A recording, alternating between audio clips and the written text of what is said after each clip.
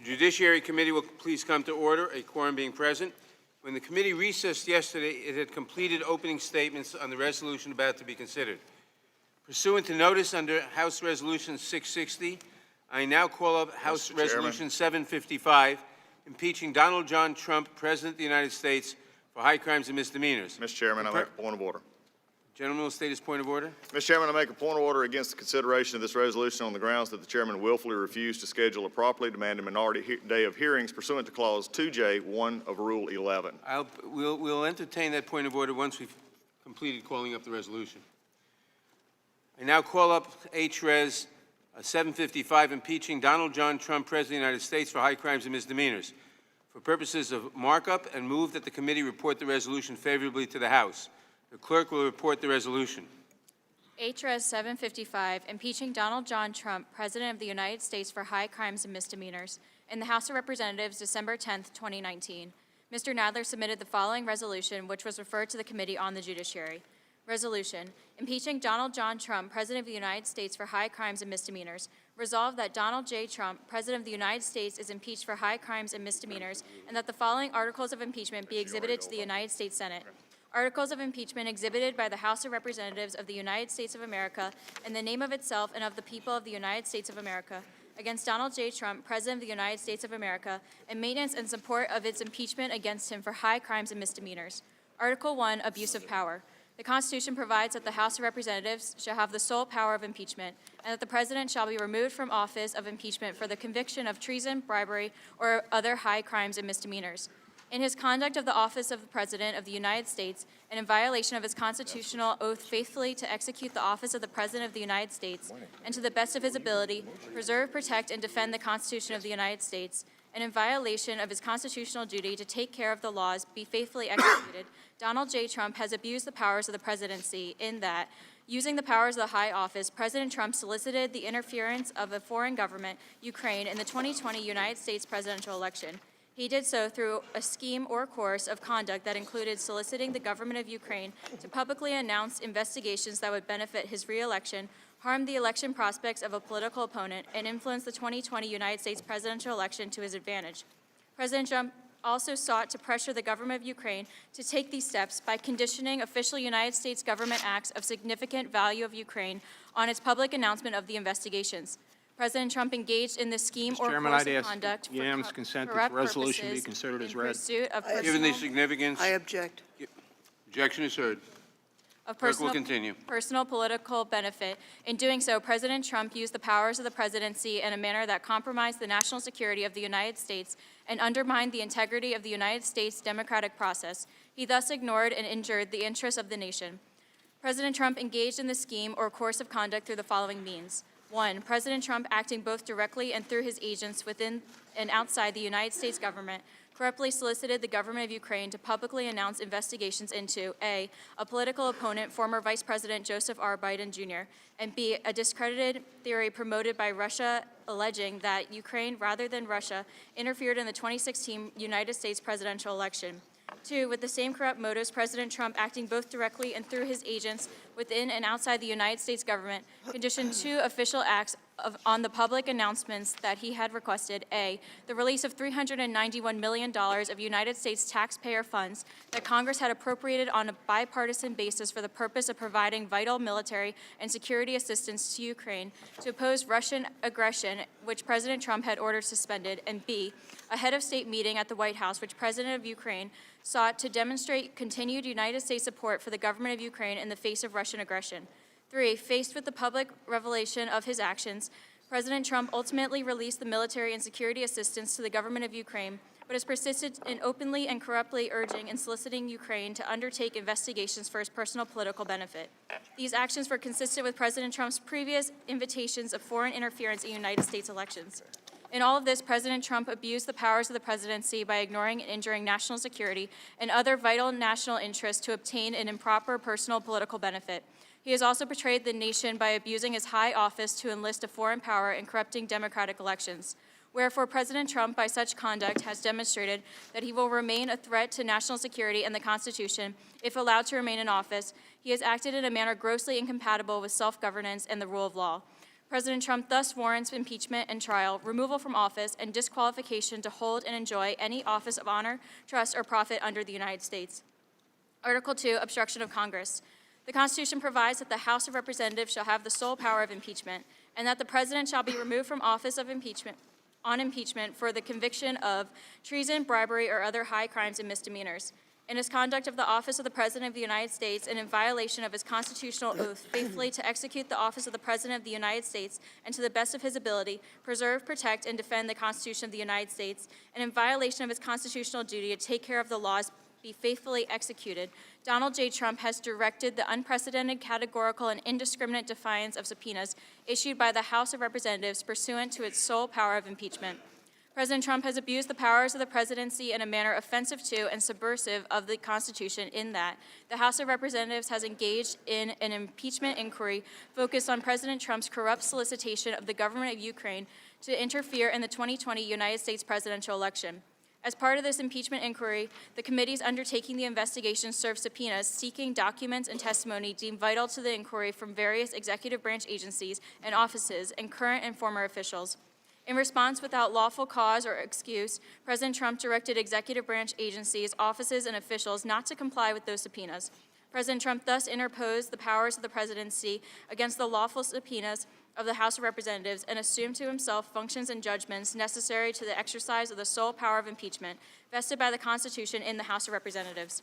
President Trump abused the power of his high office through the following means. 1, directing the White House to defy a lawful subpoena by withholding the production of documents sought therein by the committee. 2, directing other executive branch agencies and offices to defy lawful subpoenas and withhold the production of documents and records from the committees, in response to which the Department of State, Office of Management and Budget, Department of Energy, and Department of Defense refused to produce a single document or record. 3, directing current and former executive branch officials not to cooperate with the committees, in response to which 9 administrative officials defied subpoenas for testimony, namely John Michael McMulvaney, Robert B. Blair, John A. Eisenberg, Michael Ellis, Preston Wells Griffith, Russell T. Vaught, Michael Duffy, Brian McCormick, and T. Ulrich Bruckbuhl. These actions were consistent with President Trump's previous efforts to undermine United States government investigations into foreign interference in the United States elections. Through these actions, President Trump sought to arrogate to himself the right to determine the propriety, scope, and nature of an impeachment inquiry into his own conduct, as well as the unilateral prerogative to deny any and all information to the House of Representatives in exercise of its sole power of impeachment. In the history of the Republic, no president has ever ordered the complete defiance of an impeachment inquiry or sought to obstruct and impede so comprehensively the ability of the House of Representatives to investigate high crimes and misdemeanors. This abuse of office served to cover up the president's own repeated misconduct and to seize the control of power of impeachment, and thus to nullify a vital constitutional safeguard vested solely in the House of Representatives. In all of this, President Trump has acted in a manner contrary to his trust as president and subversive of constitutional government, to the great prejudice of cause of law and justice, and to the manifest injury of the people of the United States. Wherefore, President Trump, by such conduct, has demonstrated that he will remain a threat to the Constitution if allowed to remain in office, and has acted in a manner grossly incompatible with self-governance and the rule of law. President Trump thus warrants impeachment, trial, removal from office, and disqualification to hold and enjoy the office of honor, trust, and profit under the United States. Thank you. The gentleman will now state his point of order. Thank you, Mr. Chairman. Again, as I made the point of order on this minority hearing day, the chairman was furnished with the demand signed by all Republican members of the committee during the impeachment hearing held on December the 4th. The chairman has refused to respond to multiple additional requests that hearing be scheduled, and at one point actually telling me, as I actually responded to this, that we'll rule with it today. Well, we're here today, and it's a farce that we're having to rule on this today because there's no other time we're actually taking up the articles today. So the rule is not and by the way, this rule is not superseded by any portion of H.Res. 660. That could have been done by the majority, but they were too busy and in a hurry to get H. 660 to the floor that after discussing this, they chose not to exempt the minority hearing day. This could have been done. They chose not to. Now we're not having it, so I continue my point of order. If I understand the gentleman's point of order, he asserts we are violating Clause 2J1 of House Rule 11 by conducting this markup before we have held the hearing that the minority members requested on December 4th. In my view, the gentleman is claiming a broader privilege than Clause 2J1 actually provides the minority. The minority has asked for a day of hearings on the matter of the December 4th hearing, which was the constitutional grounds for impeachment. I am willing to work with the minority to schedule such a hearing, but not before today's markup of the articles of impeachment. The House rule does not require me to schedule a hearing on a particular day, nor does it require me to schedule the hearing as a condition precedent to taking any specific legislative action. Otherwise, the minority would have the ability to delay or block majority legislative action, which is clearly not the purpose of the rule. I have reached this conclusion after reviewing the plain text and legislative history of the House rule, after considering prior precedent and committee practice, and after consulting with parliamentary authorities and the Congressional Research Service. I believe my scheduling decision in this case is reasonable for several reasons. First, the minority's views have not been shut out. The legislative history of the Minority Day Rule shows that it was written to prevent a committee majority from preventing the minority position from being represented in a hearing. As the report from the Joint Committee on the Organization of Congress in 1966 explains, it is normal procedure for witnesses representing both sides of the issue to give testimony at committee hearings. In those infrequent instances when witnesses representing the minority position are not allotted time, a minimum safeguard should exist to protect minority rights, unquote. Of course, that did not happen at the December 4th hearing. The minority had a witness at the hearing, Professor Turley, who ably represented their position and was afforded ample time to discuss that position. Rather than being shut out, the minority simply did not get as many witnesses as they would have preferred. But that is not the purpose of the House rule. Second, the minority and the President have special protections under House Resolution 660. The procedures provided under House Resolution 660 give the President and the minority a variety of special privileges to present evidence and subpoena witnesses. Thus, there are alternative procedures under HRES 660 by which witnesses can be requested and even subpoenaed, but they have not been exercised. Third, there is no precedent for the use of minority days to delay committee, legislative, or impeachment proceedings. It is clear from the legislative history that the Minority Day Rule is not intended to delay legislative activity. Again, as the Committee on the Organization of the Congress explicitly explained, we do not look upon this rule as an authorization for delaying tactics, unquote. The Minority Day Rule was made part of the House rules in 1971, but it was not invoked in either the Nixon or Clinton impeachments. As a matter of fact, the only precedent I am aware of in the context of impeachment took place several weeks ago in the Intelligence Committee. There, the minority also requested a day of hearings, even though they also had witnesses participate in their proceedings. The minority ultimately did not raise a point of order. While they did offer an amendment claiming that the Minority Day Rule had been violated, that amendment was rejected by the committee. Thus, there is no precedent supporting the gentleman's point of order, and the one precedent we have indicates that a point of order does not lie to delay consideration of articles of impeachment. Finally, past Judiciary Committee practice and precedent do not support the gentleman's point of order. Last year, a number of other members and I sent then-Chairman Goodlatte a Minority Day request. The Chairman never responded to our request and never scheduled a hearing. I don't believe a single member of the then-majority argued in favor of us being granted a hearing under the rules. Back in 2005, then-Chairman Sensenbrenner scheduled the Minority Day hearing, but cut off witnesses, shut off the microphones, shut off the lights, and abruptly ended the hearing while members were seeking recognition to speak. Again, no one in the then-majority argued in favor of protecting our rights. As a result, there is no committee practice or precedent supporting the gentleman's point of order. For all the foregoing reasons, I do not sustain the point of order. Mr. Chairman. For what purpose does the gentleman seek recognition? I think it is very obvious by the length of the chairman's answer to my question that this has struck a nerve, seeing how the chairman himself says it in his own words from previous times. It is not the chairman's right to decide whether prior hearings are sufficient, or the chairman's right to decide whether he thinks they're acceptable, or the chairman's right to violate the rules in order to interfere. It is interesting to me that this time has become the issue. I've made my ruling on the point of order. Does the gentleman wish to appeal the ruling of the chair? I would like, for the sake of history, I'd like, for the sake of history, the chairman take one more minute. Does the gentleman wish to appeal the ruling of the chair? Yes or no? Yes. Obviously, we're on the clock and calendar of impeachment again because the chairman is doing this again. The appeal of the ruling of the chair is not sustained. I'd move to table this. Did you actually call for a vote? How is it not sustained? You didn't call for a vote. sustain the point of order. I sustained the point of order. I call for an appeal of the ruling of the chair. Now I- call for a vote. I And I moved to sustained the table. point, I ruled that the point of order is not well taken. Well, that's painfully obvious. Motion to table his appeal. I've appealed the ruling of the chair. And I move to table. The gentleman has appealed the ruling of the chair. The gentlelady has moved to table the appeal of the ruling of the chair. The motion to table is not debatable. All in favor of the motion to table, say aye. Aye. Opposed, no. Nope.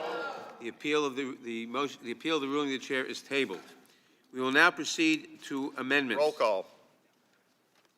The gentleman asked for roll call on the motion to table the appeal of the ruling of the chair. The clerk will call the roll. Mr. Nadler?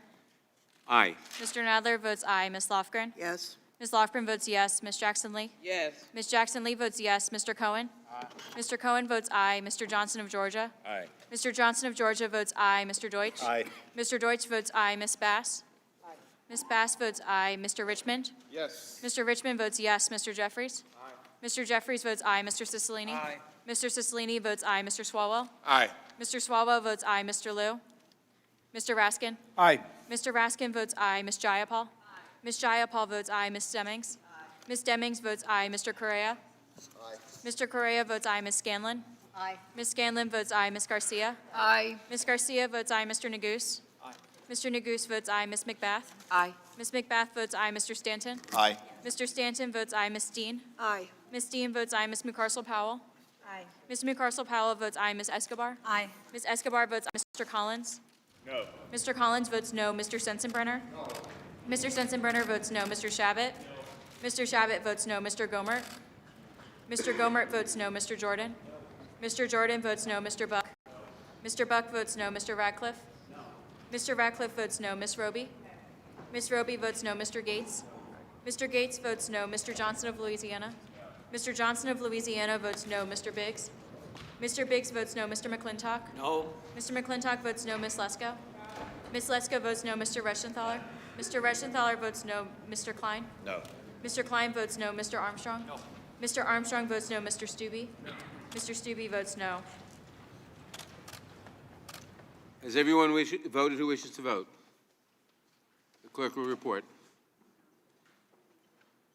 Mr. Chairman, there are 23 ayes and 17 noes. The appeal of the ruling of the chair is tabled. We will now proceed to amendments. The clerk will read the first section of the resolution.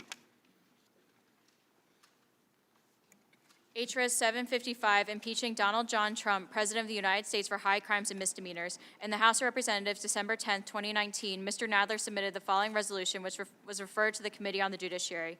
Resolution, impeaching Donald John Trump, President of the United States for high crimes and misdemeanors. Resolved that Donald J. Trump, President of the United States, is impeached for high crimes and misdemeanors, and that the following articles of impeachment be exhibited to the United States Senate.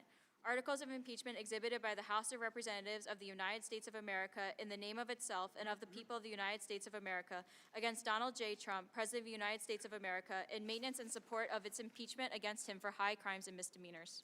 I now recognize myself for purposes of offering an amendment in the nature of a substitute.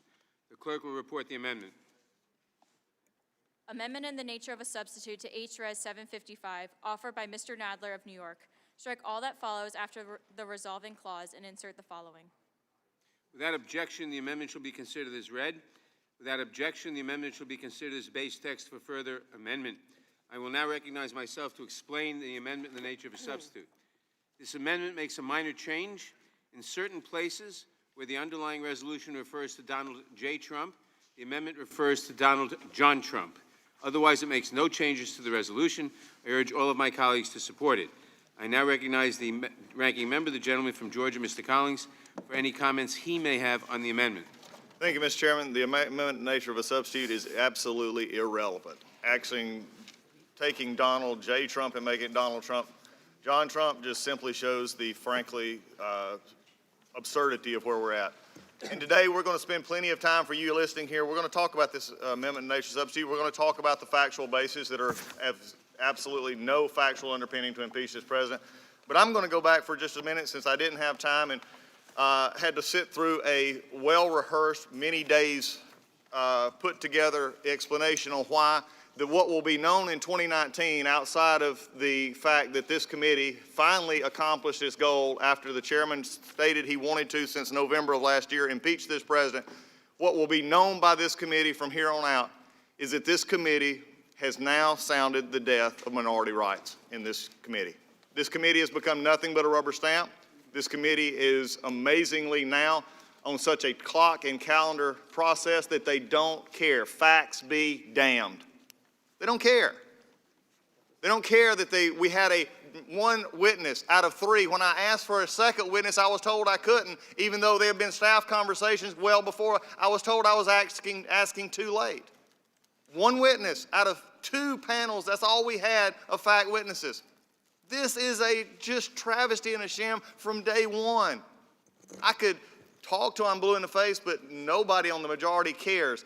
But the spot that is left by what has just happened will resonate over the years. It will resonate over the years in the sense that there is no fact that we can come to. They had no desire to hear any fact witnesses outside of their own train-driven clock calendar impeachment. For the chairman himself, who vehemently fought for minority hearing days, to sit there and read that is an amazing statement and a crushing blow to this committee. There's no way to recover from that. In fact, there may be. I wonder if the chairman would join me in making sure that the Rules Committee next week, they don't waive the point of order against this. But I know they will. That's why they're going to take it. Because I'll guarantee you, when you look into it further, this point of order would be sustained against these impeachment articles, so they're going to have to waive them next week. Watch and see. They will waive this point of order and waive any other point of order on these articles by the time it comes to the floor.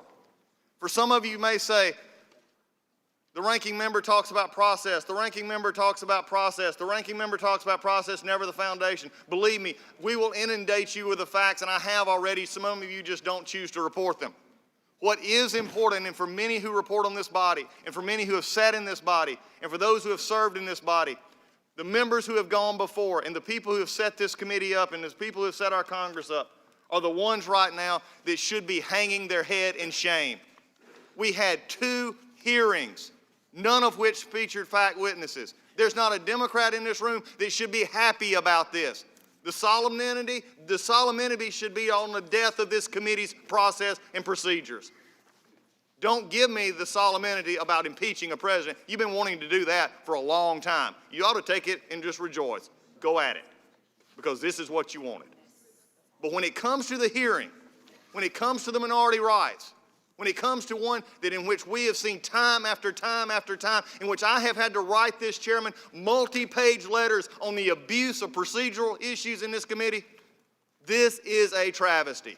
Write about it if you want, talk about it if you want, but the American people see it, because the American people understand inherently fairness. They understand due process. Why? Because it's what America was based on. It is what America takes pride in. And when we don't have it, nobody can have it.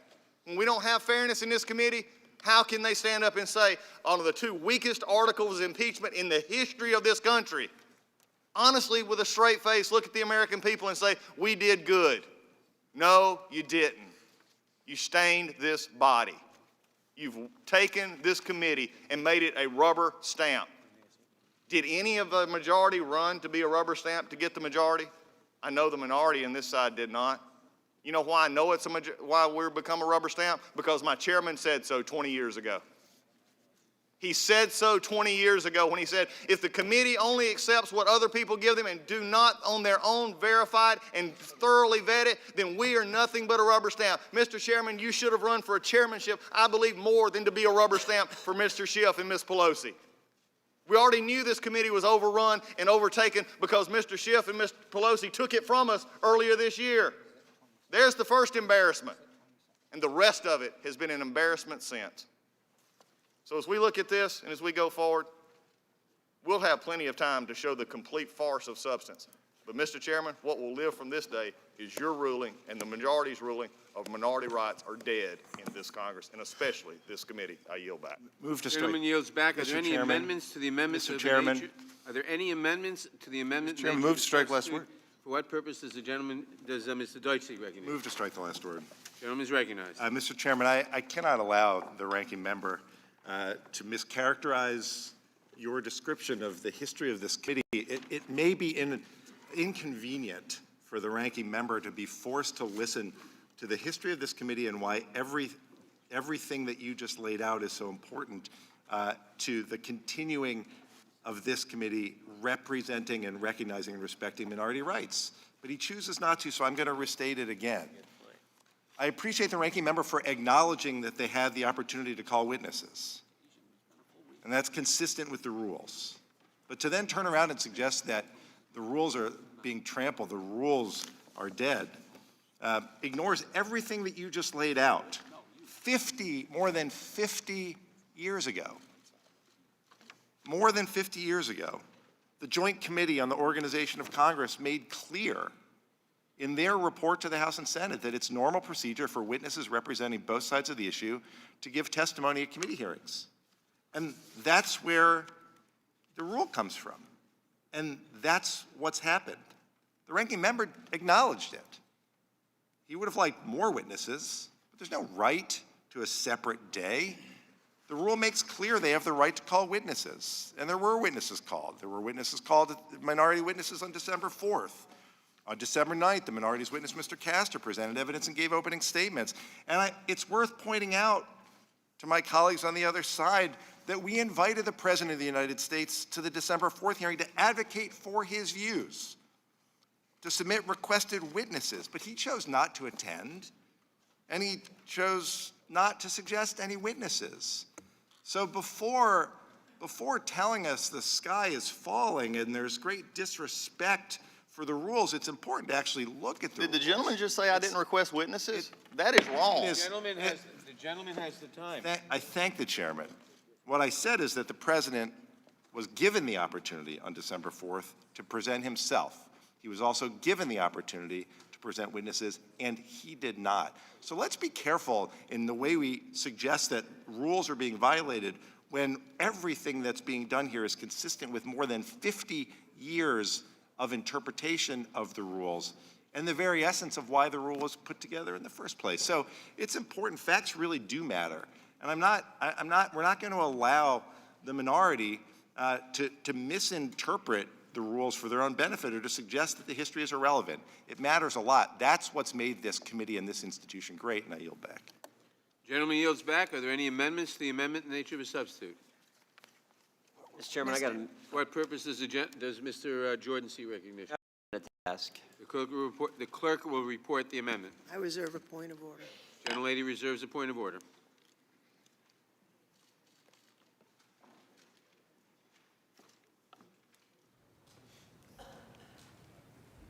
Amendment to the amendment in the nature of a substitute to H.Res. 755, offered by Mr. Jordan of Ohio. Page 1, beginning on line 12, strike Article 1, and redesignate the succeeding article accordingly. The gentleman is recognized for the purpose of explaining his amendment. Thank you, Mr. Chairman. This amendment strikes Article I 1 as... withdraw my point of order. This amendment strikes Article 1 because Article 1 ignores the truth.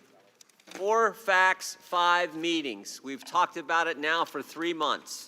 We've known that there have been 4 facts that have not changed, will never change, and we've known it since September 25th when the call transcript was released.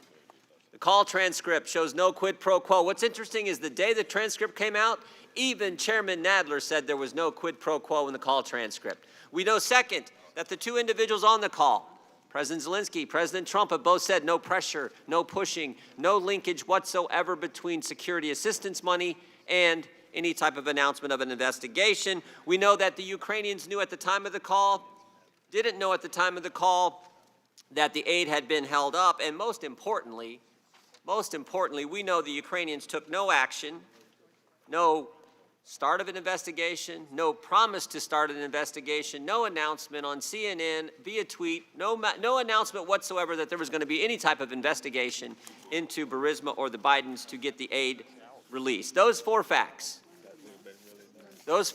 have never changed. Second, 5 key meetings that took place between July 18th when the aid was paused, September 11th when the aid was released. 5 key meetings. We have the phone call.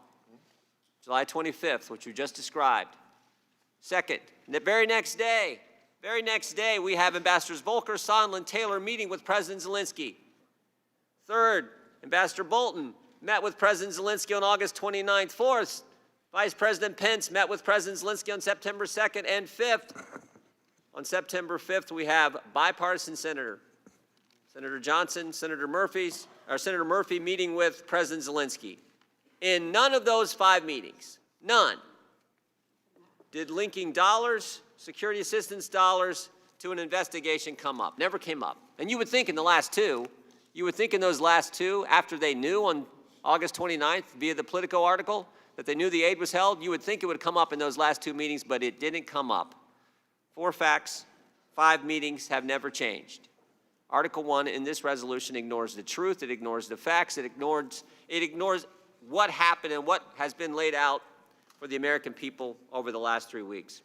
So I hope that this committee will come to its senses, that it'll adopt the amendment and strike Article 1 from the resolution. With that, Mr. Chairman, I yield back. Mr. Mr. Chairman, I Chairman move is to back. strike the I last now recognize word. Mr. Cicilline in opposition to the amendment. Thank you, Mr. Chairman. I move to strike the last word. Mr. Chairman, this amendment attempts to strike Article 1 in its entirety, so I want to go through the evidence that was actually developed during the course of this investigation, and particularly first begin with the focus on the President's own conduct. The President of the United States hired Rudy Giuliani, his personal lawyer, to go to Ukraine and lead this scheme to smear Vice President Biden. He then began a campaign personally to smear Ambassador Yovanovitch, and then ultimately directed that she be fired to clear the way of this anti-corruption champion so that his scheme could be fully implemented. He directed a hold on the military aid to Ukraine, and no one could provide any other explanation unrelated to his scheme to pressure them to interfere in the 2020 election. Then the President, in his own words, on July 25th, gets on the telephone and asks President Zelensky for a favor to begin an investigation of his chief political rival, former Vice President Joe Biden. There's a readout of the call-in evidence, which is a detail of this conversation. There's direct evidence from Alexander Vindman, Williams, Mr. Morrison, who listened in on and heard the President utter those words right out of his own mouth, pressuring a foreign leader to corrupt our elections. The President then made admissions in public on October 2nd, October 3rd, and October 4th, then invited another foreign power, China, to interfere in the American presidential election. The Chief of Staff acknowledged that the President directed him to put this unexplained hold on aid to Ukraine. The President directed the Vice President not to attend the inauguration of President Zelensky because he hadn't yet got what he was demanding, a public announcement intended to damage his political opponent. Ambassador Sondland testified that the Ukrainians were told, and I quote, the resumption of U.S. aid would likely not occur until Ukraine provided the public anti-corruption statement that we had been discussing for many weeks. And then he testified that he spoke with President Trump, and while the President claimed there was no quid pro quo, he made it clear that President Zelensky must publicly announce the 2 investigations that President Trump discussed on July 25th in the call in order for this security assistance to be lifted. That's direct evidence. But in addition to that, and those are just some of the highlights, there are over 260 text messages. There are call transcripts, as I mentioned, of the President's own words. There are emails between high-ranking officials of the Trump administration, hundreds of press statements, interviews, and tweets by the President and his personal attorney, Rudy Giuliani, corroborating their desire to pursue investigations of Vice President Biden prior to the 2020 elections. I'm going to give the committee a couple of just examples. President Trump himself on October 2nd said, and I quote, "And just so you know, we've been investigating on a personal basis through Rudy and other lawyers corruption in the 2016 election."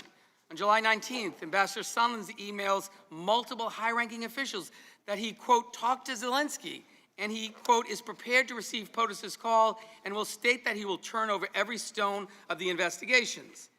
On July 19th, 2019, in addition to the email, Ambassador Sondland texts Ambassador Volker, makes the same thing clear. Sondland, looks like POTUS call tomorrow. I spoke directly to Z and gave him full briefing. He's got it. Volker, had breakfast with Rudy this morning, teeing up a call with Yermak Monday, must have helped. Most important is for Zelensky to say that he will help investigate and address any specific personnel issues if there are any.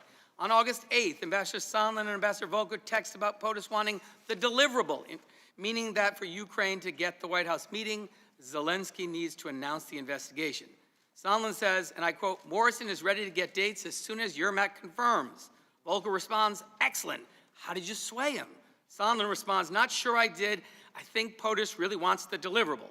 Volker asks, "But does he know that?" Sondland says, "Yup. Clearly, lots of conversations going on. On August 16th, Ambassador Taylor and Volker discuss Ukraine's concern that President Trump was not using official channels, like the Department of Justice, to request investigations. Taylor texts Ambassador Volker, the person who asked for an official request was Yermak? Volker replies, yes, but don't cite him. Taylor, I won't, you're right. This is not good. We need to stay clear. And on August 22nd, Ambassador Sondland emailed Secretary of State Mike Pompeo and others to make clear that to break the logjam, meaning releasing the military aid, President Zelensky would have to, quote, move forward on the issues of importance to Trump, again, meeting the investigations. And the list goes on and on. So this claim that this is the thinnest of evidence is simply not true. There is overwhelming evidence of the existence of a scheme led by the president, led by his personal lawyer, Rudy Giuliani, to corrupt the American elections, to continue to withhold military aid until such time as a public announcement was made that would smear the president's chief political rival. And with that, Mr. Chairman, I yield back. Gentleman yields back. For what purpose does Ms. Lesko seek recognition? Thank you, Mr. Chair. I move to strike the last word. Gentlelady is recognized. You know, Mr. Chair, it really quite disturbed me when you again rejected the rule of the House that said that we, as the minority, were, it says in the rules that you require that you set a date for a minority hearing. And the reason that this is important is because the rules have been thrown out the window here on this process. In fact, I just can't believe it. I mean, first of all, you have an unprecedented way of doing impeachment. You don't go through the Judiciary Committee like has been done in previous impeachments. Instead, Speaker Pelosi hands it over to Adam Schiff. Adam Schiff, the Intelligence Committee chair, where he has these closed-door hearings in the basement. I was denied several times, the right to go in and hear what these fact witnesses said. Yet I'm supposed to vote on this today, and we have not had one single fact witness here in this committee at all. And then I hear from my Republican colleagues that were on the Intelligence Committee that Republicans were refused to have any of their witnesses in that committee. And then, on top of that, Republicans were told, interrupted, silenced by Chairman Schiff when they tried to ask witnesses questions. They said to the witness, don't answer that. I mean, and so now, here in Judiciary Committee, we're supposed to vote on something when we haven't even heard directly from any fact witnesses. All we heard from was a bunch of liberal law professors that you called here that have a known record of disliking President Trump. And then you had staff talk to us. And then again, here in this committee, our Republican members asked for witnesses so that we can ask questions to get out the truth, to get out at least, let us say our side of the story. But no. And so then we turn to, okay, under the House rules, it says you're required to set a minority hearing so that we can at least call witnesses, so we can get some truth out to the American public instead of this one-sided sham. But no, here again, I think you said right here, no, we're not going to do that. Well, I'll consider a date in the future that you can have a minority hearing. For goodness sakes, we're voting on this today. It's no good to have a date in the future. Then it's done. You've already put through this. I mean, it just continues to amaze me how corrupt, how unfair this process has been from the start. I mean, for goodness sakes, you had 17 out of 24 of my Democratic colleagues that have already voted on the House floor to continue with articles of impeachment. It was Mr. Green who put a resolution on the floor, articles of impeachment. It was July 17th. And then there was a vote to table it, and they voted against the tabling, meaning they wanted to go ahead with articles of impeachment. Not correct. That was even before the July 25th call. I mean, come on, this is a predetermined, you guys have been wanting to impeach this president since he got elected. Fact after fact after fact. I know that some of you really think the president did something wrong, but the fact is, there is none of your witnesses, none of your fact witnesses were able to establish any evidence of bribery, treason, high crimes, or misdemeanors. Not one single one, and that's what it says has to be done in the Constitution. So again, I believe the President of the United States is right.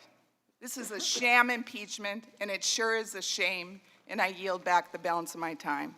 The gentlelady yields back. For what purposes, Mr. Negusik recognition? Move to strike the last word. Gentleman is recognized. Thank you, Mr. Chairman, and with much respect to my colleagues on the other side of the aisle, it is difficult to follow some of these arguments. I've heard very little in the way of any substantive defenses of the President's conduct, but instead focus again on some very farcical process arguments, in my view. And I'm compelled to respond to at least one of those, which is this notion about the closed-door depositions, because as I understand it from reading these transcripts, many minority members were present and granted equal time to question witnesses brought before the Intelligence Committee, the Foreign Affairs Committee, and the Government Oversight Committee. Some of those members are actually on this committee, so I struggle to understand the objections in that regard. The idea that the Intelligence Committee's investigation was not sufficiently transparent, in my view, also rings hollow, because as we know, the transcripts from those interviews and those depositions have been released. I know I've reviewed them. I suspect many of my colleagues have as well. And if you did not review those transcripts, you surely watched the live testimony of Ambassador Sondland, Lieutenant Colonel Vindman, and so many other public servants over the course of many weeks, as millions of Americans watched along with us. So again, I understand that we're going to have a robust debate about the legal standards that govern the inquiry that is before us and the decision we make on these articles, but let us stay true to the facts, and let's dispense with these process arguments and get to the substance of why we are here today. I will also just say, historical context matters. I was not on the Judiciary Committee in 1999 and 1998, but my understanding is at that time the Judiciary Committee did not examine any fact witnesses during the Clinton impeachment inquiry. I know there are members of this committee that were here at that time, and they are well aware that they did question Ken Starr, and then afterwards had hearings with legal experts to expound upon the legal standards that would define the decision before the committee. I would also say that during the Nixon impeachment inquiry, the examination of witnesses, fact witnesses rather, was conducted exclusively behind closed doors in July of 1974. So unlike both the Nixon inquiry as well as the Clinton inquiry, the House Intelligence Committee's hearings featured testimony from a dozen witnesses in open hearings subject to public examination by Republican members and counsel. Facts matter. And I hope that each and every one of us would agree at least on that simple point. And with that, I would yield to the distinguished member from California, Ms. Lofgren. I would just like to note, going back to the analogy to the Nixon impeachment, the gentleman is correct that there was really no public presentation in the Judiciary Committee. There were quite a few depositions that were private, but there was a lot of public testimony. It wasn't before the Judiciary Committee. It was before the Senate Watergate Committee. As you'll recall, the President's counsel, John Dean, appeared and testified that there was a cancer on the presidency and a number of the revelation that there was a recording system in the White House. All of that happened in the Senate. And the fact that it happened in the Senate didn't mean that the Judiciary Committee didn't know about it. I mean, the whole country knew about it and took notice of it. There's only a few members of this committee that were on the Judiciary Committee during the Clinton impeachment. I was one of them. Ms. Jackson Lee and Mr. Nadler were, as well as Mr. Sensenbrenner and the gentleman from Ohio. We had a report from Mr. Starr. I remember it very well. But we didn't have extensive fact witnesses. We had the report. We had evidence over in the Ford building that we could go over and look at privately. I did. A number of members did. But the gentleman has correctly summarized the situation. I would yield back to the gentleman. Mr. Chairman.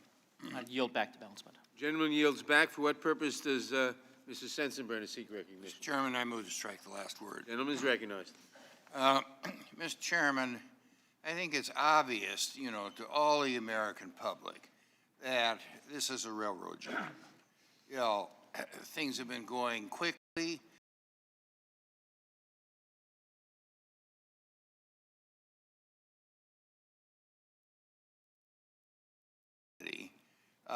The Republicans and the president have not been able to put on live witnesses to be able to basically put together a defense.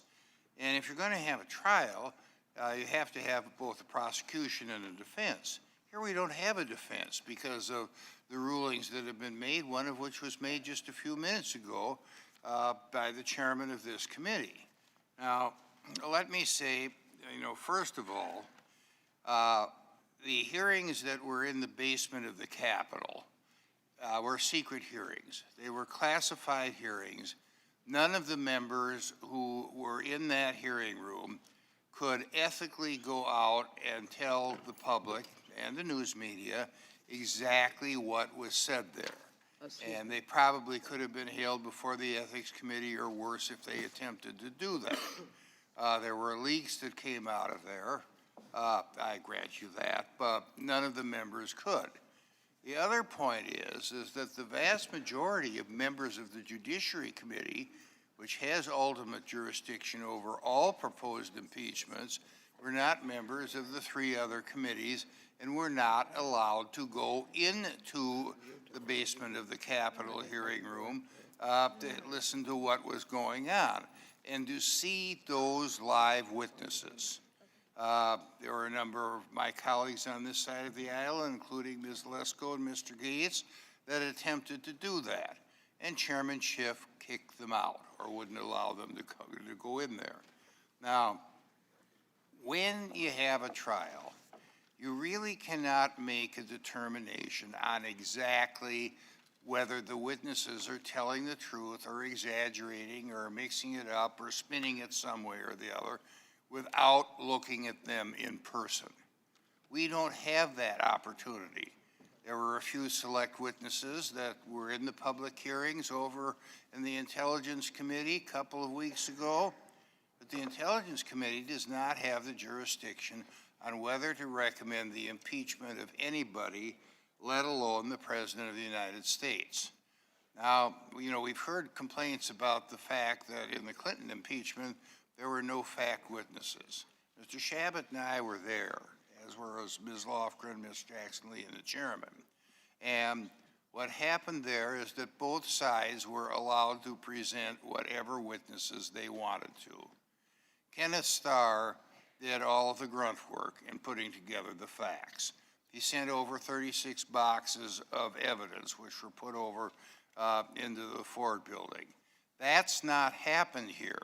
The independent counsel that was appointed to look into what President Trump has done, Mr. Mueller, came and testified, and that ended up being a big fizzle, you know, for what the Democrats wanted to do.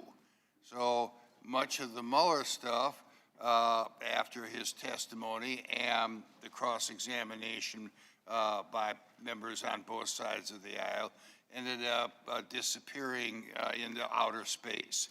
So they had to find something else. Now let me say that everybody on both ends of the telephone call between President Trump and President Zelensky has said very clearly there was no quid pro quo offered. There was no pressure that was put on the Ukrainians. I don't know how many times President Zelensky has had to say that. Apparently it's not enough because minds on the other side of the aisle are closed. But that's what the facts are. And the facts, again, speak for themselves. There was no impeachable offense here. And that's why Article 1 of the impeachments ended up falling flat on its face, and that it should be stricken, and I support the amendment to strike it from the gentleman of Ohio and yield back. Mr. Chairman. Gentleman yields back. The gentlelady. I yield to the gentleman from 18 seconds Georgia. left. The gentleman is recognized. Okay. 15 seconds. Real quick, also, Ken Starr sent those over before the hearings began too, correct? They didn't? Yes. We didn't get a letter in the middle of hearings saying, oh, by the way, we just got a document dump on the weekend, and where the chairman told me, well, we're not gonna be able to read them anyway. No, we got him, Gentleman's and time it is was a expired. surprise. Gentleman's time is expired. For what purpose does Jackson Lee seek recognition? I just strike the last word, Mr. Chairman. Gentlelady is recognized. I think before I begin to comment on the discussion here, that it is important to remind all of us that the president abuses power and is a continuing threat not only to democracy but to our national security. We do not take this lightly. We take it very seriously. And I beg to differ with my dear friend.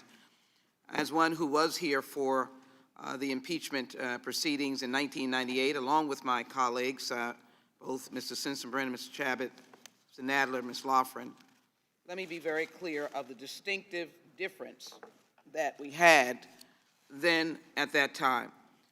For the American people, the special prosecutor was an independent statute that allowed both Mr. Jaworski during the Nixon impeachment proceedings and then Mr. Starr to have an independent process of investigation. The Congress was not privy to any of that investigation at all. They proceeded. They were not interfered with, as Mr. Mueller was, by the DOJ, because he was an employee of the Department of Justice. And his employer, his boss, came out and characterized his report before he could even discuss it.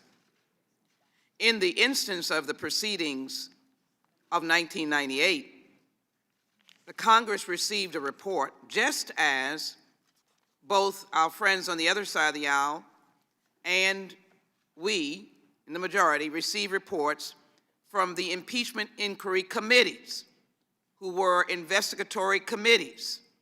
They did their work, yes, in a classified setting, as I imagine both Mr. Starr and Mr. Jaworski had to do in certain instances. They were like prosecutors. They had witnesses that were not in the public.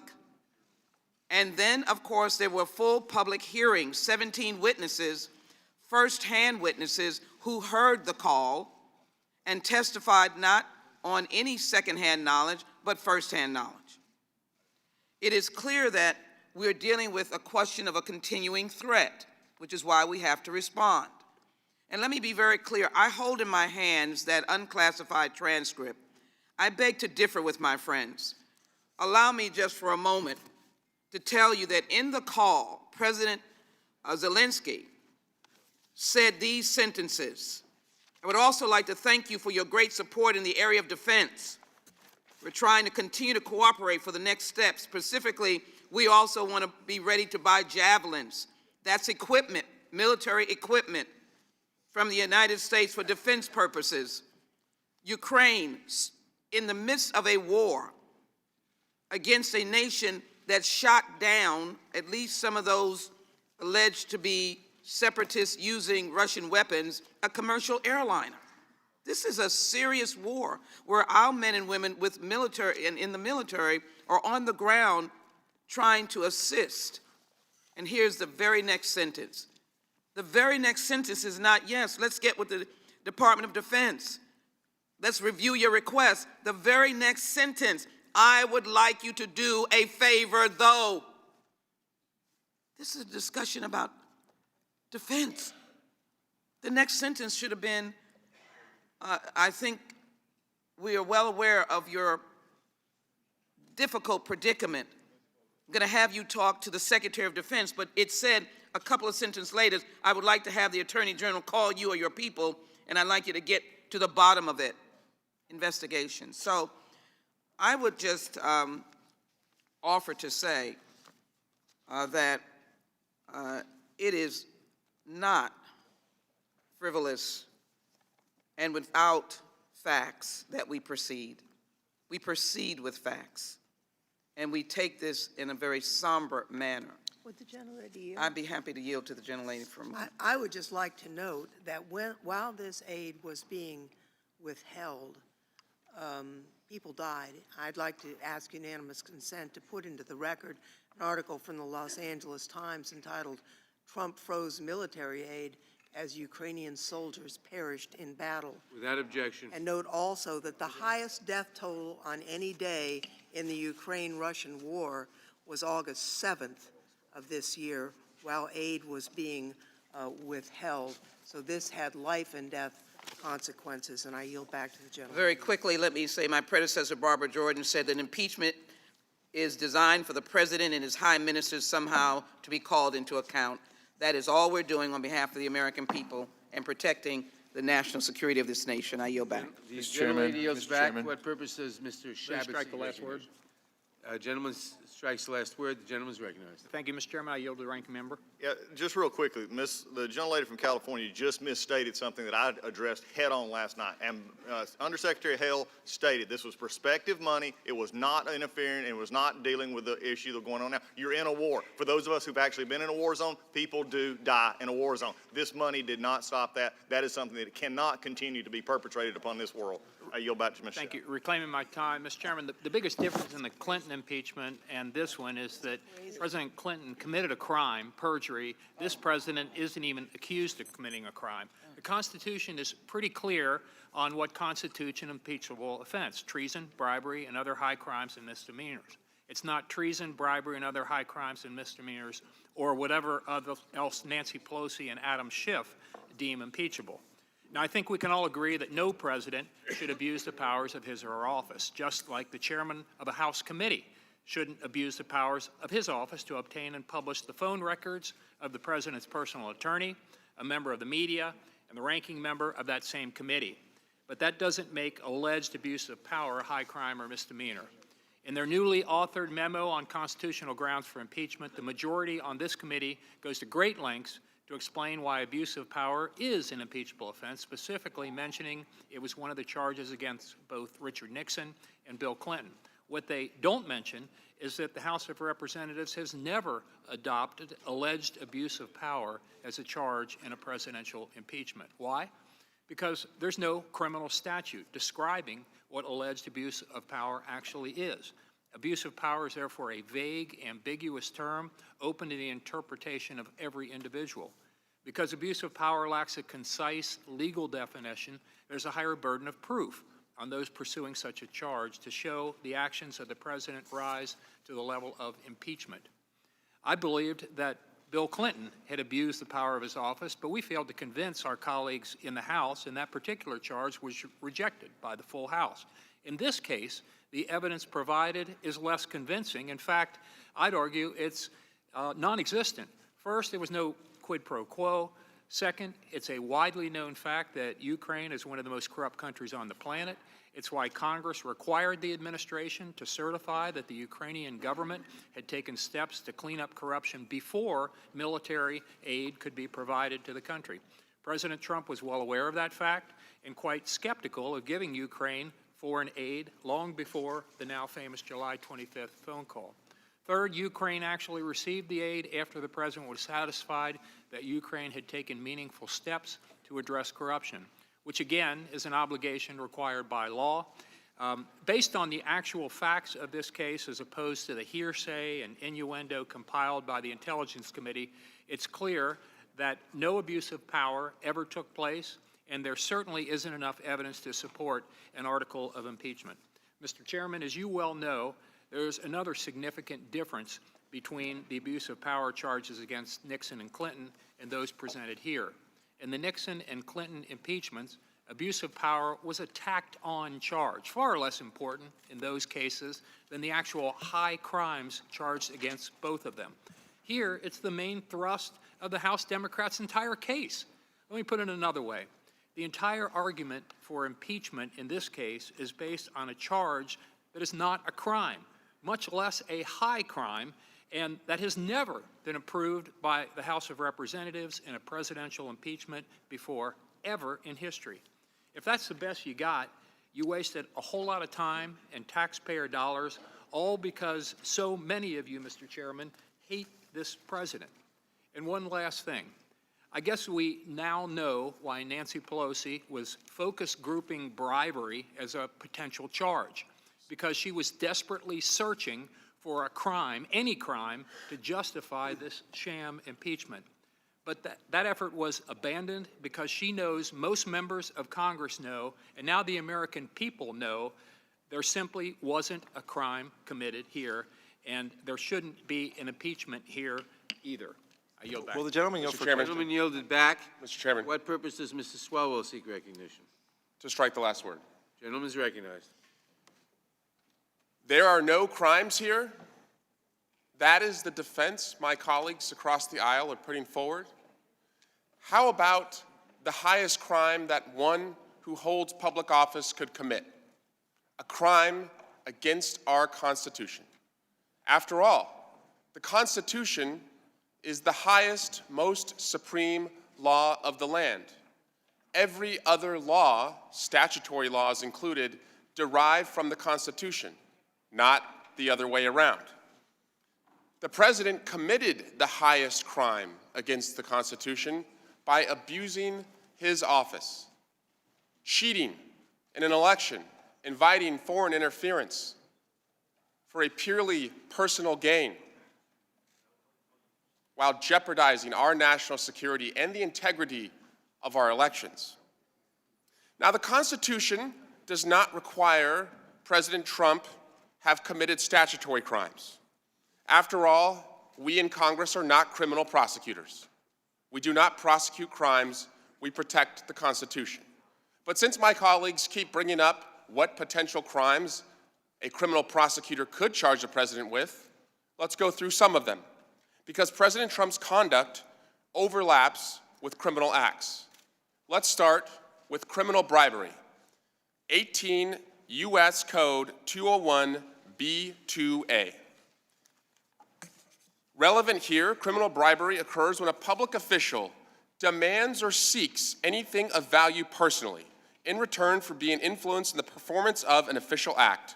Additionally, the public official must carry out these acts corruptly. Demands or seeks. President Trump demanded and sought the announcement and conduct of politically motivated investigations by President Zelensky. Anything of value personally. For the purposes of anti-bribery law, the phrase anything of value has been interpreted by the courts broadly to carry out the congressional purpose of punishing the abuse of public office. In return for being influenced, the third requirement. As the Intel Committee report demonstrated, President Trump sought an announcement of these investigations in return for performing two official acts. First, he conditioned release of vital military assistance on President Zelensky's investigations. And second, he conditioned a head of state meeting on these investigations. Fourth, performance of an official act. The courts have defined an official act as any decision or action, matter, cause, suit, proceeding, or controversy that may be pending or brought before a public official. Both of the acts in question, the military aid and the White House meeting, meet this requirement. Finally, corruptly. President Trump behaved corruptly throughout this course of conduct because he used his official office in exchange to seek a private benefit. A second crime, honest services fraud. 18 U.S. Code, Section 1346. President Trump knowingly and willfully orchestrated a scheme to defraud the American people of his honest services as President of the United States. This has been aligned often in the courts with bribery, except it also includes using a wire communication. Clearly, the July 25— Will the gentleman yield for a question? I will not yield. Clearly, the July 25 phone call constitutes a wire communication. So there you have it. At least two criminal statutory crimes. However, all of these conversations about statutory crimes are moot because the President of the United States refuses to allow his own Department of Justice to indict him. So the President may be charged with crimes statutorily one day, but that's not what we're doing here on this day. And we are not restricted like the Department of Justice is.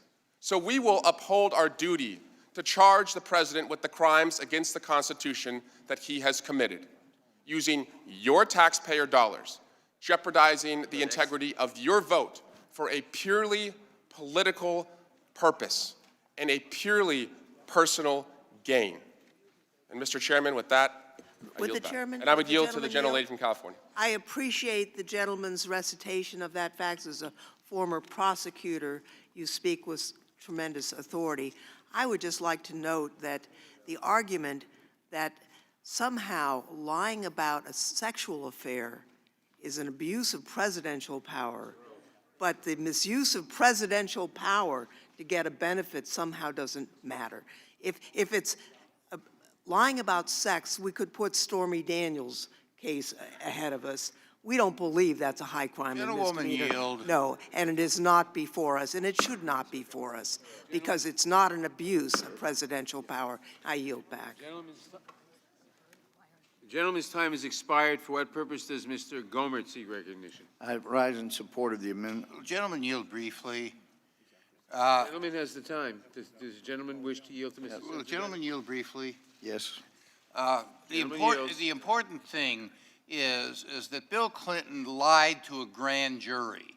That is a crime. The article of impeachment that passed the House accused Bill Clinton of lying to a grand jury, a crime and something that obstructs the ability of the courts to get to the truth. This is not what is happening here. Big difference. Thank you. Reclaiming my time. Gentleman reclaims his time. It is interesting, though, we're here because of fraud, not by the president, but from within the Department of Justice. And I realize people on the other side of the aisle have been so busy trying to find some kind of charge, criminal charge to bring against the president, none of which worked, that they may not have been aware of the most recent Horowitz report. But it is clear now, that the whole investigation that has brought us here, with crime after crime being alleged and then having to be dropped, was a fraudulent effort before the FISA court to have a surveillance warrant done against Carter Page. They lied initially, said that he was a Russian agent when actually he had been used by the CIA as a spy against Russia. And so they lied, it was fraudulent, and there hopefully will be people that will answer for their crimes and their fraud in the Department of Justice in the days to come, and it sounds like that should be the case. And there was fraud all the way through, but for 3 years we had been hearing about the crimes of the candidate Trump and then the crimes of President Trump, and we come now today based on the initial fraud that got this whole impeachment stuff started, and no one on the other side is willing to acknowledge the fraud that brought us here, nor the fact that so many people here have been screaming about the president's crimes, and we're even hearing today, like we just did, oh yes, there were crimes. Well, then why aren't they in this impeachment document? It's because they don't exist. They've been disproven over and over and over again, and that's why the gentleman's amendment is so well taken. You don't want to go down this ground. I think it's a bad idea when it was proposed before. High crimes and misdemeanors, if it's not treason, right? Even misdemeanors are crimes. And so we've had to drop the fraud of all the crimes being alleged, people saying in here and in the public, gee, we're going to get the president because he colluded with Russia. How terrible was that? Well, that's all been disproved and dropped. So now we were left with bribery and extortion, and now those had to be dropped because there were no crimes. And I appreciate the gentleman bringing up crimes, but those are not alleged here. And so let me just say, this is a day that will live in infamy for the Judiciary Committee.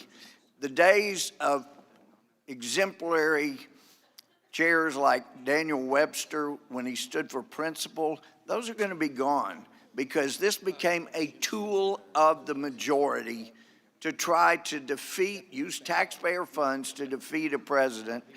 And by the way, the Ken Starr report, 36 boxes, he came in and testified. We were kept out of hearing the witnesses. There were, in the Watergate, these witnesses testified on television. It was public. It was not a star chamber like the Schiff chamber became. And I would like to yield back the remainder of my time to my friend, Mr. Jordan. Well, I would just say, when did it happen? Everything Mr. Swalwell just said, if it all happened, why isn't it in the resolution?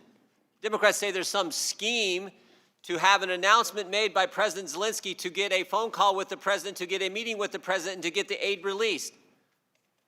When did the announcement happen? They got the call on July 25th. They got the meeting on September 25th. They got the money on September 11th. There was never an announcement from the Ukrainians to do an investigation. So you can keep saying all this stuff and all the points that this happened. Didn't happen. Not the facts.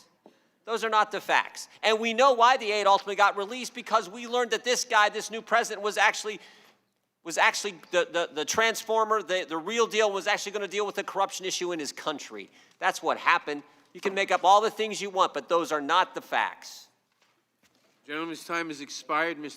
For what purpose does Mr. Jeffrey seek recognition? Gentleman is recognized.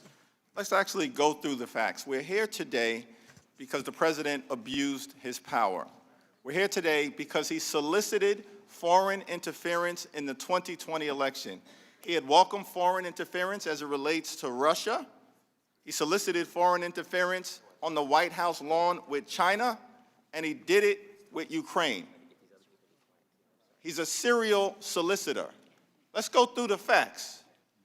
Congress allocated $391 million in military aid on a bipartisan basis to Ukraine, currently at war with Russian-backed separatists in the east. Ukraine's a friend, Russia's a foe. Ukraine's a democracy, Russia's a dictatorship. The United States is probably the only thing standing between Vladimir Putin and Ukraine being completely overrun as part of Putin's fantasy to reconstruct the Soviet Union, which would be adverse to the national security interests of the United States. And every single fact witnessed before this Congress said so. You can't even dispute that.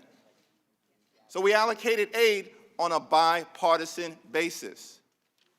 But then the aid was withheld. So the American people deserve to figure out why. In February, there was a letter sent by the Trump administration saying, okay, the aid is on the way. But it never arrived. In April, he had a phone call, the president, with Zelensky. The word corruption was not mentioned once. And then, in May, the Department of Defense wrote to this Congress and said, all necessary preconditions for the receipt of the aid have been met by the new Ukrainian government, including the implementation of anti-corruption protocols. We have that letter. It was sent to you and it was sent to us. Then in July, on the 18th, at an Office of Management and Budget meeting, the aid was officially frozen at the direction of the president. Twice during the summer, Mitch McConnell, the Senate Republican majority leader, publicly stated he called the Trump administration, what happened to the aid? Mitch McConnell couldn't get a good answer because there was no good answer. Then on July 25th, there's another call between President Trump and President Zelensky. The word corruption is not mentioned once, but here's what was said. Zelensky talks about defense, and the immediate response is, do us a favor, though. And President Trump says, I need you to look into some things, not related to procurement of defense arms, but related to a wild conspiracy theory connected to the 2016 campaign, and also says, I want you to look into Joe Biden. And then what's interesting, since you think it was such a perfect call, he mentions Rudolph Giuliani. I'm looking at the transcript right now. Not once, not twice, but 3 times. Why on an official call would the president mention Rudolph Giuliani? He's not an ambassador. He's not the Secretary of State. He's not a member of the diplomatic corps. He's President Trump's political enforcer. And then what happens? You said you want to talk about the facts. In August, Giuliani travels to Madrid and meets with the Ukrainian government as a follow-up to Trump saying to Ukraine, go meet with Giuliani. And then a statement is drafted about this phony investigation and sent to the Ukrainians. But what happens? In August, the whistleblower complaint is filed.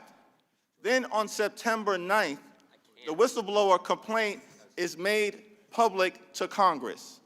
2 days later, on September 11th, all of a sudden, the aid is released. Why was the aid released? Because the president was caught red-handed, trying to pressure a foreign government to target an American citizen. I yield back. The gentleman yields back. For what purpose does Mr. Gates seek recognition? Strike the last word. Gentleman is recognized. There were 5 meetings that we have detailed that show why the aid was released. There was a belief on the administration previously that Ukraine was one of the most corrupt countries in the world, that they had not engaged in sufficient reforms. And after a number of events with the vice president, with a bipartisan Senate delegation, there was a resolution of that aid. But this debate just lacks a certain sincerity. I heard earlier my friend from California, Mr. Swalwell, say, list out all these crimes. And so if I'm watching at home, I'm thinking, well, where are they in the impeachment? That is just a Democrat drive-by, to go and list crimes that you don't allege and that you don't have evidence for. If there is ever a microcosm of how to consume this day and the importance of it with the American people, it's that they're naming crimes in debate that they don't even have in their impeachment resolution because they can't prove them, because there are no underlying facts. And then I hear my friend from New York, Mr. Jeffries, bring up Russia. Russia, the residue of impeachment theories passed and failed. How is debating about, how are we even here, debating about military aid, javelins, that President Trump delivered, that President Obama withheld? I hear them, crying these alligator tears, clutching their pearls over this notion that, Trump didn't give this aid, we got to go impeach him for it. Where was all this concern about how to make the Ukraine great again when Obama was president? You want to know our substantive defense? It's 4 things. They've never changed. I think Mr. Jordan dreams of them in his sleep. Both President Trump and President Zelensky said there was no pressure. We saw the call transcript, and there's no conditionality. There was never awareness on the part of the Ukraine that there was a delay in aid, and the Ukraine got the aid without opening the investigation that seems to be so troubling to Democrats. Everything you're going to hear them say today can be pretty much categorized into 3 areas. First, it's either stuff people presumed and had no direct evidence of, kind of their water cooler theory of the case. Second, it's hearsay. Somebody told somebody else that created some concern about the president's conduct. Or it is reflective of a sincere policy disagreement about how to make the Ukraine great again. I mean, I heard all these folks come by that are part of the diplomatic corps, and they sure seem to believe that we ought to do everything for the Ukraine, but if the president disagrees with that, it is not impeachable conduct. Essentially, they're alleging a shakedown. But I think most Americans know that you cannot have a shakedown if the person allegedly being shook down doesn't even know about the shakedown. You have President Zelensky himself saying, I felt no pressure. And then, talk about bad timing.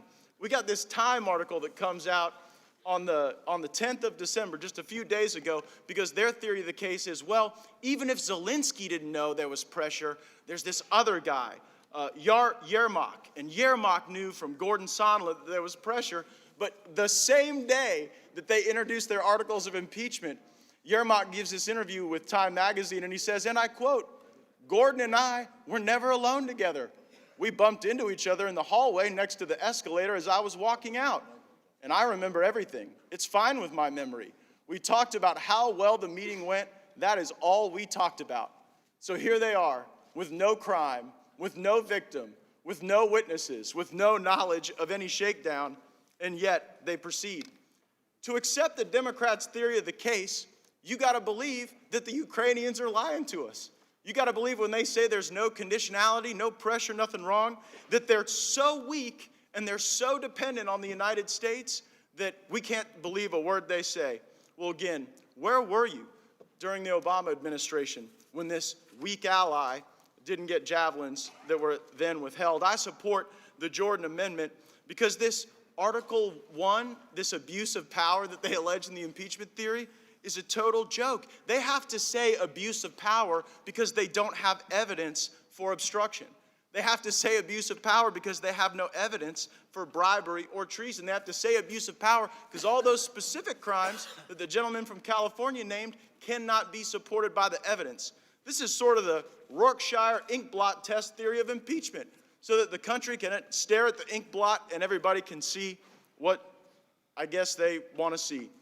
This notion of abuse of power is the lowest of low-energy impeachment theories. Heck, I don't know any political party that doesn't think when the other side's in the White House that they abuse power, they do too much. I got a lot of constituents that think Barack Obama abused his power, but you know what? We didn't do this to the country. We didn't put him through this nonsense and this impeachment. You all set the standard. We didn't set it. You said this would have to be bipartisan, compelling, and overwhelming. It ain't that, and this looks pretty bad. I yield back. Gentleman yields back. For what purpose does Ms. Jayapal seek recognition? Thank you, Mr. Chairman. Just in Want to response... strike the last word? Yes, move to strike the last word. Thank you. Gentlelady is recognized. In response to my colleague from Florida, you cannot argue things both ways. You cannot say that the president was so concerned about Ukraine that he released aid, which is true. He released aid in 2017, he released aid in 2018, and then suddenly he became concerned in 2019, right after Vice President Biden announced that he was going to run. So if your argument is that he was so concerned about Ukraine that he released aid in 2017 and 2018, then why in 2019, after the Department of Defense cleared Ukraine on charges of corruption, why then did he decide he was so concerned about corruption that he was not going to release aid? Because that makes, I'm sorry, I'm not yielding. I am not yielding. I am not yielding. They got a new president, that's why. Gentlelady has the time. The committee will be in order and people will not interrupt. They got a new president who was... This is not proper here. Thank you, Mr. Gentlelady will Chairman. continue. They got a new president who was known to be an anti-corruption fighter. So that argument has no weight whatsoever. Now, if you want to argue that the president was so concerned about corruption at that particular moment, you have to look at the whole record of U.S. policy and our agreement that the Department of Defense would look under certain conditions before they release military aid to determine whether or not a country had satisfied those requirements around corruption, and the Department of Defense released that report. Nowhere between the time that Donald Trump withheld aid and the time that he released that aid was there an additional assessment required or done. In fact, the Department of Defense decided they didn't need to do another assessment because they had already done the assessment. So at the end of the day, I have only two questions for my colleagues on the other side. And these are the two questions.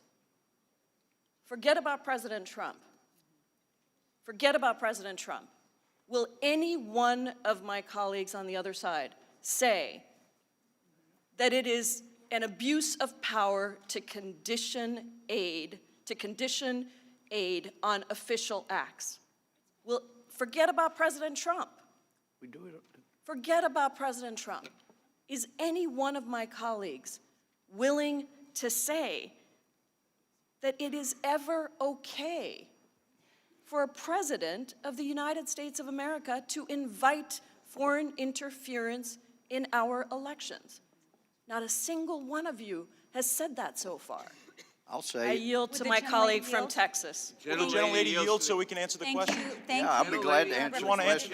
Paul? She asked I the want to question, break we're this glad to down. answer it. Gentlelady has the time, and the And members... she asked us a question. The members here know perfectly well it is out of order to interrupt members who have the time. Gentlelady unless they yielded- ask you a, Gentlelady has yielded to whom? she asks us a question. Gentlelady yielded to whom? Ms. Escobar now has the time yielded by Thank you, Ms. Chairman. Jayapal. Thank you, Chairman. Thank you, Representative Jayapal. I want to break this down in simple terms for the American public because our Republican colleagues are working overtime to try to convince us that we didn't see what we saw with our own eyes and we didn't hear what we heard with our own ears. Let's bring it down to an example that was used during the hearing. If a governor, if a community suffers a natural disaster and the governor of the state has aid that will help that community, but calls the mayor of your community and says, I want you to do me a favor though, and conditions with giving the aid to the community on the police chief smearing his political opponent, has there been a crime? The answer is yes. And that governor would go to jail. If that governor later releases the aid after he got caught, it doesn't matter. He still committed the crime. Furthermore, if that governor says during the investigation, I'm going to defy the subpoenas, we're going to fight the subpoenas, guess what would happen to that governor? He's committed a crime. He would go to jail. If the governor then tried to cover up his wrongdoing, cover it up so that his people, his constituents, couldn't see his wrongdoing, what would happen to that governor? Did he commit a crime? Yes, he would go to jail. So as wildly as they're trying to convince you that there was no wrongdoing, I want the American public to understand what is going on here. It's clear as day. We've seen it with our own eyes. We've heard it with our own ears. Facts matter. I yield back. Thank you, Ms. Escobar, and I would just again close with this single question. Is it ever okay for a president to condition official action on personal gain? I yield back. Mr. Chairman. Unanimous, Mr. Chairman. Who seeks recognition? For what purpose does the gentleman seek recognition? Be an unanimous consent request. I'd like to ask unanimous consent to introduce into the record. I cannot hear you, sir. Sorry? I can't hear you. I'd like to ask unanimous consent to introduce into the record the transcript of the call where the president says, I would like you to do us a favor. Without objection, the transcript will be introduced. The call record will be introduced. For what purpose does Mr. Buck seek recognition? Strike the last word. Gentleman is recognized. Thank you, Mr. Chairman. I want to address Mr. Swalwell's, thank you for coming back, Mr. Swalwell's comments that there are definitely crimes in this situation. First of all, I believe Mr. Swalwell, during the Mueller investigation, went on national TV and said something to the effect of an indictment is coming. He knew it. An indictment is coming. So I know Mr. Swalwell knows crimes. He was a prosecutor. And he also knows the obligation that a prosecutor has not to bring a crime, not to bring a charge unless there's a reasonable probability of conviction. I would direct Mr. Swalwell to the elements of bribery. Whoever, being a public official, corruptly demands or seeks personally anything of value in return for being influenced in the performance of an official act. The Department of Justice's Criminal Division Public Integrity Section opined in September that something as nebulous as an investigation is not of sufficient concrete value to constitute something of value under this statute. They also, the other element that is at question here, and one of the reasons I think that we need more than 1 week as the Committee of Jurisdiction to look into this matter, is because if there are crimes, we should be bringing experts, we should be bringing in testimony, and if there is a crime, I think it is far more fair to charge pass articles of impeachment on a president where the president can defend against specific elements as opposed to something as vague as abuse of power. Mr. Swalwell, the official act that you talk about under the McConnell, Supreme Court's McConnell decision that decision says, setting up a meeting, talking to another official, or organizing an event without more does not fit the definition of official act. There are two elements missing in your analysis, but that doesn't surprise me, because there were no elements that were, that the special counsel found in this situation. I think that it is unfortunate when the gentleman from Rhode Island talks about the president sending Mr. Giuliani to the Ukraine to smear Vice President Biden. Let's talk about what Vice President Biden did. His son sat on a board and made an outrageous amount of money for someone that had no background in energy, no background in the Ukraine, while his father was the vice president. If that is not a fair topic for discussion in the world of politics, I don't know what is. Smearing is trying to conjure up false information or making a vague argument based on false information. This isn't smearing. This is seeking the truth about corruption. Not a single member on the other side of the aisle has been willing to condemn the conduct of the former vice president. How frustrating it must be to be President Trump and have your son spend over $1 million on attorney's fees when the special counsel is investigating something that never happened. There was no collusion. There was no conspiracy between Russia and the Trump campaign. But there is clear evidence of wrongdoing between Hunter Biden, the former Vice President Joe Biden. Would the gentleman yield? No, I will not. And the Ukraine and the corporation Burisma. So the idea that there is a smear going on, let's look at the facts. And I will yield to my friend from Arizona, Mr. Biggs. Thank you very much. Let's talk about what was going on. In 2017, 2018, aid was given. In 2019, there was a pause put on it. You have a new administration in the Ukraine, and the benchmarks, the anti-corruption benchmarks, were done under the previous administration, Poroshenko. That was testified to in this committee. But what we know is several of the previous corrupt administrators and cabinet-level officials, including some oligarchs, had close relationships to Zelensky. There was a concern whether Mr. Zelensky was the real deal. The aid was prospective, and the pause was unknown. U.S. officials continued to meet with Ukrainian officials, and they determined that Zelensky was the real deal, and so they made every effort to convince President Trump that that was the case. Once 2 new anti-corruption measures were released within 2 days, so was the funding. That's what changed. Yield back. Mr. Chairman, a unanimous consent request For what for, purpose does the gentleman from California seek recognition? just in response to Mr. Buck, a unanimous consent request for a Vox November 15, 2019 article, all of Robert Mueller's indictments, including the 34 people and 3 companies that he indicted in his lengthy investigation. That objection. I object. I want to see it. Reserve one. I reserve The gentleman reserves an objection. He wants to see it. That's fair. For what purpose does Mr. Reschenthaler seek recognition? Thank you, Mr. Chairman. I move to strike the last word. That objection. I yield to my good friend and colleague from Florida.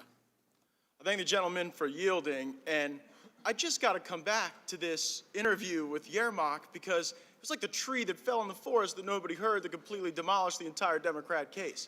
They have no evidence that the Ukrainians ever knew that this aid was withheld. So they're literally trying to prosecute an impeachment against the president for a shakedown when the alleged people being shook down, 1, said they felt no pressure, and 2, did not even know it was happening. And so then time and again, you heard them in debate, in press conferences, in the whole circus show that's going on here say, well, we've got this testimony from Gordon Sondland. We all remember Gordon. Gordon Sondland wandering his way to an escalator with this guy who speaks English as a second language, and Gordon says, well, maybe I said something to him about this. Well, I mean, that was the whole deal for them. And then, I mean, you talk about embarrassing. The same day that they introduced their articles of impeachment that we knew they were going to introduce one way or another the moment they took the majority, it comes out that Yermak denies the whole thing. So show me the Ukrainian that was pressured. Show me the Ukrainian that knew that any of this was tied to any conditionality. There's no conditionality in the call, and so it's quite easy to answer Ms. Jayapal, the gentlelady from Washington's question. Very easy. In this case, there is no conditionality. You can't prove it. You have no evidence of it. And frankly, even the Ukrainians, even your purported victims, are coming out in the press and saying their theory of the case is wrong. Their fundamental premise has been rejected. I yield the gentleman from Ohio. You got to yield back to. I yield back to the gentleman from Pennsylvania. Yes, I yield to my friend from Ohio. I thank the gentleman for yielding. Exactly. What changes? We got a brand new president who ran, Zelensky ran on anti-corruption. Let's see if he's the real deal. And that's exactly what happened in the 55 days the aid was paused. We talked about 5 critical meetings that took place. 5 meetings. The last one, I think, is the most important because you had a Democrat senator and a Republican senator meet with President Zelensky in Kyiv. They knew the aid had been paused at that time. Ukrainians knew they'd learned a few days before that, and the issue never came up. But what did come up is both of these senators came back and said, this guy is the real deal, worth the risk, worth sending the hard-earned tax dollars of the American people to Ukraine. That is what happened, and the facts are very clear. You can make up all the stuff you want, but the facts are on the president's side. They've always been on the president's side. Democrats keep saying, to get the call, to get the meeting, to get the money, there had to be an announcement. It's December 12th. There is yet to be an announcement from Ukraine about any type of investigation into Burisma or the Bidens. Yet. Because it's not going to happen. Because it never needed to happen. That wasn't the point. But they got the call July 25th. They got the meeting September 25th. And they got the money September 11th. The other thing I want to point out. I don't know how many times I've heard this. The Democrats talk about this one sentence the president said in the now famous call transcript with President Zelensky. I would like you to do us a favor, though. The Democrats don't read the plain language. In fact, your star professor witness who was here last week, she talked about this being the royal we. She read the sentence the way you guys always try to portray the sentence. She said it was, I would like you to do me a favor, though. That's not what it says. It says, I would like you to do us a favor, though, because, and guess what the next 2 words are? Guess what the next 2 words are? Because our country, not because I. President doesn't say, I would like you to do me a favor, though, because I've been through a lot. He doesn't say that. It's very clear. I would like you to do us a favor, though, because our country has been through a lot. And that is the understatement of the year. Heck yeah, our country's been through a lot. This is the day after Bob Mueller sat in front of this committee, and we learned that there was nothing there. But 2 years he put our country through all kinds of turmoil because of you guys. That's what the president's pointing out, because in the end of this paragraph, he references Bob Mueller. That's what he's talking about. Heck yeah, our country had been through a lot, and the president was pretty ticked about it. He wanted to find out what was going on. That's very legitimate. That is working on behalf of the American people. But again, as I said last night, you guys don't respect the 63 million people who voted for this guy. That's why the Speaker of the House called the president an imposter. That's what's wrong. I would like you to do us a favor, though, because our country has been through a lot. I yield back. The gentleman yields back. For what purpose does Mr. Johnson seek recognition?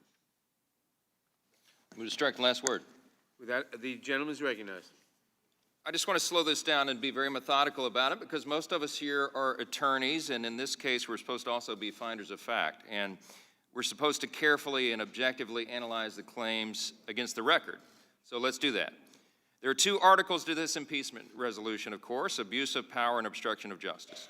On the first, Democrats know there is 0 direct evidence in the record of these proceedings to show that President Trump engaged in any scheme of any kind, as is alleged in the resolution, or that he intended in his dealings with Ukraine to influence the 2020 election.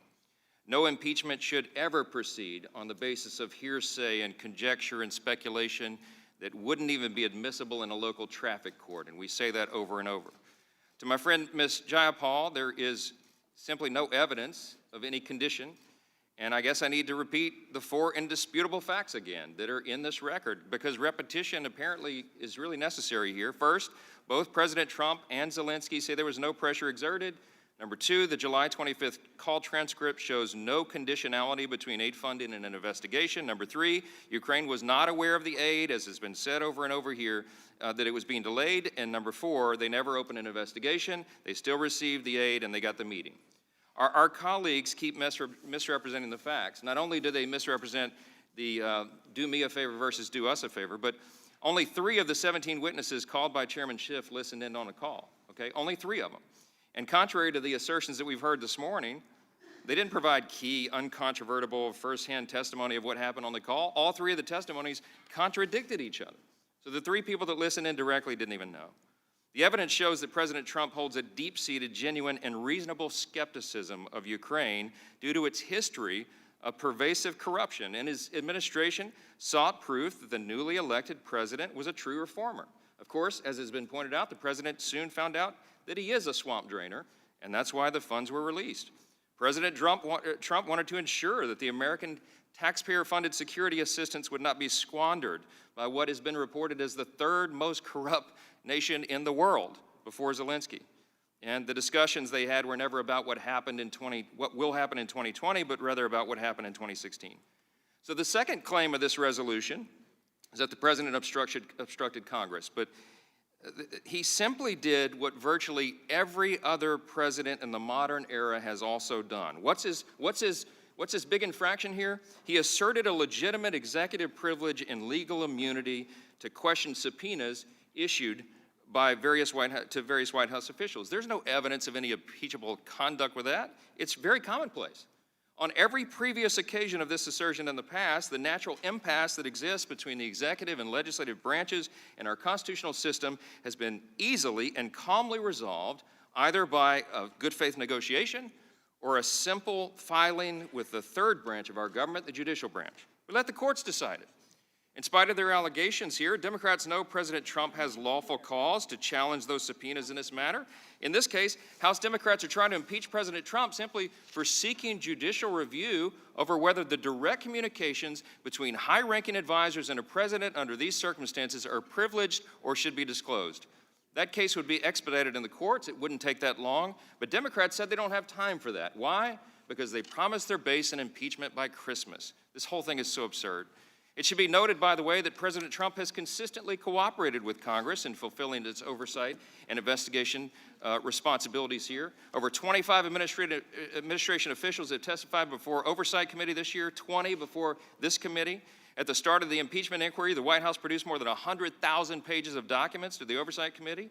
And of course, he also quickly declassified and produced to everyone the call transcript. Democrats know this is an absurd charge about obstruction, and the truth is, in the history of the republic, there's never been a single-party fraudulent impeachment process deployed against a president like the one that is being used against Donald Trump. They're the ones seeking to nullify our vital constitutional safeguards with this sham.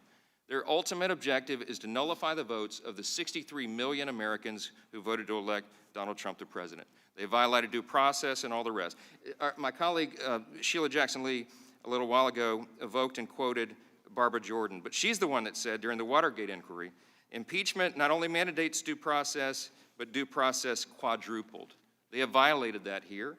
They have violated the rules, and everybody in the country can see it. This impeachment's going to fail. The Democrats will pay a heavy political price for it. But the Pandora's box they've opened today will do irreparable injury to our country in the years ahead. That's why we're concerned. That's why the facts matter. And that's why we need to move on. I yield back. Gentleman yields back. For what Mr. purposes? Chairman. Ms. Garcia seek recognition. Mr. Chairman, I move to strike the last word. Gentlelady is recognized. Mr. Chairman, I'm opposed to this amendment. It is incredible to me that the other side of the aisle has not seen the facts and has not apparently read some of the evidence before us. It is obvious to me that this president has put his personal interests above this country. And with that, I'll yield back to the gentleman from Maryland, Mr. Cicilline. Rhode Island. Sorry? Oh, Rhode Island. I thank the gentlelady for yielding. We've just heard our Republican colleagues claim that there was no demand, no conditionality for the release of this aid. And in fact, it was motivated by this president's deep desire to ferret out corruption.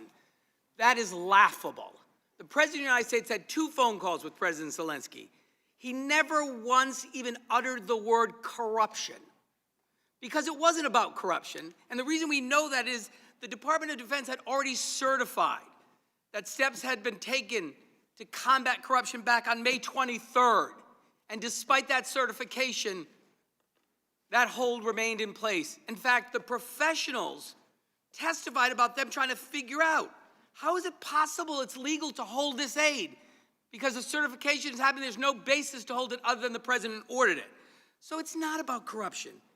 It was about extracting a commitment to announce publicly that they were launching an investigation of President Trump's chief political rival, a smear against Vice President Biden. So this notion that really what happened is the president just satisfied himself that Mr. Zelensky was for real is nonsense and betrayed by all of the evidence collected. Let me give you some of it or remind you of it because you apparently don't remember it. Ambassador Sondland testified under oath. Mr. Giuliani's requests were a quid pro quo for arranging a White House visit for President Zelensky.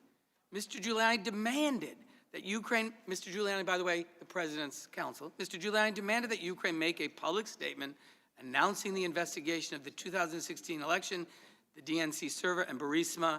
Mr. Giuliani was expressing the desires of the President of the United States, and we knew these investigations were important to the President.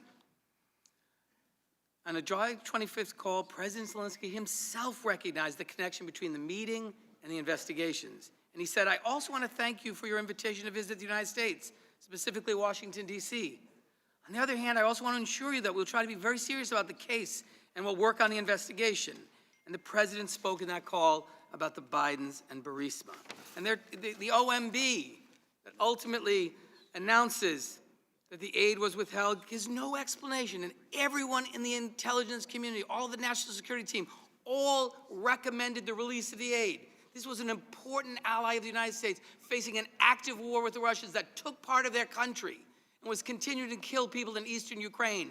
American military aid was a lifeline for this emerging democracy. You know the only people who benefited from this scheme? President Trump, because he thought he was going to get an announcement to smear his political opponent, and Vladimir Putin, Russia, that were trying to weaken the Ukrainians. And there was a recent article Congresswoman Bass held up that captured this, where it said, President Zelensky facing President Putin all alone. So this benefited Russia, weakening Ukraine. But this notion that the reason that the aid was released because the president was satisfied is defied by all of the evidence collected in a 300-page report by the Intelligence Committee. It was released because the president got caught. The whistleblower filed a report, a complaint, alleging an elaborate scheme by the president that betrayed the national interests of our country, that undermined our national security, that advanced the personal political interests of the president, not the national interests of our country, that attempted to corrupt our elections by dragging in foreign interference. It's the highest of high crimes and misdemeanors. Our framers spoke about this abuse of power, of using the office of the presidency to advance your own personal interests and to undermine the public interest. And I'll yield to Mr. Raskin my remaining 30 minutes. Thank you very much. You know, Ms. Garcia's time to yield. Does she wish to yield to Mr. Raskin? I yield to Mr. Raskin. Ms. Garcia, thank you very much. Just to flesh out the detail of what the gentleman from Rhode Island was saying, one of the depositions was from David Holman, who was a State Department official at the U.S. Embassy in Kiev, who was with Gordon Sondland, who testified that there was a quid pro quo, but he saw him on the phone with President Trump, and he reported right at that time to him, he said, the president doesn't give a blank about Ukraine. He's interested in the big stuff. And what's the big stuff? Whatever can benefit him. Gentleman yields back. For what purpose does Mr. Biggs seek recognition? Move to strike last word. The gentleman is recognized. Thank you, Mr. Chairman.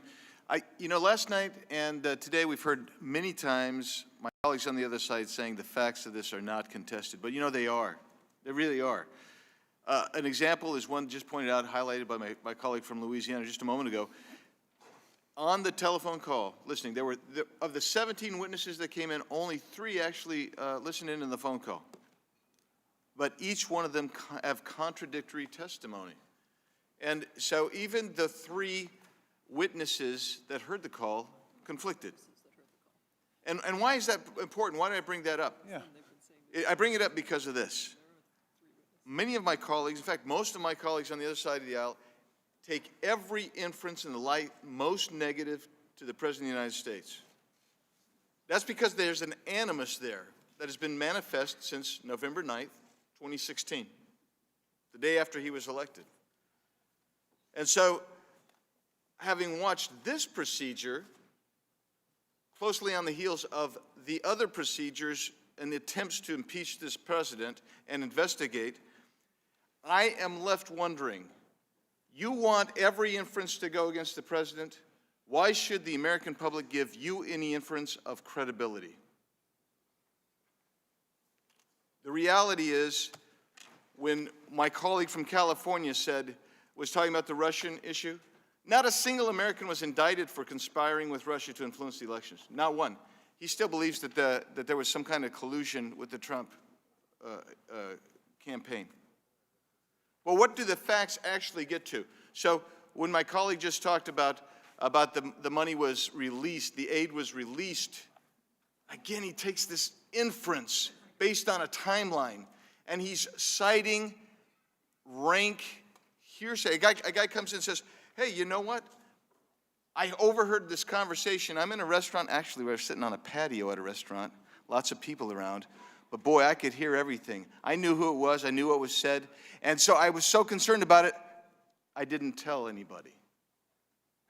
I came in once this really got going and revved up. You want to take every inference against the president. Why should we give you any inference of credibility?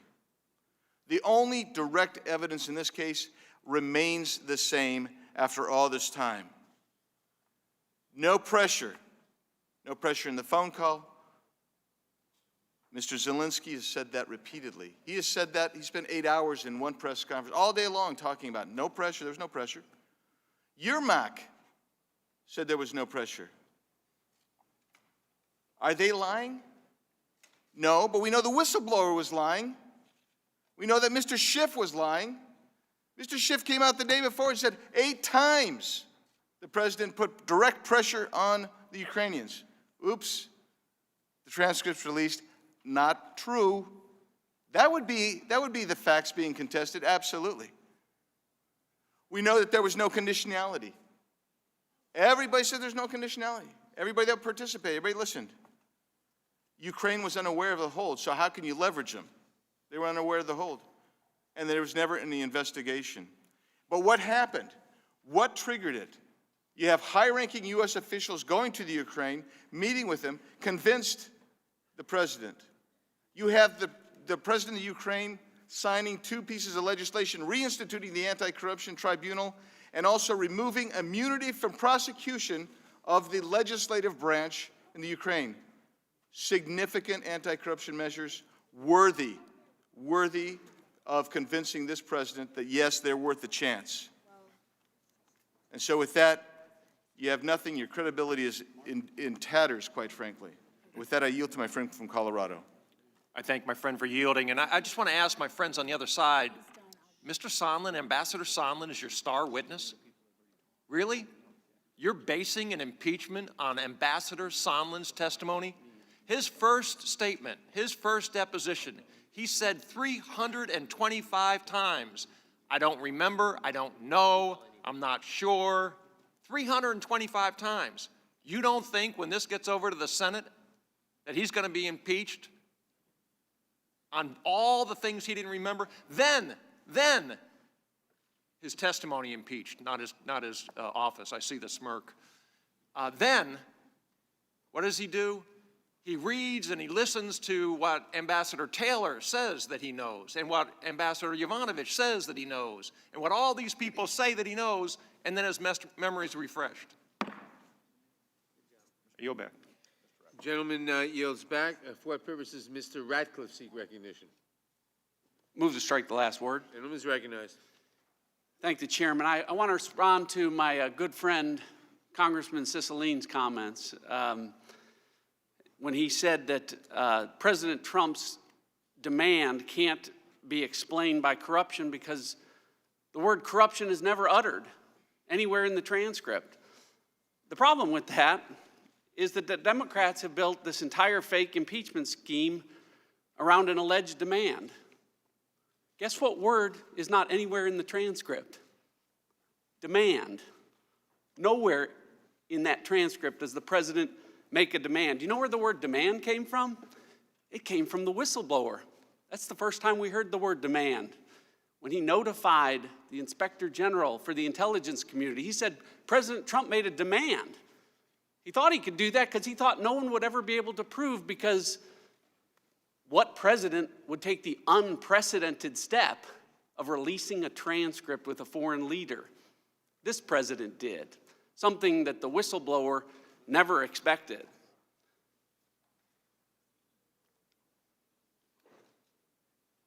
President Trump, we keep hearing, got caught. President Trump, we keep hearing, is obstructing justice. The president that took the unprecedented step of releasing a transcript so that everyone could see the truth is not obstructing Congress. The president didn't get caught. The whistleblower got caught. The whistleblower made false statements. The whistleblower got caught with Chairman Schiff. Remember Chairman Schiff, the person that the Democrats, instead of the House Judiciary Committee, which has spent a full week on this, that's not who's been in charge. The person they put in charge was the person that got caught with the whistleblower. Have you spoken directly with the whistleblower? No, we have not. We'd like to. That wasn't true.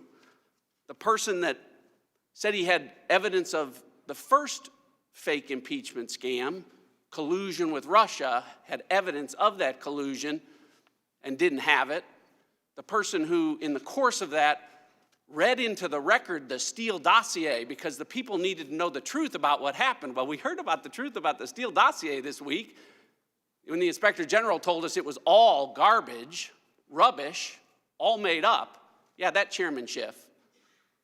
And now he got caught not being truthful about a whistleblower who, as I told you the other day, didn't tell the truth verbally and in writing, and that's in a transcript. You know what we didn't get in this 1 week impeachment summary in the House Judiciary Committee? We didn't get that transcript. Chairman Schiff didn't send that one over. Only if you were on the Intelligence Committee have you seen that transcript. I've seen it. I'd like everyone to see it. With that, I yield to my good friend, Congressman Jordan. I thank the gentleman for yielding. I want to go back to where Mr. Buck was referencing the gentleman from Rhode Island when he mentioned Mr. Sondland as, again, the guy they mentioned 611 times in their report. Mr. Sondland, the guy who presumed there was a quid pro quo, the guy who had to file an addendum to his deposition testimony. And in that addendum, again, he has this great sentence where he says, Ambassador Taylor recalls that Mr. Morrison told Ambassador Taylor that I told Mr. Morrison that I had conveyed this message to Mr. Yarmouk on September 1st, 2019, in connection with Vice President Pence's visit to Warsaw and a meeting with President Zelensky. 6 people, again, having 4 conversations in 1 sentence. Here's the interesting thing. Yarmouk talks with Sondland. Sondland talks with Morrison. Morrison talks with Taylor. And somehow through all that, we get the Democrats believing that there was this quid pro quo and that they need to impeach the president. But what they forget is what Mr. Gates brought up just a few minutes ago. Yarmouk talks with Sondland. Sondland talks with Morrison. Morrison talks with Taylor. And this is part of their scheme. Guess what? 2 days ago, the guy who started it, Yarmouk, said it didn't happen. But that's their guy, Mr. Sondland. Had to file the addendum to his testimony. Had to write this sentence to clarify. I think this is amazing. This is the clarification. Ambassador Taylor recalls that Mr. Morrison told Ambassador Taylor that I told Mr. Morrison that I conveyed this message to Mr. Yarmouk on September 1st, 2019, in connection with Vice President Pence's visit to Warsaw and a meeting with President Zelensky. Yarmouk's the key here, and it didn't happen. He just told us that. Time Magazine just reported it the very same day as Mr. Gates pointed out that you all filed your articles of impeachment. Holy cow, this is what it comes down to. I yield back.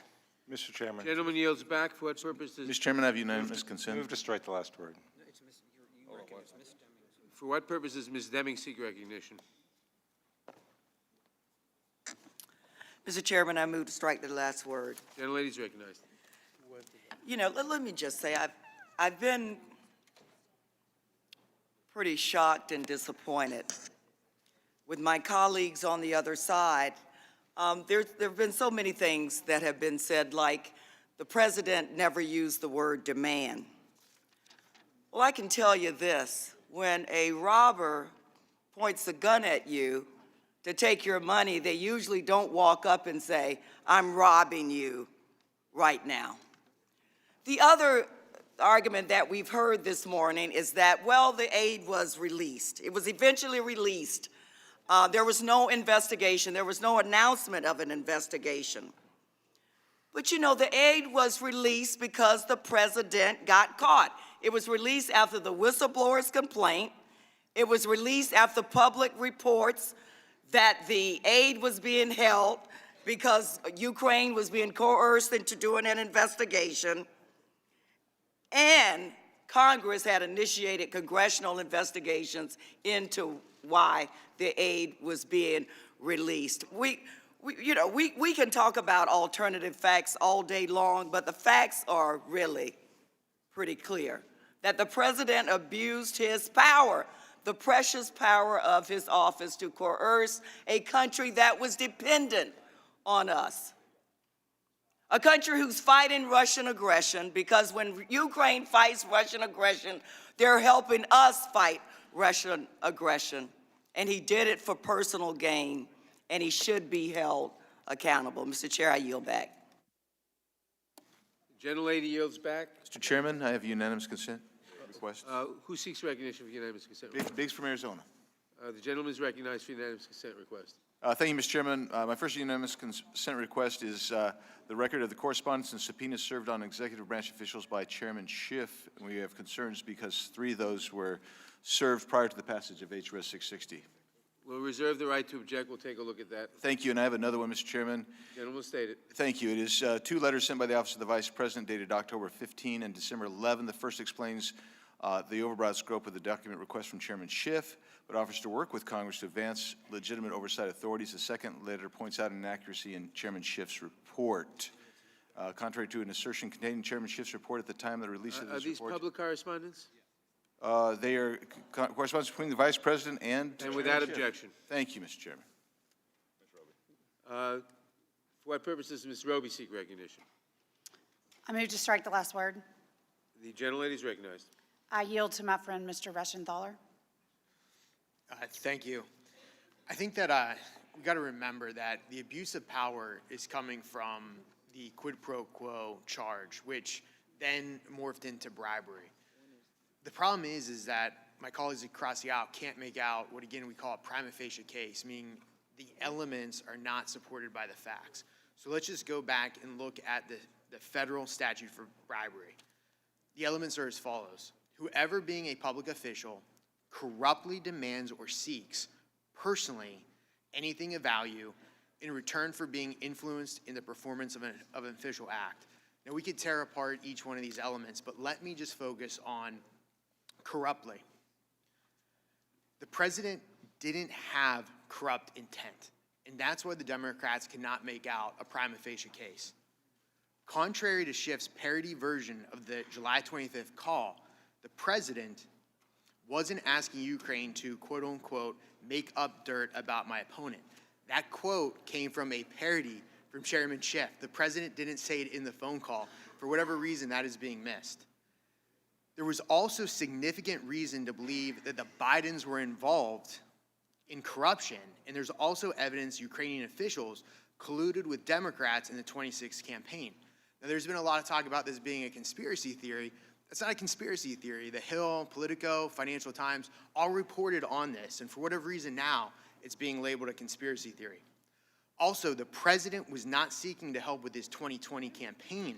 Rather, he was seeking accountability regarding Ukraine Democrat collusion in 2016 and also potential corruption in the Obama administration's dealing with Ukraine as well. And we have to remember, too, what Professor Turley said. And remember, Professor Turley voted for Hillary Clinton. He is not a Trump supporter. He was very impartial. And he said, and I quote the professor, Trump does not state a quid pro quo in the call. He's using his influence to prompt the Ukrainians to investigate and to cooperate with the Justice Department. If President Trump honestly believed there was a corrupt agreement with Hunter Biden that was not fully investigated by the Obama administration, the request for an investigation is not corrupt. And again, I was quoting Professor Turley. I'd also like to quote the Mueller report. And just an aside, we have to remember, months ago, Robert Mueller came in here and he said there was no evidence of collusion, no evidence of obstruction. But again, we're back here. Okay, let me just go back to the Mueller report. There was discussion of corruptly in that report. As it pertains to obstruction of justice, it was stated, quote, corruptly means acting with an improper motive or with intent to obtain an improper advantage for himself or someone else, inconsistent with the official duty and the rights of others. By that standard, by Mueller's own standard, the president's behavior is entirely inconsistent with the definition of the underlying statute. With that, I yield back to my friend and colleague from Alabama. I yield the remainder of my time to the gentleman from Texas, Mr. Gomer. I thank my friend, Ms. Roby, so much. First of all, I was astounded, having been a prosecutor. I've defended some cases. I've been a judge. I've sent a lot of people to prison, but I've never sent someone to prison where the victim didn't know or figure out that they were a victim. That's extraordinary to hear, that you can commit a crime like bribery or theft or robbery, and the victim never knows, never figures out there's a victim. That I've never sent anybody to prison when the victim didn't know they were a victim. And, Ms. Gomer, yes, I want to bring you, Ms. Roby. Ms. Roby's time. Let it go. I yield to Mr. Collins. Let it go. No, get back to Ms. Gomer. All right.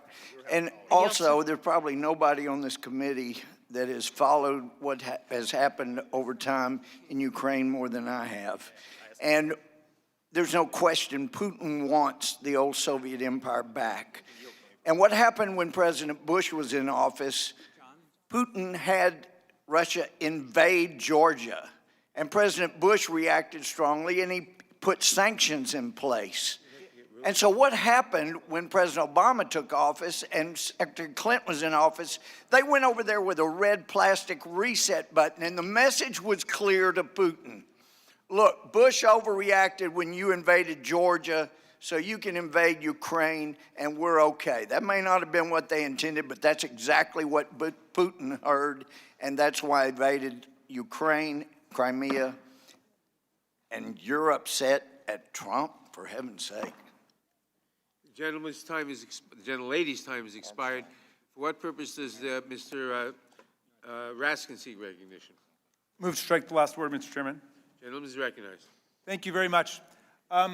Our colleagues reprove Mr. Cicilline for raising Ambassador David Sondland, who is President Trump's ambassador to the EU, which is fascinating to me, of course, because that's President Trump's pick. He contributed $1 million to the Trump campaign. He became the ambassador to the EU. They don't like him now because he clarified his testimony to say, yes, there was definitely a quid pro quo at the heart of this whole thing. So now, of course, they turn on the president's own ambassador, but we don't have to rely on his word. I started to mention this before because he had a lunch with David Holmes, who was a senior State Department official at the U.S. Embassy in Kiev, and they went out to a restaurant, and Ambassador Sondland got President Trump on the phone. And afterward, Holmes could hear the conversation, and this is all uncontradicted by other witnesses who were there. And essentially, Ambassador Sondland said to him that, Zelensky loves your ass, and you're going to get exactly what you want from him. And afterwards, Holmes says, well, what is it we can get from him? Well, it's the big stuff. And Holmes says, the big stuff, well, you mean like the war, dealing with Russia and so on? No, the big stuff, what President Trump cares about. Okay, now I'm not quoting verbatim because I don't have it in front of me, but the substance of this is very clear. What does he care about? What can benefit him, like the Bidens? And it's very clear from multiple witnesses exactly what President Trump wanted to get from President Zelensky. He wanted a statement on television that Ukraine was investigating and was going to investigate Vice President Joe Biden. And he wanted a statement contradicting the 2016 understanding by our Intelligence Committee and by Special Counsel Mueller that there had been a sweeping and systematic campaign by Russia to interfere in our campaign, and saying it was Ukraine that interfered in our campaign. That's what he wanted. That was the big stuff.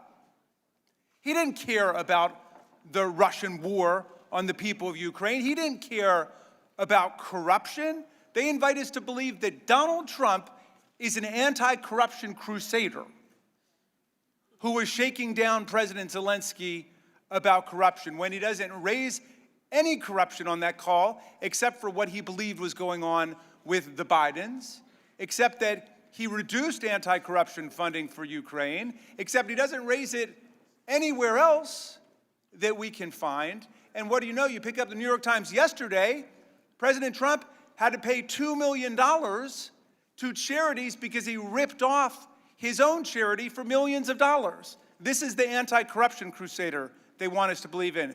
The guy who had to pay $25 million to students at the phony Trump University, which the Attorney General of New York called a classic bait and switch operation.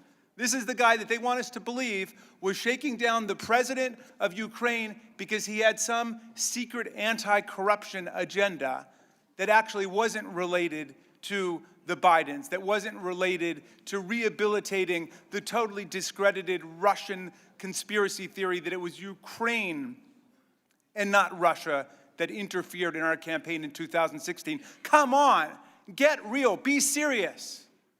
We know exactly what happened here. 17 witnesses.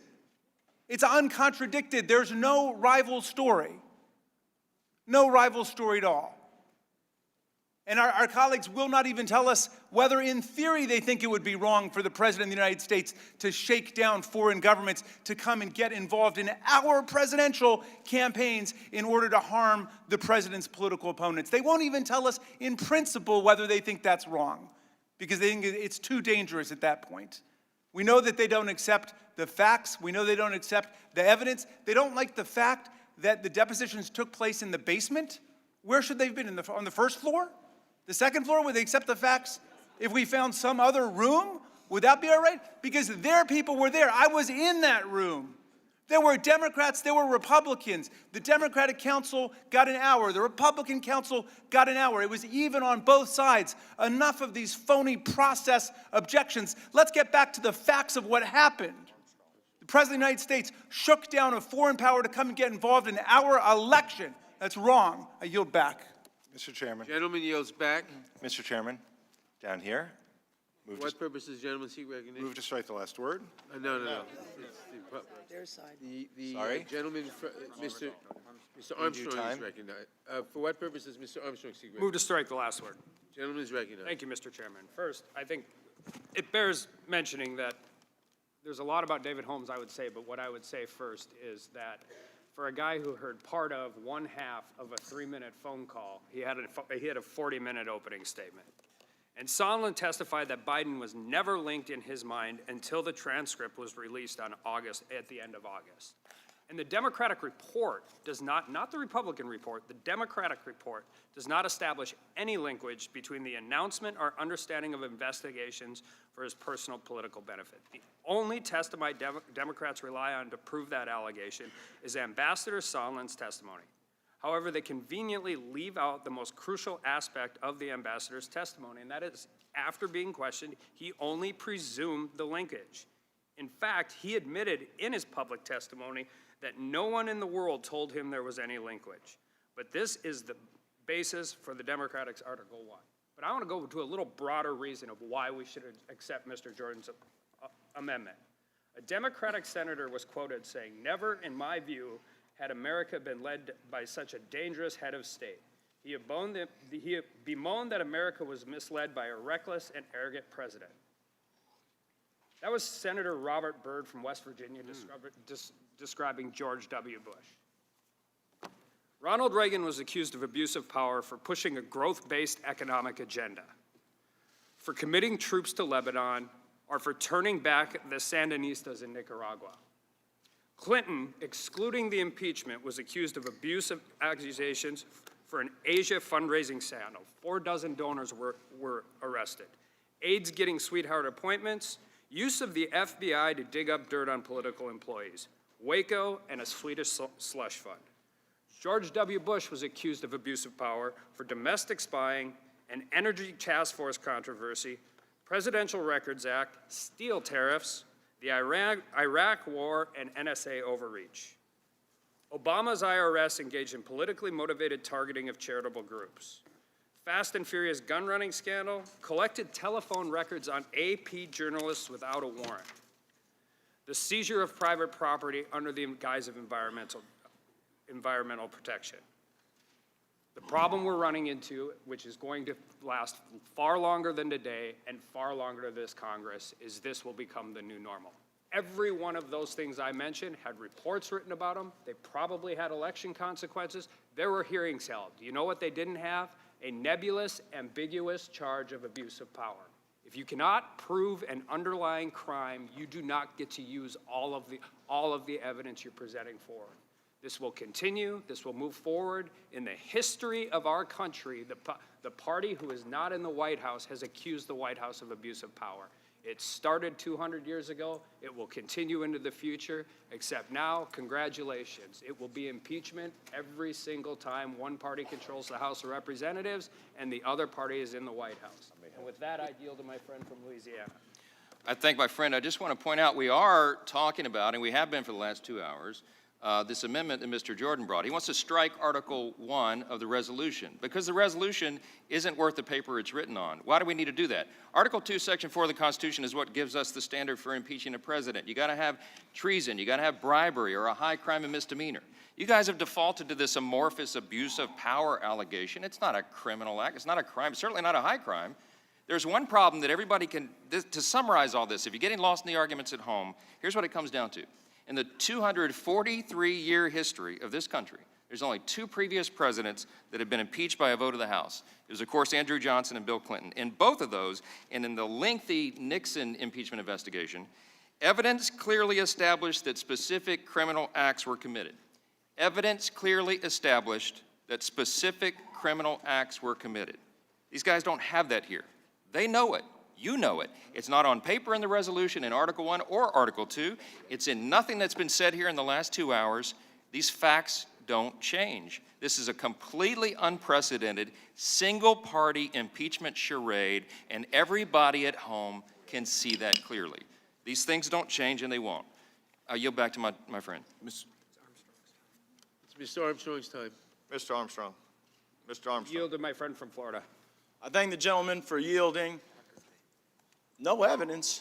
Quote, when Time asked Yermak if he ever felt there was a connection between U.S. military aid and the request for investigations, Yermak was adamant. We never had that feeling. We did not have the feeling this aid was connected to any one specific issue. Mr. Chairman, I seek unanimous consent to enter this Time magazine article 12/10/2019 into the record. Without objection, it'll be the article will be entered. For what Chairman. purpose does Mr. Cohen seek recognition? Right, the last word. Gentleman is recognized. Thank you, sir. I took theater and drama when I was in college, just one course. And I was told the first thing you have to do is have the willing suspension of disbelief. The Republicans obviously took that course over and over and over again. And they don't, I mean, they're the Fifth Avenue crowd. They've talked about Sondland. That's the man the president appointed as his ambassador to the EU. That's the man he said was a great guy. That's the man who's still employed. And Sondland said they were all in the loop. Pompeo, Giuliani, Mulvaney, Bolton, they were all in the loop. And it was about the quid pro quo. It was about having an investigation announced on CNN, and then you'll get the military aid. And Sondland told in Warsaw, one of the aides to President Zelensky, you've got to announce the investigation. It was a strong arm. They did it. And where do we get these people in the loop to testify? They've been asked to testify. The president says no. He won't let them testify because he knows that if they tell the truth, it will hurt his case because they know that they held up the military aid. President Zelensky has no choice. He needs America to protect himself from the big bear, Russia. They say he hasn't said that he felt pressured. Well, A, he's an actor, and B, he's a politician. And he depends on us. He has no choice.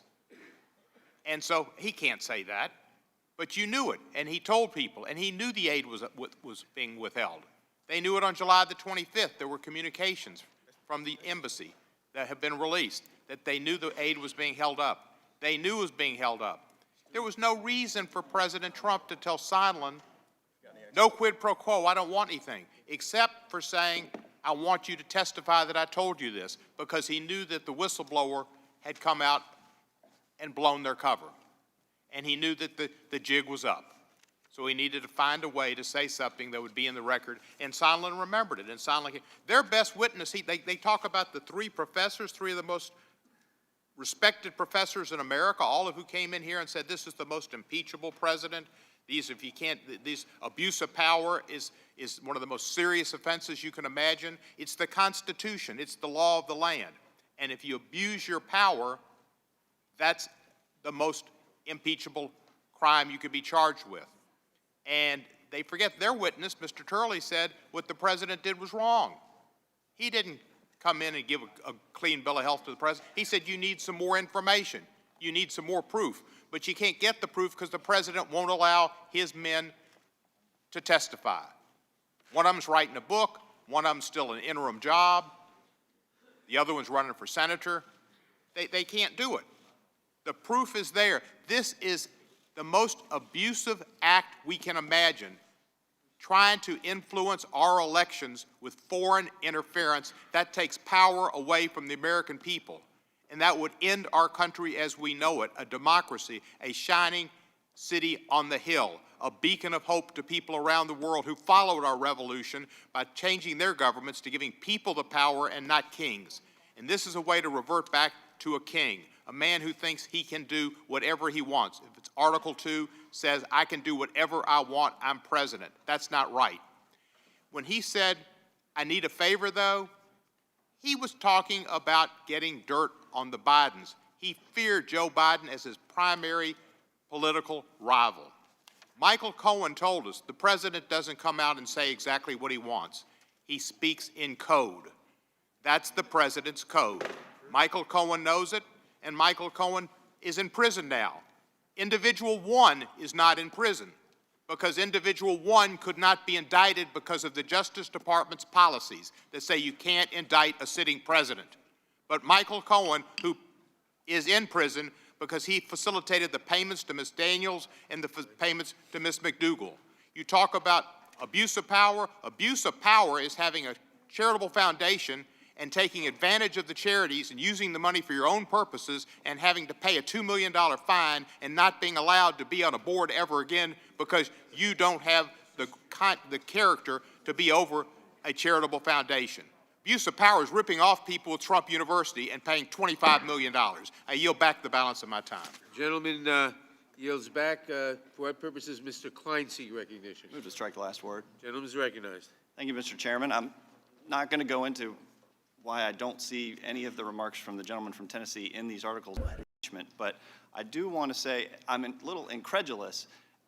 As a prosecutor, I'm just so amazed at what the majority are calling facts. They keep talking about the facts and the evidence. Well, their evidence is in dispute because it's based on hearsay, opinion, and speculation. These are not facts. This is testimony about what somebody thought or what somebody concluded from acts taken by members of the administration. The charge is abuse of power, but what the majority is really upset about is the fact that the president and the administration is exercising its power under the Constitution. Its authorized powers For example, the president's authority to set foreign policy and fire, for example, an ambassador is not a smear on an official. It's the use of Article 2, Section 2 of the Constitution. The president is authorized by statute to put a stop on the distribution of funds. The president is instructed in the NDAA to ask for and monitor investigations into corruption in the Ukraine. When you talk about direct testimony from individuals like Lieutenant Colonel Vindman and Mr. Morrison, you have the fact that they were on the call, and the transcript speaks for itself, but you have opinions and conclusions after that. And when it comes to actual testimony that hasn't been heard, it just shows that the majority really doesn't have any interest in getting to the bottom of this question, because if they did care about actually finding out facts, they would be calling Mr. Yermak back into this committee.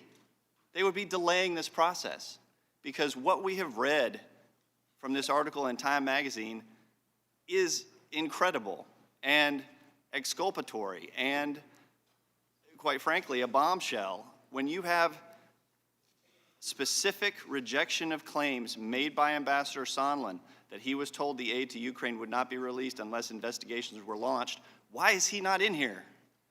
When asked if he thought there was a connection between the aid and the investigations, Yermak stated, "We never had that feeling." He added that we had a clear understanding that the aid had been frozen. We honestly said, okay, that's bad, what's going on here? We were told they would figure it out, and after a certain amount of time, the aid was unfrozen. We didn't have the feeling that this aid was connected to any one specific issue. If you ignored this evidence and you were in a court case, you would lose your law license for allowing a case to go forward without this exculpatory evidence being provided to the defense. It is just so ridiculous to me that we are not taking time to look further into this. And with that, I want to yield to Mr. Collins, the ranking member. Thank you, Mr. Klein. Well, I appreciate so much the gentleman from Tennessee. He just answered a ton of questions for me about his understanding of props and theatrics by his study of drama in his higher education, because now we understand a lot of things. But also we have another thing. Folks who study drama also understand you read the lines. They can read the transcript. Quit saying, I want you to do me a favor. It's not in the transcript. It must be hard to read. I guess me and us gets confused when you're trying to make up facts. That's what's happening here. But he also just proved my point why Mr. Jordan's article is actually, the amendment is actually good, because it's what I have said all along. The moment I saw that they decided to use abuse of power, what they did is they gave their whole conference carte blanche to make up anything they want and call it abuse of power, because they don't have anything else to give. They don't have actual crime that they can add up. If they did, was portrayed from the gentleman from Maryland and so many others. If you had the crime, if you had it, you were longing to put it, you had to put it in the articles. You didn't do it. But then the last thing that is amazing to me, and the gentleman from Tennessee said it, he called Mr. Zelensky a politician and an actor in a derisive way. Basically implying politicians lie. Well, we've seen that this morning, even in just what they're talking about, how they can't even read a transcript, and that he's an actor. It's amazing to me how we on this committee are degrading Mr. Zelensky in the eyes of his country and in the world, because we can't make a case against this president. This is the tragedy of this impeachment right now, is they're trying to degenerate because they can't make the fact that he felt pressured. That is the critical element of their case. I yield back to Mr. Klein. Unanimous consent request. Who yields back? Who's seeking recognition? Unanimous consent Who is request. seeking recognition for unanimous consent request? The gentleman will state his unanimous consent. I would like unanimous request to introduce the editorial from the USA Today. Today called for the impeachment of the president. That objection. From the Los Angeles Times, from the Philadelphia Inquirer, and from the Boston Globe. That I objection. object. I want to read it. Objection is heard. I'd love for him to read them. Who else seeks recognition? It proves that I can read. Transcripts undoubtedly are not be able to Who read. seeks recognition? Does anyone else seek recognition on this amendment? For what purpose does Mrs. Stube seek recognition? Move to strike last word, Mr. Chair. Gentleman is recognized. The fact that members of this committee would insinuate that Ukrainians died at the hand of Russians because they didn't get aid is absolutely ridiculous. Having actually served in a combat theater and knowing what that is like, to blame that aid was delayed a few weeks would have saved lives is frankly insulting to me and to all that served. Now Democrats want you to believe that Ukrainians died and it's Trump's fault. Why don't we impeach him on that? Members on the other side of the aisle on this committee now are talking about bribery and laying out a case for bribery and laying out elements for bribery. Yet, if their case was so compelling and overwhelming and they had all the elements, then why isn't it in the articles of impeachment? It's not in either one. They didn't include it because there's no evidence for that charge. The aid was released before the deadline set out by Congress. They released the aid. The Ukrainians didn't start any investigations.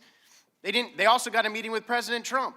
And President Trump doesn't have to meet with foreign leaders, and he still agreed to meet with them. Article 2, Section 4 of the United States Constitution says, the President, Vice President, and all officers shall be removed from office on impeachment for conviction of treason, bribery, or other high crimes and misdemeanors. We do not have that here. In every impeachment, Congress has interpreted this section to mean that the President has committed an actual criminal act, one that is outlined in a criminal statute. For example, Nixon, he was accused of a criminal act. Bill Clinton, 3. These were crimes that, if not tried in the House of Representatives, could have been tried in a criminal court. This standard of criminality provides clarity, and as one witness who testified before this committee, Mr. Turley, explained, although criminality is not required, clarity is necessary. That comes from a complete and comprehensive record that eliminates exculpatory motivations or explanations. But throughout this investigation, the Democrats couldn't seem to find any criminal act on the part of the president. So instead of relying on historical precedent of criminality, they decided to impeach him for abuse of power, a vague phrase that appears nowhere in the Constitution when discussing impeachment. It has no basis in fact or in evidence, but rather is deeply rooted in personal opinion and perception. Mr. Turley also explained the implications of this occurrence, quote, "We have never impeached a president solely or even largely on the basis of a non-criminal abuse of power allegation.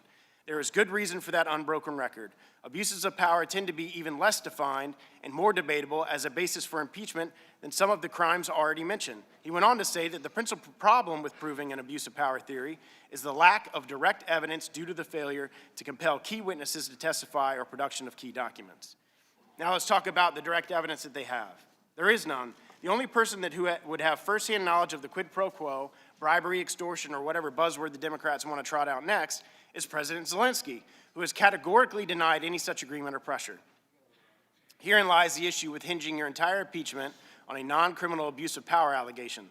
The facts don't support your claims. So let's review. Never in the history of the United States has a president been impeached solely or largely on the basis of abuse of power. Every president who has been impeached for criminal acts. Democrats found no evidence of criminal misconduct on the part of the president. The Democrats have even failed to even prove a non-criminal standard for abuse of power and have relied on hearsay and conjecture. What the Democrats are trying to do here is pull the wool over the eyes of the American people and make them think that wrongdoing has occurred where there is none. By using fancy rhetoric and flowery language, they think that they can convince a nation of their ill-conceived ideas. Don't fall for it, America. I yield the remainder of my time to Mr. Jordan. I thank the gentleman for yielding. If the Democrats are going to take some of Sondland, you got to take all of Sondland. You're going to mention him 611 times in your report. If you're going to build your case around the guy who presumed there was a quid pro quo, the guy who had to file an addendum to his deposition, if you're going to do all that, you can't ignore the direct conversation he had with the President of the United States, where he asked him, Mr. President, what do you want from Ukraine? What did the President say? Interesting, Mr. Sondland left this out of his opening statement, his 20-some page opening statement. What do you want from Ukraine? What did the President say? I want nothing. I want no quid pro quo. I want him to do what he said. I want him to do what he ran on. You can't ignore that. The one piece of direct evidence, you want all this presumption, you want all this addendum. If you're going to take some of Sondland, you got to take all of it. I yield back. I yield to Mr. Stupi. I yield to Mr. Gates. I had 30 seconds. 30 seconds. I had 30 seconds left before they cut the clock. The gentleman proceed. I yield to Mr. Gates. I thank the gentleman for yielding. I just think the gentleman from Tennessee, Mr. Cohen's debate on the last subject really shows what we're dealing with. This is not a rifle shot impeachment with facts and evidence. This is birdshot. I mean, he talked about everything from, the campaign finance concerns to Trump University, concerns about charities. This is like pin the tail on your favorite impeachment theory because they don't have evidence for any one single thing to impeach the president for. I yield back. Gentleman yields back. For what purpose does Mr. McClintock seek recognition? To strike the last word. Gentleman is recognized. Thank you. Mr. Chairman, the Constitution introduces the President with 15 words. The executive power shall be vested in a President of the United States of America. It does not vest any authority in lieutenant colonels of the NSC, ambassadors, State Department officials, or cabinet secretaries. The only authority that these officials exercise is delegated to them by the President. So all of the criticisms and resentments and personal and political disagreements that we've heard from those officials are completely irrelevant. It is dangerous that so many officials in the executive branch believe that they have independent authority to override presidential policy, leak classified documents, and actively work to undermine the lawful discharge of the president's duties under Article 2. If their judgment can replace that of the president, it means that the people of the United States have simply been removed from the equation. Now, someone said during the discussion today that the president has actually committed real crimes. The article does not charge such crimes. Why not? Because there's no evidence to support them. If there was evidence, you know that in a heartbeat they would have included these charges, so it's obvious they don't even believe their own rhetoric. One member said, we're not restricted as the Department of Justice is. Think about what that statement means. The Department of Justice is restricted by the Bill of Rights. The Bill of Rights sets forth basic principles of due process, the right to confront your accuser, the right to call witnesses in your defense. Charges have to be supported by evidence, not gossip, and you have the right to appeal to the courts to protect these rights.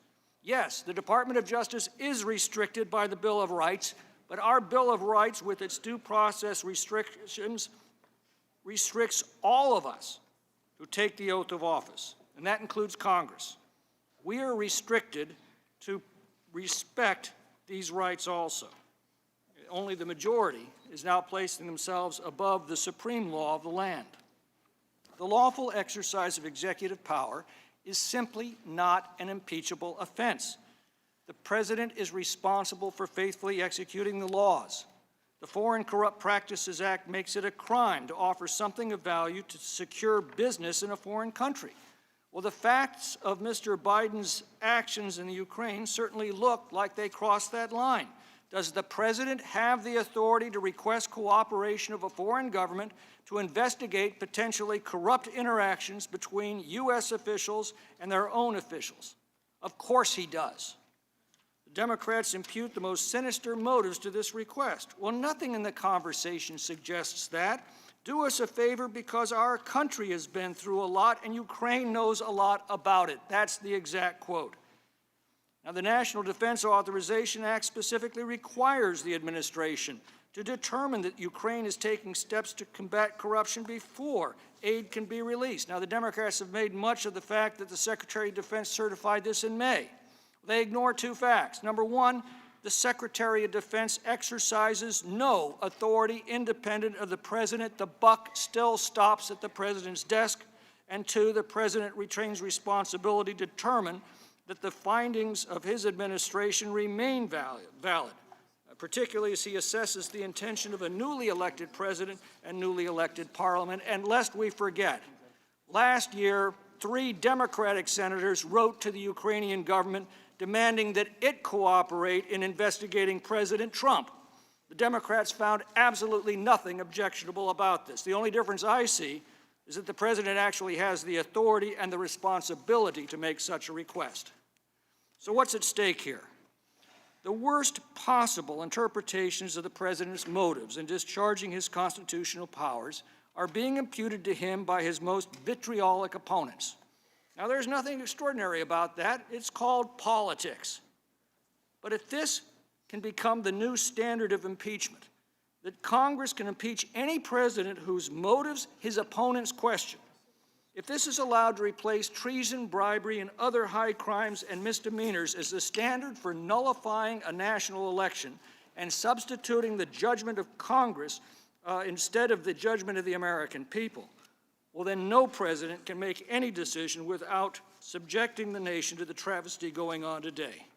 The executive branch will be subordinated to the legislative, serving at the pleasure of Congress, and the separation of powers at the heart of our Constitution will have been utterly destroyed. I yield back. The gentleman yields back. For what purpose does the ranking member, Mr. Collins, seek recognition? Move to strike last word. Gentleman is recognized. Thank you, Mr. Chairman.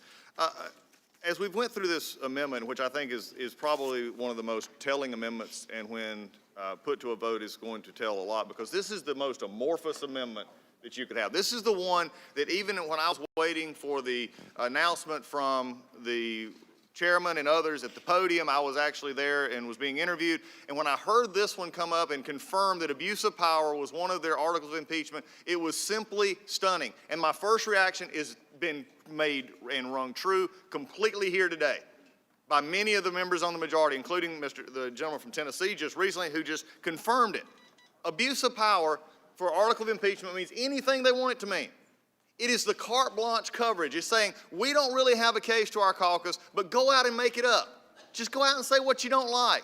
If he didn't say something nice to this, if he didn't do a policy you don't like, do this and that's going to cover you. You'll be okay. Because remember, this is always about an election. You know how we continue to know this? We keep misquoting the transcript. They don't have the facts, so we keep misquoting the transcript, saying, do me a favor. Again, it's simple. Read it. It's us, our country. I mean, if you've got a case, make it, but don't make it up because you don't have it. What we have here also is this continual, just repeated attacks on the Ukrainian President, Mr. Zelensky. The repeated attacks.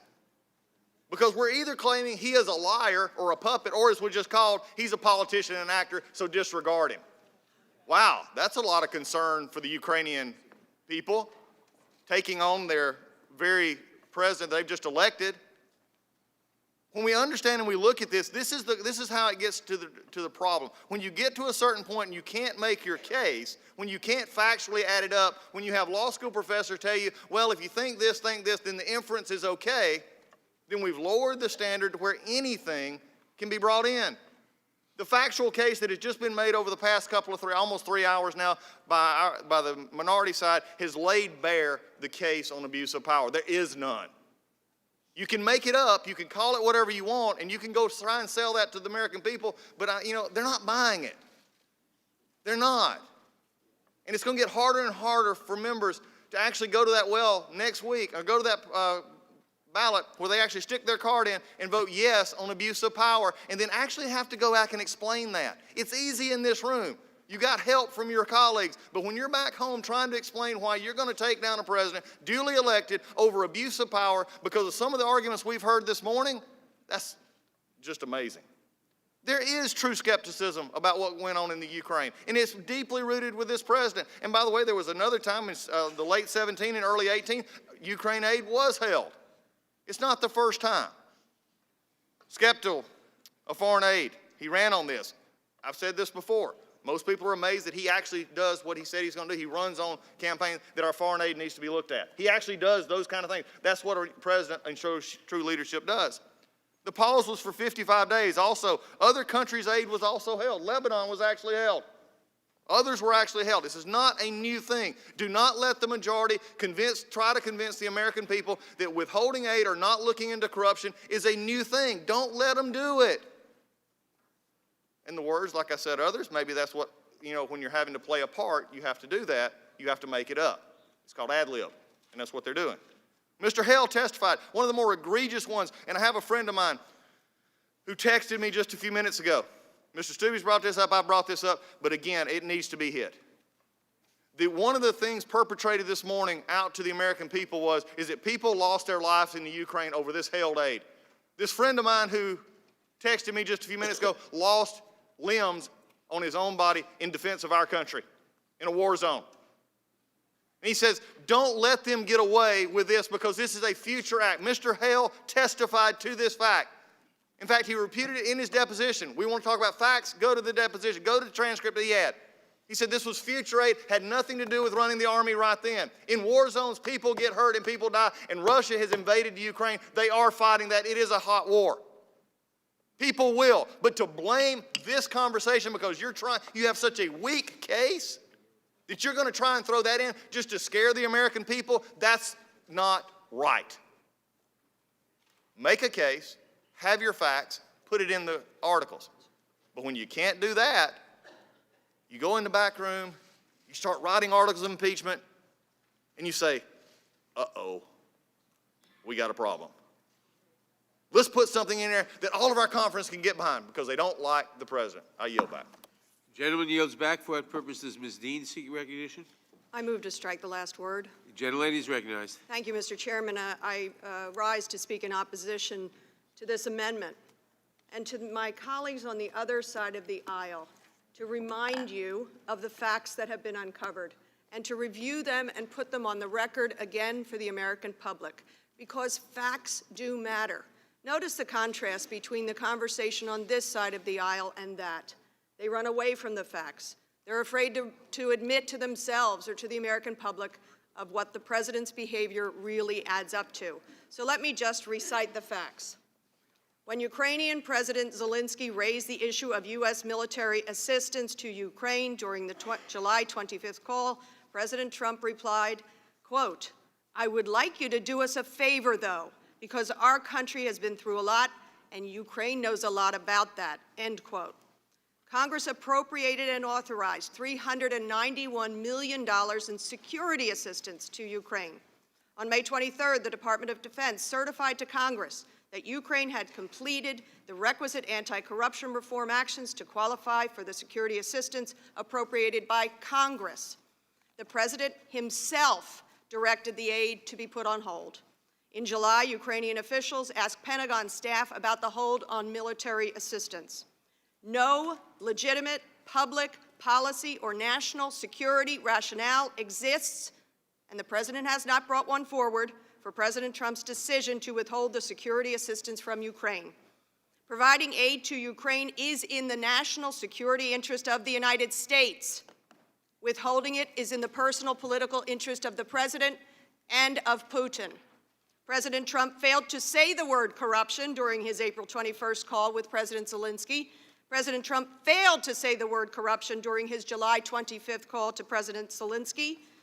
The aid to Ukraine was released only after House committees announced an investigation into the administration's decision to halt the aid.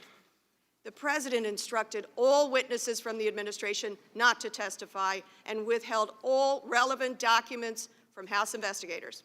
On October 3rd, when asked by a reporter what he hoped President Zelensky would do following their July 25th call, President Trump told the American public and the world, well, I would think that if they were honest about it, they'd start a major investigation into the Bidens. It's a very simple answer.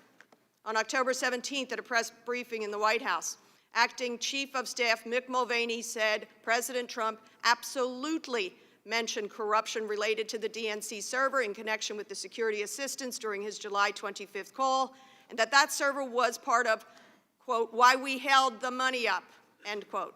Upon taking a question from a reporter attempting to clarify the acknowledgement of a quid pro quo, Mulvaney replied, quote, we do that all the time with foreign policy. Get over it. Let me remind you of a statement that Dr. Fiona Hill made in her opening statement, and her extraordinary, powerful opening statement, incredible testimony before this Congress. She said, and I quote, if the President or anyone else impedes or subverts the national security of the United States in order to further a domestic, political, or personal interests, that is more than worthy of your attention. I ask my colleagues respectfully on the other side of this dais, is it not worthy of our attention to uphold the Constitution and ask the President to do the same? Or do they think it is proper? Do they think it's okay for any president, not just this one, but for any president to invite foreign interference into our elections? And with that, Mr. Chairman, I yield to the gentleman from Rhode Island. I thank the gentlelady for yielding. Mr. Chairman, there's a letter that was signed by more than 500 legal scholars across the ideological spectrum that I'd like to just read from very briefly. Speaking of the President's conduct, they say, the President's conduct is precisely the type of threat to our democracy that the founders feared when they included the remedy of impeachment in the Constitution. We take no position on whether the President committed a crime, but conduct need not be criminal to be impeachable. The standard here is constitutional. It does not depend on what Congress has chosen to criminalize. They go on to say impeachment is an essential, especially essential remedy for conduct that corrupts elections. I know that my time is about to expire, so I'll come back to this before I introduce it, because I'd like to read some additional parts of it. I yield back. The gentlelady yields back. I recognize myself on the amendment, and I yield to Mr. Cicilline.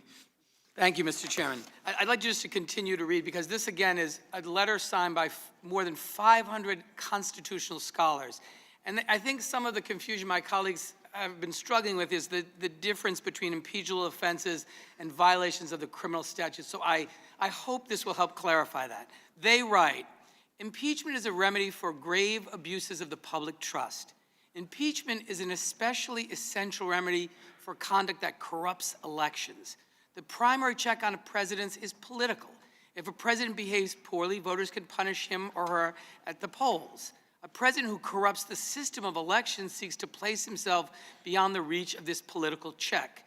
As the Constitutional Convention, George Mason described impeachable offenses as attempts to subvert the Constitution. Corrupting elections subverts the process by which the Constitution makes the president democratically accountable. Put simply, if a president cheats in his effort at re-election, trusting the democratic process to serve as a check through that election is no remedy at all. This is what an impeachment is for. They go on to say in this letter, whether President Trump's conduct is classified as bribery, as a high crime or misdemeanor, or both, it is clearly impeachable under our Constitution. So in asking that unanimous consent that this letter and more than 500 legal scholars signed to be made part of the record, I hope my colleagues on the other side of the aisle will understand the basis of this article of impeachment, that the President of the United States violated the public trust, undermined the national security of the United States, betrayed our national interests by using the enormous power of his office, not to advance the public good, not to advance the policies of the United States and the interests of the United States, but to advance his own personal political benefit. That is exactly what the framers spoke about. That's not my conclusion alone. It was the conclusion of the scholars we heard from in our hearing and more than 500 legal scholars that have joined them. And so I hope we'll put to rest this notion that you have to violate a criminal statute. You know, a president could deface a post office, a mailbox. That's a federal crime. No one would suggest the president could be impeached for that. So the framers are talking about the abuses of the public trust, a violation of the most sacred oath to honor the interests of the American people and not advance your own personal political interests. These constitutional scholars say it much better than I can, and as well as Professor Raskin has said, so I ask unanimous consent to be made part of the record. Without objection. Reclaiming my time, I would simply point out a few things. Number one, that the impeachment of President Nixon, although he had committed many crimes, he was impeached. The committee voted impeachment for abuse of power.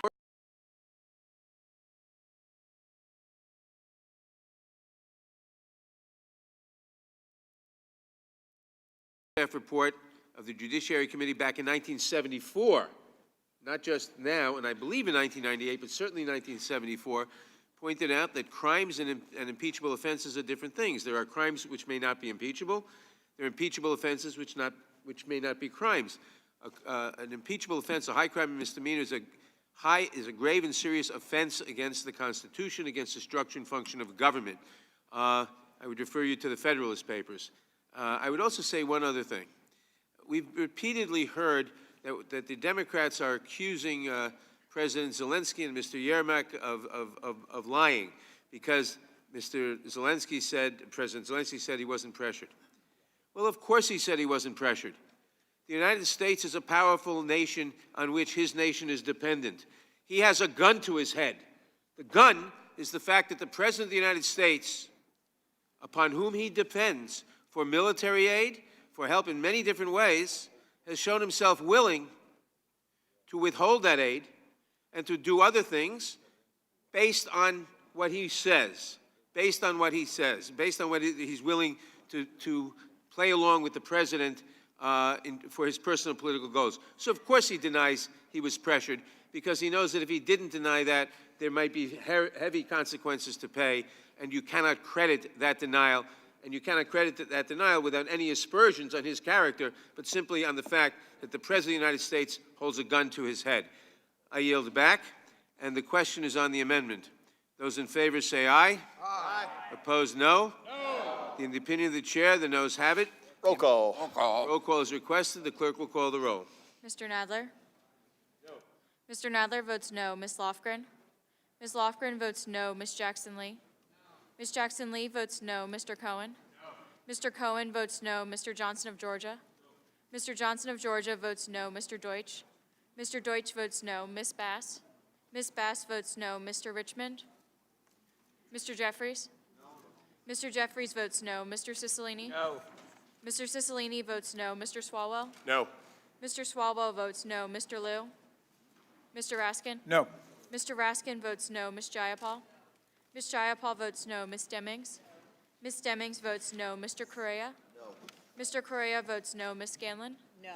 Ms. Scanlon votes no. Ms. Garcia? No. Ms. Garcia votes no. Mr. Neguse? No. Mr. Neguse votes no. Ms. McBath? No. Ms. McBath votes no. Mr. Stanton? No. Mr. Stanton votes no. Ms. Dean? No. Ms. Dean votes no. Ms. Mucarsel-Powell? No. Ms. Mucarsel-Powell votes no. Ms. Escobar? No. Ms. Escobar votes no. Mr. Collins? Mr. Collins votes aye. Mr. Sensenbrenner? Mr. Sensenbrenner votes aye. Mr. Shabbat? Mr. Shabbat votes aye. Mr. Gomert? Mr. Gomert votes aye. Mr. Jordan? Yes. Mr. Jordan votes yes. Mr. Buck? Aye. Mr. Buck votes aye. Mr. Radcliffe? Yes. Mr. Radcliffe votes yes. Ms. Roby? Aye. Ms. Roby votes aye. Mr. Gates? Aye. Mr. Gates votes aye. Mr. Johnson of Louisiana? Aye. Mr. Johnson of Louisiana votes aye. Mr. Biggs? Aye. Mr. Biggs votes aye. Mr. McClintock? Aye. Mr. McClintock votes aye. Ms. Lesko? Aye. Ms. Lesko votes aye. Mr. Reschenthaler? Mr. Reschenthaler votes aye. Mr. Klein? Aye. Mr. Klein votes aye. Mr. Armstrong? Yes. Mr. Armstrong votes yes. Mr. Stubbe? Yes. Mr. Stubbe votes yes. Are there any members who wish to vote who haven't voted? The clerk will report. Mr. Richmond, you are not recorded. No. Mr. Richmond votes no. Are there any other members who haven't voted who wish to vote? The clerk will report.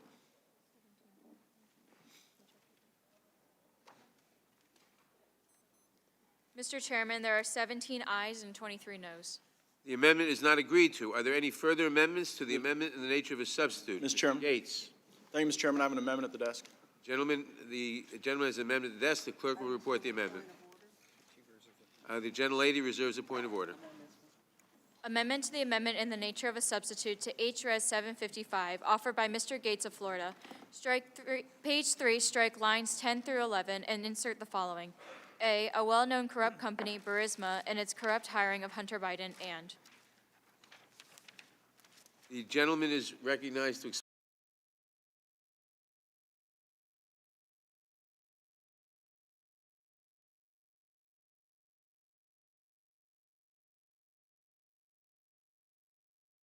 Essential element of the Democrats' case on abuse of power is that the Bidens did nothing wrong. It can only be an abuse of power and not a correct use of power if the president was pursuing something under which there was no reasonable basis to ask a question about Hunter Biden and Burisma. Hunter Biden and Burisma, well, that's an interesting story. And I think just about every American knows there's something up with that. $86,000 a month, no experience, working for some foreign government while your dad's the vice president of the United States? Is there anyone who believes this is okay? I know we got a few of my Democrat colleagues maybe run for president or might run for president one day. Would you let your vice president have their son or daughter or family member out moonlighting for some foreign company? Maybe I'll use language familiar to the former vice president. Come on, man. This looks dirty as it is. Hunter Biden was making more than 5 times more than a board member for ExxonMobil. I've heard of that company. And so I went to read up on Hunter Biden, learn a little more about him, and I found this very extensive profile in The New Yorker. And here's what it says. Hunter said that at that point, he had not slept for several days. Driving east on Interstate 10 just beyond Palm Springs, he lost control of his car, which jumped the median and skidded to a stop on the shoulder of the westbound side. He called Hertz, which came to collect the damaged car and gave him a second rental. The Hertz rental officer told me he found a crack pipe in the car and on one of the consoles a line of white powder residue. Beau Biden's Attorney General badge was on the dashboard. Hertz called the Prescott Police Department, and officers filed a narcotics offense report listing items seized in the car, including a plastic bag containing white powdery substance, a Secret Service business card, credit cards, and Hunter Biden's driver's license. That is what we would call evidence. And I don't want to make light of anybody's substance abuse issues. I know the president's working real hard to solve those throughout the country, but it's a little hard to believe that Burisma hired Hunter Biden to resolve their international disputes when he could not resolve his own dispute with Hertz rental car over leaving cocaine and a crack pipe in the car. It continues. Hunter stayed in Los Angeles for about a week. He said that he needed to get away and forget sooner after his arrival in LA. He said he asked a homeless man in Pershing Square where he could buy crack. Hunter said that the man took him to a nearby homeless encampment where a narrow passageway between tents, someone put a gun to his head before realizing that he was the buyer. He returned to buy more crack a few times that week. Again, not saying, not casting any judgment on any challenges someone goes through in their personal life, but it is just hard to believe that this was the guy wandering through homeless encampments buying crack that was worth $86,000 a month to Burisma Holding. And that might be one of the reasons why when ABC asked Hunter Biden, hey, you think you would have gotten this job in the absence of your dad being the vice president? Well, he said, probably not. And then I looked to the record evidence, and I looked at the testimony of Mr. Kent. Mr. Kent was one of the witnesses they called on the first day. He said Burisma was so dirty that our own embassy had to pull out of a joint sponsorship with them. When Ambassador Yovanovitch was being prepped for her Senate confirmation, the Obama administration was so worried about the corruption around Burisma and Hunter Biden that they held special prep moments to try to get ready for the inevitable questions about this obvious corruption that the president asked about. Mr. Kent, again, one of their witnesses from the first day, also gave testimony that that the head of Burisma had stolen $23 million in the U.S. and the U.K., and that he paid a bribe to get off the hook. So again, it's not as if Burisma is pulling out new plays. Their playbook is to do dirty stuff and then go and pay bribes and hire the people necessary to make those problems go away. This is why the minority hearing issue is so important, by the way. You wonder why Republicans are so angry that we didn't have a hearing to put on our own witnesses and own evidence. And you may wonder why, well, if they feel so good about their case, why did they block our ability to put in evidence? It's because we have the ability to show that Burisma is corrupt. We have the ability to show that Hunter Biden is corrupt. And that totally exculpates the president. Because there is no way in the United States of America that honestly pursuing actual corruption is an impeachable offense. That's why I offer the amendment, and I encourage my colleagues to vote for it. Mr. Chairman, I withdraw my point of order. Mr. Chairman. The gentleman yields back. For what purpose does Mr. Johnson seek recognition? I move to strike the last word. Gentleman is recognized. Mr. Chairman, I rise in opposition to this amendment, and I would say that the pot calling the kettle black is not something that we should do. I don't know what members, if any, have had any problems with substance abuse, been busted in DUI. I don't know. But if I did, I wouldn't raise it against anyone on this committee. I don't think it's proper. And I think we got to get back down to what is most important here. This is a question that stands out like a big, throbbing, sore toe inside of a shoe that's too small. And that is this question: is it ever okay for a president of the United States of America to invite foreign interference in an upcoming presidential election campaign.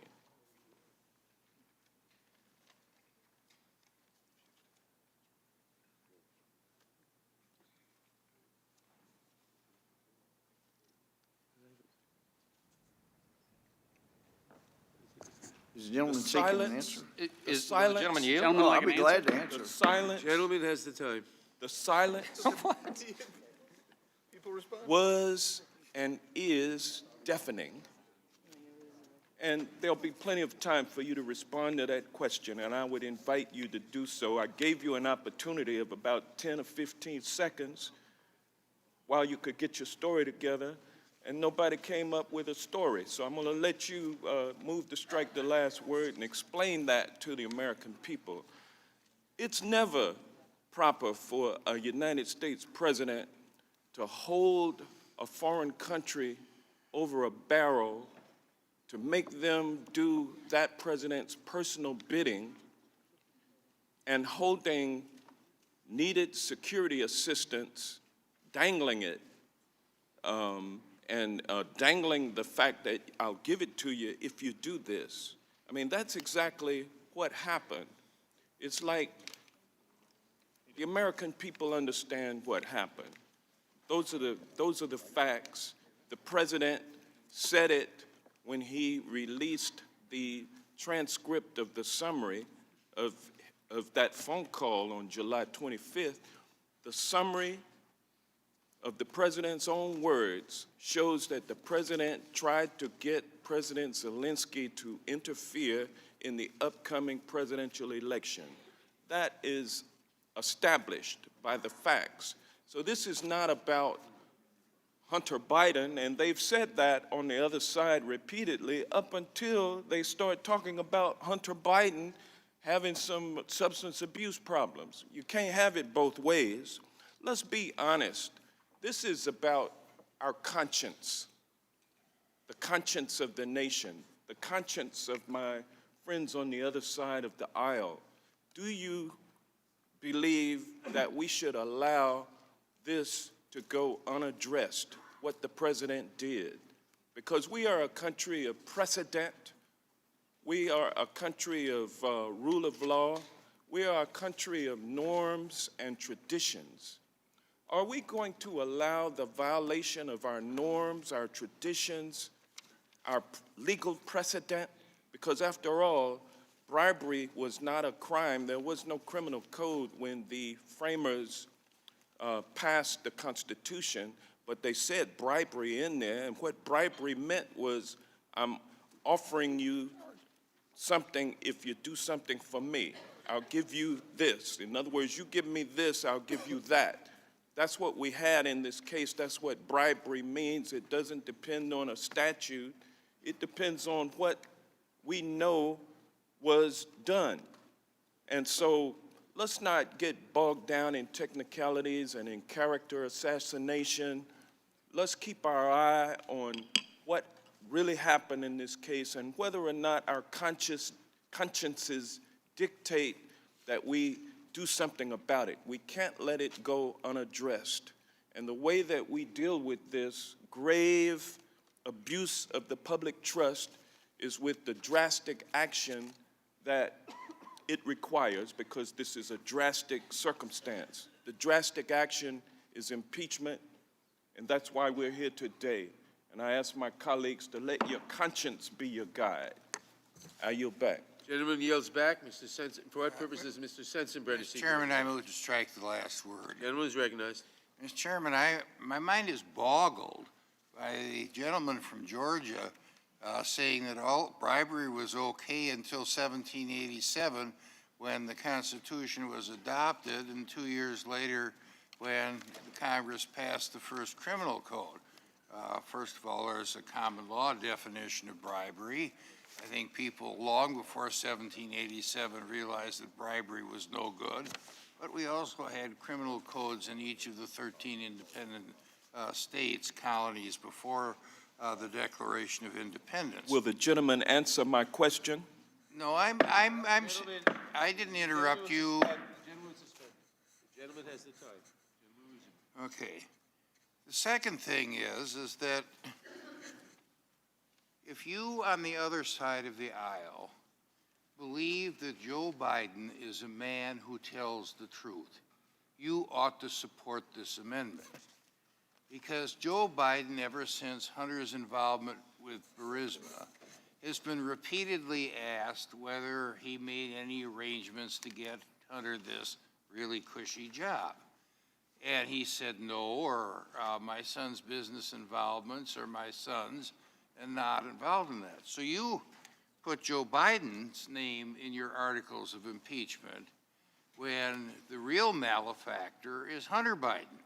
Hunter's not running for anything, and if the real malefactor really is Hunter Biden, I guess your claim that the president was trying to influence the 2020 election would go out the window. But if you think that Joe Biden is a man who tells the truth, and I'll give him the benefit of the doubt because I think he deserves it, then let's get rid of Joe Biden in this article of impeachment, substitute his son's name in there, and proceed. I challenge you, because every one of you that will vote no on this amendment is going to be saying, I think that Joe Biden's a liar. If you don't think that Joe Biden is a liar, vote yes. I yield the balance of my time to Mr. Gates. Thank you, Mr. Chairman. And again, it's important to analyze the burden of proof here. It's the Democrats who are saying any question about the Biden situation, Burisma, it could only be an abuse of power. And I think this amendment really reflects how the president was using his power perfectly, entirely appropriately. And it also shows how scared they are of the facts. If we had the opportunity to call in those who were engaged in work with the Ukrainian embassy, folks like Alexander Chalupa, if we were able to bring forward Hunter Biden, if we were able to demonstrate the bias of the whistleblower, the American people would see we are not in this debate and in this discussion because the president did anything wrong or impeachable or criminal. We're here fundamentally because they cannot accept the fact that he won the 2016 election. And I think all Americans know the president has a different approach.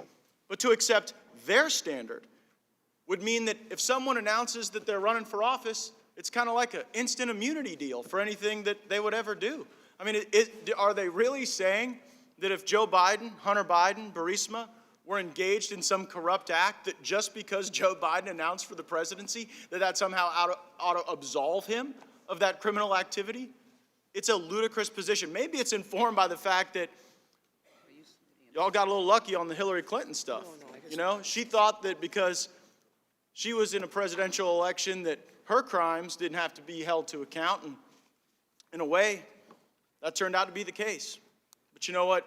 It shouldn't be the standard in the United States of America, and I'm glad that we have a president who is at times skeptical of foreign aid, who does put America first, who understands that in corrupt places, the resources we provide don't always make it to an area of need. But we conclude with this.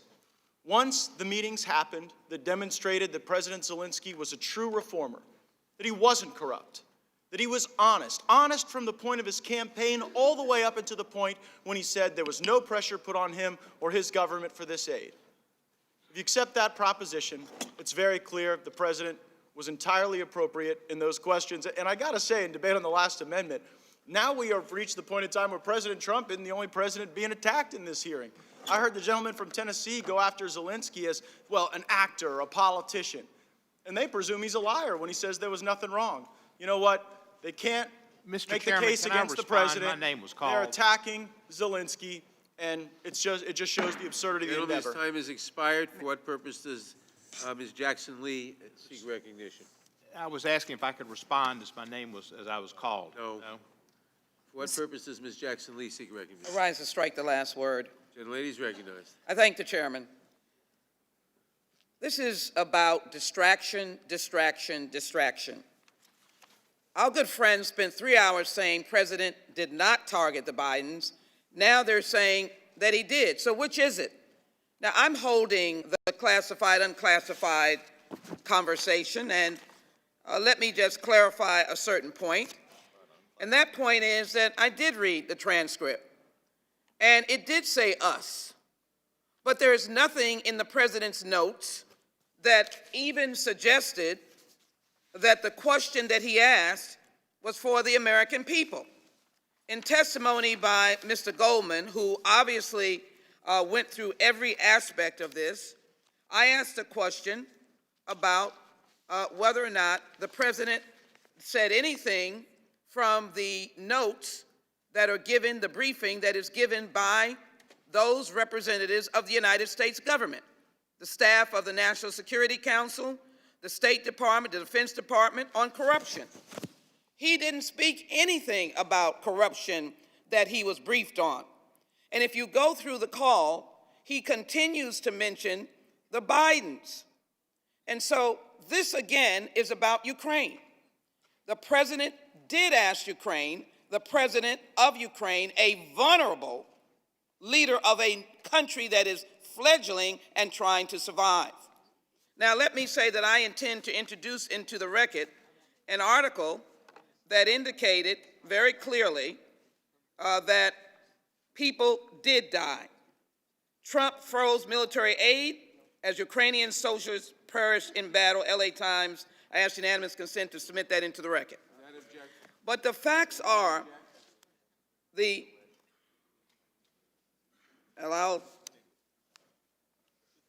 facts are President Trump provided $510 million in aid in 2017 and $359 million in 2018. But he wanted to stop in 2019, the year or months before the 2020 election. In addition, President Trump's advisors confirmed that President Trump's investigations, the 2016 election interference and the Bidens, were not U.S. policy. And as well, they have debunked any association that there was anything to the impropriety of the former vice president and his service as it related to Ukraine. I think it is also important the Department of Defense and State Department have confirmed that Ukraine had met all anti-corruption benchmarks and the aid should be released. That's the policy of the United States of America. There was no need for this president to, in essence, try to make up his own policy. In his own statement of administrative policies, and I ask unanimous consent to have those in the record, this is from the White House. Nothing in this said to discuss corruption. Why? Because Ukraine had already met the standards of independent executive agencies, that they had met that standard of corruption. Their money should have been released. And we well know, as the process of the whistleblower and the timing, that President Zelensky, desperate for money, people dying in the field, was asked to do a CNN announcement. And he was going to be on one of CNN's well-known shows dealing with international politics.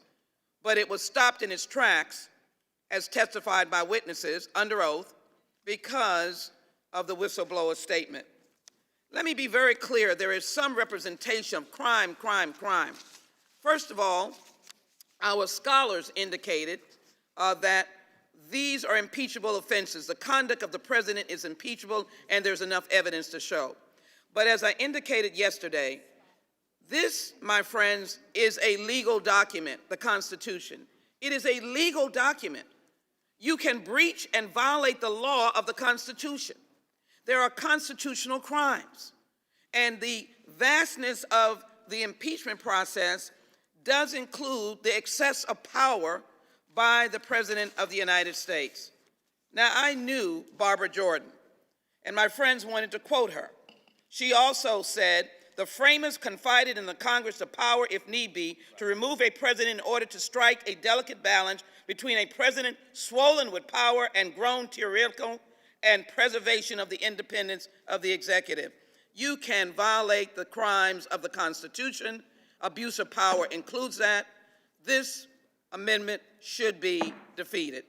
Gentlelady's time has expired. Mr. Chair, For what purpose does Mr. Ratcliffe seek recognition? Move to strike the last word. Gentleman is recognized. Thank the chair. I want to answer my colleague from Georgia, Mr. Johnson's question that he asked before. Is it ever okay to invite a foreign government to become involved in an election involving a political opponent? The answer is yes. It better be. We do it all the time. Have you that quickly forgotten how the Trump-Russia investigation proceeded? The Obama administration asked Great Britain and Italy and Australia and other countries to assist in its investigation of a person who was a political opponent from the opposite party. I keep hearing over and over again, you can't investigate political opponents. We have a member of this committee who was, as a member of this committee and the Intelligence Committee, investigating his political opponent, Donald Trump, at the very moment he was running to replace him as president. My colleague on the Intel Committee, Mr. Castro, was investigating President Trump at the very same moment his brother was running to replace President Trump. President Trump is the only one with the really legitimate reason to be doing it. He is the chief executive. Chief executive, we are in the Judiciary Committee, right? We do understand the Constitution. We do understand that the president, as the unitary executive, is the executive branch. And all power in the executive branch derives from the president. And the president can and should ask for assistance from foreign governments in ongoing criminal investigations. There was an ongoing criminal investigation into what happened in 2016. The Attorney General Barr, at the time of the July 25th call, had long before that appointed U.S. Attorney John Durham to investigate exactly that issue. It wasn't just appropriate, it was absolutely the president's constitutional duty. And Hunter Biden, the president has, as the chief executive, the ability to ask about matters where there is a prima facie case of corruption.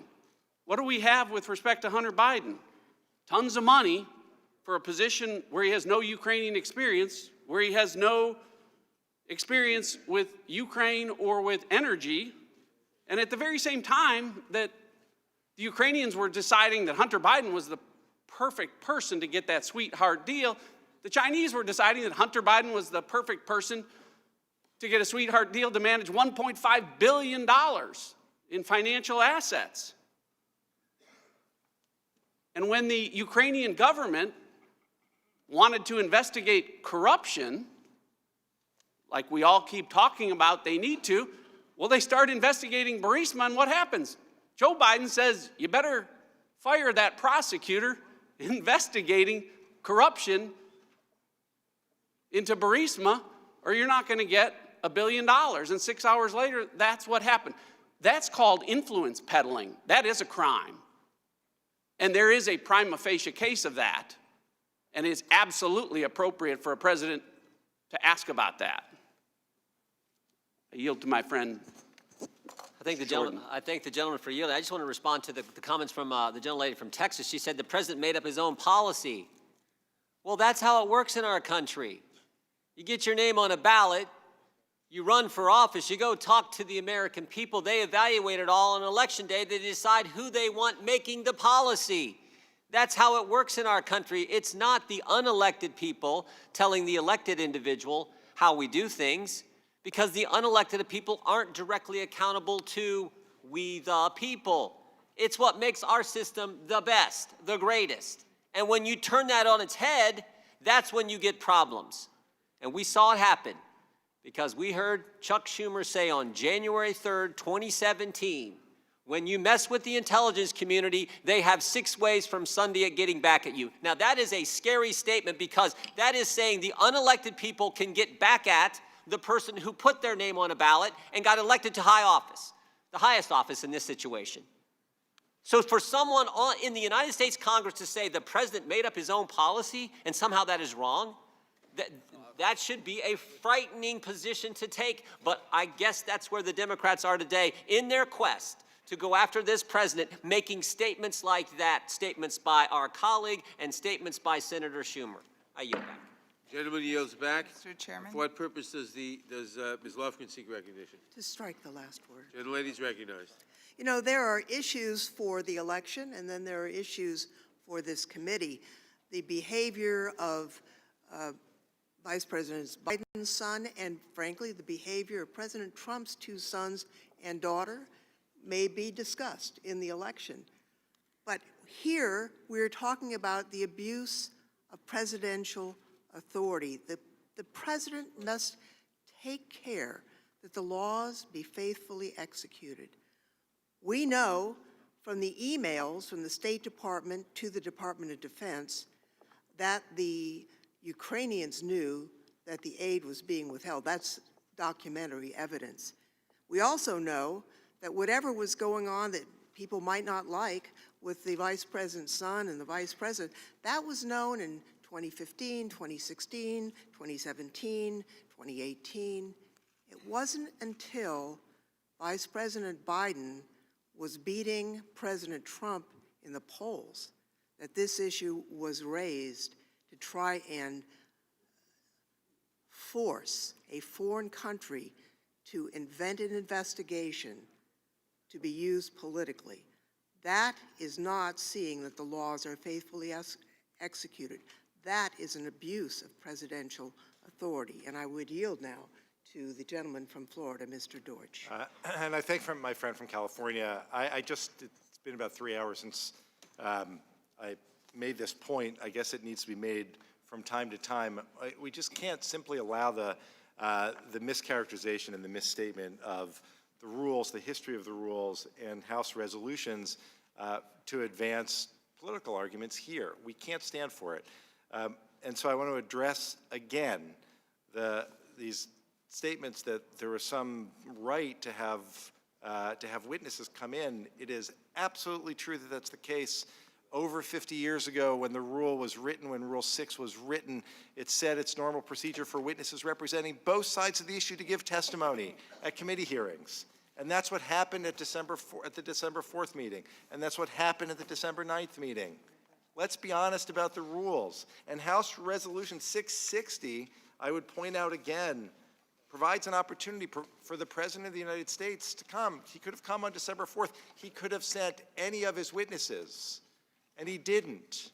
But no one should be surprised, because that's been the President's approach throughout, is to refuse to allow anyone with the kind of information that my colleagues claim they're interested in from coming to testify, from coming to answer questions directly. And with that, I yield to my friend from New York, Mr. Jeffries.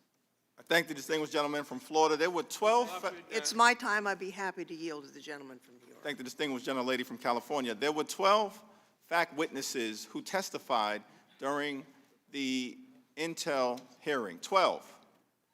And we don't hear a thing about those witnesses from my colleagues on the other side of the aisle, a thing. Those witnesses were not political operatives. They were patriots. In fact, they were Trump appointees. Ambassador Taylor, Trump appointee. Ambassador Sondland, Trump appointee. Dr. Fiona Hill, Trump appointee. Jennifer Williams, Trump appointee. Lieutenant Colonel Vindman, Trump appointee. Ambassador Volker, Trump appointee. They all confirmed that Donald Trump pressured a foreign government to target an American citizen for political gain, and at the same time withheld, without justification, $391 million in military aid, undermining America's national security. Let's just look at Ambassador Volker's testimony.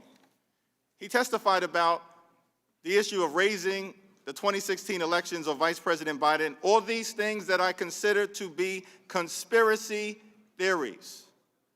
What was his response? It was pretty simple. Quote, I think the allegations against Vice President Biden are self-serving and not credible. That's what this is all about. I yield back. Mr. Chairman, I yield back. The gentlelady yields back. For what purpose does Mr. Gomer seek recognition? Support of the amendment. Speaking. Does the gentleman desire to strike the last word? Thank you, Mr. Chairman. The gentleman is recognized. it's amazing. We're hearing from the same people accusing us of covering up, not willing to face the truth. They're the same arguments that we've been hearing for 3 years now. First, it was accusing us of not being willing to face the facts about Russia collusion and the president scheming with Russia, and that turned out all to be lies. We were right, and those accusing us of not facing the truth were the ones who were not facing the truth. We heard about all kinds of other allegations, and we said, wait, that doesn't appear to be supported. Well, we weren't facing the truth, and there was a lot of media support for those positions, but we still persisted that we were the ones that were right. And this week, these things are all being borne out. We were right, they were wrong, and now we're not hearing anybody come in and say, hey, we're really sorry when we accused y'all of being crazy and not facing the truth. You were right, there was no Russia collusion. You were right, there was no extortion. And my friends across the aisle keep changing the subject. What the call made clear is we're interested in finding out about if there was Ukrainian collusion or interference in our election. Now, it's amazing how the majority can take two positions that counterindicate each other. First of all, they say there was no effort by Republicans, including President Trump, to stop interference from foreign countries. We hear that over and over, including yesterday and today.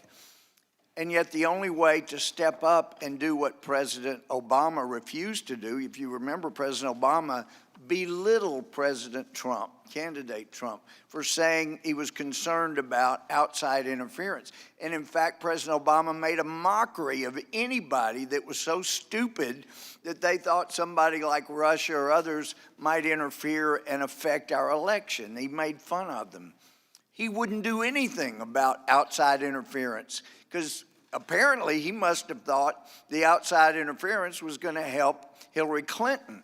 As we've heard, there apparently are some people that certainly are accused in Ukraine of doing all they could to help Hillary Clinton. In fact, it was unheard of to have a foreign ambassador in our country step up and come out with support for Hillary Clinton. So what we continue to see is projecting. Somebody on their side engages in illegal or improper conduct, and that's what they accuse President Trump or us of doing. And all of this self-righteousness about, for political purposes, I mean, this is from a transcript from December 1st, 1943, when President Roosevelt was talking to Marshal Stalin. He's talking with Stalin. This is apparently in Tehran, they're meeting. But he wanted to talk to him about internal American politics. And from the stenographers, they say that President Roosevelt said there were in the United States 6 to 7 million Americans of Polish extraction. As a political man, he didn't want to lose their votes, and he was explaining he couldn't go public. He didn't care when basically the Soviet Union took over Poland. He didn't care if they cut down Poland's borders from the east and from the west. And he goes on to say, they say jokingly, that when the Soviet armies invade and occupy these areas of Lithuania, Latvia, Estonia, he did not intend to go to war with the Soviet Union on this point, but he continues to emphasize, some of these things he can't go public with. These kind of things have gone on by Democrats for many decades, and here they come after the one guy. He wants to get to the bottom of 2016 foreign interference. And what do they accuse him of? Of getting foreign interference. No, you can't root out foreign interference until you know what it was. So you can't have it both ways. Well, I guess the Democratic Party can't have it both ways, but this has got to stop before it goes too much further. I yield back. Gentleman yields back. For what purpose does Mr. Cicilline seek recognition? Oh, I'm sorry. Who is? We do.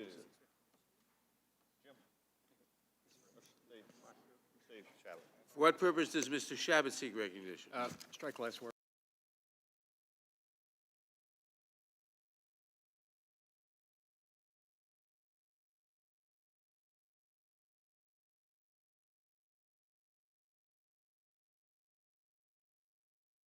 Third most corrupt nation on earth, and that Hunter Biden had just put himself right smack dab in the middle of that corruption, and that even though Democrats and many of their friends in the media would have you believe that this, the Burisma, Biden corruption, that this was all just the vast right-wing conspiracy allegation, when in actuality, it was the Obama administration that raised this issue first. Back in 2015, George Kent reported his concerns about Hunter Biden to the vice president's office. And the former ambassador to Ukraine, Marie Yovanovitch, sorry about that, said she was coached by the Obama administration on how to answer pesky questions related to Hunter Biden and Burisma that might arise during her Senate confirmation process. And nearly every single witness who testified at the Intelligence Committee impeachment inquiry agreed that Hunter Biden's Burisma deal created, at the very least, the appearance of a conflict of interest. Yet the Democrats on the Intelligence Committee under Chairman Schiff, and now Democrats in this committee, are determined to sweep all this under the rug, ignore it, not let us call witnesses on it, instead rush to impeach this president. You've got the Vice President, Joe Biden, in charge of overseeing our Ukrainian policy, and his son, Hunter Biden, receiving $50,000 a month, even though he had no identifiable expertise in energy or in Ukraine, yet the Democrats wouldn't let us call witnesses or delve into this. And it was interesting that Joe Biden got in an argument with a man at one of his events in Iowa recently. He called the man a liar and challenged him to a push-up contest and spouted off a bunch of other malarkey. And now this committee is conducting an impeachment investigation against President Trump based on, as Professor Turley put it recently, wafer-thin evidence, and they're ignoring evidence of something that truly doesn't smell right. Wafer-thin evidence. And this was a professor who acknowledged that he had not voted for President Trump. In fact, all four witnesses who testified, none of them had voted for him. But he said wafer-thin evidence. That's what we're being called to impeach a president on. And while we're doing that, there are so many things that are getting ignored. Now, it looks like one thing, the USMCA, a trade deal which is very important to replace NAFTA, it looks like we might actually get that across the finish line. I certainly hope so, because it'll be good for the country. It's bipartisan. But I think if there's anything good to come out of this impeachment, it's probably that actually will get passed, because the Democrats want to show we did something. We did something, because they haven't done much of anything else. Very little has passed into law. We had 68,000 Americans who died from opioid overdoses last year alone. I think it was 70,000 the year before that. And even though the number's gone down a bit, it's not necessarily because we're doing a whole lot better. It's because we actually, because of Narcan, not quite as many people are dying, but there are just as many people that are involved with this scourge, these opioids and other drugs. Our southern border is still a sieve. We have far too many people coming across our southern border. That's something we ought to be able to work on in a bipartisan manner in this committee, to do something about that, and our asylum laws, which need to be reformed. We got a $22 trillion debt hanging over our head. The reason I'm mentioning these issues, this committee has jurisdiction over all these things and isn't doing a thing, because we've been spending all our time for the last year on impeachment in one form or another. But I have a bill, a balanced budget amendment, which would actually move in the right direction of doing something about that. We should have done it years ago. Those are all in our jurisdiction. Other things like infrastructure, not in our jurisdiction, but the United States Congress ought to act on it. We have our highways and our bridges are crumbling in this country. It's actually something we generally agree on, but the Democrats probably don't want the president to take any credit for that, so that's not likely to happen. It's unfortunate taking up all this time on impeachment when there are so many other things that we ought to be working on for the benefit of the American people. For what purpose does Mr. Sensenbrenner seek, does Mr. Jordan seek recognition? Yield to the ranking member. I want to just take a quick second. It is amazing, though, to hear now they've gotten really sensitive about process on the majority side. When we actually pointed out the tragedy and the travesty of being a rubber stamp in this committee, and the gentleman from Florida has brought out a couple of things. But let me just remind, as he said just a few minutes ago, the White House going to send everything? No, it's just like everything else. It all goes through the whim and the whimper of the chairman and the majority. They can't send anybody they want. It all goes through their majority opinion. I get back to the gentleman. Yield to the gentleman from Florida. Thank the gentleman for yielding. If Democrats can't prove that the Bidens are clean, then President Trump can't be guilty of abusing power if he's asking a reasonable question. They cannot prove that the questions into the Bidens are unreasonable. Now, the gentleman from New York said, well, you just start listening to the witnesses. I listened very closely to the witnesses. What I heard was Mr. Kent say that they were so concerned about Burisma, we had to pull out of a partnership with the embassy. So if it's okay for our embassy to ask the questions, why isn't it okay for the president? I listened to Ambassador Yovanovitch when she gave testimony. She said that she was having to do special preparation to have to answer these sticky questions about why the vice president's son was off moonlighting for some foreign energy company. So if it's okay for Yovanovitch to ask those questions, if it's okay for the Obama administration to ask those questions, why isn't it okay for President Trump to ask those questions? Here's one thing I know. Corrupt people, they don't just steal once. They kind of get into this like cycle and culture of corruption, and it's disappointing. I go back to this New Yorker article. I'm reading directly from it. One of Kathleen's motions, this is regarding Hunter Biden's divorce, contains a reference to a large diamond that had come into Hunter's possession. When I asked him about it, he told me he had been given the diamond by Chinese energy tycoon Yi Jingmen. Hunter told me that 2 associates accompanied him to his first meeting with Yi in Miami, and they surprised him by giving him a rare vintage of scotch worth thousands of dollars. So this guy wasn't just taking these weird jobs from the Ukrainians. He was taking diamonds and scotch from the Chinese, and I think it is entirely appropriate for the President of the United States to figure out why that's the case. The American people watching today know that this is an impeachment movement that is losing steam. I was watching CNN on the way into the hearing this morning, maybe one of the only folks, but I was watching, and I heard Gloria Borger say, the polling on impeachment is bad for Democrats. I heard Jim Sciutto say that Chairman Nadler had gone on CNN's air and said, well, once we have these public hearings, we will animate all this public support for impeachment. Well, now you've had the hearings, you've called the witnesses, and you know what?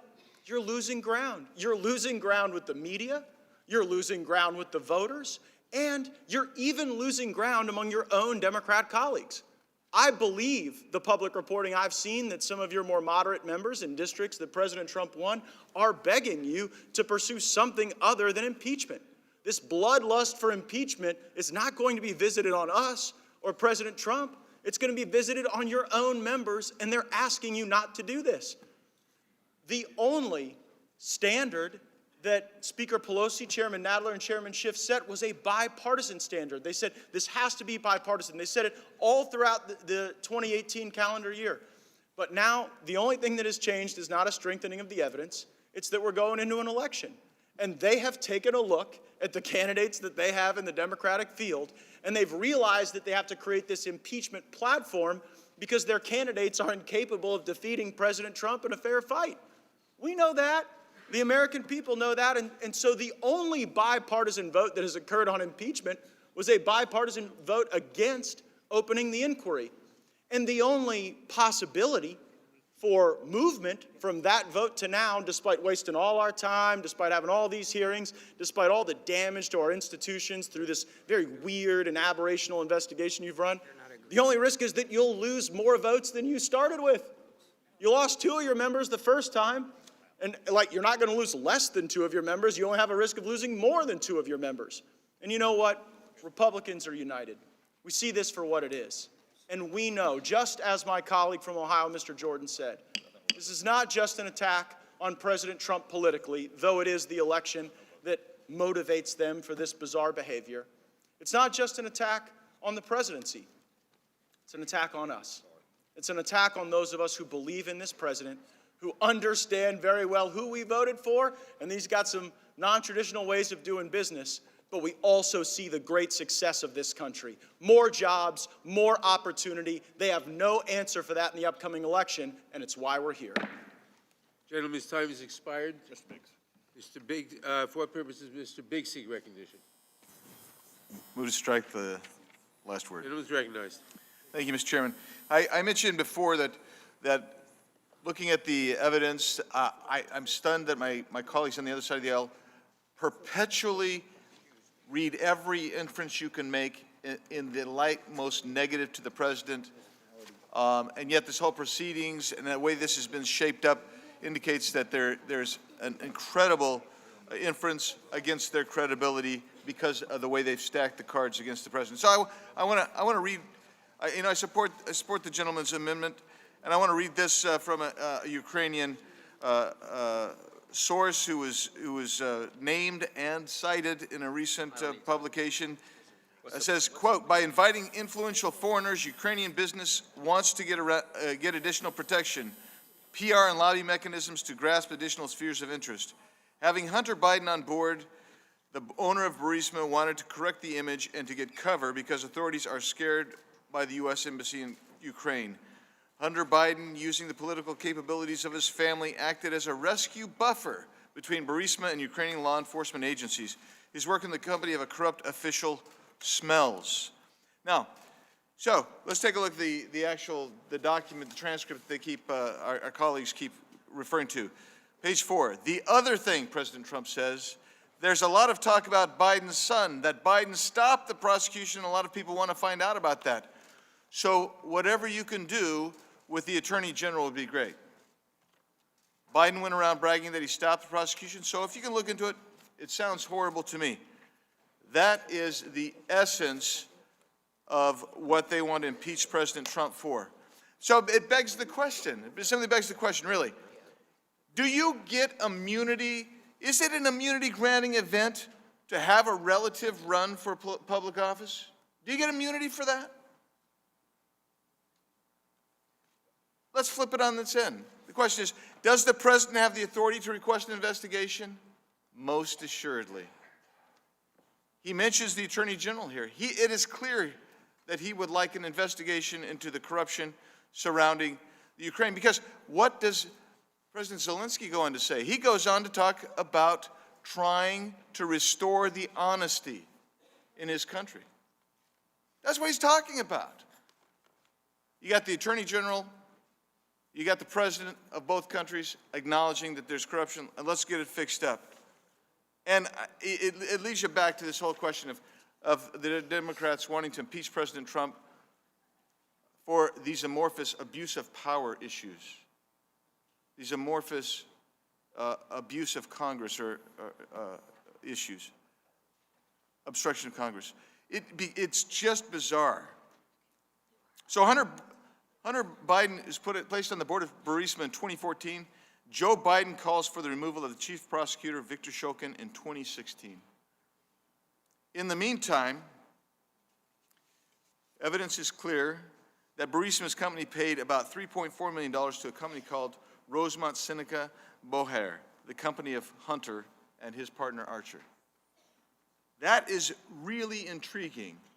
The investigations surrounding Burisma stop, and the Burisma's reputation in Ukraine is low, and it was dubious even before this impeachment inquiry raised it to new attention. Now let's face it.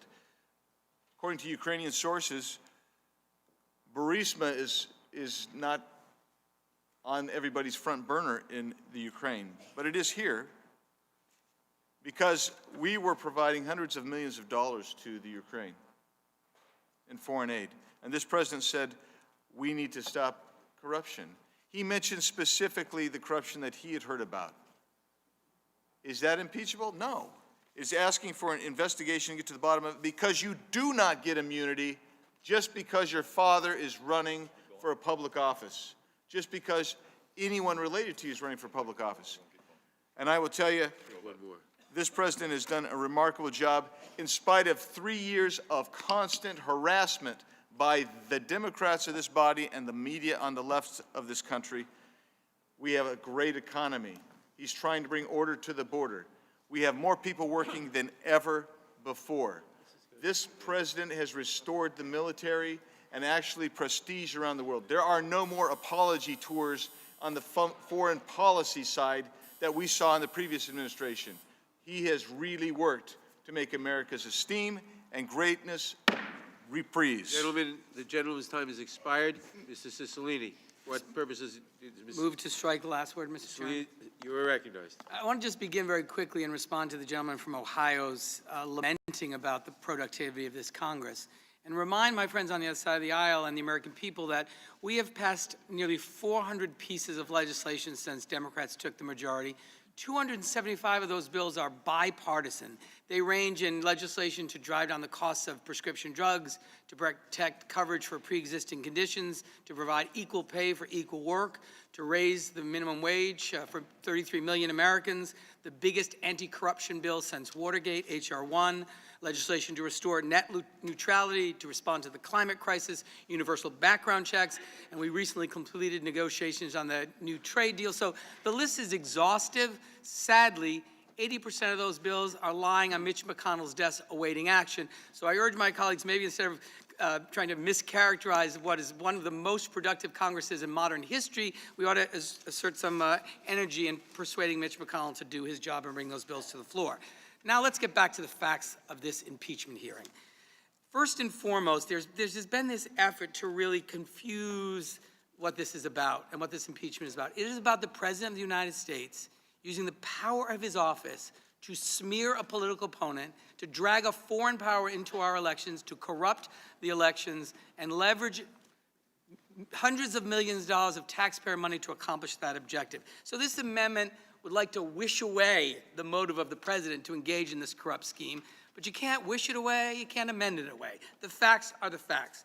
The allegations that we're talking about here originated in 2015.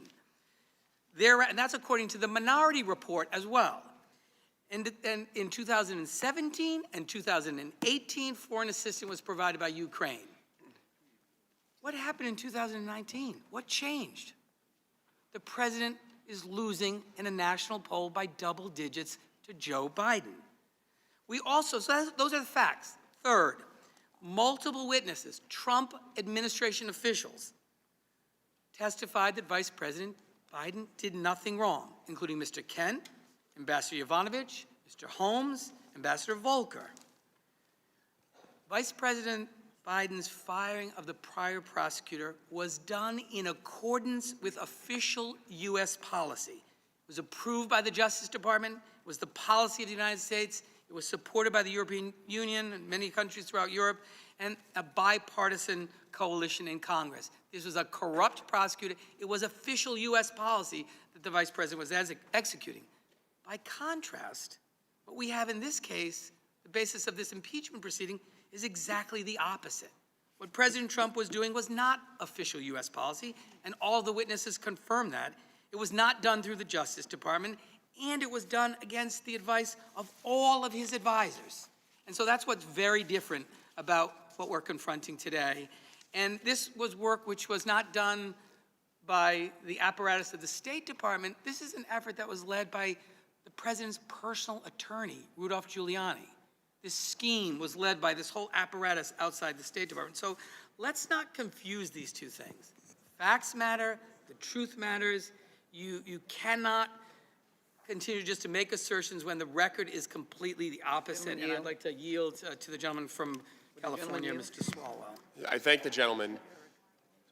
if President Trump and my Republican colleagues were so interested in rooting out corruption in Ukraine, there was so much they could do that they never did.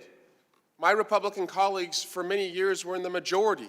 For many years, the Vice President's son was on this board. They never investigated this. Their concern only came about once Vice President Biden became President Trump's chief political opponent. On April 21 of this year, President Trump called President Zelensky to congratulate him. In his talking points, President Trump was told to bring up rooting out corruption in Ukraine. President Trump never did it, but the White House, in their talking points, lied to the American people and said the president had. July 25, again, National Security Council members worked really hard to tell the president, impress upon the Ukrainian president he needs to root out corruption in his country. The president never brings up corruption. If the president wanted to investigate any individual U.S. citizen, there's a formal process we go through. The president never asked the Attorney General to do this. The president was never interested in fighting corruption in Ukraine. He was only interested in weaponizing corruption in Ukraine for his own personal benefit, and that's why we must hold him accountable for an abuse of power. And I yield Mr. back. Chairman, I have a unanimous consent request. Gentleman yields back.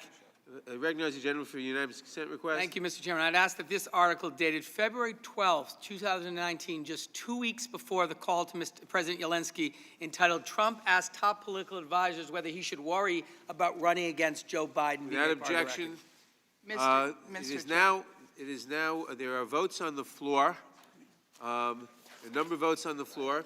The committee will stand in recess until after the votes. Please reconvene immediately after the votes. The committee stands in recess.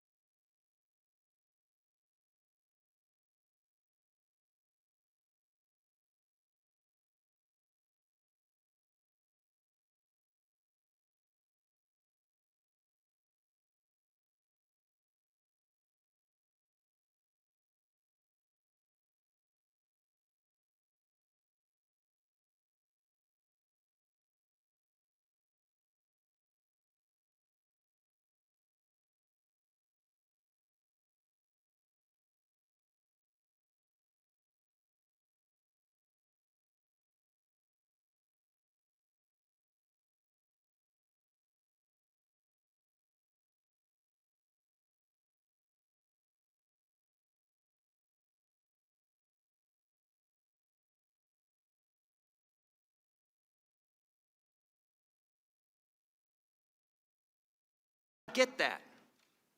It's exactly why we're here, to make sure that we hold Congress to a higher standard. And if you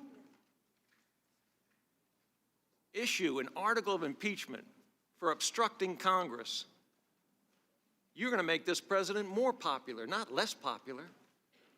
Congress is an embarrassment.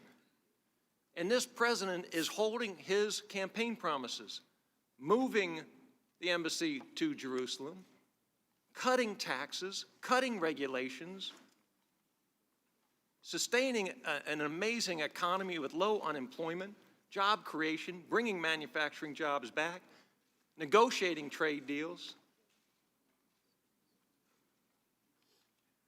I think that we should be talking about how we support this president, how we support this agenda, and not how we undermine the positive direction that we are going in this country.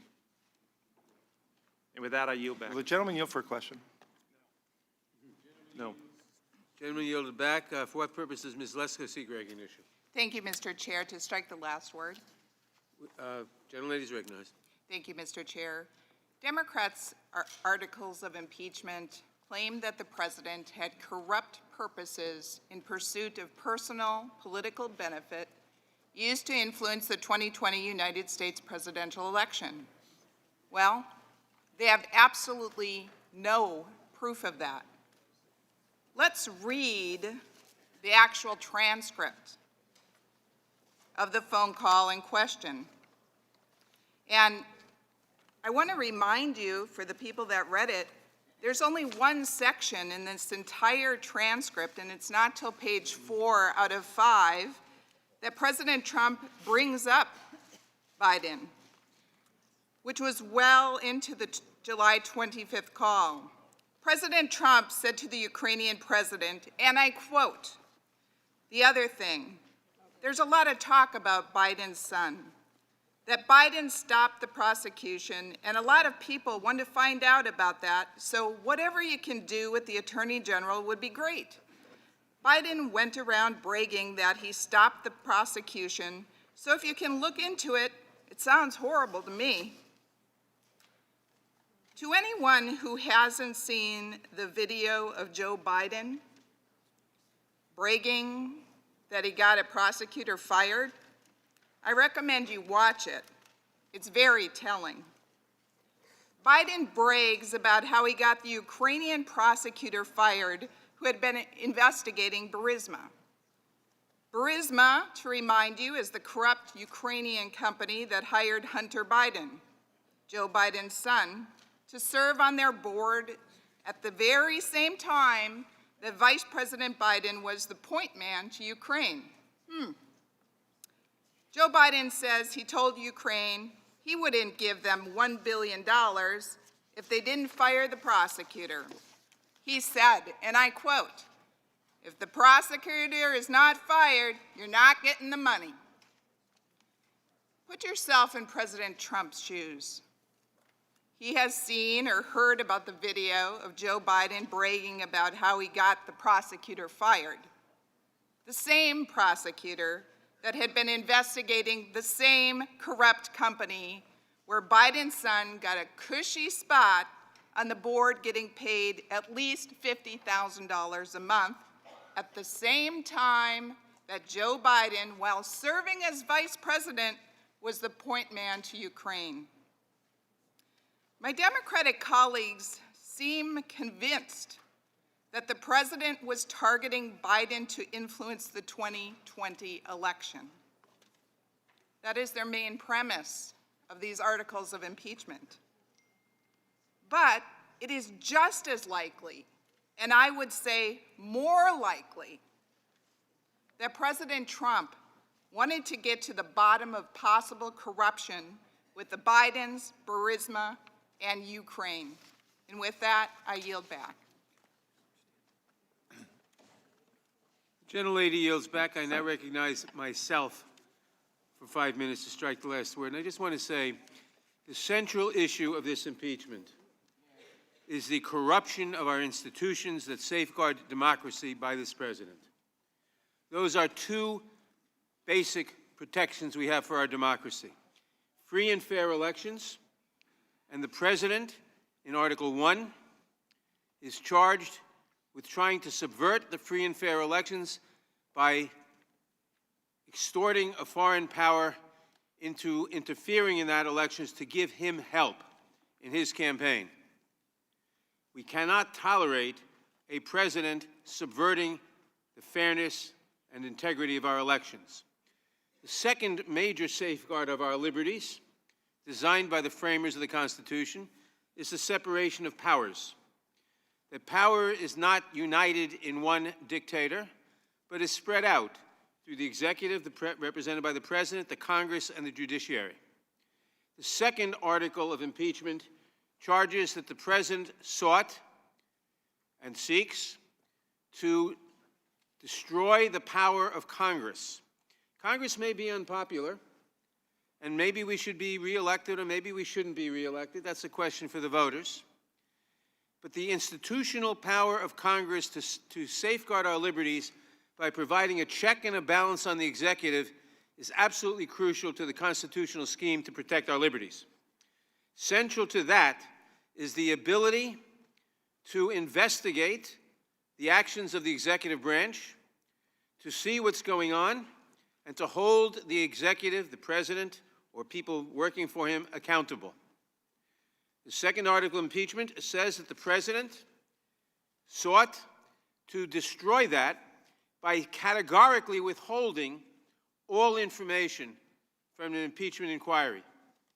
Now, that is different from contesting some subpoenas on the basis of privilege. Some may be contestable, some may not be, but a categorical withholding of information. We will prohibit anybody in the executive branch from complying with any congressional subpoena, no matter how justified. We will make sure that nobody in the executive branch gives any document to Congress with respect to this inquiry. It is a subversion of the congressional power to keep the executive in check. So whether you think Congress is behaving well or badly, whether it's popular or unpopular, if you want a dictator, then you subvert the ability of Congress to hold the executive in check.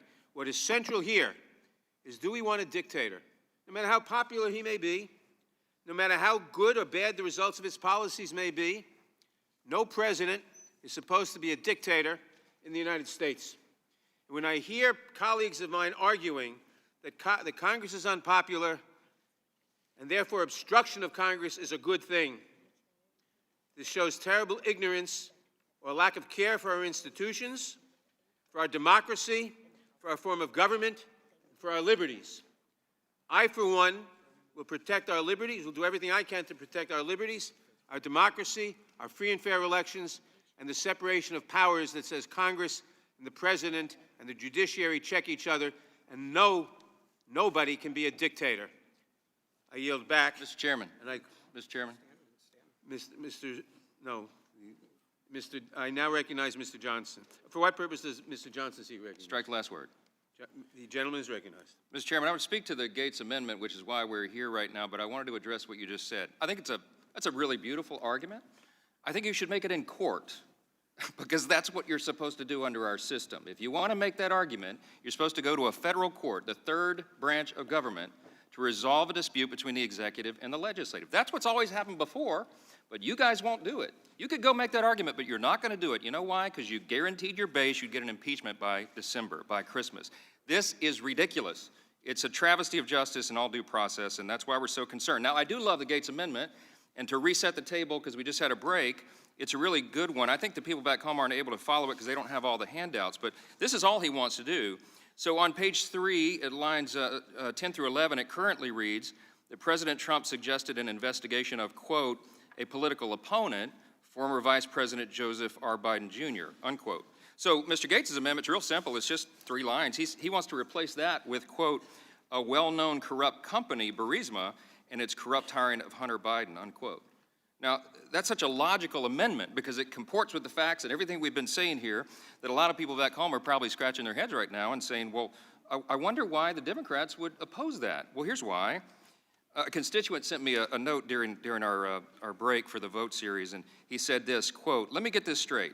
President Trump's phone call amounts to an abuse of power, but Vice President Biden's actions do not?"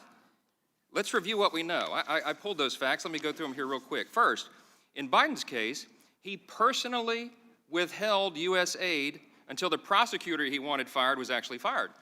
Biden received a personal benefit for his official act, namely the ability of his son to continue to collect money from a corrupt Ukrainian company. Hunter and Joe Biden had a direct financial stake in avoiding an investigation of Burisma that might lead to the company's demise. Then his gravy train would stop. Of course, this is just obvious. Everybody can see it. There was an article in the New York Times that was published in May 1st, 2019, stated the following about the Ukrainian prosecutor's ouster, quote, "Among those who had a stake in the outcome was Hunter Biden, Mr. Biden's younger son, who at the time was on the board of an energy company owned by a Ukrainian oligarch who had been in the sights of the fired prosecutor general," unquote. And of course, Joe Biden had a personal interest in avoiding a political scandal involving his son. Clearly, a requested informational investigation into Biden's dealings was justified as an informational investigation into an abuse of power by the previous administration. But of course, if President Trump's requested informational investigation was justified, then no impeachment charge against him is justified. It can't be an abuse of power by President Trump to inquire about an abuse of power that's so painfully obvious by Vice President Biden. In other words, any theory of impeachment on these facts has to collapse on itself, and it ends up exonerating President Donald J. Trump. That's the reason they won't accept the amendment, but it's why every single one of us who is looking at these facts objectively really has an obligation to do it. Now, I have a minute and a half left. Let me correct something else here was in the record. We have a lot of facts to correct, and we may be here a while doing that. My good friend and trusted friend, Ms. Loughran, said before the break at some point that the Ukrainians knew about the hold on the aid. But the fact is that senior Ukrainian government officials did not know about the delay in funding until August 28th. Ukrainian embassy officials who contacted State Department and DOD officials were reportedly acting rogue with the then Ukraine ambassador to the U.S. and working to withhold information from Kiev to undermine the new Zelensky administration, the swamp drainer, the guy who was going to clean up the corruption that President Trump affirmed later. Andrei Yermak has publicly confirmed that the president's close advisors, President Zelensky's close advisors, had no knowledge of the hold until it was made public by the Politico article on August 28th. Look, that is the fact.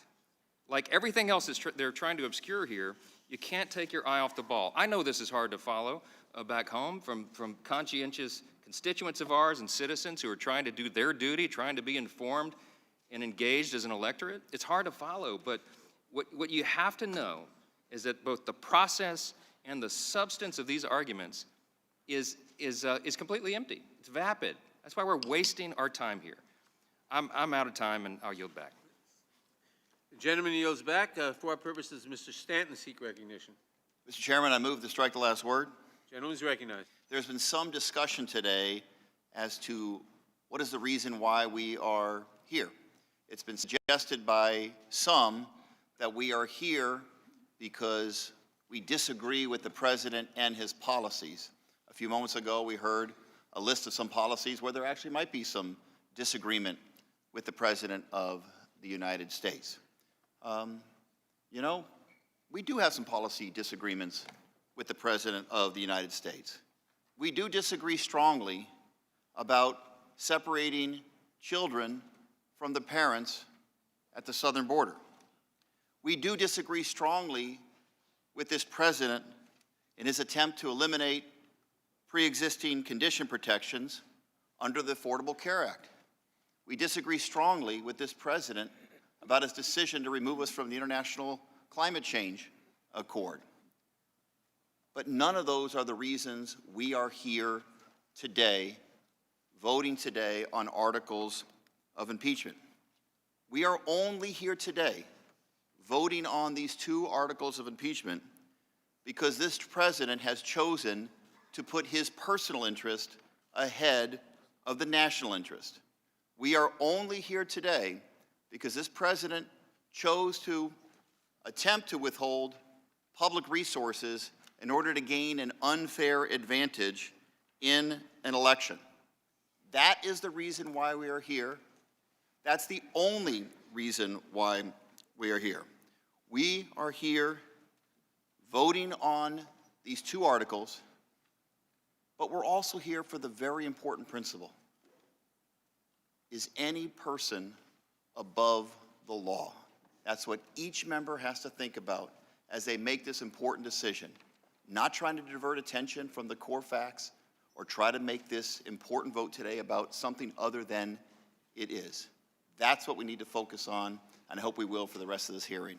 And at this point, I will yield to the gentlelady from Texas, Congresswoman Escobar. Thank you, Mr. Stanton. There is much reference, has been much reference made to the transcript, and I use air quotes because it's not an official transcript. I want to remind everyone that this was a document provided to us by the White House with ellipses in the document, and we don't know exactly what was stated because it is not an official document.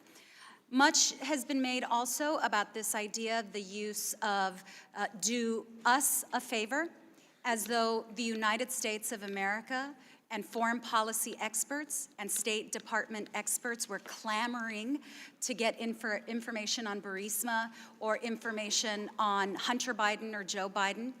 We heard from Mr. Goldman last week, and I asked him specifically if his committees had investigated that claim, that there was some legitimate concern by the government about corruption regarding Burisma. And he said they thoroughly investigated it and found absolutely no evidence. Mr. Trump is welcome to be here. He was welcome to be here. He was welcome to participate, his lawyers, so that if he has any information that would exonerate him about this, he could present it at any time. He's not. Now let's compare that to the fact that he has prohibited witnesses from coming before our committee and other committees. He has prevented documents from seeing the light of day. He has intimidated witnesses. So let's remember that he is doing absolutely everything possible to hide his wrongdoing. If he could prove otherwise, he would. Now compare that with the information that was created through the investigations.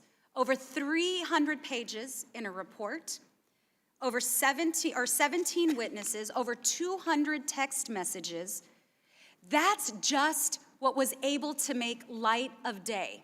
That's just what we were able to discover because of patriots willing to come forward. So again, I would say if there's any evidence that the American government or our foreign policy advisors or experts or the diplomats that dealt with Ukraine believed that this was about us, then the president can show the evidence. Thank you, Mr. Stanton. I yield back. Thank you very much, and Mr. Chair, I yield back to you. Gentleman yields back. For what purposes? Mr. Deutsch, seek recognition. Move to strike the last word. Gentleman is recognized. Thank you, Mr. Chairman. Mr. Chairman, our colleague from Louisiana is exactly right. It gets confusing. It does. There's a lot that we've been talking about, which is why it's so important to always return to the facts. And I just wanted to set a couple of facts straight. We heard that we were somehow sent here, members of Congress are somehow sent here to defend the president or to defend the president's policies or to defend an overturning of the status quo. I didn't really understand the suggestion because the fact is, and I think everyone on the dais, everyone in our committee, everyone in America knows and needs to be reminded, we're sent here to defend the Constitution. And the Constitution provides 3 co-equal branches of government. And when the President of the United States chooses to refuse to engage with the co-equal branch of government that is this body, when the President, through his lawyer, makes clear that he will not respect the Constitution, will silence anyone who might have information to provide to Congress, will instruct them to not turn over a single document, that is the obstruction of Congress we're talking about. And the suggestion that it's somehow standard operating procedure in the United States of America for a president to defy Congress completely, and then for our friends on the other side to throw up their hands and say, every president does it. The way that we resolve these issues is to go to court. We have 3 co-equal branches of government. If one branch says they're going to completely obstruct the business of the second, then we just go to court. That's the way it works in our country. Again, it's important to remind people of the facts and the Constitution. That's not how it works. It doesn't work that way. It's never worked that way. Never in the entire history of our country have we had a president of the United States simply defy a co-equal branch altogether. There's no example. My friends on the other side of the aisle cannot point to a single example where a president has said, I will not cooperate with you in any part of your work, period. This is not a legitimate effort. You are not a co-equal branch of government. And then simply says, but you can go to court because that's how things always work. Again, it's just important to remember the facts are clear. No president has ever, ever, ever obstructed Congress in the manner that we've seen from President Trump. Will the gentleman yield? In a moment. And so as we go forward, and we might, I don't know how much longer we'll be here, it's always important to make sure that the facts are clear and that we don't muddy the waters by suggesting that something that is so unprecedented, that we've never seen before in the history of our country, is somehow just part and parcel of the way things work around here. They don't. We know it. My friends on the other side of the aisle know it. The American people know it.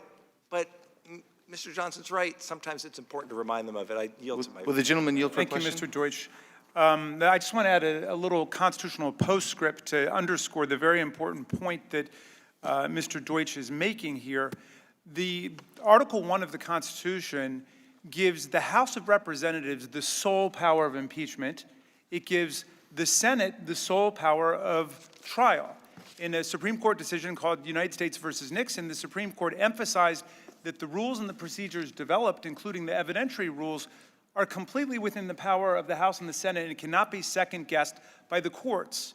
And in terms of general congressional oversight, the gentleman is perfectly correct. The Supreme Court has emphasized that the fact-finding investigative power of Congress is essential to, integral to, and built into our legislative power. James Madison said that those who mean to be their own governors must arm themselves with the power that knowledge gives. And where does Congress get the knowledge to legislate for the people? We get it through subpoenas, through the discovery process, and so on. No administration in history has ever attempted to do what this administration has done, which is to pull the curtain down over the executive branch and to deny us all of the investigative requests that we have. I yield back.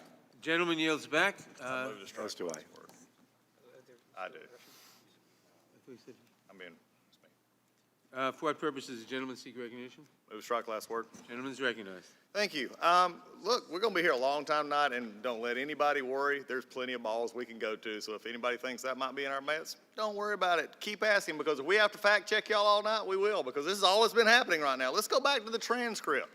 The transcript, every witness testified that the transcript was fine, that the transcript was accurate, the transcript reflected the call. Everyone who testified to that, they were able to make additions, they were able to make a process. Talk about ellipses. You want to talk about ellipses? Look at, they should have put the ellipses in the articles of impeachment. The wide gaps here of fact and logic are amazing in this. So, I mean, let's go back to the facts. Let's get back to what we're saying. I do appreciate the fact that my friend from Florida, Mr. Deutsch, said that we're muddying the waters. The way that we've tried to get these facts out today, and what I've heard from my majority colleagues over the last 6 hours, if this was a muddying the waters, y'all are an EPA hazardous waste site at this point.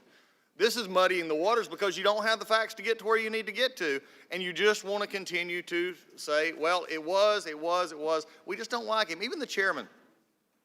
This is about an issue of when we go back that we're trying to get a dictator. I love how we throw these words in. We're trying to stop a dictator. We're trying to stop a dictator. That's not what you're trying to do. You're using inflammatory language because you want to make a better point because right now your facts are failing. And you put 2 articles of impeachment that you really don't want to defend. Because either you defend them passionately and you look sort of silly doing it, or you don't defend it and you look even worse for bringing them. So again, we can fact check this all night. We're here to do this. It is just amazing though that after 3.5 hours earlier, laying out everything that happened, looking at what went forward, these actually going forward are not what is happening here. So again, let's get it one thing clearly. For those who may have tuned back in after lunch, maybe after nap, the transcripts were accurate. You know how I know that? Because everybody testified that they were. Even Fiona Hill said the ellipses didn't mean, that was not even an issue for them.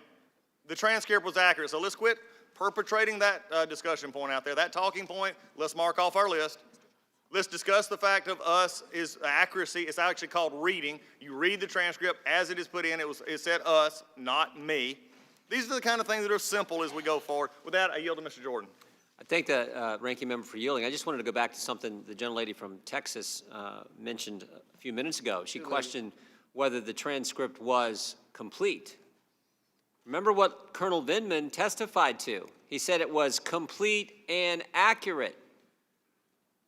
Lieutenant Colonel Vindman said that in his deposition, in the testimony in the hearing, complete and accurate transcript.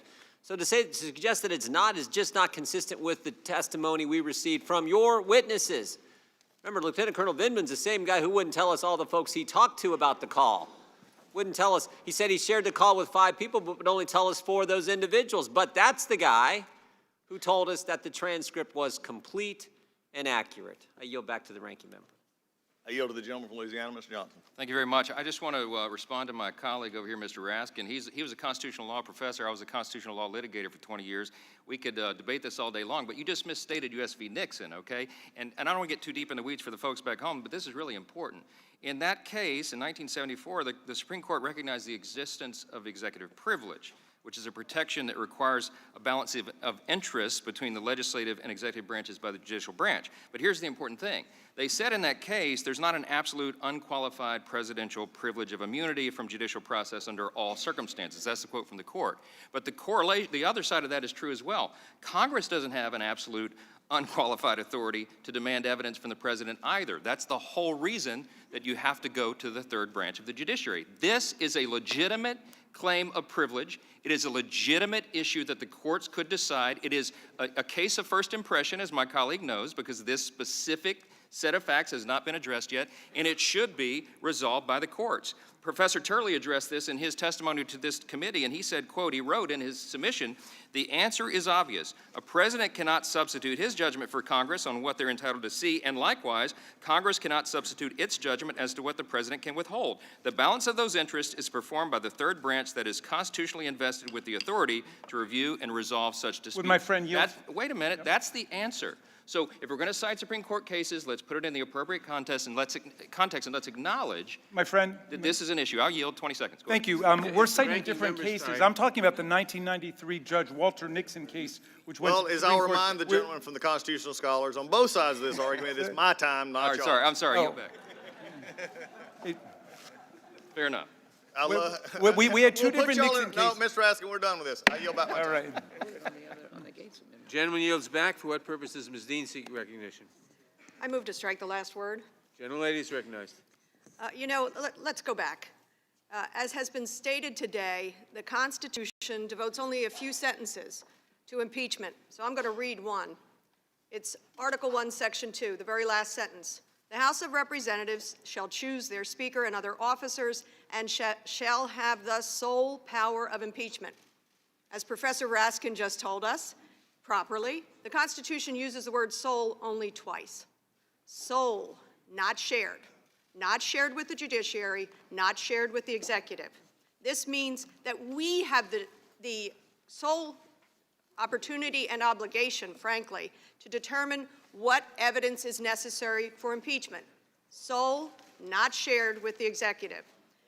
Think back. Judiciary Chairman Peter Rodino warned President Nixon about his failure to comply with subpoenas issued in the Watergate impeachment inquiry. Under the Constitution, it is not within the power of the president to conduct an inquiry into his own impeachment to determine which evidence and what version or portion of that evidence is relevant and necessary to such an inquiry. These are matters which, under the Constitution, Rodino wrote, the House has the sole power to determine. Sole, not shared with the executive. Sole, not shared with the courts. It's a civics lesson. Don't let the other side, who have such talented constitutional attorneys over there, distract you. This is not an ordinary dispute, folks. This is a very rare, thankfully, very rare dispute. It is not an ordinary dispute where you go to the court. We don't need permission to use our constitutional rules. If President Trump is allowed to refuse to comply with requests for information, it would gut the House impeachment power and undermine our bedrock principle of separation of powers. Last night as we left here, I wanted to just tell you this. I went outside and there was a team of about 12 high school students from Ohio with their teacher. And they said, would you mind stopping for a minute? Could we just talk to you for a minute? It was so interesting to watch and to listen and to hear what was going on at this important historic time. We loved learning about our Constitution and how much you prize this Constitution. Thank you for protecting it for us. And you know what they said to me? We didn't understand this before, but I do now. It's your job. It is the House's job to determine what evidence comes in. We do not need permission from the President. We do not need permission from the courts. In fact, we have an obligation to do our job under this simple, smart document. Today, December the 12th, marks the anniversary of Pennsylvania coming into the Union.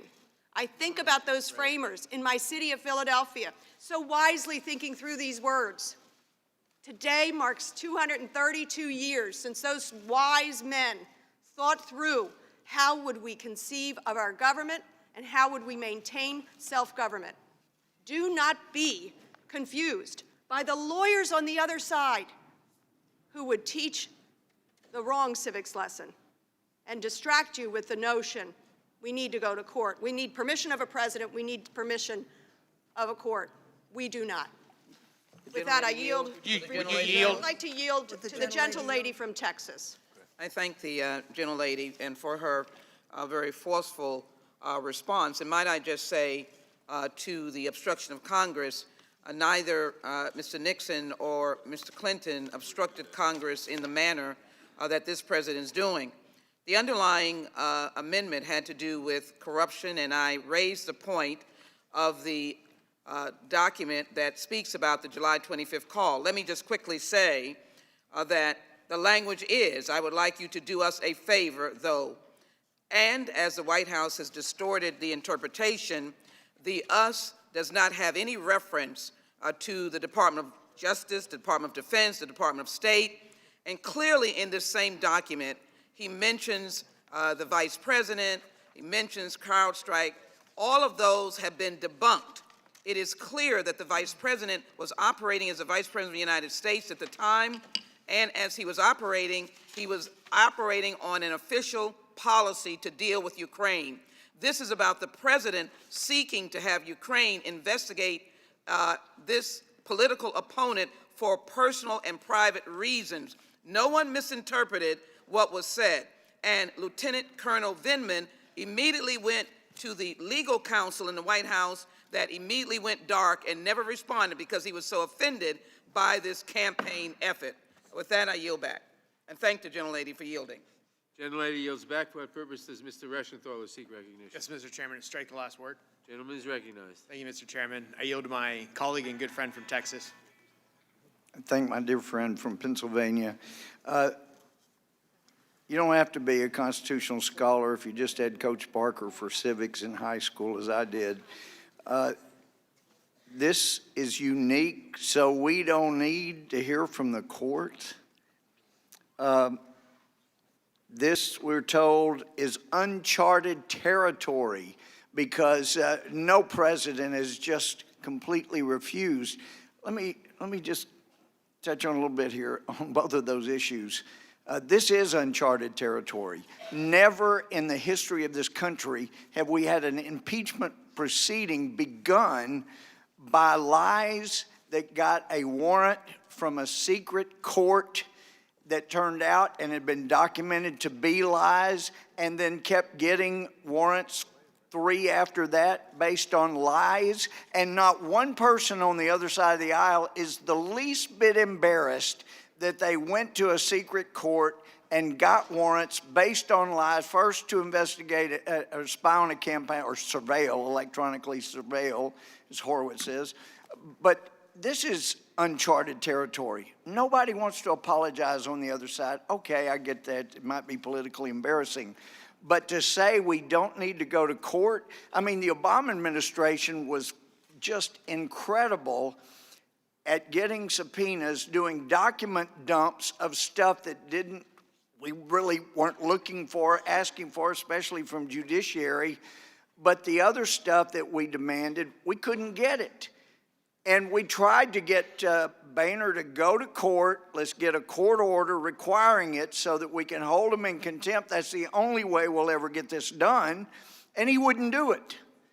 And so those of us that understand the Constitution and that understand they're not just 2 articles, we understood we needed to get that court order to back us up so it wasn't us abusing the offices of Congress.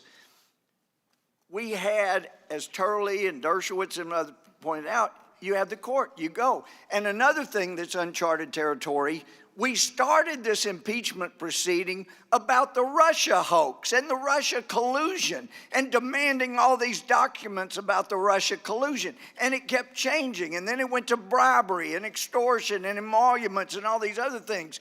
Never in history has a president been accused of crimes with the target constantly changing. Now, when you subpoena documents, there has to be a reasonable basis for requesting information or subpoenaing witnesses. You got to have a reasonable basis. And when you keep changing the allegations against the party from whom you're demanding information, then they have the reasonable expectation to advise them of what the new charge is today, what the new evidence is today, but they couldn't get any of those, and I would have been very surprised if you would have.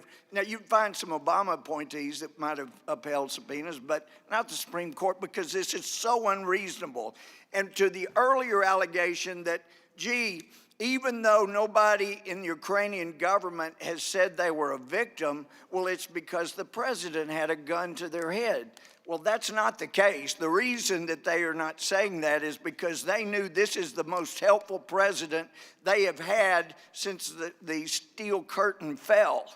Because this is a president, unlike the Obama administration when they were being under attack and Ukrainians really were dying, we offered up blankets, some meals ready to eat for the military stuff, but this is a president that's really helping them defend themselves. This is a president that's really made a difference from Ukraine. So it wasn't a gun to their head. They see this as a helpful president. And another thing, if a victim does not admit to be a victim, anybody that's been a prosecutor surely knows this.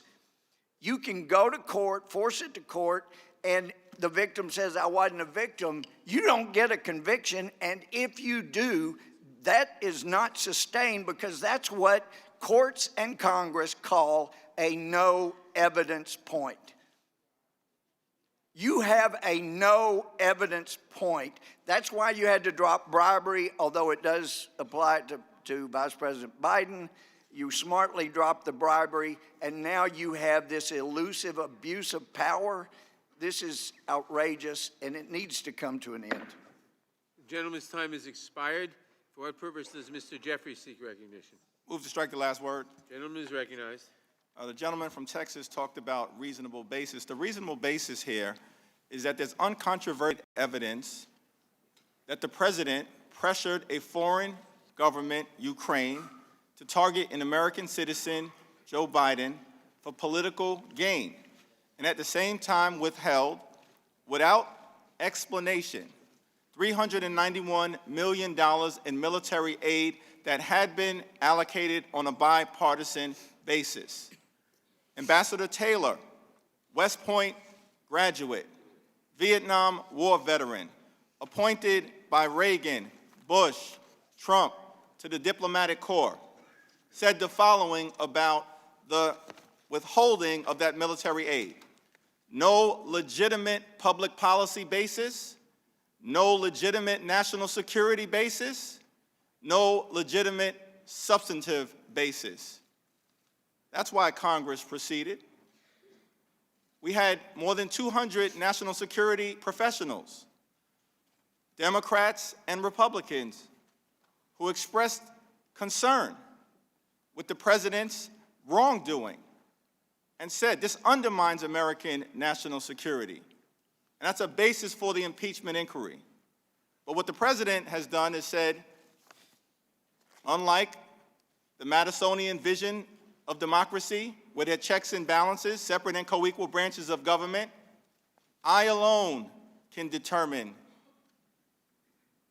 what the representatives of the people see in connection with a legitimate investigation. And at the same time, this is a president that attacks everybody to distract. Attacks everybody who won't bend the knee to Donald J. Trump. He's attacked John McCain, a war hero. He's attacked Mitt Romney, 2012 Republican nominee.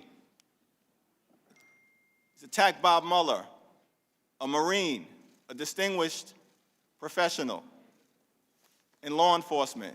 He's attacked your former Speaker, Paul Ryan. He attacks Gold Star families. He even attacked today a 16-year-old teenage activist, Greta Thunberg. Are you here to defend that as well? And so what's happened is that instead of addressing the substance of the allegation, you want to attack Joe Biden and his family. Elijah Cummings is no longer with us. He's in heaven just like the prophet Elijah, but his spirit is with us, and we are better than this. We're proceeding in a serious, solemn, and sober fashion because the allegations are deadly serious. Is it okay for the president to solicit foreign interference in the 2020 election or not? Who should decide the outcome of our elections? Is it the Russians, the Chinese, the Ukrainians, or the American people? It should be the American people. And that's why we're here at this moment. And so let's have a serious discussion about it and stop attacking Americans who refuse to bend the knee to this president. Would the gentleman Mr. yield? Chairman, would you yield? I yield to the gentleman from Tennessee. Thank you, sir. One of the issues, big issues here, is Trump conditioning military aid on an investigation of the Bidens. Joe Biden, period, his primary political opponent in his mind. The Republicans have said, no, it was about corruption. It wasn't about them. But listen to what they've talked about today. All they've talked about is the Bidens. Hunter Biden's automobile accident, Hunter Biden's this, Hunter Biden's that, Hunter Biden's salary. They haven't brought up the corruption of the past Ukrainian leaders or any Ukrainian business. It's all the Bidens. Their defense speaks to the truth of the allegations in this article that it was all about the Bidens. They're all about the Bidens, and that's what it's about. Would the gentleman yield? I yield. Yeah, I did bring up. Yield back to Mr. Jeffries. Okay, I shouldn't have tried to correct you then, I guess. Foreign interference in an American election solicited by the president is not okay. That is an abuse of power. It undermined our national security. The president should be held accountable because no one is above the law. The gentleman yields back. For what purpose does Mr. Nagu seek recognition? Move to strike the last word. Gentleman is recognized. Thank you, Mr. Chairman. I think the gentleman from New York laid out in such an articulate way the basis and the justification for both Article 1 and Article 2 before us. But I just want to touch on the debate around obstruction of Congress and explain to my colleagues and to the American people why this instance is so unprecedented. I will first just say, with much respect to my colleague from Colorado, I want to assure the American people that obstruction of Congress to Coloradans means the same thing that it does to everyone else in this country. It means the defiance of lawfully issued subpoenas by the United States House of Representatives. It means impeding the ability of the United States House of Representatives to perform its constitutional duty. And unlike the obstruction of Congress that has taken place in the past, this president's obstruction of Congress has been total, has been absolute, and has been categorical. In 1999 and 98, when President Clinton was the subject of an impeachment inquiry, this committee propounded 81 interrogatories to his administration, and he responded. In 1974, during the Watergate investigation, Nixon's chief of staff testified. Nixon's counsel testified. In this instance, the president has taken steps to ensure that this committee does not receive, and the Intelligence Committee as well, key testimony from any host of officials in our government. And just to give you a historical context, I will read to you a quote. All members of the White House staff will appear voluntarily when requested by the committee. They will testify under oath, and they will answer fully all proper questions. That's from Richard Nixon's administration. So I hope, again, as we consider the gravity of the articles before us, that we can stay true to the facts and recognize that when we say that no president in the history of this republic has ever completely defied an impeachment inquiry as this one has, we mean it. And with that, Would the gentleman I would yield? yield to the distinguished gentlewoman from California. I enjoyed listening to you. You're absolutely correct in your reporting of what occurred during both the Nixon and Clinton impeachment. But I wanted to address the issue from a slightly different point of view. Not only has President Trump refused to provide information that he should have provided, he didn't assert a privilege. He just said no. I actually have just reread the letter from Mr. Cipolliti, the president's lawyer, dated October 8th, 2019.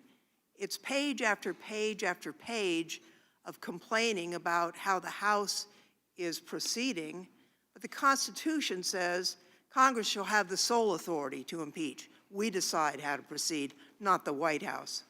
And in the end, without asserting any privilege whatsoever, he just announces they're not going to cooperate, provide any information.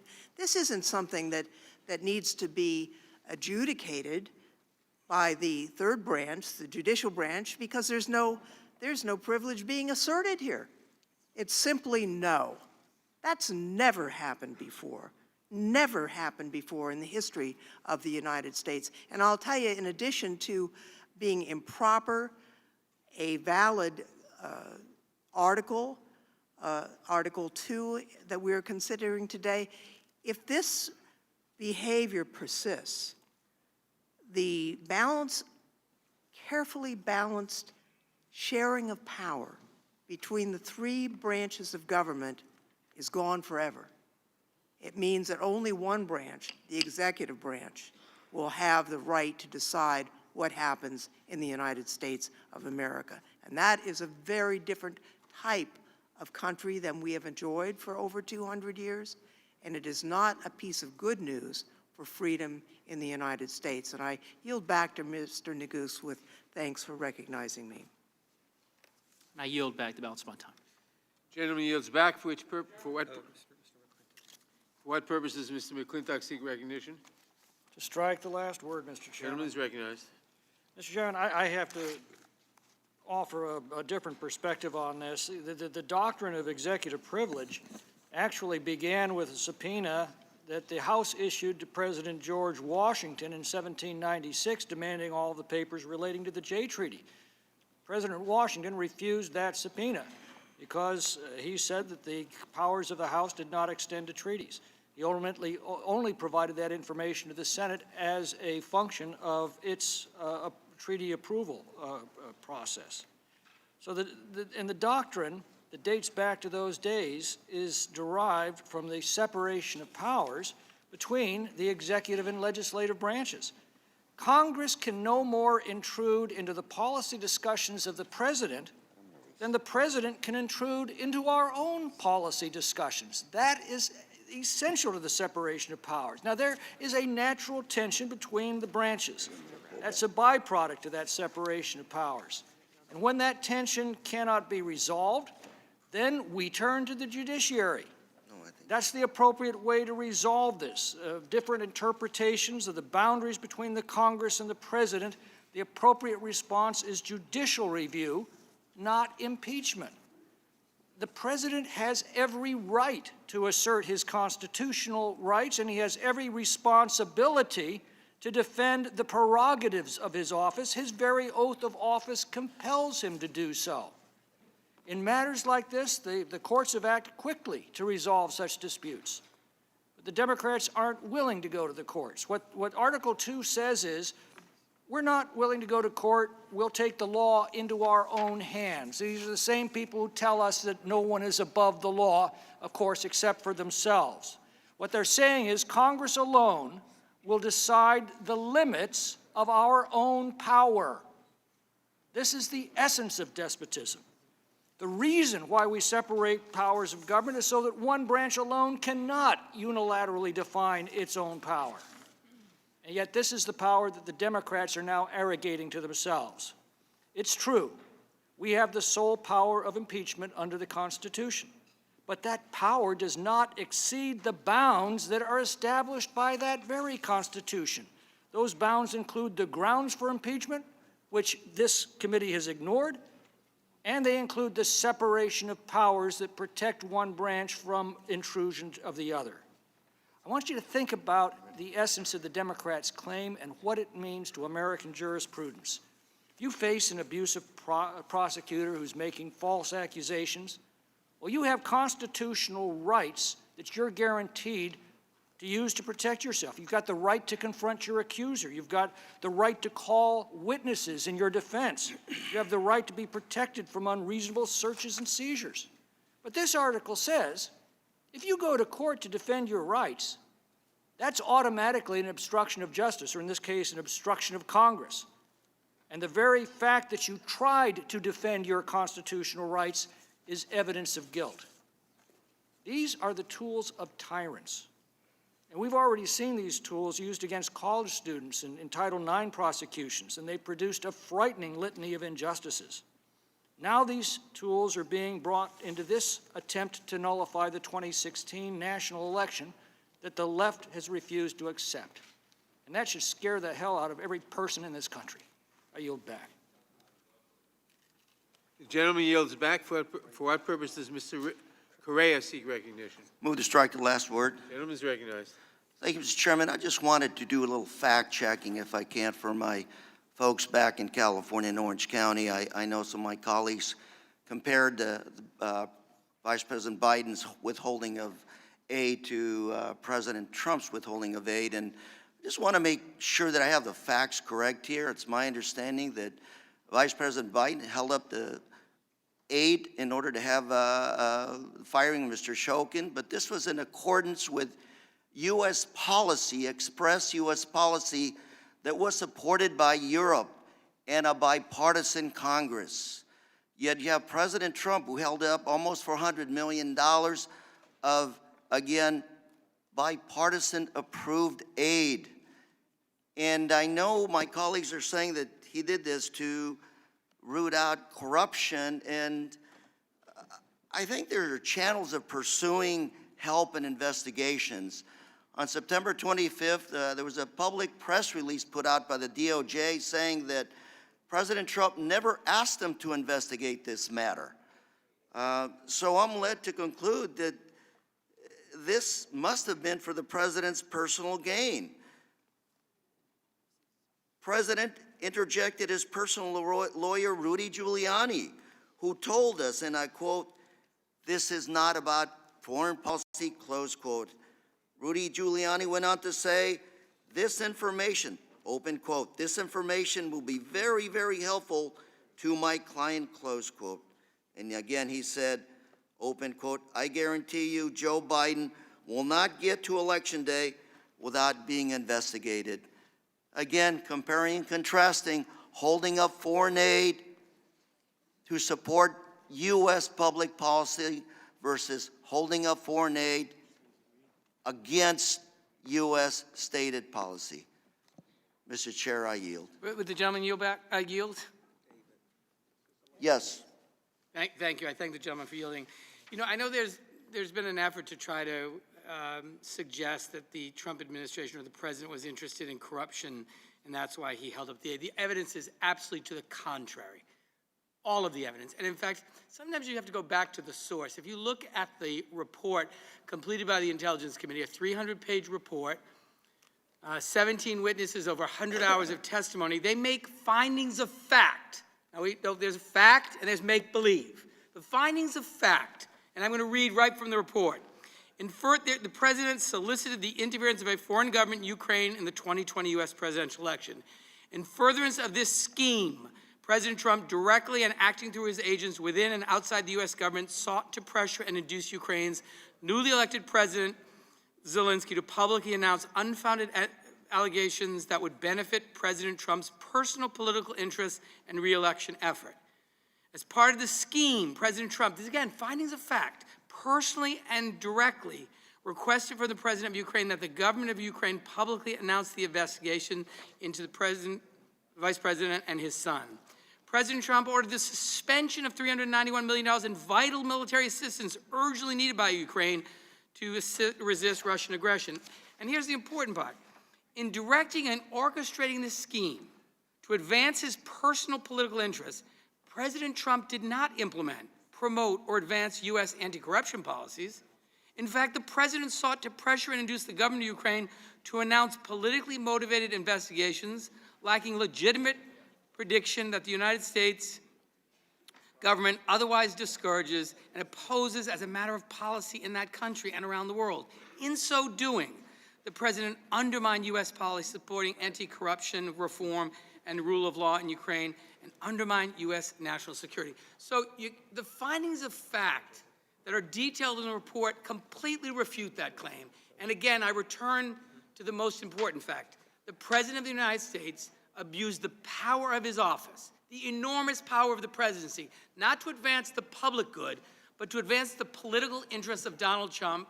He used taxpayer funds, nearly $400 million, to leverage that, and in doing so, undermined the national security of the United States. He must be held accountable because no one in this country, no one, including the President of the United States, is above the law. And the one body that is charged with making certain that we vindicate the power of the people to hold the President accountable is the Congress of the United States. If you're not up to the job, you don't belong in Congress. I yield back. The gentleman yields back. The question now occurs on the Gates Amendment. Those in favor say aye. Aye. Opposed, no. No. In the opinion of the chair, the nays have it, and the amendment is not agreed to. Roll call is requested. The clerk will call the roll. Mr. Nadler? No. Mr. Nadler votes no. Ms. Lofgren? No. Ms. Lofgren votes no. Ms. Jackson-Lee? Ms. Jackson-Lee votes no. Mr. Cohen? Mr. Cohen votes no. Mr. Johnson of Georgia? Mr. Johnson of Georgia votes no. Mr. Deutsch? Mr. Deutsch votes no. Ms. Bass? Ms. Bass votes no. Mr. Richmond? No. Mr. Richmond votes no. Mr. Jeffries? No. Mr. Jeffries votes no. Mr. Cicilline? No. Mr. Cicilline votes no. Mr. Swalwell? No. Mr. Swalwell votes no. Mr. Liu? Mr. Raskin? Mr. Raskin votes no. Ms. Jayapal? Ms. Jayapal votes no. Ms. Demings? Ms. Demings votes no. Mr. Correa? No. Mr. Correa votes no. Ms. Scanlon? No. Ms. Scanlon votes no. Ms. Garcia? No. Ms. Garcia votes no. Mr. Neguse? No. Mr. Neguse votes no. Ms. McBath? No. Ms. McBath votes no. Mr. Stanton? No. Mr. Stanton votes no. Ms. Dean? No. Ms. Dean votes no. Ms. McCarcel-Powell? No. Ms. McCarcel-Powell votes no. Ms. Escobar? No. Ms. Escobar votes no. Mr. Collins? Aye. Mr. Collins votes aye.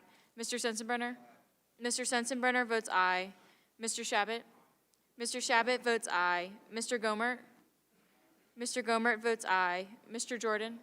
Mr. Jordan votes yes. Mr. Buck? Mr. Buck votes aye. Mr. Radcliffe?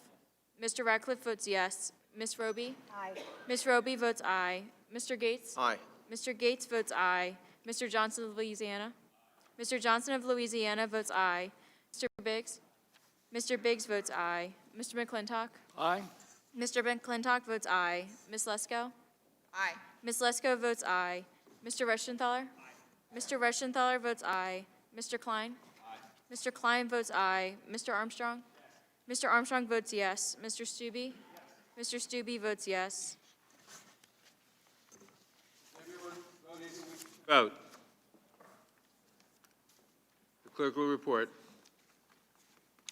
Mr. Chairman, there are 17 ayes and 23 noes. The amendment is not agreed to. Are there any further amendments to the amendment in the nature of a substitute? Mr. Chairman, Who seeks recognition?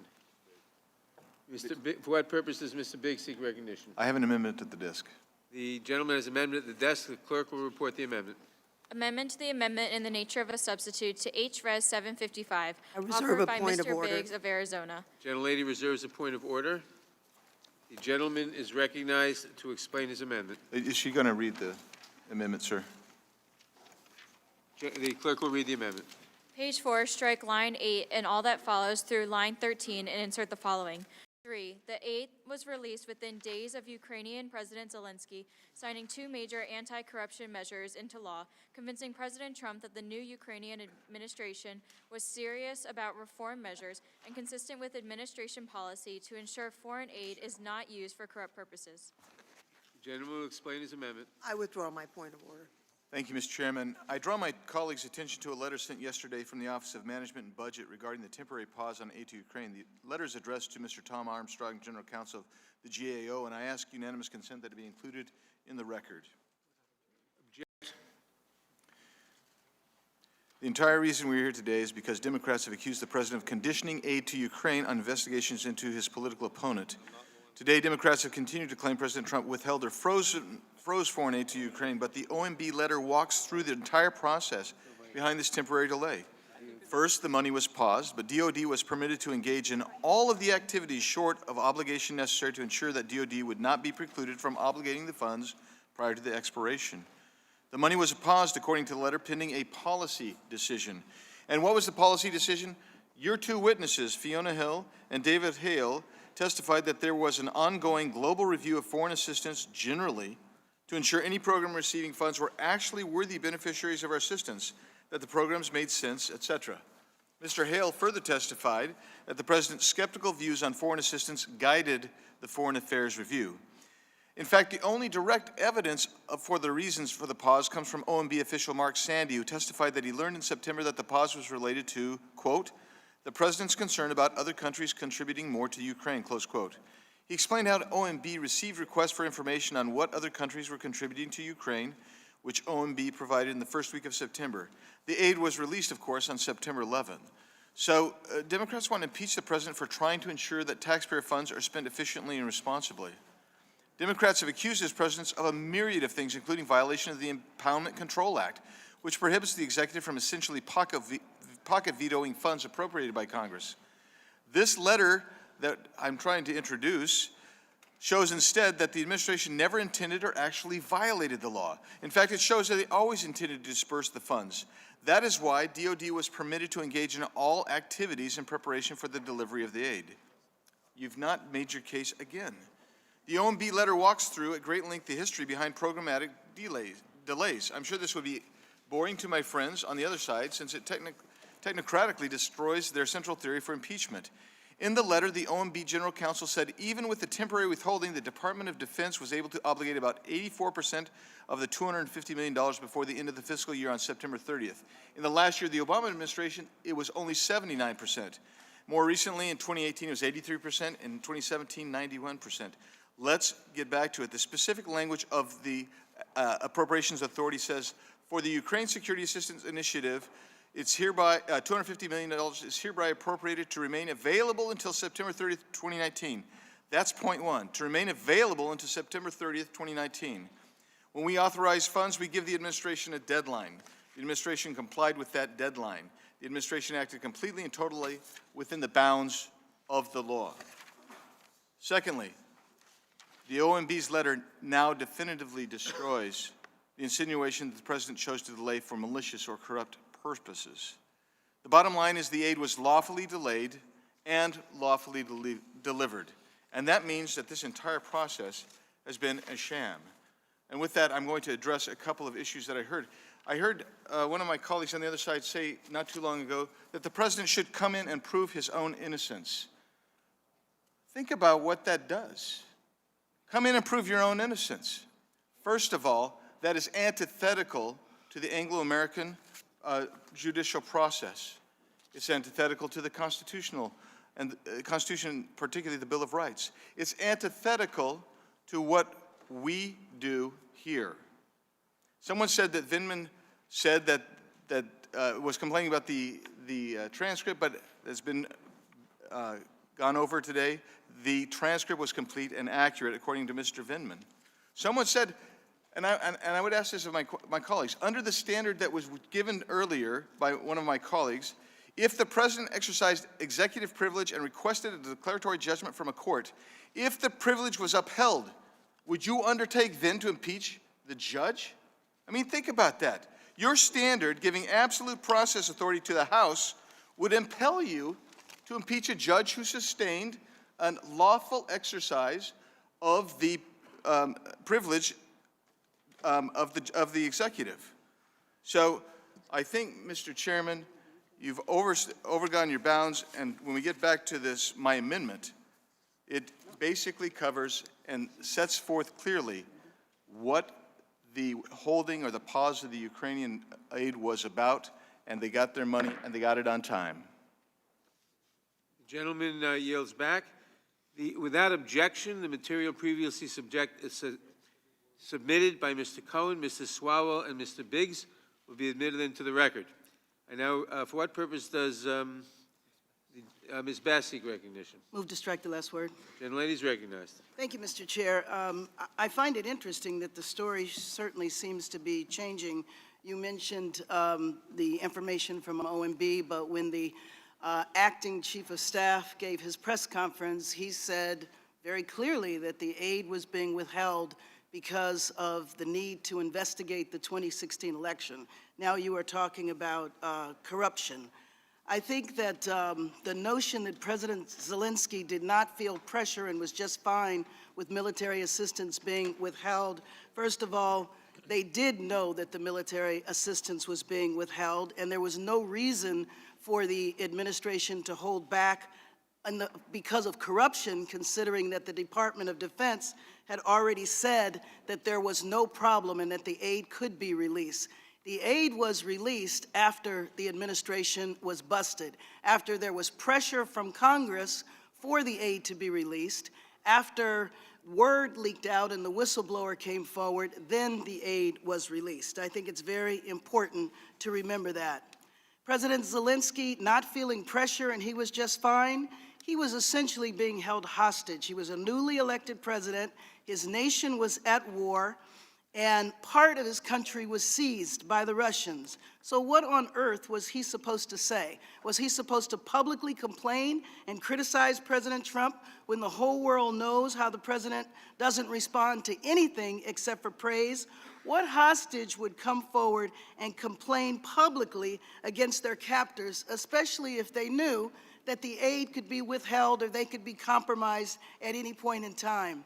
Last week, President Zelensky had his first meeting with President Putin, and unfortunately, we were not there. He had that meeting alone. We absolutely compromised his ability to defend his nation.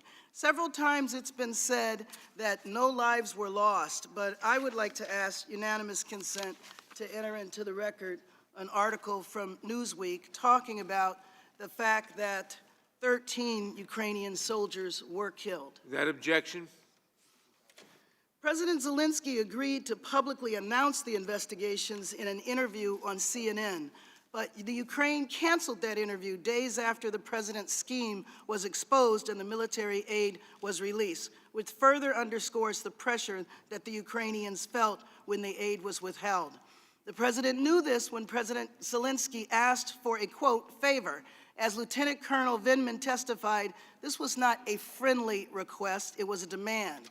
For weeks, the Ukrainian officials pushed back on the demand of the president and his agents, advising U.S. officials that they did not want to be an instrument in Washington's domestic re-election politics. This was not just business as usual. This was not the president just being concerned about corruption. But as the president's pressure campaign increased and the president began withholding critical assistance from Ukraine, something that the Ukrainians learned about no later than July 25th, the Ukrainians became desperate, so desperate, in fact, that as Ambassador Sondland told the president, President Zelensky was willing to do anything. And although the aid has been released, the power disparities between the two countries has not changed. Ukraine continues to depend on the United States for military aid, and President Zelensky needs the support of America and its leader as he strives to bring an end to the war with Russia. It is no surprise, therefore, that President Zelensky expressed that he didn't feel pressure, but the evidence reveals a different picture. The evidence is clear that President Trump took advantage of Ukraine's vulnerability and abused the powers of his office to pressure Ukraine to help his re-election campaign. This is the highest of high crimes, and President Trump must be held accountable. You know, in addition to compromising Ukraine, this compromised our standing in the world, because what does it say to our allies? What does it say to vulnerable new democracies? When they need the assistance of the United States, they better be prepared to help the president's re-election. It compromises our standing in the world, and why would allies trust us anymore if this is the way that they are treated? I yield back. the gentlelady yields back. For what purpose does Mr. Shabbat seek recognition? Strike the last word, Mr. Chairman. Gentleman is recognized. Thank you, Mr. Chairman. I just got 3 points that I'd like to make here. First of all, as well as being on this committee, the Judiciary Committee, I'm also a member of the Foreign Affairs Committee, have been for the last 23 years. And one thing that's really been concerning to me is about this phone call that the gentleman mentions in the amendment, and I appreciate him offering this amendment.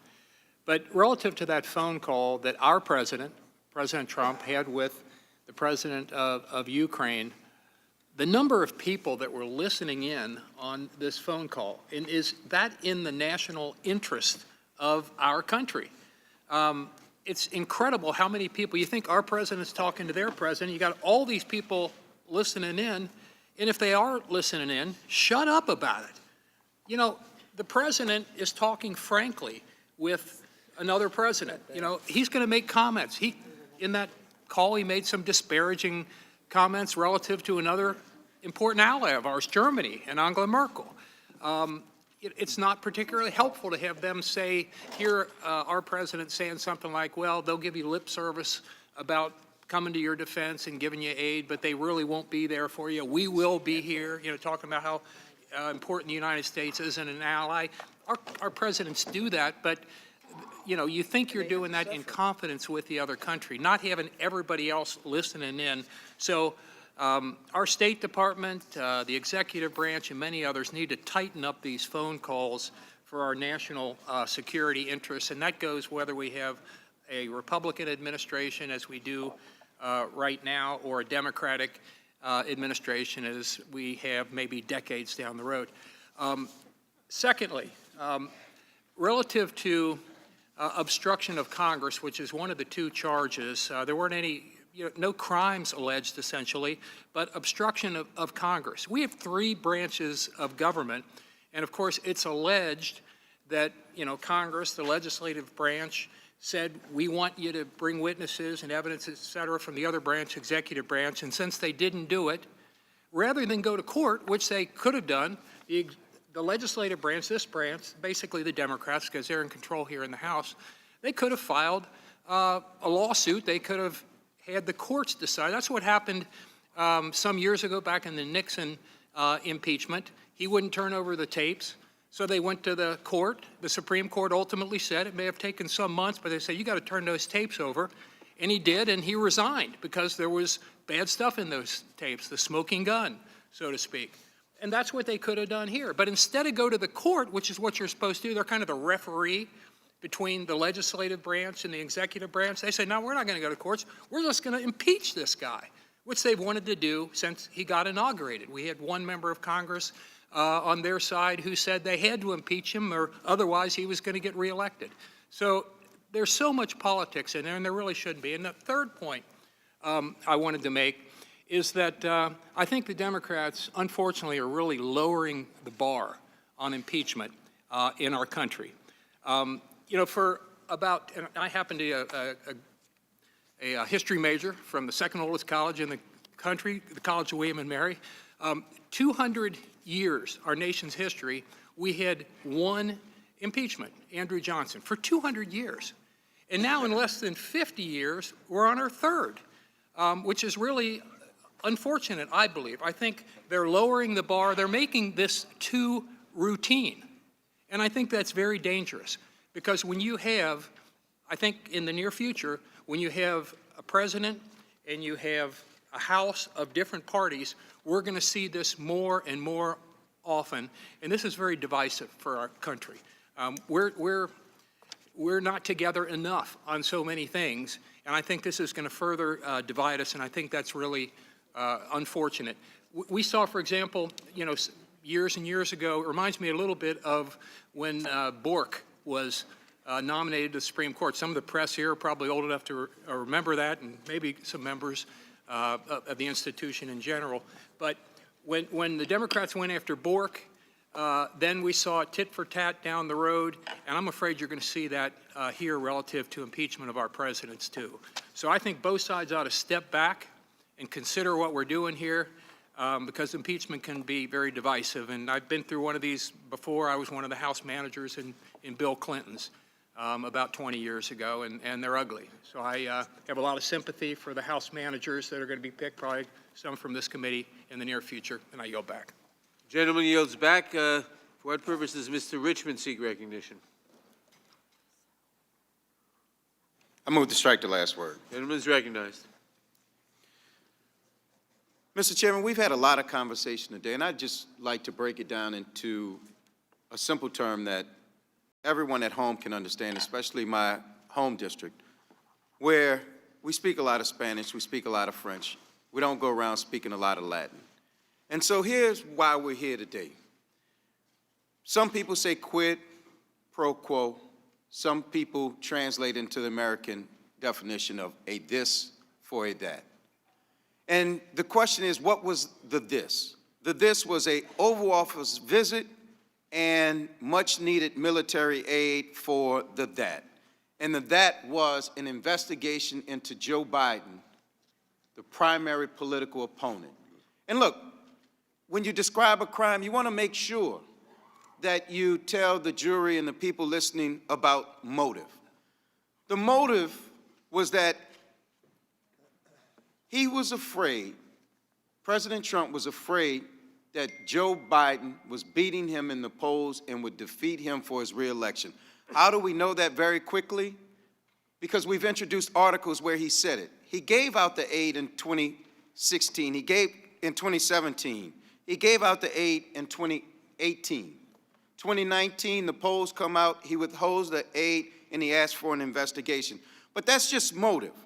But let's go to sworn witness testimony, because that's the part I want us to focus on. And the other side talked about the credibility of Lieutenant Colonel Vindman, and they accepted some of the things that he said as fact. Well, if you're going to accept some of the things he said as fact, let's accept them all as fact. It was Lieutenant Colonel Vindman that said under oath, Ambassador Sondland began to review what the deliverable would be in order to get the meeting. The deliverable, that was the that for the meeting. And he said specifically it was an investigation into the Bidens. Let's go to John Bolton, who said he described this for that deal as a drug deal. So if we look at all of the testimony of people under oath, they clearly say that this was a swap of an Oval Office visit or military aid for an investigation into the Bidens. Now, the whistleblower comes forward, the Trump administration panics, and then they develop everything that we have now, and that's called the excuse or the defense. First excuse, well, they didn't know the money was being held. Not true. There's an email, 2 emails where they express concerns about it. Then you have Ms. Croft, who testified that 2 individuals from the Ukrainian embassy asked about an OMB hold on the security assistance, roughly a week apart, and she recalled that that occurred before it was publicly announced. So that's one. Second, their defense or excuse is that President Trump wanted to investigate corruption. Now that's just laughable on its face. If President Trump wanted to investigate corruption, he could start at 1600 Pennsylvania Avenue, look in the mirror, or he could look around the cast of criminals that have been indicted from his circle. You have his lawyer. You have his national security advisor. You have Michael Flynn, Rick Gates, Paul Manafort. The circle goes on. He's surrounded by criminals. Then we hear, well, can't be obstruction of Congress. You all could have just went to court. Well, we're in December. We have an ongoing crime. We have a crime in progress. That is what the 911 call would say from a police officer. We have a crime in progress. And they're saying, with a crime in progress, why didn't you just schedule an appointment to call the police? We have an emergency to our national election going on right now. Our oath to the Constitution requires us to take this drastic, solemn, and regrettable step, but it is necessary because if we don't protect Americans' precious right to vote, it is clear that the other side won't. And so I talked about the courage of Esther yesterday. Today I'm reminded of Judas. Because Judas, for 30 pieces of silver, betrayed Jesus. For 30 positive tweets for an easy re-election, the other side is willing to betray the American people, their precious right to vote, and the future of our great country. And with that, I yield back. Gentleman yields back. For what purpose does Mr. Gomer seek recognition? Strike the last word. Gentleman's recognized. I'm really intrigued. First, we're told that the offense is withholding aid, even though it was provided, and in fact provided tremendously more helpful in both substance and in amount than the prior administration that just let people die over there. But I thought the acknowledgement had been the aid was provided, but now we're told this is an ongoing crime. So those 2 statements don't seem to work together well. But, you know, the double standards, they serve one party well. When it comes to the obstruction of Congress, the position of the majority is a tyrannical position. When we ask for something, you either give it or we're throwing you out of office. Never mind, we don't know what we're going to charge you with. We figure if we keep requesting enough documents, kind of like Chairman Schiff getting phone records and release them, maybe we can intimidate people by getting their records and releasing them enough that they'll do what we say. That's tyrannical. And in fact, when we look at obstruction of Congress, violation of the rules, the majority could have gone ahead and passed a tyrannical rule and said, we're not going to allow the minority to have a minority witness day, even though it's in the rules, because we're tyrants and we don't care.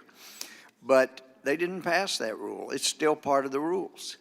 So once this thing is rushed through, probably tonight, whenever, through the Rules Committee, they'll probably come out with a rule, as Ranking Member mentioned earlier, and say, gee, all such points of order are waived. You know, all of the times that the majority violated the rules, we're going to waive those, and nobody can raise them to stop this impeachment. That really is abuse of power. It certainly is. But, and I had a document prepared to offer as an amendment in the nature of a substitute, which would just change the president's name to that of Chairman Schiff and Chairman Nadler regarding abuse of power and obstruction of Congress, because there are plenty of bases for that, but it would not have been rule germane, so I wasn't going to waste time. But obstruction of Congress, when there is no referee, there is no adjudication, there's nothing but a majority that says, you give us what we want until we find a crime, or we're going to throw you out of office. That is so unreasonable, especially given the history of the last 3 years. When the charges came and the charges went, the president was, I think it was a huge mistake for him ever to allow Don McGahn to testify for 30 hours when it was a bogus charge to begin with. They're setting perjury traps. Thank God Don McGahn didn't fall into one. But this is even more outrageous. Give us what we demand, or we're going to throw you out of office.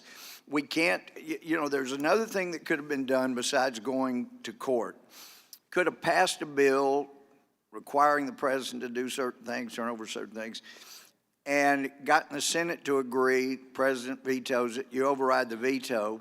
Then you, which is kind of what happened to Andrew Johnson, then you could really have a legitimate obstruction of Congress. It's not just obstruction of a majority in one half of the Congress. But that wasn't done either. And even if that had been done, either the president or the Congress would end up having to go to the Supreme Court to say, to get the courts to say this was a lawful act. But in the case of Congress and Andrew Johnson, it was an unconstitutional act to say he couldn't fire the Secretary of State. So either way, you got to end up in court at some point before it can be an obstruction of Congress. But the majority was in a hurry, and when the majority, this majority is in a hurry, then justice is undone, and so is our future. I'll yield back. Gentleman yields back. For what purpose does Ms. Scanlon seek recognition? I move to strike the last word. Gentlelady is recognized. As I understand it, the amendment before us is based on a letter that has just been issued by the White House months after the whole issue of the propriety of this July call was raised. So, you know, I think it takes us back to basics again, and the basics being if it looks like a duck and it swims like a duck and it quacks like a duck, it's probably a duck, and I'm afraid that the July 25th call is a duck. You know, we have the president's own words. I want you to do us a favor, though. And then he goes on to talk about the favors that he wants involving election assistance for him to clarify what happened in the 2016 election and then start attacking his opponent in the 2020 election. Immediately upon hearing this, national security professionals around the world say, whoa, this is wrong, okay? This quacks like a duck, okay? The president is going against all of our carefully thought out national security policy to ask for what one witness called a domestic political favor, okay? So right out of the bat, it makes no sense to the professionals here. Then we hear, then we start hearing this thing that, oh, well, he's really talking about corruption. Well, no, the Department of Defense had said it was okay to release the aid here because they'd already certified that corruption wasn't an issue. The people on the ground, the ambassadors, the national security professionals who'd been appointed by this president said, no, that is not an excuse. We then hear that OMB officials, Office of Management, and budget officials are saying, whoa, who's holding up the aid? We don't have a problem with the aid. Oh, it's the president. The president is holding up the aid. Then we hear from the Department of Justice, whoa, we didn't have anything to do with any inquiries into our American citizens. That's not the DOJ's interest. So the only person who had an interest in this was the president, and it was his personal interest. The unanimous opinion of all of our agencies in the U.S. government was this was against our national security and our national interests. So it's now, only now, after the president has refused to allow us to inquire from anyone else who was in the room and was on the call, and after denying all of this evidence, only now, after articles of impeachment have been filed, only now does the White House come up with an explanation. It's way too little, it's way too late, and it smells like a duck. So with that, I'd yield back to the chair.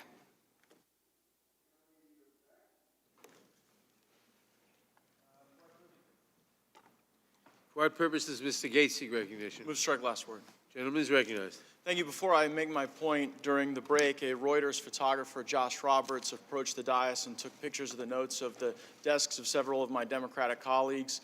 We noticed that, announced it to staff, and that photographer has been removed. And I would just say no member, Republican or Democrat, should be subject to that. We ought to have the opportunity to take our notes, participate in debate, and have a fair discussion. Substantively, though, President Trump did nothing wrong. As we've sat here today, each and every action of the president has been explained. We have offered the basis, the understanding. We've gained an appreciation for why a president would have reasonable concern about Ukraine, why a president would have specific concern about this Biden-Burisma nexus. Here's what you haven't heard today. You haven't heard any defense of Burisma from them. You haven't heard them say, oh, well, this was all bogus. The president should not have been asking this question, because we have put into the record, we have cited in the record the testimony of people like George Kent, who said that there were deep, legitimate concerns, even the testimony of Ambassador Yovanovitch about having to expressly prepare for that. Then they say, well, this aid's been withheld. The withholding of this aid is this bad presidential conduct. But the Biggs Amendment that I encourage my colleagues to support ripens the fact that there was a very understandable reason for why the aid was released when it was. And it had nothing to do with the election or anything like that. It had to do with the fact that the Ukraine took substantive steps to ensure that our aid would be appropriately used for the cause that is now apparently the cause célèbre of the left, and that is defending the Ukraine against Russia. Then they say, oh, well, the president's next bad act is this great obstruction of Congress. They have subjected President Trump to more presidential harassment than at any other time in American history, attacking his family, not allowing his administration to continue to do its work on behalf of the people. And amazingly, despite all this distraction, despite all of the obstruction of the president that the Democrats have engaged in, jobs are rising, wages are rising, our economy is restored and renewed.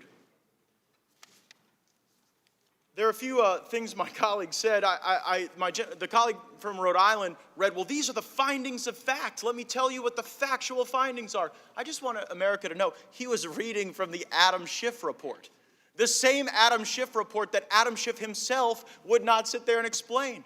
They lacked so much confidence in that report that when it was presented to the Judiciary Committee, they had some of their donors asking questions of other of their donors and then doing this weird switcheroo that was very unexplainable. I don't know how my very smart colleagues, like the gentleman from New York, can say there is uncontradicted evidence of pressure. Uncontradicted evidence of pressure. What do they think Zelensky's statements are? When Zelensky says there is no pressure, that is at a bare minimum evidence. When Mr. Yermak says there is no pressure, that is evidence. There is no evidence of a quid pro quo. There's no evidence of conditionality. And the reason you know they lack that evidentiary basis is because they have to keep changing their language. When their pollsters and pundits told them to call it bribery, oh, that was the message of the week. Bribery was on every one of their lips. But then when we asked the witnesses, did you see any bribery? Were you a part of any bribery? The answer was no, and so they have to keep evolving the claims because there is no factual predicate. I also heard my colleague from New Orleans say that this hearing would be informed by our understanding of regret. There would be this deep sense of regret. Well, my friend is from a deep blue district, so he probably won't be the one regretting it the most. The folks that will be regretting what they're doing are the Democrats in swing districts who probably aren't coming back. I tell them for the upcoming year, rent, don't buy here in Washington, D.C. And so today, the only question that we are left with when we conclude this hearing is whether or not, as we move impeachment to the floor of the House of Representatives, which will occur more rapidly? Will they lose votes or will they lose the majority? Because if these folks who promised to come here and work with us on health care and infrastructure vote for this impeachment, they won't be back. We'll be holding the gavels, and we'll remember not just how you treated us, not just how you treated the president. We'll remember how you treated the American people, and we're going to come and restore a sense of honor and integrity in the next election. I yield back.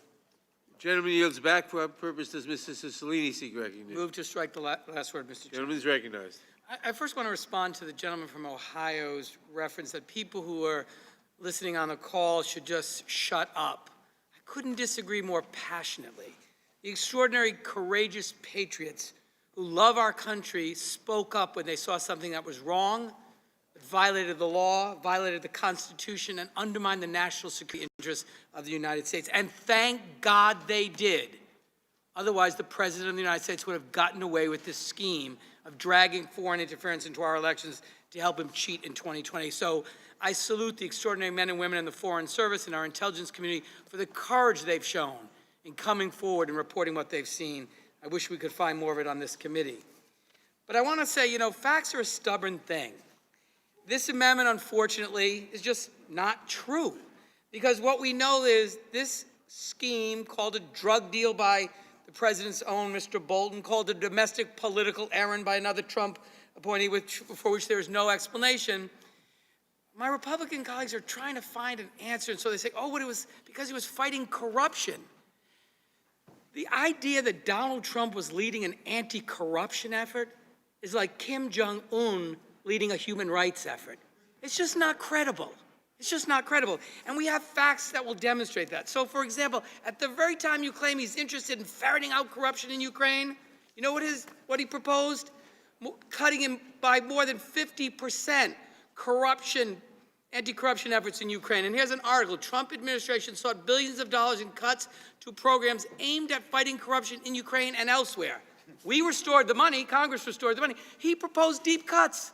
That's not evidence of a serious commitment to fighting corruption. In addition to that, in a letter to the chairman of the Foreign Affairs Committee, the Secretary of Defense says, on behalf of the Secretary of Defense, this is dated May 23rd, 2019, long before the July call, on behalf of the Secretary of Defense and in coordination with the Secretary of State, I have certified that the government of Ukraine has taken substantial actions to make defense institutional reforms for the purpose of decreasing corruption, increasing accountability, and sustaining improvements of combating capability enabled by U.S. assistance. There's a certification. And so there's only one explanation for why it was finally released. There was a report of a whistleblower report being filed. The president got caught. And so this notion that somehow this president was concerned about corruption is defied by all the evidence collected. I know you want to believe it. It's just not supported by the evidence. And so this amendment is silly, it's inaccurate, it mischaracterizes the overwhelming body of evidence that was collected in this investigation. The President of the United States attempted to drag a foreign power into our elections, to corrupt the 2020 election, to cheat, undermined our national security, betrayed the national interest of this country, and he must be held accountable. Move the gentleman. The balance of my time to Mr. Swalwell from California. I thank the gentleman, and I just want to have a reset of the facts here because my colleagues claim that so many of these facts are in dispute, but I want to hear someone dispute the fact that Rudy Giuliani was Donald Trump's personal lawyer. I want to hear someone dispute the fact that when Rudy was hired, the anti-corruption ambassador, Marie Yovanovitch, was fired. I want to hear someone dispute the fact that Donald Trump told Vice President Pence to not go to President Zelensky's inauguration. I want to hear someone dispute the fact that President Trump ignored the talking points about anti-corruption in his both April 21 and July 25 calls with President Zelensky. Well, gentlemen, I want to hear someone dispute the facts that President Trump invoked his political rival's name 4 times on that July 25 call. I want to hear someone dispute the facts that the President's Chief of Staff said, we are withholding the military aid because the Ukrainians need to investigate 2016. Not I, we as in Mick Mulvaney and Donald Trump. I want to hear someone dispute the facts that Ambassador Sondland said that a White House meeting absolutely, quid pro quo, conditioned on the investigations. I also listened to your witness, Professor Turley, and he said President Trump's call was anything but perfect. That was your witness who said it was anything but perfect. I want to see a show of hands on your side. Does anyone agree with the one witness that you were able to bring that that call was anything but perfect? That is sad, and you will regret that you have sanctioned this. And I yield back. Gentlemen, Mr. Chairman. it's Mr. Cicilline's time. I yield back, Mr. Chairman. Gentleman yields back. Mr. Johnson, for what purpose does Mr. Johnson seek recognition? Move to strike last word. Gentleman is recognized. I want to speak in favor of the Biggs amendment. I'll ignore Mr. Swalwell's rhetorical question. It's kind of a silly one.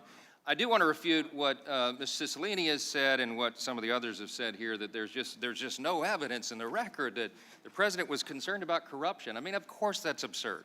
Everybody at home knows this. The president's been talking about foreign governments and foreign corruption and the misuse of American taxpayers' treasure since before he ran for president. He tweets about it all the time. I mean, everybody knows this. This is one of these things in the law that's just well understood. We would call it res ipsa loquitur. But look, every witness in the record, every witness testified that President Trump was concerned about corruption with foreign governments. That includes Ukraine. And the White House released a transcript of the remarks between President Trump and President Zelensky before the bilateral meeting in New York, September 25th. This is after the funds are released, of course, but he's explaining that he became convinced that the new Ukrainian administration was serious about reform measures. Let me read you a couple of excerpts from that. President Trump says, "Hi, I'm here with the president of Ukraine. He's very, very strongly looking into all sorts of corruption and some of the problems they'd had over the years. I think it's one of the primary reasons he got elected," the president says. "His reputation is absolutely sterling. It's an honor to be with you." You go through the transcript. President Zelensky responds a few moments later. "Thank you for your support, especially now when you know we have two wars in Ukraine. The first one is with corruption, but we'll fight. No, we'll be the winner in this fight, I'm sure." A couple of pages later in the transcript, President Trump goes back, "And stop corruption in Ukraine, because that will really make you great. That will make you great personally," he's talking to Zelensky, "and it'll also be so tremendous for your nation in terms of what you want to do and where you want to take it." Later, President Trump says, "I want him to do whatever he can. This was not his fault. He wasn't there the previous years. He's been here recently, just recently. But whatever he can do in terms of corruption, because the corruption is massive. I know the president. I've read a lot about Ukraine. He wants to stop corruption." The president continues, "He was elected, I think, #1 on the basis of stopping corruption, which unfortunately has plagued Ukraine. And if he could do that, he's doing really the whole world a big favor. I know, and I think he's going to be successful." It goes on through the transcript, and I'll ask unanimous consent to enter a clean copy of this into the record, Mr. Chairman. But I just want to say that, thank you, with this is just one additional piece, as with all the other pieces of evidence, the very thin, paper-thin record that we have here. One thing is very clear, that you can't even, I don't even think you can refute it with a straight face. Everybody knows the president is concerned about the misuse of American taxpayer dollars overseas. It's one of his primary driving forces. It's one of his main talking points. So for anybody to sit in here today and pretend like that isn't the case, that he wasn't, Ukraine, the third most corrupt nation in the world, is the only one on the list that he wasn't concerned about? It just it doesn't hold water, it doesn't make sense, and nobody back home is buying this. No one. So let's stop with the games. Let's acknowledge this for what it is, and let's move on. I yield back. Gentleman yields back. Gentleman's yielding. I yield the remainder of my time. I'm sorry, I had some left. I yield to Mr. Jordan. Well, I just want to answer the statement that gentleman from Rhode Island made a little bit earlier. He said, pointing at Mr. Biggs' amendment, that his amendment was not true. His amendment's real clear. It says the Ukrainians under President Zelensky signed 2 major anti-corruption measures. That's exactly what they did. They enacted this high anti-corruption court when the parliament was first sworn in, and they got rid of absolute immunity for members of their parliament. 2 pretty darn important anti-corruption measures. In fact, Mr. Morrison, when he testified in front of this committee, told us, when he did his deposition, he told us that when they were there with Ambassador Bolton visiting with the Ukrainians, August 27th, he said the Ukrainians were tired because they'd been up all night preparing this legislation, putting it together. That's how focused they were on this. And then when it passed, when it was enacted, that's in fact when the aid was released. If I could, if the gentleman would, I'll yield back and you yield to the ranking. No, yield to the ranking member. No? Yield to Mr. Gates. Thank you, Mr. Chairman. I think House Democrats would have you believe that somehow this impeachment effort is the outgrowth of organic activity from the president, when the reality is they have intended to impeach this president from the very beginning, and it was actually the chairman, when campaigning to be the head of the Judiciary Committee, who said that he'd be best on the impeachment issue. This is a New York Times article, December 18th, 2017, and it says, as our constitutional expert, and with his demonstrated leadership on impeachment in the 90s, Nadler is our strongest member to lead a potential impeachment. This is what Chairman Nadler wrote on his pocket-sized campaign literature to his fellow Democrats when he wanted the job. He was literally campaigning on impeachment before the president even made the phone call to President Zelensky. It's who they are, it's what they've wanted, and it's all because they cannot stand the fact that the America First movement is the most powerful movement in American political history. Mr. Chairman, I seek unanimous consent to enter into the record this New York Times article from December 18th, 2017, outlining your ambition on impeachment. Back home in my 2 seconds left, we call that a mic drop moment. I yield back. Gentleman yields back. Mr. Chairman. For what purpose does Ms. Jayapal seek recognition? Strike last word. Gentlelady is recognized. Thank you, Mr. Chairman. I want to go back to the facts, and I want to go back to this amendment. My colleague from Florida said that this amendment is putting forward a, quote, understandable reason for why the president withheld the aid and then suddenly released the aid.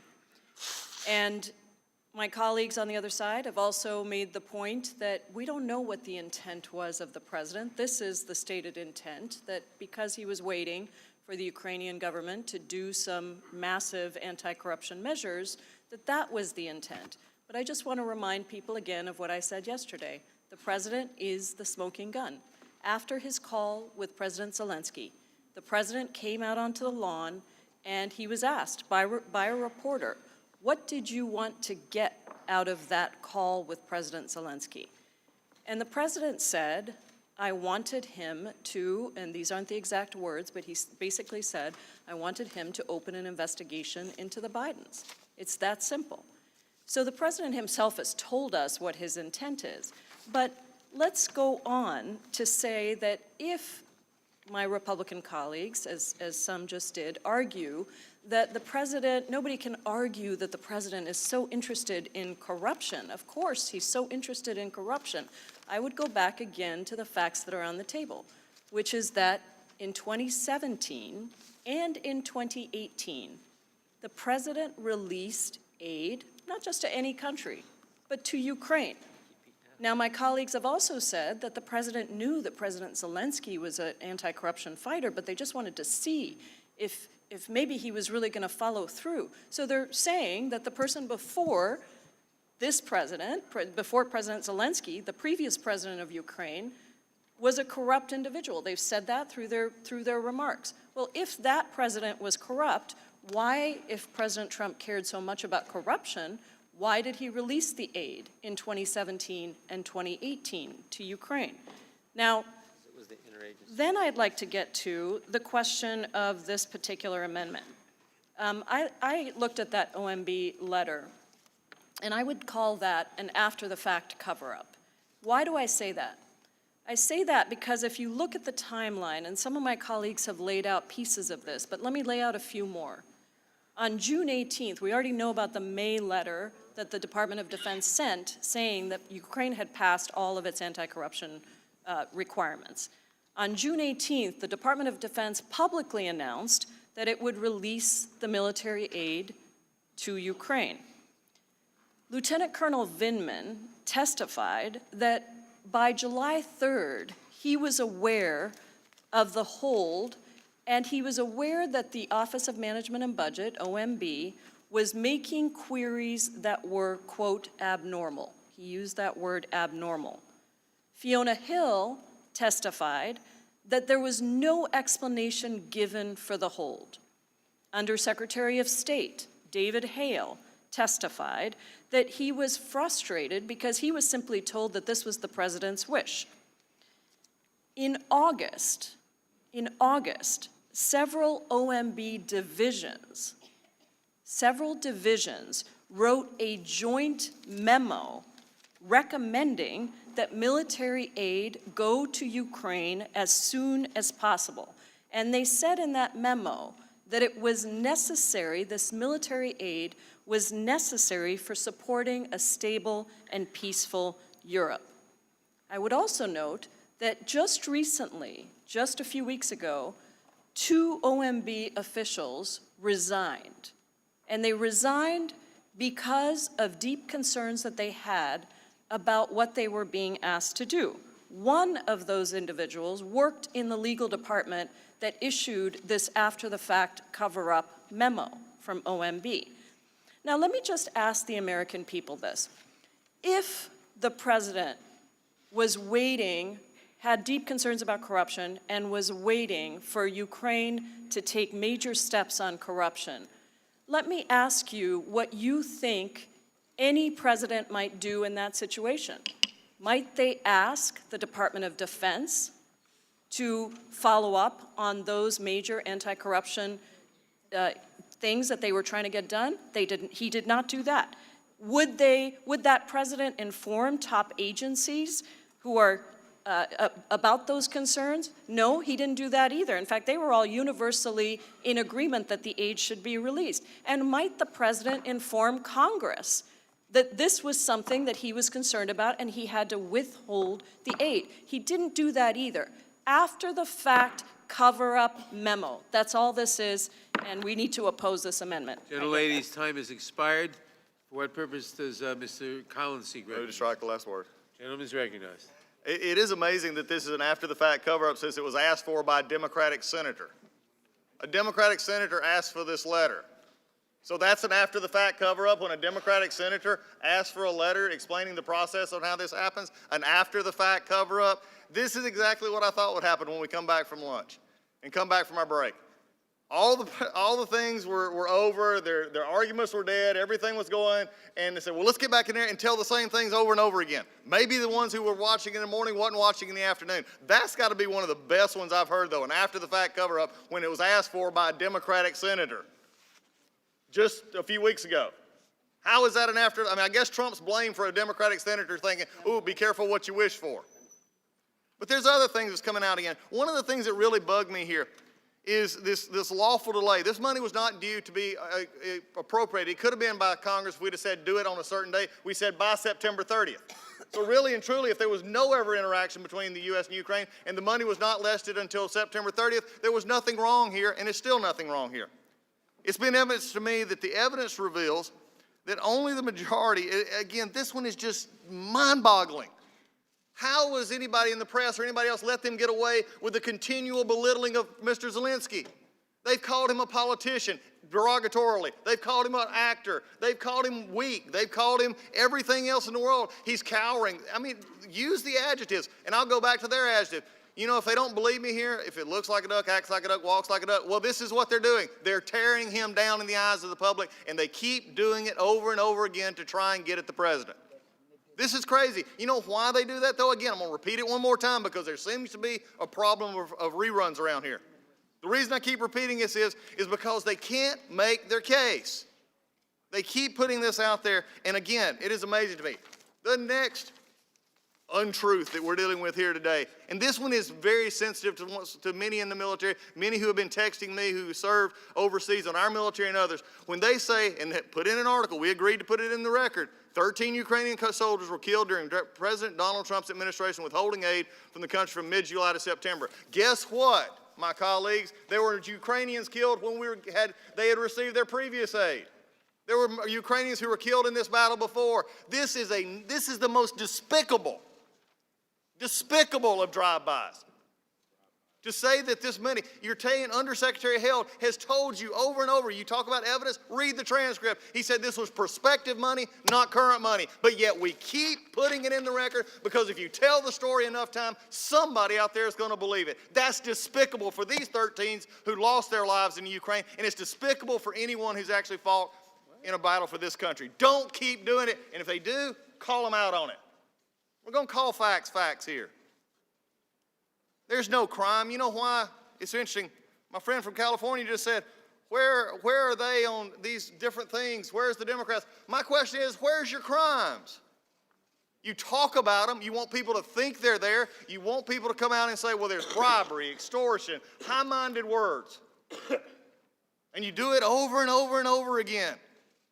The problem is if you had it, you would have put articles on it. You don't have it, so you didn't put articles on it. That's the stain on your articles. That's the stain on this committee. This committee couldn't make their case, so they came up with abuse of power. So they could put anything in it.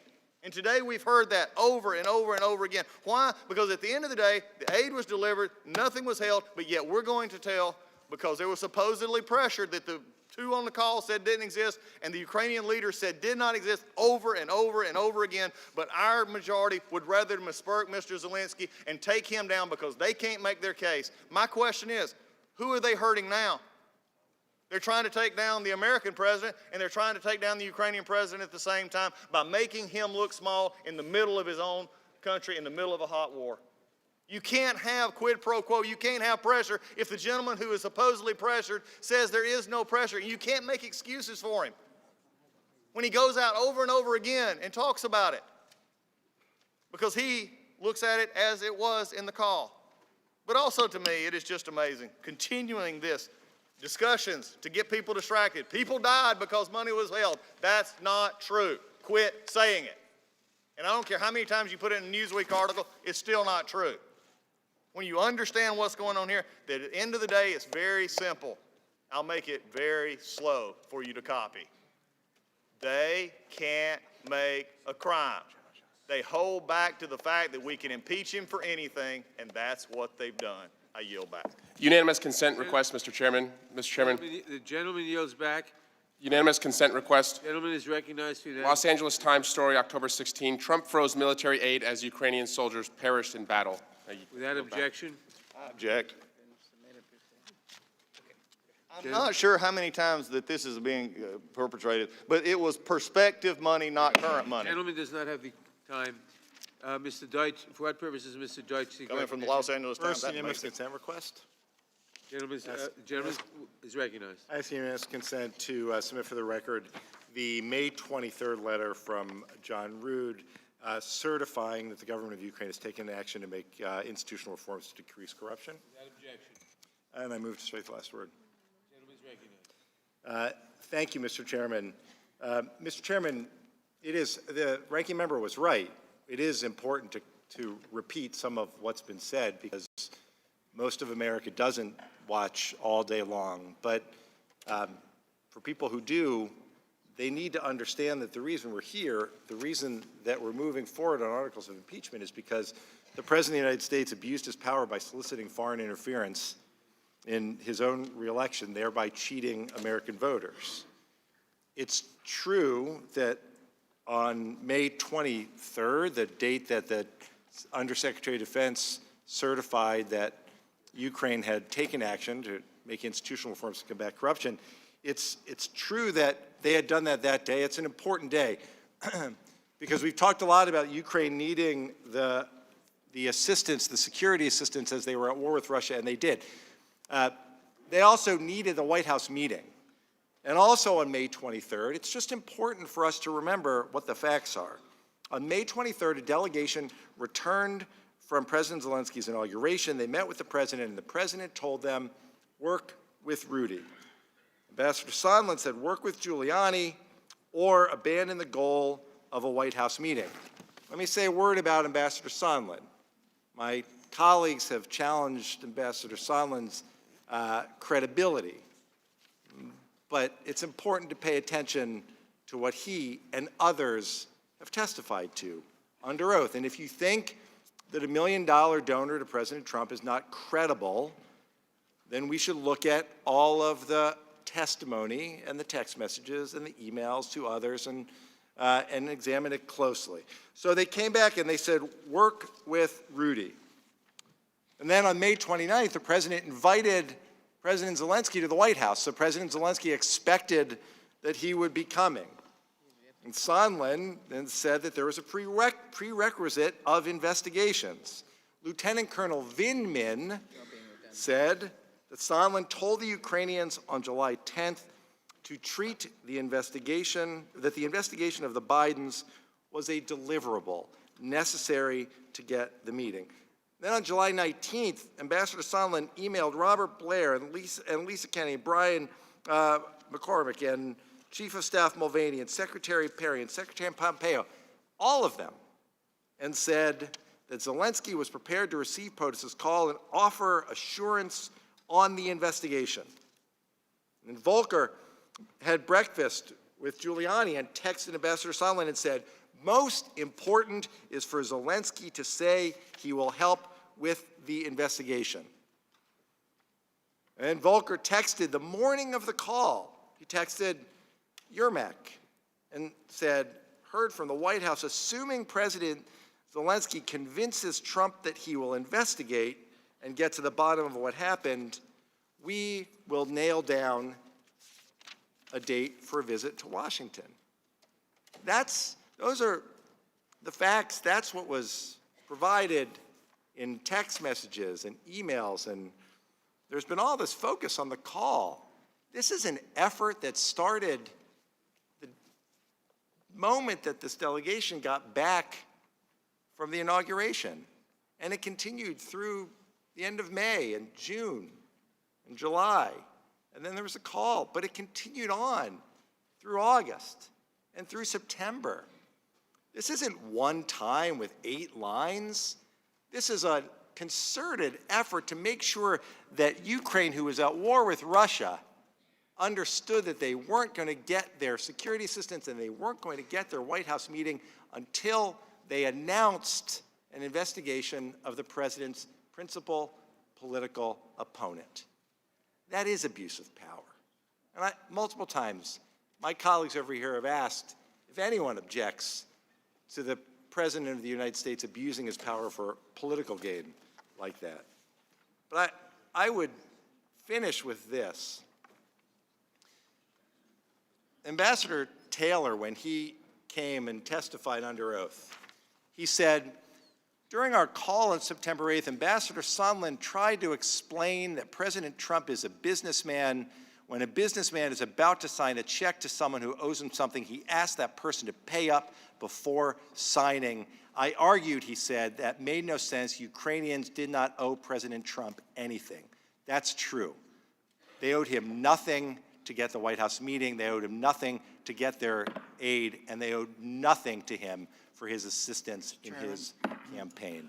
And I yield back. Chairman. Gentleman yields back. For what purpose does Mr. Sensenbrenner seek recognition? Mr. Chairman, I move to strike the last word. Gentleman is recognized. I yield the ranking member. Thank you, Mr. It is amazing to me that, again, the things that will come out of this markup is not the simple fact that they're going to mark up this and they'll send it to the floor. It is what they will perpetrate to try to hide the weakness of their argument. I have now given the article that the gentleman from California wants admitted, again, perpetrating the falsehood that people were killed because of money. And in the own article, which is biased against the president, biased against the whole situation, it has this line: although there is no way to link Markov and the other dozen's death directly to the lack of aid. Yeah, let's keep putting stuff in here that proves your pathetic argument. The article itself, which is biased against the president, actually says there's no way to link it, but yet we're doing it every time in here. Keep giving them. I'll keep accepting them. Wonderful article. Great job. Because you're making my point. I guess I could hush and just let you make my point for me. But all you want to do is to smirk the dead and go after Mr. Zelensky as weak and powerless. That's what's going to come out of this. So I guess, I withdraw my objection on this. It makes my point. Y'all have any more you want to put in? Keep going. But misperking a debt is not going to get you anywhere. I yield back. I yield back, Mr. Sensenbrenner. I yield back. Gentleman yields back. Mr. Chairman, Gentleman yields back without objection. The material will be inserted in the record. I have a unanimous consent request. Gentleladies recognized for unanimous consent request. I would like to ask unanimous consent to put a roll call article into the record entitled Ukrainian Lives Hung in the Balance as Trump Held Up Aid, quoting a National War College official about the adverse impact on Without the objection. war. For what purpose does Mr. Johnson seek recognition? Move to strike the last word. Gentleman is recognized. Thank you, Mr. Chairman. I move in opposition to the Biggs amendment. My colleague from Georgia talks about how Democrats are trying to make President Zelensky look weak. Well, I tell you, that brings to mind the picture of President Trump and President Zelensky meeting in New York in September at the UN, and a big chair for President Trump, little chair for President Zelensky, big 6'4" President Trump, 5'11" Mr. Zelensky, President Zelensky, and they're standing there, and President Trump is holding court, and he says, "Oh, by the way, no pressure." And you saw President Zelensky shaking his head as if his daughter was downstairs in the basement, duct taped. I mean, there's an imbalance of power in that relationship. It always has been. And there's no way that the nation of Ukraine can stand up to the power of the United States of America. And President Trump used that unequal bargaining position. He leveraged his power in that relationship, not for the benefit of the United States of America, but for his own benefit. He, again, held President Zelensky over a barrel up there in New York, the same way he did on the telephone call on the 25th of July. And he told him, "Look, I know that you need those javelins, but I need you to do me a favor, or do us a favor." And who was us, by the way? Was it the American people, or was it the Trump campaign and all of those corrupt officials that he aligns himself with, half of whom are in jail or facing charges or facing sentencing?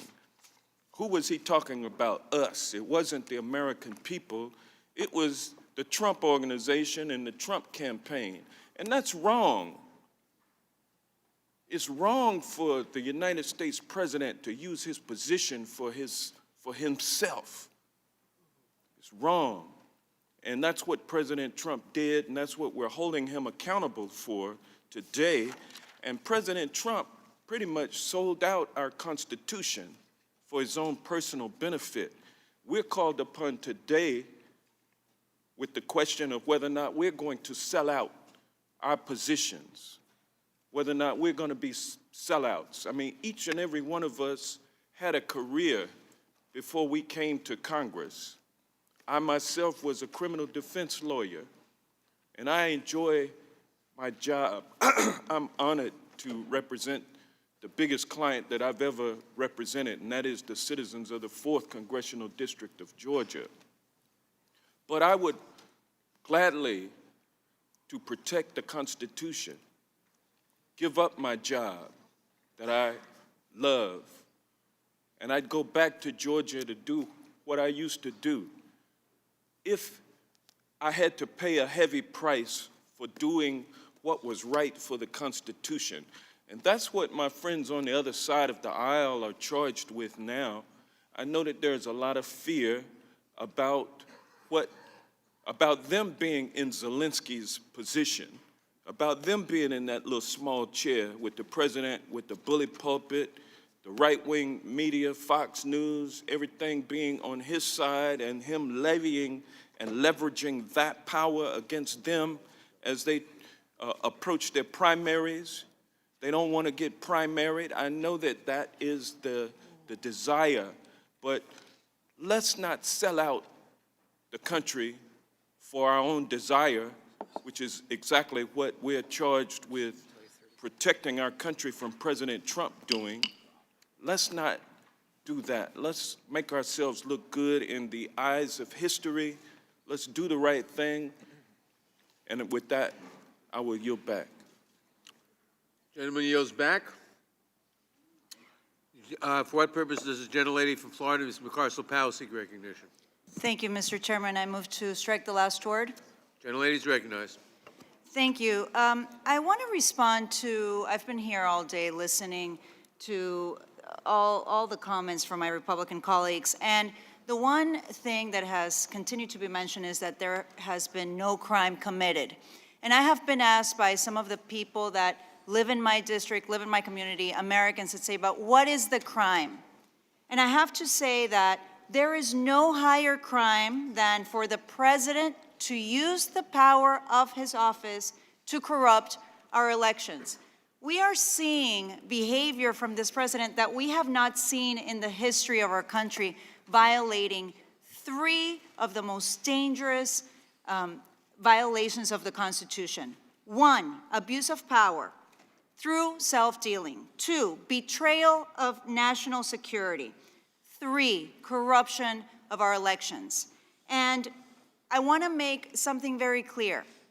We are here today because the President of the United States of America has violated the law. The President's conduct meets all the elements of criminal bribery under 18 U.S.C. 201b2a. A public official demands or seeks anything of value personally in return for being influenced in the performance of any official act. Why are we here? How did we get here?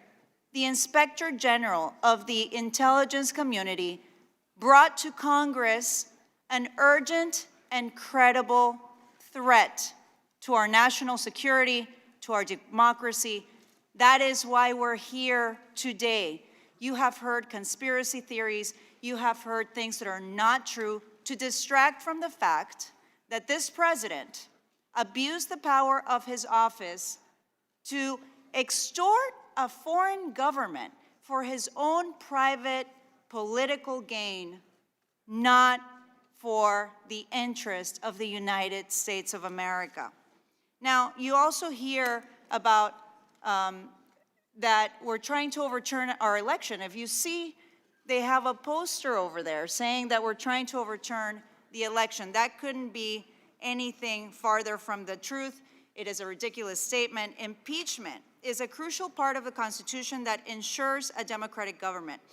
It was created by the founders as a check to prevent a president from becoming a king. And it is incredible to me to see some of my colleagues bend over backwards to cover up for this president. My sister is a yoga teacher. She doesn't contort the way some of my Republican colleagues distort the facts, all to protect this president.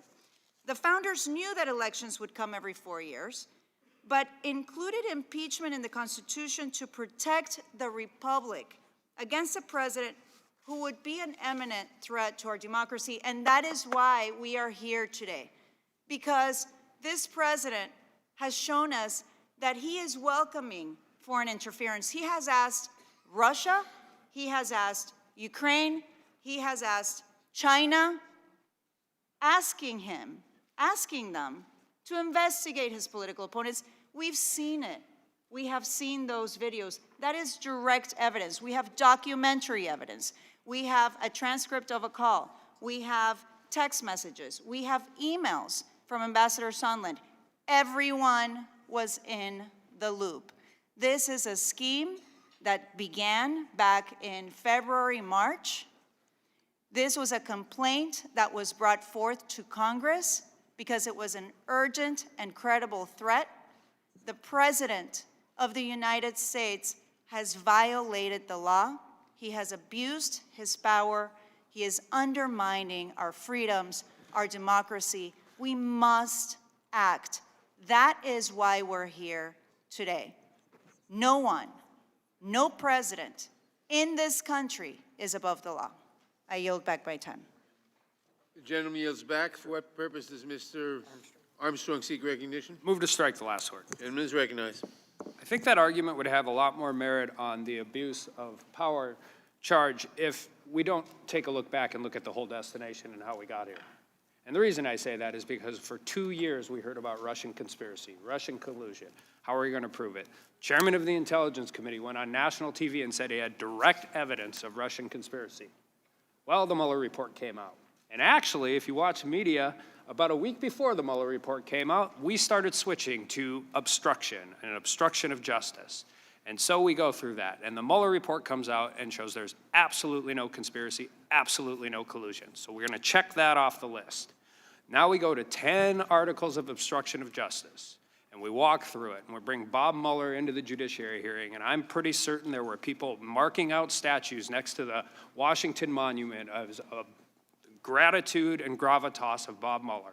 Well, that hearing fell flat, and obstruction of justice was abandoned. So then we moved into a July 25th phone call, and we went to quid pro quo. And quid pro quo kept going and kept going, but then they decided that wasn't working really well. So we poll tested bribery. And bribery had a little bit of a problem because you cannot prove the elements of the crime. And I don't care how many different ways we say it, when the victim of the crime, alleged victim, continues to go on national TV, international press conferences every step of the way and deny that he was a victim and deny that there was a crime, we move on. So we move from things of campaign finance, which didn't even work in the Mueller report, and continue to moving forward. So instead of starting an investigation in a general way and moving towards a specific crime, we try and pick 17 different specific crimes, and when they never get there, instead of doing what any reasonable investigator would do and say there is no there, we take it all and we put it together, and then we say, well, because we can't prove any of it, we're going to use all of it. And so if we want to know why we're here today, that's why we're here today, because this started the day President Trump got elected. It's continued through the Mueller report, not to be deterred. In a separate different thing, the day after the Mueller report hearings happened in the Judiciary Committee, I was in the Oversight Committee when they subpoenaed the personal emails of every member of the Trump family.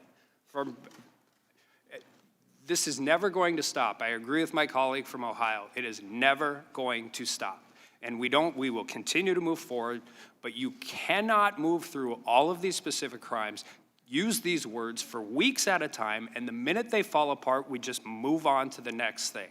I think that's why you're losing the support of the American people. I think that's why you're losing support of your colleagues on your side of the aisle in Congress, and that's why we're here. So let's call it like it is and explain how we got here, why we're here, and where we continue to go. And Gentleman, who? Who needs? Yeah, I'll yield to ranking member. Thank you. Mr. Harmon, you just brought up a great point. You know why we know what you just said is true? You know, again, we've dealt in a lot of non-truth here, and we just say it over and over enough so people believe it. But what you just said is completely true, that this will never end.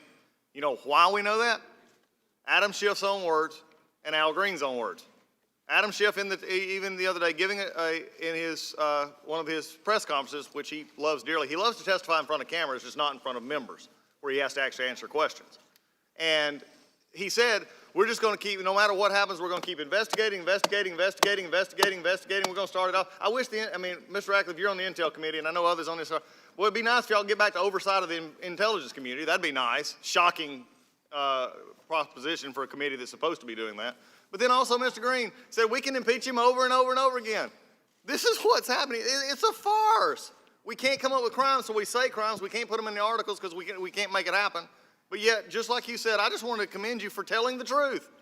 You told the truth. This is not going to end no matter what. Except, and the reason we know it is because we don't have to infer. We don't have to find articles to put in the record. We just listen to their own words. I yield back to Mr. Armstrong. And with that, I yield back. Gentleman yields back. For what purpose does Ms. Demings seek recognition? Mr. Chairman, I move to strike the last word. Gentlelady is recognized. You know, I rise today in opposition of this amendment. It is so obvious, it's so obvious, that it is a last-minute, after-the-fact, desperate scramble to cover up the president's wrongdoing. And I tell you what, we're not falling for it, and I really do believe the American people are not falling for it and probably are offended by it. You know, my Republican colleagues have talked about a lot of things today, and they're really working very hard to protect the president. It appears like at any and all costs. But I really wish that my colleagues on the other side would work as hard to protect voting rights for the American people, believing that everybody should have the right to vote, and that cheating in our elections by anyone at any time or any place is just not right. It just amazes me to suggest that abuse of power is somehow inadequate or inappropriate or not serious enough. Abuse of power by the highest position in the land, the leader of the free world, that abuse of power is not enough to impeach this president or any other president. But the framers were so desperately concerned about abuse of power by the president. They were terrified of the thought of an unprincipled man, a person finding their way into the White House. To suggest that abuse of power is not serious, it's not enough, is simply ridiculous to me. The president has a constitutional duty, and that really is the highest document in the land, to violate the Constitution. He has a constitutional duty to faithfully execute the law.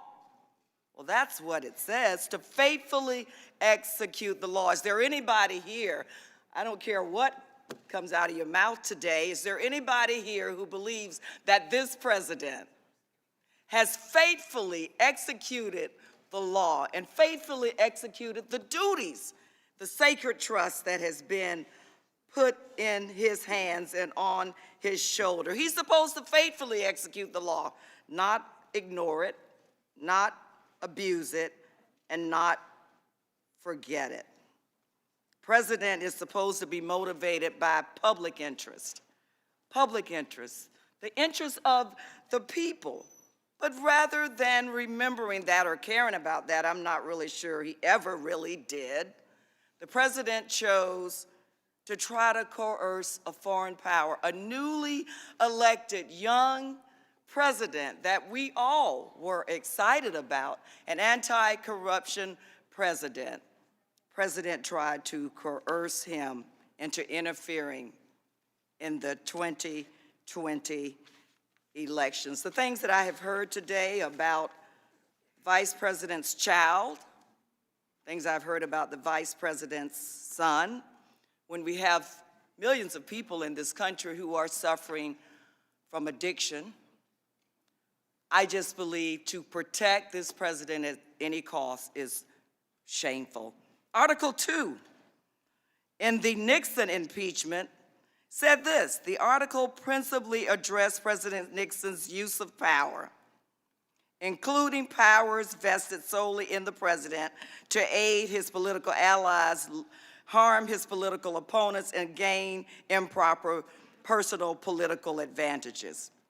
In explaining this article of impeachment, the House Judiciary Committee then stated that President Nixon's conduct was undertaken for his personal political advantage and not in the furtherance of any valid national policy objective. The president abused his power. And to me, and at least the members on this side of the dais, that matters. And with that, I yield the remaining time to Mr. Richmond from Louisiana. Thank you, Mr. Chairman. Very quickly, I just want to remind people that or the people watching, that when you look at the credibility of a testimony and weighing the evidence, you can look at other things. So I want to enter into the record unanimous consent, the Guardian article, Roger Stone to Michael Cohen, the men in Trump's orbit implicated in crimes. Without objection. CNN Politics, 6 Trump associates have been convicted in Mueller-related investigation. In honor of my wise grandmother who said, birds of a feather flock together. And then also, President Trump has made 13,435 false or misleading claims over 993 days. Without objection, and the gentleman's time has expired. For what purpose does Ms. Jackson-Lee seek recognition? To strike the last word. Gentlelady is recognized. Mr. Chairman, thank you. And I wanted to speak first to the underlying amendment that calls for the acknowledgement that the aid was released in the article, first article, I believe. And I want to, again, recount not only the July 25th call, where previously I've indicated the President's language of would like you to do us a favor, though, that was not tied to the us representing the entity of a public representation, which would be the United States of America, established foreign policy by the Secretary of State, established foreign policy by the Secretary of Defense. And that is because, of course, the Secretary of Defense and State had already certified that Ukraine was working to graduate working to ensure the end of corruption that had met the standards that were required for funding. The other thing is that when Lieutenant Colonel Vindman thought that the words that he heard were appalling and seemed to him to be inappropriate for a call to the President as relates to a question tying the military aid to investigation of Biden and others, sons and others, not official policy, he immediately gave it to the NSC counsel, John Eisenberg. John Eisenberg took the information and then ultimately put it in a separate coded filing and asked that the lieutenant colonel not say anything about it. That is unusual because you would think that if it was normal business, if it had to do with standard U.S. foreign policy, it would be okay to talk about that call. But they knew a major mistake had been made. They knew that the President had offered to give military aid if he got an investigation against his political rival, and his political rival happened to be Joe Biden, and he knew that was, in fact, conspicuously using public office and public money for public and private desires. Let me also say that our friends talk about the courts. We have not shied away from the courts. In fact, Judge Howell, regarding the 6E grand jury materials, specifically said, there is an impeachment inquiry. You can't stand in the way, Mr. President.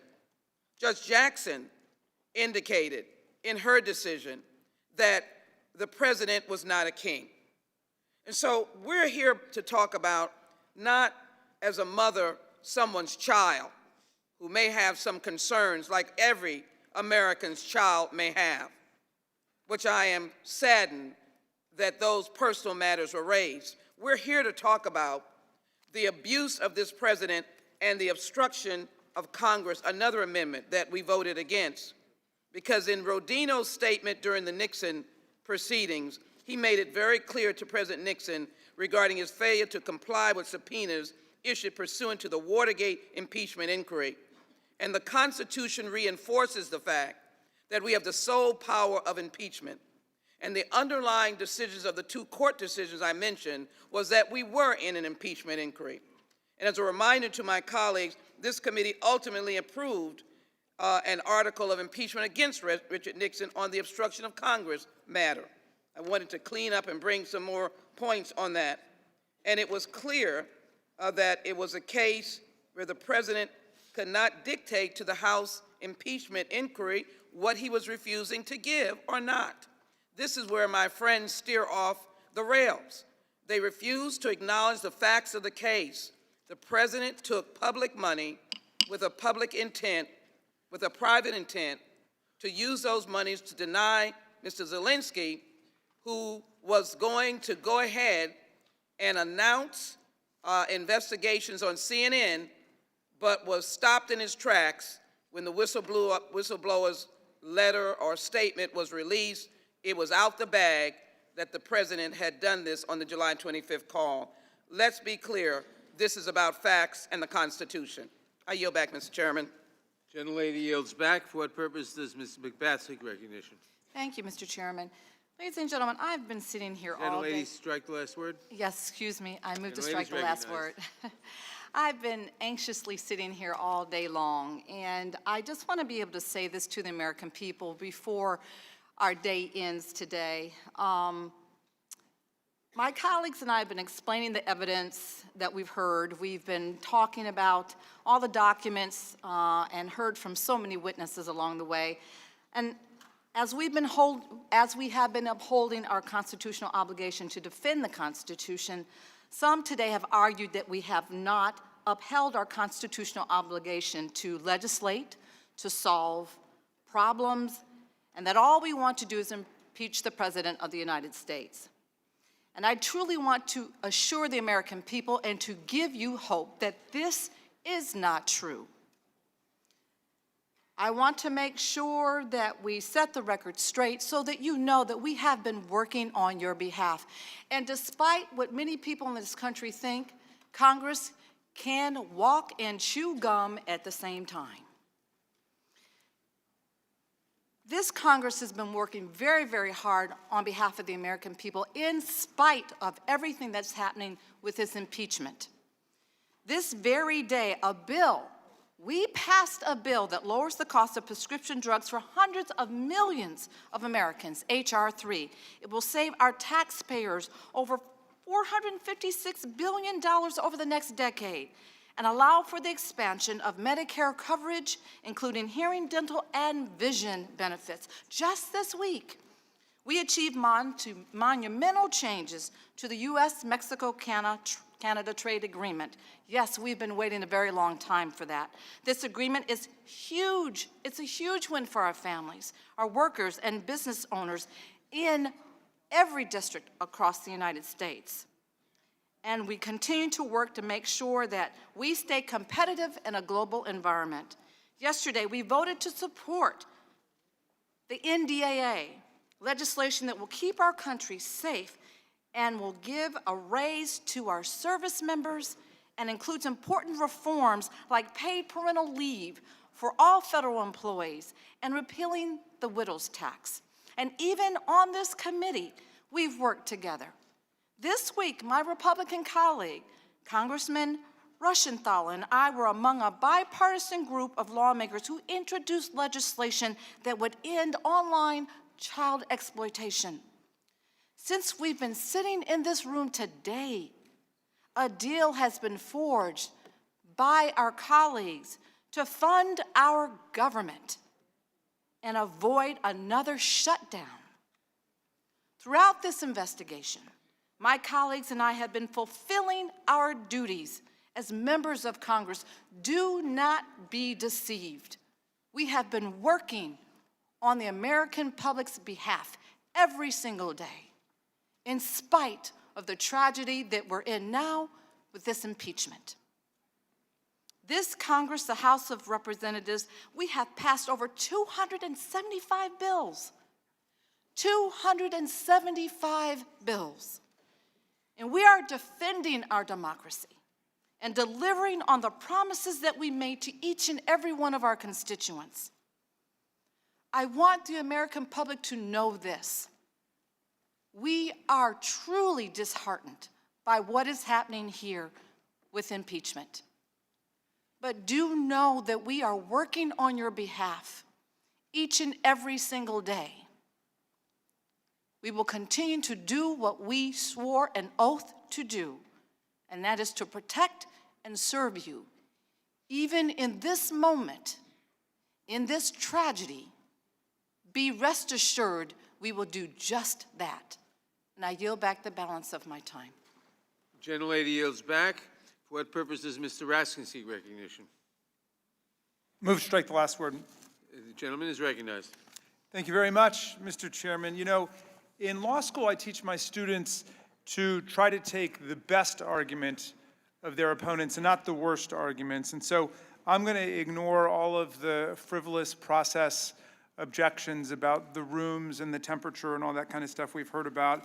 And I'm going to try to make what I think is the best argument, or reconstruct the best argument that's come out today.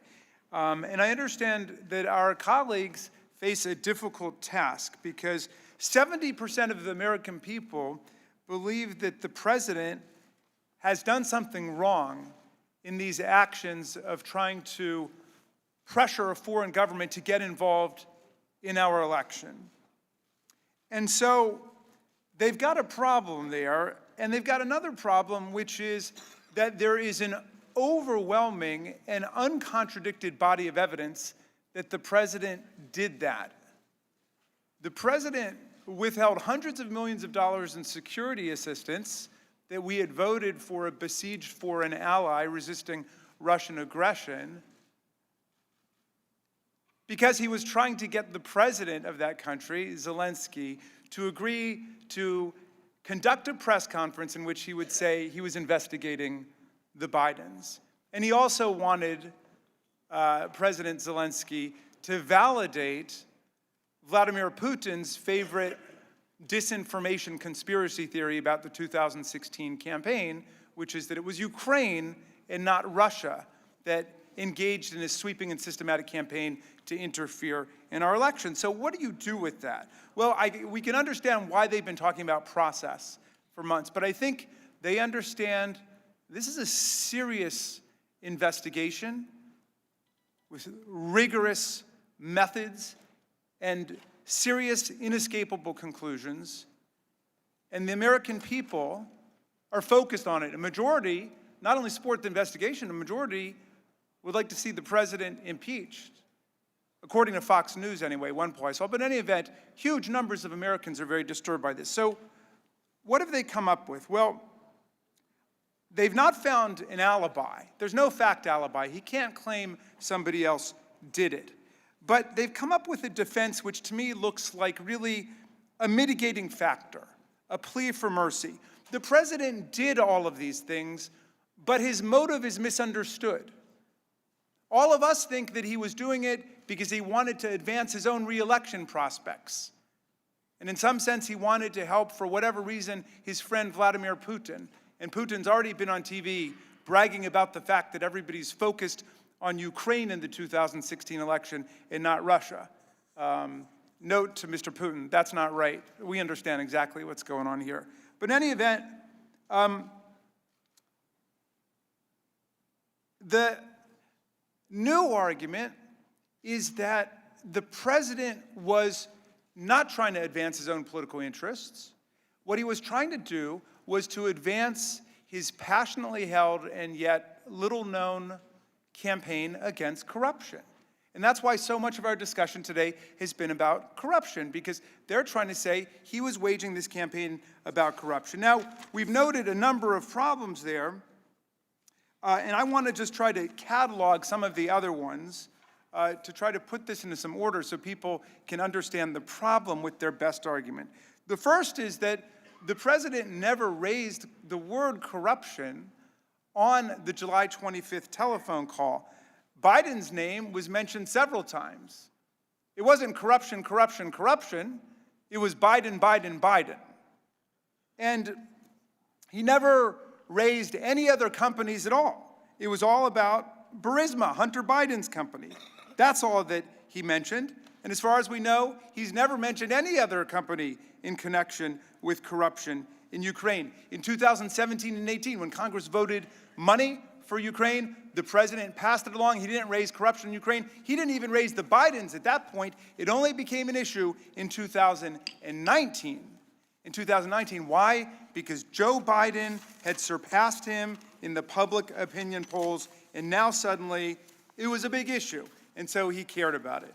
Well, what's the other evidence here? The president's team, Rudy Giuliani and Parnas and Fruman, engaged in a smear campaign against the U.S. ambassador who was crusading against corruption in Ukraine, and the president got her out of the way. He pulled her back. So all the evidence shows they were promoting corruption and a corrupt scheme. They weren't trying to attack it. I yield back, Mr. Chairman. Gentleman yields back. Mr. Chairman, Who seeks recognition? For what purpose does the gentlelady seek recognition? thank you, Mr. Chairman. I move to strike the last word. The gentlelady is recognized.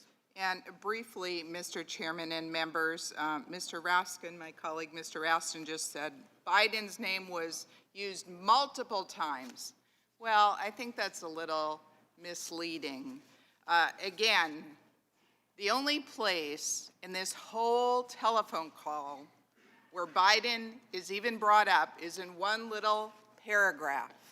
And that was on page 4 of 5 pages of the transcript. I mean, most of this call was about congratulating President Zelensky and the new parliament, talking about how, a lot of these European countries aren't pitching in with the aid that was to Ukraine as much as the United States has, and, all kinds of things. It was a long phone call, and it's really disingenuous to say that the whole thing was about this, and Biden was mentioned several times. Let me read again. In fact, I know that the President Trump tweets this out. Read the transcript, and I wish people would, because everybody watches TV and they get all these comments.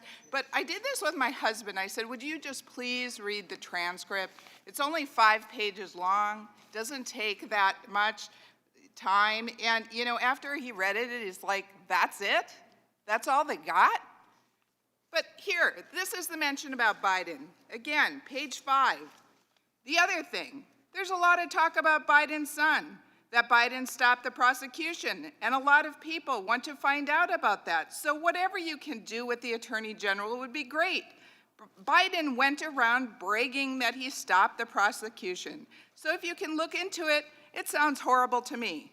That's it, folks. That's all there is. So, Mr. Chairman, I yield back. The gentlelady yields back. The question now occurs on the amendment. Those in favor say aye. Aye. Opposed, no. No. In the opinion of the chair, the noes have it, and the amendment is not agreed to. A roll call is requested. The clerk will call the roll. Mr. Nadler? No. Mr. Nadler votes no. Ms. Lofgren? No. Ms. Lofgren votes no. Ms. Jackson-Lee? No. Ms. Jackson-Lee votes no. Mr. Cohen? Mr. Cohen votes no. Mr. Johnson of Georgia? Mr. Johnson of Georgia votes no. Mr. Deutsch? Mr. Deutsch votes no. Ms. Bass? Ms. Bass votes no. Mr. Richmond? No. Mr. Richmond votes no. Mr. Jeffries? No. Mr. Jeffries votes no. Mr. Cicilline? No. Mr. Cicilline votes no. Mr. Swalwell? No. Mr. Swalwell votes no. Mr. Liu? Mr. Raskin? No. Mr. Raskin votes no. Ms. Jayapal? Ms. Jayapal votes no. Ms. Demings? No. Ms. Demings votes no. Mr. Correa? Ms. Scanlon? No. Ms. Scanlon votes no. Ms. Garcia? No. Ms. Garcia votes no. Mr. Neguse? Mr. Neguse votes no. Ms. McBath? Ms. McBath votes no. Mr. Stanton? No. Mr. Stanton votes no. Ms. Steen? No. Ms. Steen votes no. Ms. McCarcel-Powell? No. Ms. McCarcel-Powell votes no. Ms. Escobar? No. Ms. Escobar votes no. Mr. Collins? Mr. Collins votes aye. Mr. Sensenbrenner? Mr. Sensenbrenner votes aye. Mr. Shabbat? Mr. Shabbat votes aye. Mr. Gomert? Mr. Gomert votes aye. Mr. Jordan? Mr. Jordan votes yes. Mr. Buck? Mr. Buck votes aye. Mr. Radcliffe? Mr. Radcliffe votes yes. Ms. Roby? Ms. Roby votes aye. Mr. Gates? Mr. Gates votes aye. Mr. Johnson of Louisiana? Mr. Johnson of Louisiana votes aye. Mr. Biggs? Mr. Biggs votes aye. Mr. McClintock? Aye. Mr. McClintock votes aye. Ms. Lesko? Aye. Ms. Lesko votes aye. Mr. Reschenthaler? Aye. Mr. Reschenthaler votes aye. Mr. Klein? Aye. Mr. Klein votes aye. Mr. Armstrong? Yes. Mr. Armstrong votes yes. Mr. Stubbe? Yes. Mr. Stubbe votes yes. Has everyone voted who wishes to vote? Mr. Correa, you are not recorded. Mr. Correa? Mr. Correa votes no. Anyone else who wishes to vote who hasn't voted? The clerk will report. Mr. Chairman, there are 17 ayes and 23 noes. The amendment is not agreed to. Are there any further amendments to the amendment in the nature of a substitute?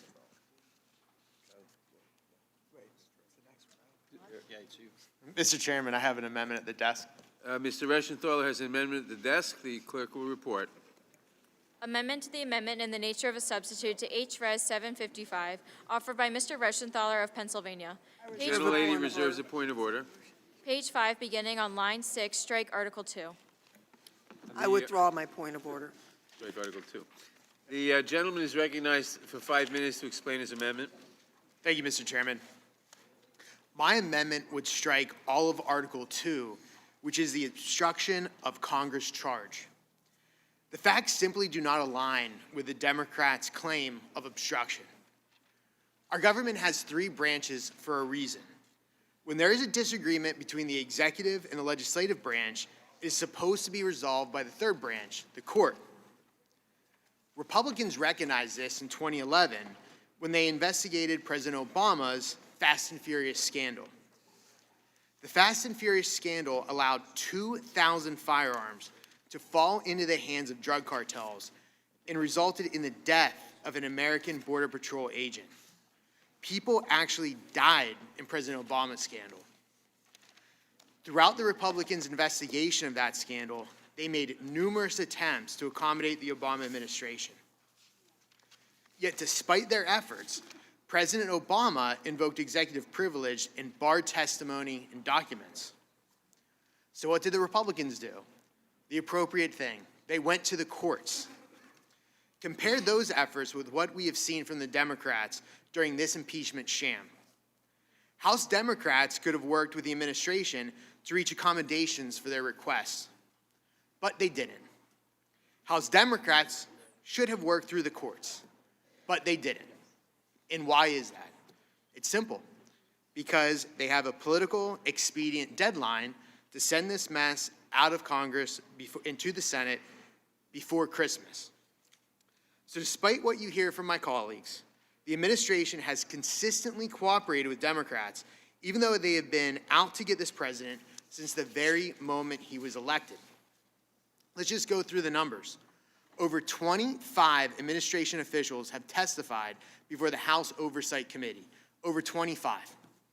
Over 20 administration officials have testified before this very committee. The administration has also handed over more than 100,000 pages of documents since the start of the sham impeachment inquiry. Now let's contrast that with the conduct from the Democrats. Democrats have threatened witnesses that, quote unquote, any failure to appear in response to a letter requesting their presence would constitute evidence of obstruction. Let me just go through that language. It's a letter would constitute evidence of obstruction. That's not a subpoena, that's a letter. Democrats have also told the State Department employees that if they insisted on using agency counsel to protect executive branch confidentiality interests, they would have their salaries withheld. That kind of sounds like abuse of power, but I digress a little bit. Democrats have not afforded this president basic procedure protections, such as the right to see all the evidence, the right to call witnesses, or the right to have counsel at hearings. But it's just not the Trump administration that's been railroaded by the Democrats. Judiciary Democrats voted down my own subpoena, my own motion to subpoena the whistleblower, even though I said that he or she could testify in executive session, which would be private, and yet they voted it down on party lines. Chairman Nadler also refused requests to have Chairman Schiff testify before this committee. House Democrats also have denied every Republican request for a fact witness. So I ask, who is really obstructing Congress? The Democrats have no case when it comes to obstruction. This obstruction charge is completely baseless and bogus. If they really wanted to charge someone with obstruction, how about they start with Adam Schiff? Thank you, and I yield back the remainder of my time. The gentleman yields back. For what purpose does Ms. Bass seek recognition? Strike the last word. Gentlelady is recognized. Yes, I'd like to begin by answering my colleague's question. He asked, who is really obstructing Congress? Who is obstructing Congress? President Donald Trump. The text of the Constitution devotes only a few sentences to a discussion of impeachment power. Yet among those few sentences is the clear statement that the House possesses the sole power of impeachment. And what that means is that within the sole discretion of the House to determine what evidence is necessary then for it to gather in order to exercise that power. So it's unnecessary for the House to go to the court to enforce subpoenas issued pursuant to an impeachment investigation. If it did, the House's sole power of impeachment would be beholden to the dictates of the judicial rather than the executive branch. Past presidents have disapproved of impeachments, criticized the House, doubted its motives, and insisted they did nothing wrong.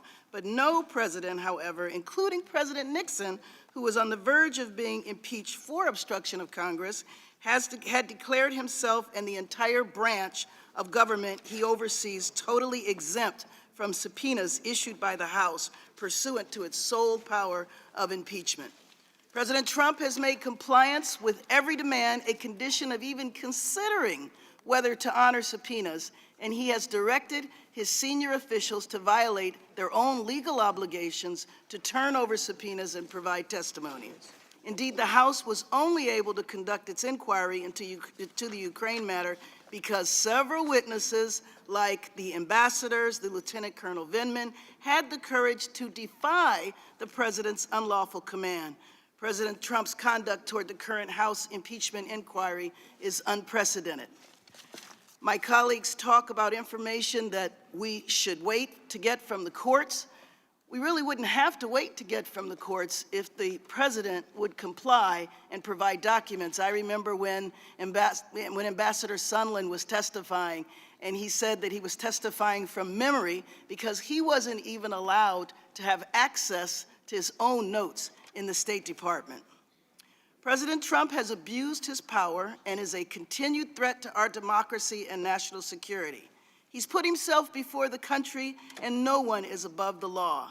When I think of our elections and my concern for our election next year, our election should be decided by us. Our foreign policy and national security should be based on America's interests, not the president's personal and political interests. We've talked over and over again about the real reason for all of this was his concern about corruption. But as one of my colleagues said earlier today, if he was concerned about corruption, he would be concerned about what is going on in the White House and all of the people who he has been affiliated with who are either awaiting sentences, sent to prison, serving time, or awaiting court. So it's noteworthy that members of the minority never actually defend President Trump's misconduct by disputing the facts of the case, but instead try to deflect and distract with irrelevant issues. So I just want to end. Someone asked this earlier, but I don't believe my colleagues on the other side of the aisle ever answered. Forget President Trump. Is it ever okay for a president to invite foreign interference in our election? And with that, I yield to my colleague from California. Thank you for yielding. I would like to ask unanimous consent to put into the record the letter from the President's counsel, Pat Cipollone, dated October 8th, 2019. Without objection. I just, reflecting on the comments made by my colleague from California, certainly we had a right to receive information. We have a right to make a judgment on the information that we have been able to obtain because impeachment is solely in the province of the Congress. But just on the narrow issue of the assertion of privilege, I think it's important to note that no privilege was asserted in this letter by the counsel. He doesn't say it's executive privilege. He doesn't say anything that you could take to court. He just says he doesn't like what we're doing, and they're not going to give us anything. No, not a piece of paper, not a witness, just no. And that is an absurd situation. It is not acceptable, and it is really obstruction of Congress, and I thank the gentlelady for yielding and yield back to her. I think my time has expired. I yield back. Gentlelady's time has expired. Chairman, For what purpose does Mr. Sensenbrenner seek I recognition? move to strike the last word. Gentleman is recognized. Listening to my two colleagues from California, this seems to be the greatest amount of circular reasoning that we've heard in the last couple of days. There's been a lot of it, but this is one that I think grabs the blue ribbon. Because what I hear is that an impeachment inquiry, if the White House does not give the House of Representatives and this committee everything we ask for, then that's obstruction of Congress and an impeachable offense. And that's not what the law said, and it's not what the law should be. There are certain privileges and immunities that the president has, irrespective of whether we're doing oversight or whether we're using our Article 2 power, the sole power of impeachment. And he ought to be able to present those, in a court of law. This is not a court of law. I don't blame White House counsel Cipollone for not saying that there were any privileges involved, because we know what the answer is going to be, and that is we're going to blow any claim of privilege away. We're going to blow any type of executive immunity away. We are going to simply say, we want it, and you got to give it to us, no matter whether it's private information or doing some legitimate oversight. Now, we know that the rejection of the argument that we shouldn't have to go to court for that is bogus, because the House of Representatives has gone to court to try to get enforcement of subpoenas that are as a result of this impeachment inquiry. The enforcement against Don McGahn, has gotten as far as the D.C. Circuit. There are others that are pending a little bit further backwards in the judicial system. But what I would like to ask my friends on the majority side is, okay, say we're done with this impeachment inquiry next week. The House passes both articles of impeachment and it goes to the Senate for trial. Does that mean that the whole nexus of why you are attempting to enforce those subpoenas is gone? Are you going to go to court and say it's gone? Are you going to move to dismiss those actions to support enforcement of the subpoenas? If you are following the argument that I've just heard, you got to do it. But I doubt it. I yield back. Oh, I would have taken that. Gentleman yields back. I recognize myself for 5 minutes. The actions of the White House, of the President in this case, are different in kind from all previous actions of executives, of presidents. It is not a question of asserting privileges. It is not a question of adjudicating rights given in court. Rather, the counsel wrote, given that your inquiry lacks any legitimate constitutional foundation, the executive branch cannot be expected to participate in it. It is not up to the President to decide whether an impeachment inquiry by the Congress is legitimate or not. That's our function. That sentence shows right there a usurpation by the President of congressional power, number one. Number two, if the White House had simply asserted privileges for a number of witnesses, that could be adjudicated. And maybe, it may very well be, that had we chosen to oppose that as a reason for an impeachment, that would be invalid. But that's not what we're talking about. We're talking about the President saying he does not recognize our impeachment and he will not participate in it. He will not grant anything. That is an obstruction of Congress. It's a usurpation of Congress's role to decide whether to have an impeachment inquiry, and it's a decision to completely try to frustrate that inquiry by denying all participation, by denying all documents and all witnesses, without asserting any privileges. There's nothing to do with privileges. Privileges may be adjudicated in court. An assertion by the executive that the impeachment power cannot be exercised by Congress is an obstruction of Congress, and if allowed to get away with it, eliminates the power of impeachment as a check on the power of the presidency, and is a large step toward dictatorship, because the threat of impeachment is the only threat, the only enforcement mechanism that Congress has on a president who would usurp powers and destroy the separation of powers, especially given the Department of Justice's policy that a sitting president cannot be indicted, and the administration's assertion that he cannot even be investigated criminally.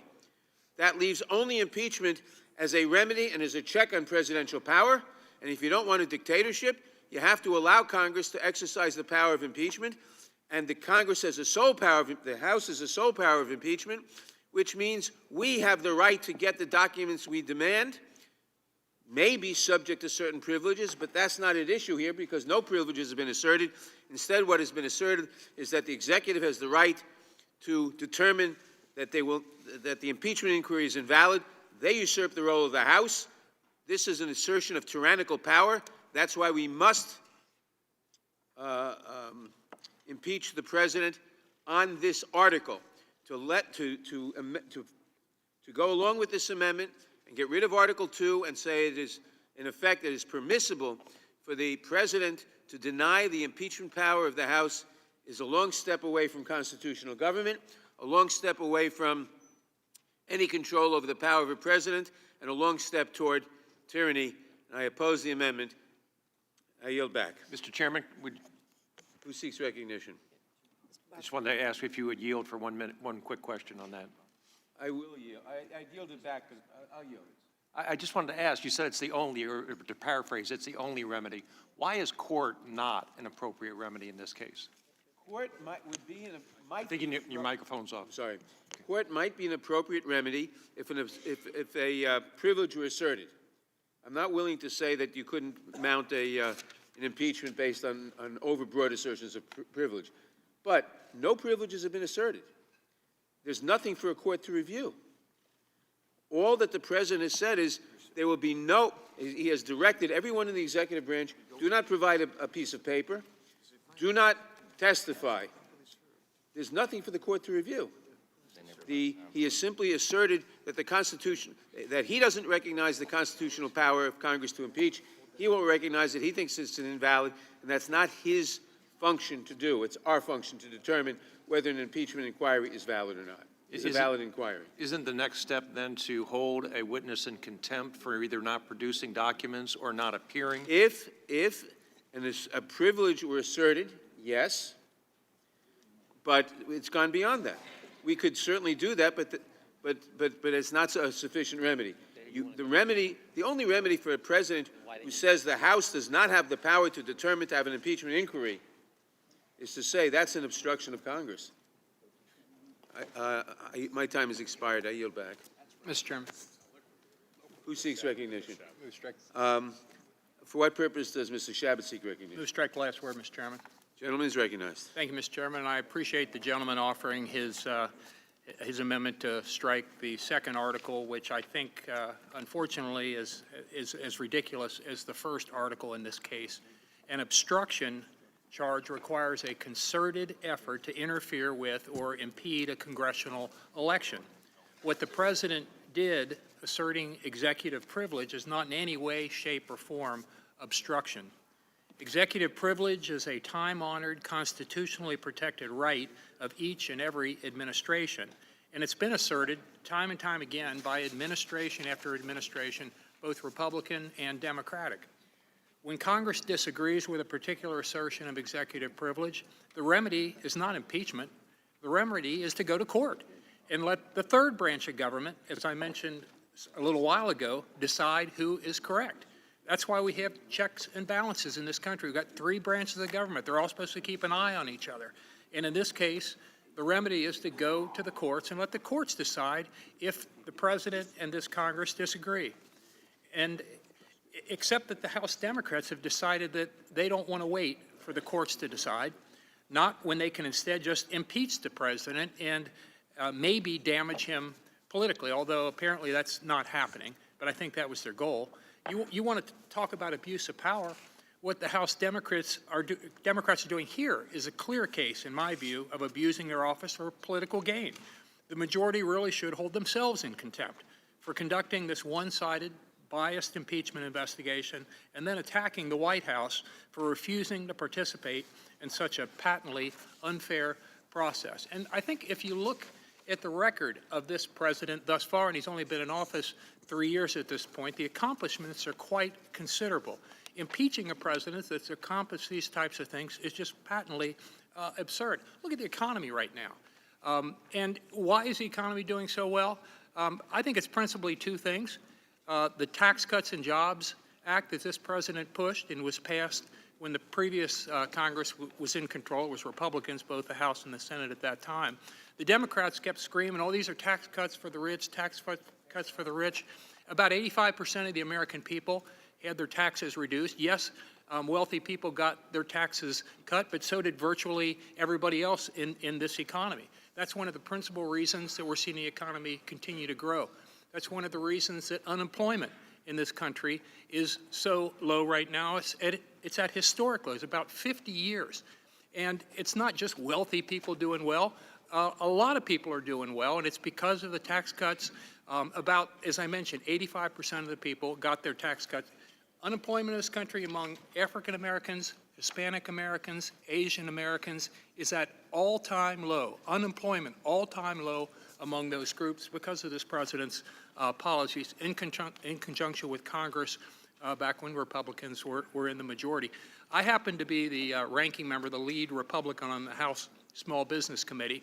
I was the chairman of that committee for the last 2 years. Small businesses all across America are doing very well right now. Their confidence is at all-time highs. Why is it so important that small businesses do well? Well, about 70% of the new jobs created in the American economy are created by small business folks all across this country. They're the backbone of the American economy. And the other reason I think, other than taxes being reduced, why you're seeing the economy grow so well, is because he has reduced the red tape, the bureaucracy, the regulations that come out of Washington. Because when he was running as a candidate, he said his goal was to get rid of 2 existing regulations right now, red tape, 2 existing regulations for every new regulation coming out of Washington. That was a tough goal, but we've even exceeded that. So those 2 things together, I think, are one of the principal reasons this economy is growing so well. There's so many things that you could talk about the successes, but one that's actually going to happen soon is improving NAFTA, the USMCA. And again, hopefully the Democrats are going to pass this. They're in control here in the House now. And they face the challenge because if they passed it, then the president's obviously going to get some credit because he's been pushing this. They don't really want the president necessarily to get any credit, but they also are trying to get rid of the label of being a do-nothing Congress since they've been in control now. So they're going to apparently impeach the president and at the same time pass the USMCA. It's unfortunate it takes impeaching a president to pass it, but I'm really happy that we're impeaching it because, that we are passing USMCA because that's really good for the country. And I yield back, Mr. Chairman. The gentleman yields back before he gets into too much trouble. I recognize, for what purpose does Ms. Scanlon seek recognition? I move to strike the last word. Gentlelady is recognized. I'm really uncomfortable with the suggestion that's been made several times today that the U.S. Constitution is for sale. You know, there's no exception in the Constitution that allows a president to cheat in an election just because the economy is going well. My oath to protect and defend the Constitution isn't for sale. Look, if President Trump's obstruction, abuse of power, and obstruction of Congress are not impeachable, nothing is. Article 1 charges Trump with the abuse of power for attempting to undermine our elections. The primary check on a president becoming a king is elections. This president abused his powers to undermine our elections. That's Article 1. Article 2, which my colleague has suggested we should abandon, charges President Trump with obstruction of Congress for blocking the production of all documents and witnesses subpoenaed by Congress in the impeachment investigation. Congress's power to investigate and impeach the president is the backstop to elections to protect our government from being overrun by a tyrannical executive. The president has undermined our Constitution by obstructing Congress's impeachment power without a legal basis. For our Constitution to operate properly, it depends upon people acting in a reasonable manner. We're not dealing with an executive at this point who is acting in a reasonable manner. You know, often people ask lawyers, oh, can I sue? And it's an old lawyer joke that, of course you can sue. The question is, can you win? President Trump has made a career out of suing, knowing that he had no chance to win. He has clogged up our courts for decades, and he usually loses because he hasn't a legal leg to stand on. That's the situation we're in now. He has defied congressional subpoenas without a legal leg to stand on. He hasn't claimed executive privilege, which is something that could go to the courts. He's made up something called absolute immunity. Never before in the history of our country have we had a president who said, you can't talk to anyone in my administration, you can't see any documents. When we had Hope Hicks come before this, his communications secretary, come before this committee several months ago, she was subject to a claim of absolute immunity. She wasn't allowed to testify to anything that had happened, that she'd seen, that had been done from the moment she walked into the White House until she left. She wasn't allowed to tell us where her office was.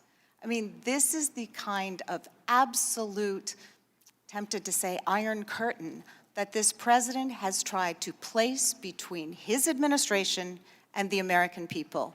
There is no way in hell I will vote to remove obstruction of Congress from these articles, and I yield back. The gentlelady yields back. Chairman, Mr. Chairman. The gentlelady yields back. What purpose does, what? Oh, For what purpose does Mr. Jordan seek move strike the last word. Gentleman is recognized. I support the gentleman from Pennsylvania, his amendment. He said in his remarks, he said the real obstruction came from Chairman Schiff. So true. And you know who the first victim was? This committee. This committee. Unless you were on the Intel Committee, the Oversight Committee, the Foreign Affairs Committee, you couldn't set in for the 17 fact witnesses. You couldn't be a part of those depositions. Now, some people tried. My good friend from Florida tried to get in as a member of the committee that's now marking up the articles of impeachment, but he wasn't allowed. So the first victim of the real obstruction to get to all the information was this committee.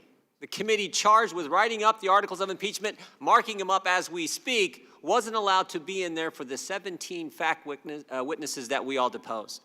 But the Democrat rules were even worse. No subpoena power for Republicans. Depositions, as I said, done in secret in the bunker in the basement of the Capitol. In those depositions, remember, these witnesses were subpoenaed. They're supposed to answer our questions, but only the Democrats got all their questions answered. There were questions that Republicans asked that the chairman of the Intel Committee prevented the witnesses from answering. Democrats denied Republicans witnesses for the open hearings. We weren't allowed to call the witnesses we want. We had to submit a list. We put a couple people on the list from the 17 people that Adam Schiff subpoenaed just so we could have some people that we thought might help make the real case and present the facts, but we weren't allowed to call our witnesses. And of course, the one witness that we really wanted to call, even though Adam Schiff initially said that we'd get a chance to hear from him, we weren't allowed to, and that's the whistleblower. Remember when this all happened in September?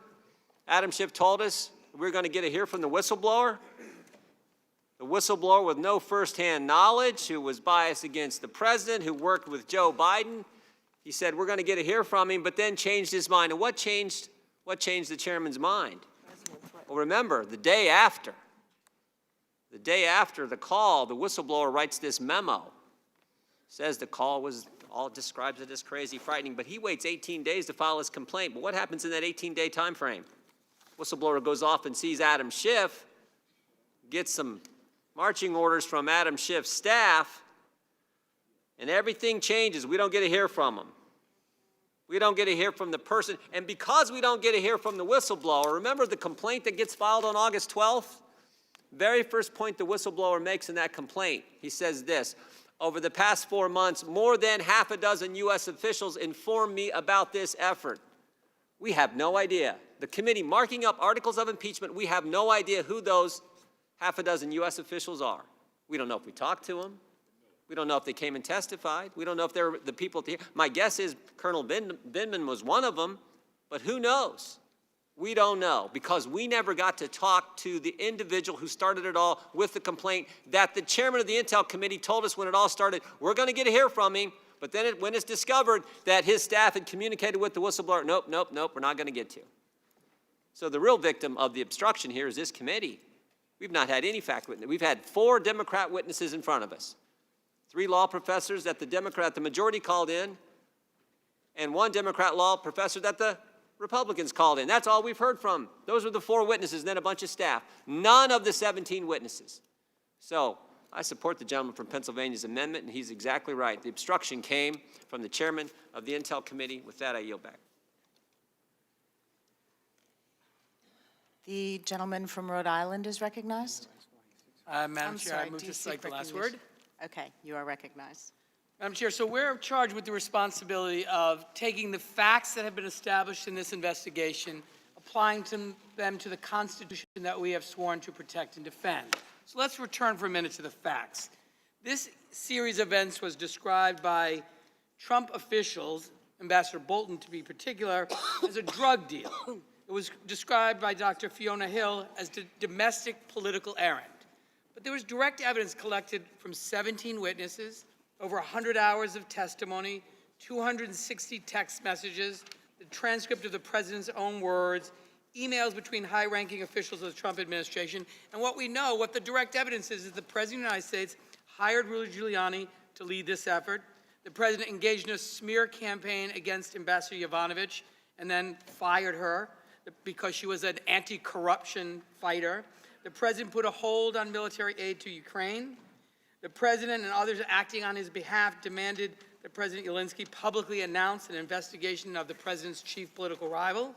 The President put the 3 amigos, Ambassador Sondland, Perry, and Volker, in charge of Ukraine. The President refused to have a meeting or release aid until the public announcement of the investigation of his political opponent. The President told the Vice President Pence not to attend the new president of Ukraine's inauguration. And the President spoke to Ambassador Sondland about what Ambassador Sondland described as a quid pro quo, just to name a few highlights of the evidence. But what we know also, if you drill down a little more, and I want to speak specifically about Trump administration officials who were in the middle of this activity. On July 21st, 2019, there was a text from Ambassador Taylor to Ambassador Sondland, and I quote, "President Zelensky is sensitive about Ukraine being taken seriously, not merely as an instrument in Washington domestic re-election politics." David Holmes testified, "I was surprised that the requirement was so specific and concrete. This was a demand that President Zelensky personally commit to a specific investigation of President Trump's political rival on a cable news channel." Mr. Holmes also testified in response to a question during counsel's examination. "You're acknowledging, I think, Mr. Holmes, are you not, that Ukraine very much felt pressured to undertake these investigations that the President, Rudy Giuliani, and Ambassador Sondland and others were demanding?" Answer from Mr. Holmes, "Yes, sir." Ambassador Taylor has a call on September 8th with Ambassador Sondland, and Ambassador Taylor says this is a career diplomat, a Vietnam War hero. And Ambassador Taylor says, "During our call, Sondland tried to explain to me that President Trump is a businessman, and when a businessman is about to sign a check to someone who owes him something, the businessman asks that a person to pay up before signing the check." And Ambassador Volker made the same argument. I argued to both of them that that explanation made no sense. The Ukrainians did not owe President Trump anything, and holding up security assistance for domestic political gain was crazy. And finally, on September 9th, Ambassador Taylor, in a text exchange with Ambassador Sondland, again says, "As I said on the phone, I think it's crazy to withhold security assistance for help with a political campaign, end quote. So the record is filled with evidence that, in fact, the President of the United States abused the enormous power of his office in an effort to cheat in the 2020 election, to drag foreign interference into the 2020 election, and to corrupt an American presidential election. And he used the power of his office with the help of taxpayer funds to leverage his effort to drag foreign powers into our elections. And when I hear my colleagues on the other side of the aisle say, who's the victim is American democracy. The victim is the people we represent, who expect us to honor our oath to protect and defend the Constitution. Are my Republican colleagues really saying that it is okay for a president to invite or drag or persuade or coerce foreign powers to distort an American presidential election? We have men and women who have given their lives to pretend our democracy. We owe it to them to be sure that, you know who gets to decide who's going to be the American president? The American people, not some foreign power. That's a sacred right of citizens of this country. And if we allow this president to get away with this, we will have lost our democracy, and we have conveyed that right to foreign powers, and we will no longer have a democracy. So I urge my colleagues to support these articles of impeachment so we can again vindicate the right of the American people to determine their own future and to elect their own leaders. And with that, I yield back. Madam Chair, For what purpose does this gentleman seek recognition? move to strike last word. Gentleman is recognized. Thank you. I just wanted to urge support for this amendment striking Article 2. There's been a lot said today, as everybody's acknowledged, and I'm just struck by the hyperbolic language that is being used on the other side and this breathless charge that we hear over and over about Article 2, that this is the first time in the history of the Republic that any president has evoked this kind of privilege or evoked this kind of immunity over subpoenas from Congress. And of course, it's just simply not true. I mean, a cursory review of the history, even a review of the witness testimony that was presented in this very committee a week ago, would show you that that's just simply a baseless charge. The truth is, in the history of this republic, there's never been a single-party fraudulent impeachment process deployed against a president like the one that's being used against Donald Trump. That's what's unprecedented here. It's not the claim that a president doesn't want to turn over witnesses or documents. That, as we've said many times today, is actually quite common. And by the way, let's remember, it needs to be noted again, that President Trump has consistently cooperated with this Congress in fulfilling its oversight and investigation responsibilities. I noted the statistics this morning when we started. Over 25 administration officials have testified before the House Oversight Committee this year. Over 20 have testified before the House Judiciary Committee. At the start of the impeachment inquiry this year, the House the White House produced more than 100,000 pages of documents to the Oversight Committee. In spite of their allegation, the Democrats know that President Trump has a lawful cause to challenge these subpoenas because they involve direct communications between high-ranking advisors and a president. That's very sensitive stuff. It's always recognized to be privileged. There's a special legal protection that applies there, and we need the courts to sort through the nuances of that. And most of these individuals, by the way, that they subpoenaed are not related to the Ukraine matter at hand. Any objective observer would regard this as a mere fishing expedition. Some would even call it presidential harassment because the administration is being used by these Democrat committee chairs to advance their political agenda. This agenda does not allow them time to proceed to a court to do this the right way, to go through the process that is historic. It comports with our custom and practice and our tradition and the Constitution. Professor Turley was our only witness, the only one we've been allowed in the Judiciary Committee on our side, and in the very, I think, exceptional testimony that he submitted to us in writing, he said this. I want to read you this excerpt because it's right on point. Quote, this is page 42 of his document. If this committee elects to seek impeachment on the president's failure to yield to congressional demands in an oversight or impeachment investigation, listen, it will have to distinguish a long line of cases where prior presidents sought the very same review while withholding witnesses and documents. Take the Obama administration position, for instance, on the investigation of Fast and Furious, which was mentioned earlier. Congress justifiably began an oversight investigation into that scandal. Some members called for impeachment proceedings, but President Obama invoked executive privilege and barred essential testimony and documents. President Obama did that. This is not unprecedented, okay? This is custom and practice. Now, Professor Turley continues, the position of the Obama administration was regarded as extreme there, and some even said absurd. But here's the important point.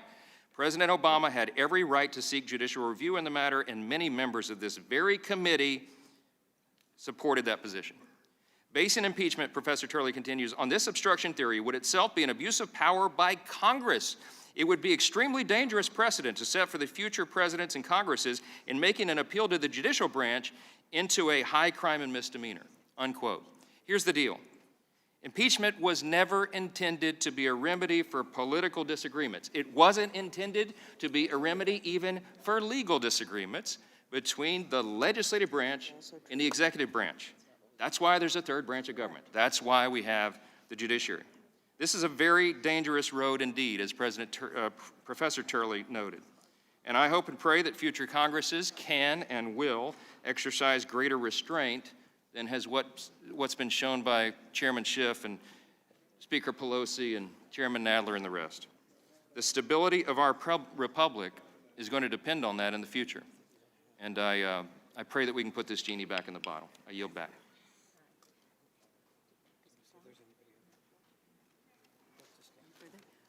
For what purpose does the gentlewoman from Florida seek recognition? I move to strike the last word. Gentlewoman's recognized. Thank you. You know, it's truly disheartening to hear my colleagues on the other side argue in favor of crippling the very institution that they're a part of. The power of impeachment has built-in due process protections. We are the American people's duly elected representatives, and we, members of Congress, are empowered to hold to account corrupt and criminal presidents. When the president obstructs an impeachment inquiry, he's obstructing the people who have a right to know how the president is running their government. After all, that is the basis of our government. By the people, for the people. We have requested hundreds of documents and have been provided with absolutely not one document. The president has actually instructed the State Department to not give us the information that we've asked. He has told witnesses, people that we have subpoenaed to come in front of Congress to testify, to not come and testify. Talk about a dangerous precedent. I think that the people deserve to know how he's using the office of the presidency to advance his own interests above those of the people whom he was elected to serve.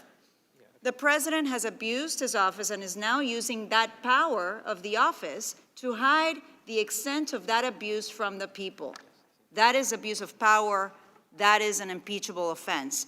And I just want to end by saying that it is also appalling that throughout this process, the president and the Republican Party have continuously attacked Foreign Service officers, the men and women of the military, our intelligence community, those who protect us every day, undermining our national security. They are patriots, and they should be treated as such. After all, we are all Americans. I yield back. The gentlelady yields back. For what purpose does Mr. Gomer seek recognition? I rise in support of the amendment. Does the gentleman strike the last word? Yep. Yes, I do. The gentleman is recognized. You know, this is so surreal. You know, it seems that we've come to a time when right is wrong, wrong is right, bullies are the victims, and the victims are called bullies. For 3 years, this president has been harassed. He's been electronically surveilled, spied upon, as normal people would call it. Allegations have never ceased. They continue, and they're continuing today. At some point, you would think that someone would look at the abuses by Congress, by the Justice Department, friends of our Democrats, by the FBI, friends of our Democrats who hated the president when he was nothing but a candidate. At some point, somebody would go, this is out of control. We need to step back and say, wait, this train is off the tracks. It's time to get, and here's the word, reasonable. What's gone on the last 3 years is not reasonable. there's a doctrine, those who are attorneys know, you're going to try to pursue some remedy, you need to have clean hands. The majority has been so abusive. Sure, this administration has produced tons of witnesses after subpoenas, some without, sometimes it's just negotiated.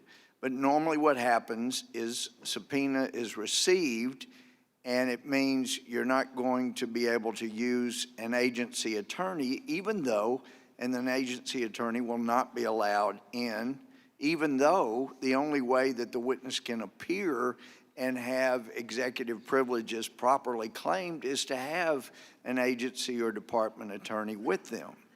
And that's when things get negotiated and get worked out.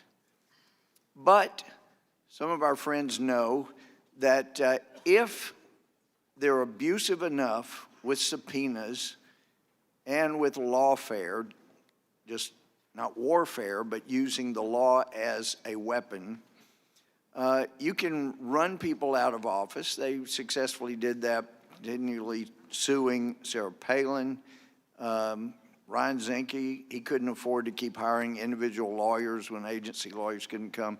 This is the kind of stuff that's been going on. And so this will end up, since our friends are not being reasonable, we're not willing to negotiate with the administration so agency lawyers could come claim executive privilege, even though the target kept changing. They didn't know what they were going to come testify about. They were being accused of all kinds of different things. That kept changing, and it's changed even in the last 48 hours, total 24 hours. It's changed. How do you defend yourself when the charge keeps changing? I mean, this is like a Stalin-esque type court system. You know, you don't get to meet and cross-examine your witnesses. And in fact, we'll just have some law professor that's paid by our friends come in and explain what the witnesses probably said, did say, what it is. That's all you need to hear. If you're going to vote on guilt or innocence, impeachment or not, you don't need to hear the witnesses. We don't need no stinking witnesses. Just bring us the chance to vote, and we will vote. It is an outrage. There is nothing reasonable about what's gone on, and especially, it is so ironic. This is the same week when the corruption of the Department of Justice has been shown, and there is no sorrow, no apology, no remorse whatsoever by this incredible abusive system. So the obstruction of Congress is by people in Congress. The administration has not been unreasonable. They've seen what has happened when this abusive Justice Department gets people in a perjury trap. They got nothing to go on, but if we can get you in and get you to testify, then we can prosecute you if you make a mistake while you're testifying. It was very, very reasonable not to come answer the subpoenas when you couldn't have an agency lawyer and there's no negotiation with the other side. I yield back. The gentleman yields back. For what purpose does Ms. Dean seek recognition? To strike the last word. Gentlelady is recognized. Throughout the course of this investigation, we've seen a stark contrast between the patriots who stood up to tell the truth and those who have turned a blind eye to the truth. And so tonight, to those patriots, I want to lift you up. I want to tell you thank you. I am in awe of you. I'm in awe of your courage to uphold your oath at great personal sacrifice and professional cost. Patriots like Lieutenant Colonel Alexander Vindman, Purple Heart recipient and Iraq War veteran, Ambassador William Taylor, Bronze Star recipient and Vietnam War veteran, Marie Yovanovitch, extraordinary former ambassador to Ukraine, who joined the Foreign Service during the Reagan administration, Dr. Fiona Hill, former Deputy Assistant to the President and Senior Director of Europe and Russia on the National Security Council, and so many others, more than a dozen other witnesses in this administration who confirmed the details of the wrongdoing of a president. They described a president who reflexively and repeatedly abused his power for personal gain, jeopardizing our security and our own democracy. These patriots had the courage to live up to their oath. Their words mattered. Patriots. My family knows something about the sacrifice of service. 2 of my brothers served in the Navy during the Vietnam War. My brother Bob serving 2 tours in Vietnam. And I'm lucky to serve with those who have served on my own staff. First Lieutenant Colin Milan, who was recently called to service to active duty, and staffers Tim Mack and Dave Corrigan, proud Marines. Now, as members of Congress, it is our turn to stand up. Dr. King once said, "The ultimate measure of a man is not where he stands in moments of comfort and convenience. It's where he stands at times of challenge and controversy." This is a time of great challenge, and some of my colleagues do not want to face the realities of a president's wrongdoings. And so I ask my colleagues tonight, what are you afraid of? This country was built by those who were brave enough to stand up against King George. We are called to stand up against Donald J. Trump. What are you afraid of? Look to our framers. Look to our patriots for courage, because this is about courage. The courage to honor our oath, my oath, your oath. Mr. Chairman, I will, with somberness of purpose, yet with confidence in our Constitution, be voting no on this amendment and be voting yes on these articles of impeachment. And with that, I yield back. Mr. Chairman. The gentlelady yields back. Who seeks? Mr. Chairman. For what purpose does Mr. Biggs seek recognition? With respect, last word. Gentleman is recognized. Thank you, Mr. Chairman. I support the Ressenthaler amendment, and I offer this to you. Charging the President with obstruction of Congress is frankly unprecedented, and in itself, it threatens our system of government. The principles of separation of powers and checks and balances demand that a president be permitted to resist demands that the president finds overly broad, burdensome, harassing, or otherwise violative of his constitutional privileges. It is an absurdity to claim that the granting to Congress of the sole power of impeachment implies duties to the president to cooperate in any and all congressional requests, no matter their merit. Disputes between the branches are actually a feature. They're a feature of our system. They're not a bug in the system. The branches are required to engage in a process of accommodation to reach an agreement that takes into account the relative equities of both sides. But both branches have rights and interests to protect. We do, the executive does. If those disputes cannot be resolved, the courts are to step in. Anything less threatens the separation of powers that is a very foundation of this Constitution. This majority has taken the position, quite frankly, the dubious position, that despite clear precedent to the contrary, that a vote of the full House is not required to an open impeachment proceeding. Think of the implication of that. Any rogue committee chairman can, on his or her own, commence an impeachment proceeding against a president. That chairman can then submit whatever subpoenas and document requests they wish. Under the theory of these articles, the president has no choice but to comply with a single rogue committee chairman because his failure to do so would be impeachable. How does that comport with the separation of powers? The House should not be able to artificially create an impeachable offense through its own actions. President Trump's actions are not unprecedented. Many presidents have defied congressional subpoenas, including President Obama on many occasions, as my colleague from Louisiana just pointed out a moment ago. Many presidents have outright refused to cooperate with congressional investigations as well.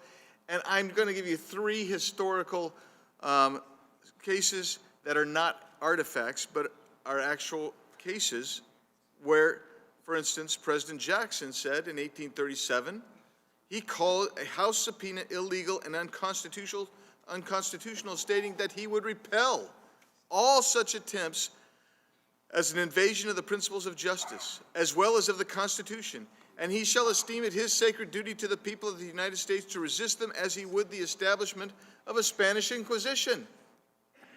That's from Andrew Jackson. Later, President Coolidge said in a New York Times article from April 24 that he sent a message in that op-ed piece to the Senate saying that he would cease to participate in their unwarranted intrusion and questioning the legitimacy of their investigation. And in 1948, for instance, President Truman published an executive order in the Federal Register ordering executive departments to respectfully decline any subpoena pertaining to congressional investigation into executive branch personnel. And then we have the recent Obama example. So if you had a problem, you don't necessarily, the chairman said that, well, that he didn't exert privilege. Well, actually, he claimed executive privilege in a very broad way. Y'all were very disgusted about it when he initially did it. But typically what would happen is I'd issue a subpoena, have it served. The person doesn't show up. Guess what we do? We go into court and we prove the provenance of our subpoena. The court then issues an additional order. Maybe it's a warrant for arrest, maybe it's a fine, maybe it's a contempt citation, but we avail ourselves of the process. You haven't done that. And you haven't done it because Mr. Schiff said so just last week, because he didn't want to take the time to avail himself of the process that you claim you're defending. And that is precisely why Professor Turley and all who look at this with objective eyes say, you are the ones abusing the process. You are abusing Congress and you're abusing the president and the executive branch.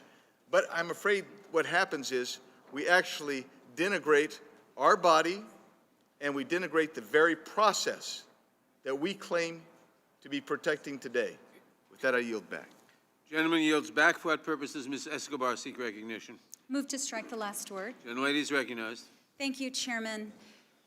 We've heard our colleagues argue that obstruction of Congress has not happened. One of our colleagues called the charge ridiculous. Another colleague said, quote, "The president has consistently cooperated with Democrats." A stunning statement. You know, I've had the incredible privilege of serving on the House Judiciary Committee now for almost a year. The freshmen were sworn in January 3rd, and we've had many, many, many hearings. And there's a thread that runs through all those hearings, especially those hearings where we are trying to provide proper oversight over the President of the United States. And that thread is that my colleagues complain bitterly about our efforts to be a check, our efforts to perform our obligation under the Constitution, and our efforts to provide oversight. We hear it time and time again. And this idea that the president has cooperated, that is the claim that is actually absurd. In fact, during some of our oversight hearings, we heard the president say that he was covered under absolute immunity without listing the documents or the reasons why he deserved absolute immunity. And no president, not even Richard Nixon, no president has refused to honor subpoenas during impeachment. So if you can imagine, this president has achieved a new low and lowered the bar significantly. If it were not for the Patriots, and I associate myself with the statement by Representative Dean who thanked them, they are heroes.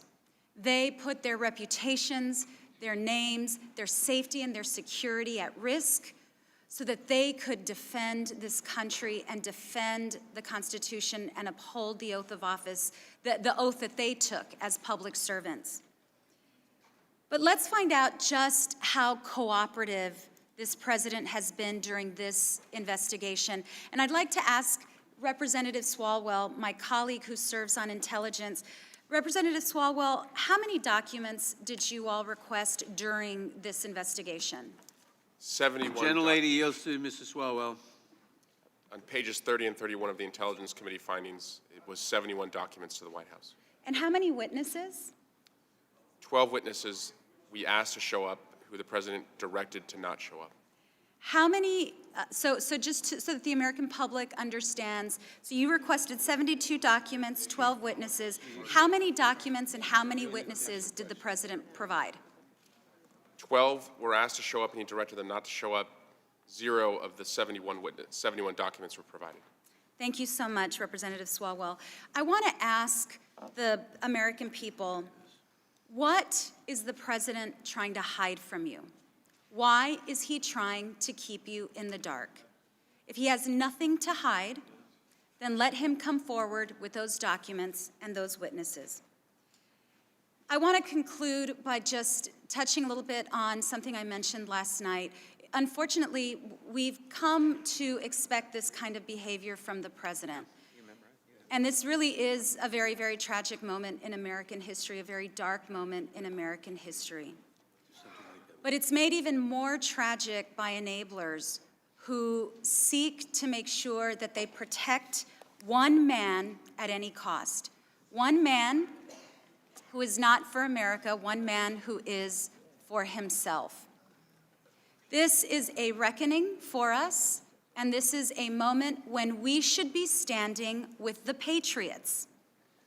I am very proud, as dark as this moment is, I am very proud to stand with the patriots here on this committee, and I will continue to stand with the patriots who defend this country. Mr. Chairman, I yield back.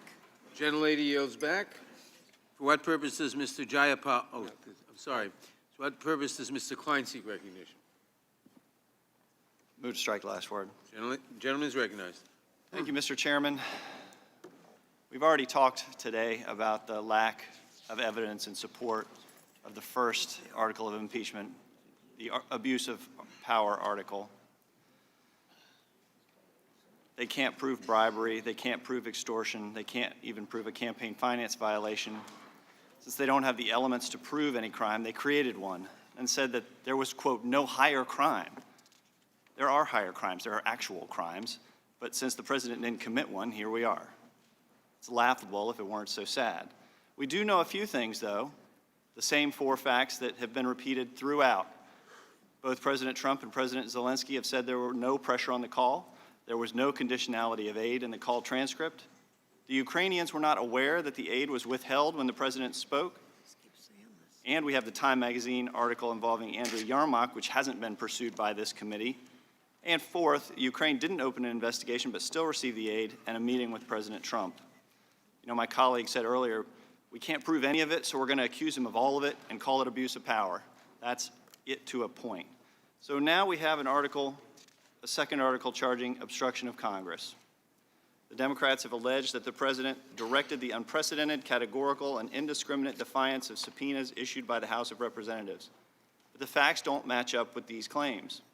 The president has legitimate constitutional privileges, and the courts can and should determine the boundaries of these privileges.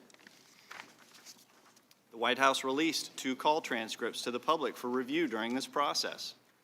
Ambassador Sondland said the president told him, "Go tell the truth," when the ambassador told the president he was asked to testify before Congress. In addition, these claims of obstruction ignore the appropriate role of the third branch of government to review conflicts between the executive and Congress. The majority, by seeking to impeach the president for failing to yield to their demands in an oversight or impeachment investigation, fails to distinguish instances where prior presidents sought the very same review while withholding testimony and documents. They also ignore instances where the 2 branches negotiated in good faith over the return of documents. But after the failure of the majority to negotiate in good faith over the rules for this very impeachment proceeding, why would we think that there would be an effort by the president to acknowledge and work in good faith to resolve said dispute? Better in their minds to wait for the courts to resolve it, which is their right. President Obama, during the Fast and Furious investigation, invoked executive privilege and barred essential testimony and documents. During its litigation, the Obama administration argued the courts had no authority over its denial of such witnesses and evidence to Congress. But the federal court and Committee on Oversight and Government Reform versus Holder disagreed. Professor Turley, in his testimony to this committee, testified that he thinks the Democrats' impeachment process is an abuse of power. He said, quote, "What I'm saying is that if you want a well-based, a legitimate impeachment case to set this abbreviated schedule, demand documents, and then impeach because they haven't been turned over when they go to a court, when the president goes to a court, I think that is an abuse of power. If you make a high crime and misdemeanor out of going to the courts, it is an abuse of power. It's your abuse of power." I urge my colleagues to support this amendment, and I yield back the balance of my time. Gentleman yields back. For what purpose does Ms. Jayapal seek recognition? Move to strike the last word. Gentlelady is recognized. Thank you, Mr. Chairman. My Republican colleagues have been putting forward a lot of excuses today, and so I want to go through the ones that we've heard the most. First, they've said that the president's behavior was all about his supposedly legitimate concern about corruption. But what we know is that all of President Trump's agencies, all of his advisors, everyone unanimously told him that Ukraine had passed all the anti-corruption benchmarks. What we know is that the Department of Defense said no further review on Ukraine corruption was necessary. What we know is that President Trump's budget cut aid for Ukraine designed to fight Ukraine corruption. And what we know is that President Trump, before both the calls with President Zelensky in April and July, was given official talking points on corruption in Ukraine, and yet he never used those talking points. In fact, he never mentioned the word corruption on either call. The only two names that President Trump mentioned were Joe and Hunter Biden on July 25th. Second excuse the Republicans put forward. They suggest that this was all about the president's desire to get the European Union to share more of the burden of foreign assistance. Well, let's look at that. Mr. Holmes told us that Europe provides 4 times as much assistance, more aid to Ukraine than we do. And actually, the United States aid largely gets paid back. On top of that, Ambassador Sondland, President Trump's ambassador to the European Union, testified clearly that nobody ever told him to go to the European Union and actually ask for more military aid to be provided. That simply wasn't the case. The only thing that President Trump told Ambassador Sondland to communicate to Ukraine, what was that? He told us that resumption of aid would likely not occur unless President Zelensky announced the investigations. And Ambassador Sondland made clear, and this is a quote, "Unless Zelensky went to the mic and announced these investigations, there would be a stalemate over the aid." So what were these investigations? 2016 election interference and Burisma, meaning the Bidens. So finally, left with no other defenses, my Republican colleagues say that President Trump had a legitimate reason to investigate Vice President Biden. But once again, let's look at the facts. That makes no sense whatsoever. The minority's own report states that the allegations against the Bidens were from 2015. 2015. But President Trump readily gave military aid to Ukraine in 2017 and then again in 2018. President Trump's own aides told him that there was no merit to these investigations. So what changed? What led to the sudden push to hold up congressionally approved, desperately needed military aid without telling anybody the reason? Vice President Biden began beating President Trump in the polls. The evidence is clear. When President Trump said, "Do us a favor," though, who was the us? We know who the us was because he said it. President Trump told President Zelensky that his personal attorney, his personal lawyer, Rudy Giuliani, quote, "very much knows what's going on." President Trump could have gone through official channels if he wanted. He could have asked for the Attorney General to conduct an investigation. He could have conducted all sorts of legitimate investigations, but he didn't. And we know that too because the Department of Justice said that President Trump never asked them to do any investigations or even talk to Ukraine. Instead, President Trump asked his personal attorney because us was not about America. The president was not putting America first. This wasn't official policy. This wasn't what was right for our country. Every witness told us that too. This was personal. It was all for President Trump's personal political gain to benefit his own campaign and his reelection, and that's why he used his personal attorney to do that. He abused his power, he abused the power entrusted to him by we the people, and he placed our safety, millions of dollars of taxpayer money, on the table. That is an abuse of power. We must impeach Donald J. Trump. I yield back. The gentlelady yields back. For what purpose does Mr. Armstrong seek recognition? Move to strike the last word. Gentleman is recognized. Talk about obstruction of Congress and subpoenas, and I'd like to talk about subpoenas for a little bit and the Democratic majority's abuse of subpoenas and how it started. And it started in this committee with a subpoena to the Attorney General, Bill Barr. That compliance with that subpoena would have required him to violate the law. So like a reasonable, rational, deliberative body, what did we do? We held him in contempt. We held the Attorney General of the United States in contempt of Congress for not violating the law. But it gets better, because after that, we held a hearing in Judiciary about whether or not we should have held him in contempt. Oversight Democrats subpoenaed documents from Commerce, legal documents, relating directly to a case that was pending in front of the Supreme Court.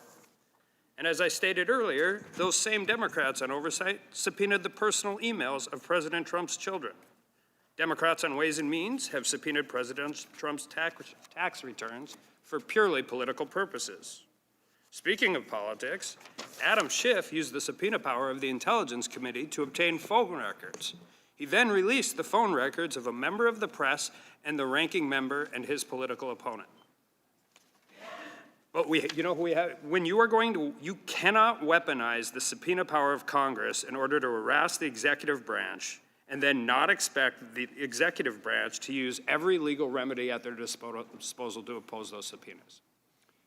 You can continue with an impeachment proceeding. It's a political proceeding. But what you cannot do is charge obstruction because you're going to continue faster than allowing the courts to decide it. And before I finish, I'd just like to point out a couple things. You know who we haven't subpoenaed? Ambassador Bolton. And he basically begged to have one issued to him. We haven't subpoenaed the whistleblower. We haven't subpoenaed Adam Schiff. We haven't subpoenaed Adam Schiff's staff member who talked with the whistleblower.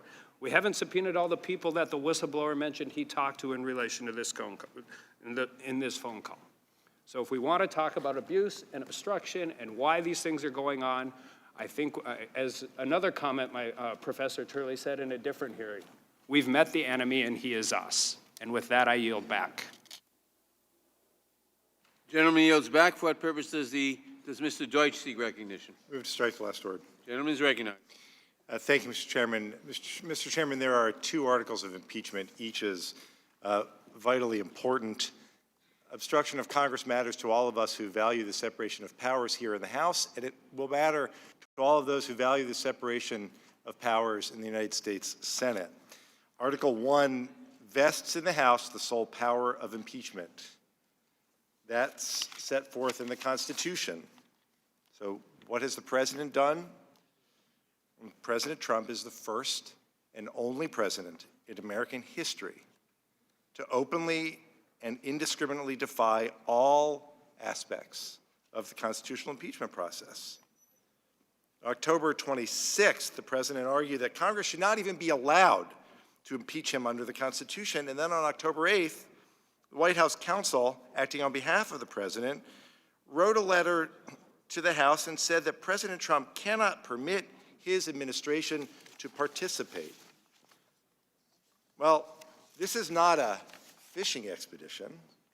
This is a matter of grave importance, and we've talked about at length the abuse of power that the President has exhibited. But what why did the president refuse to produce? Well, we've heard about the dozen officials that he's blocked. But what about all of the documents that we've asked for? What about the witnesses who did come forward, who told us about the briefing materials for President Trump's call with President Zelensky that were prepared by Lieutenant Colonel Vindman, and the National Security Council staff summaries of conclusions from meetings relating to Ukraine, including military assistance? And what about the memorandum of conversation from President Trump's meeting in New York with President Zelensky on September 25th? And what of all of the additional documents from the Vice President, the notes taken by Jennifer Williams during the call between President Trump and President Zelensky, the briefing materials prepared for the Vice President's meeting with President Zelensky? And on November 24th, a news report revealed the White House conducted an internal records review and turned up hundreds of documents that reveal extensive efforts to generate after-the-fact justification for the decision. That's what we're talking about.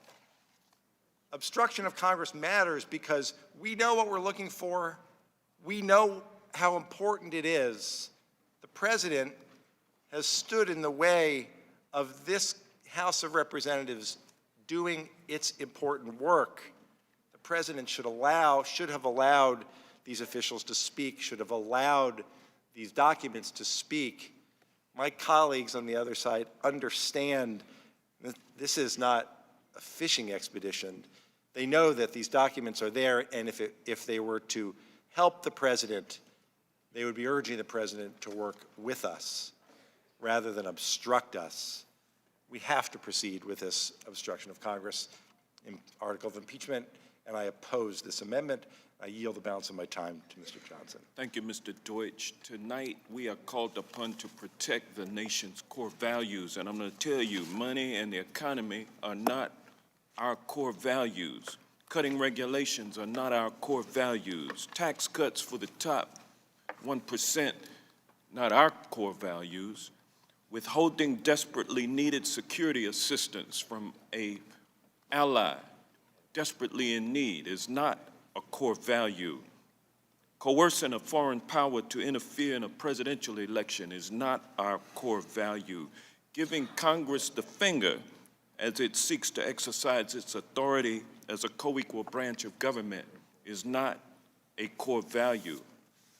I'll tell you what a core value is: fair and free elections, and respect for the Constitution, and to take care that your duties are faithfully executed as president. That is our core value. The faithful execution of the office of the president, the upholding of the oath of office are our core values.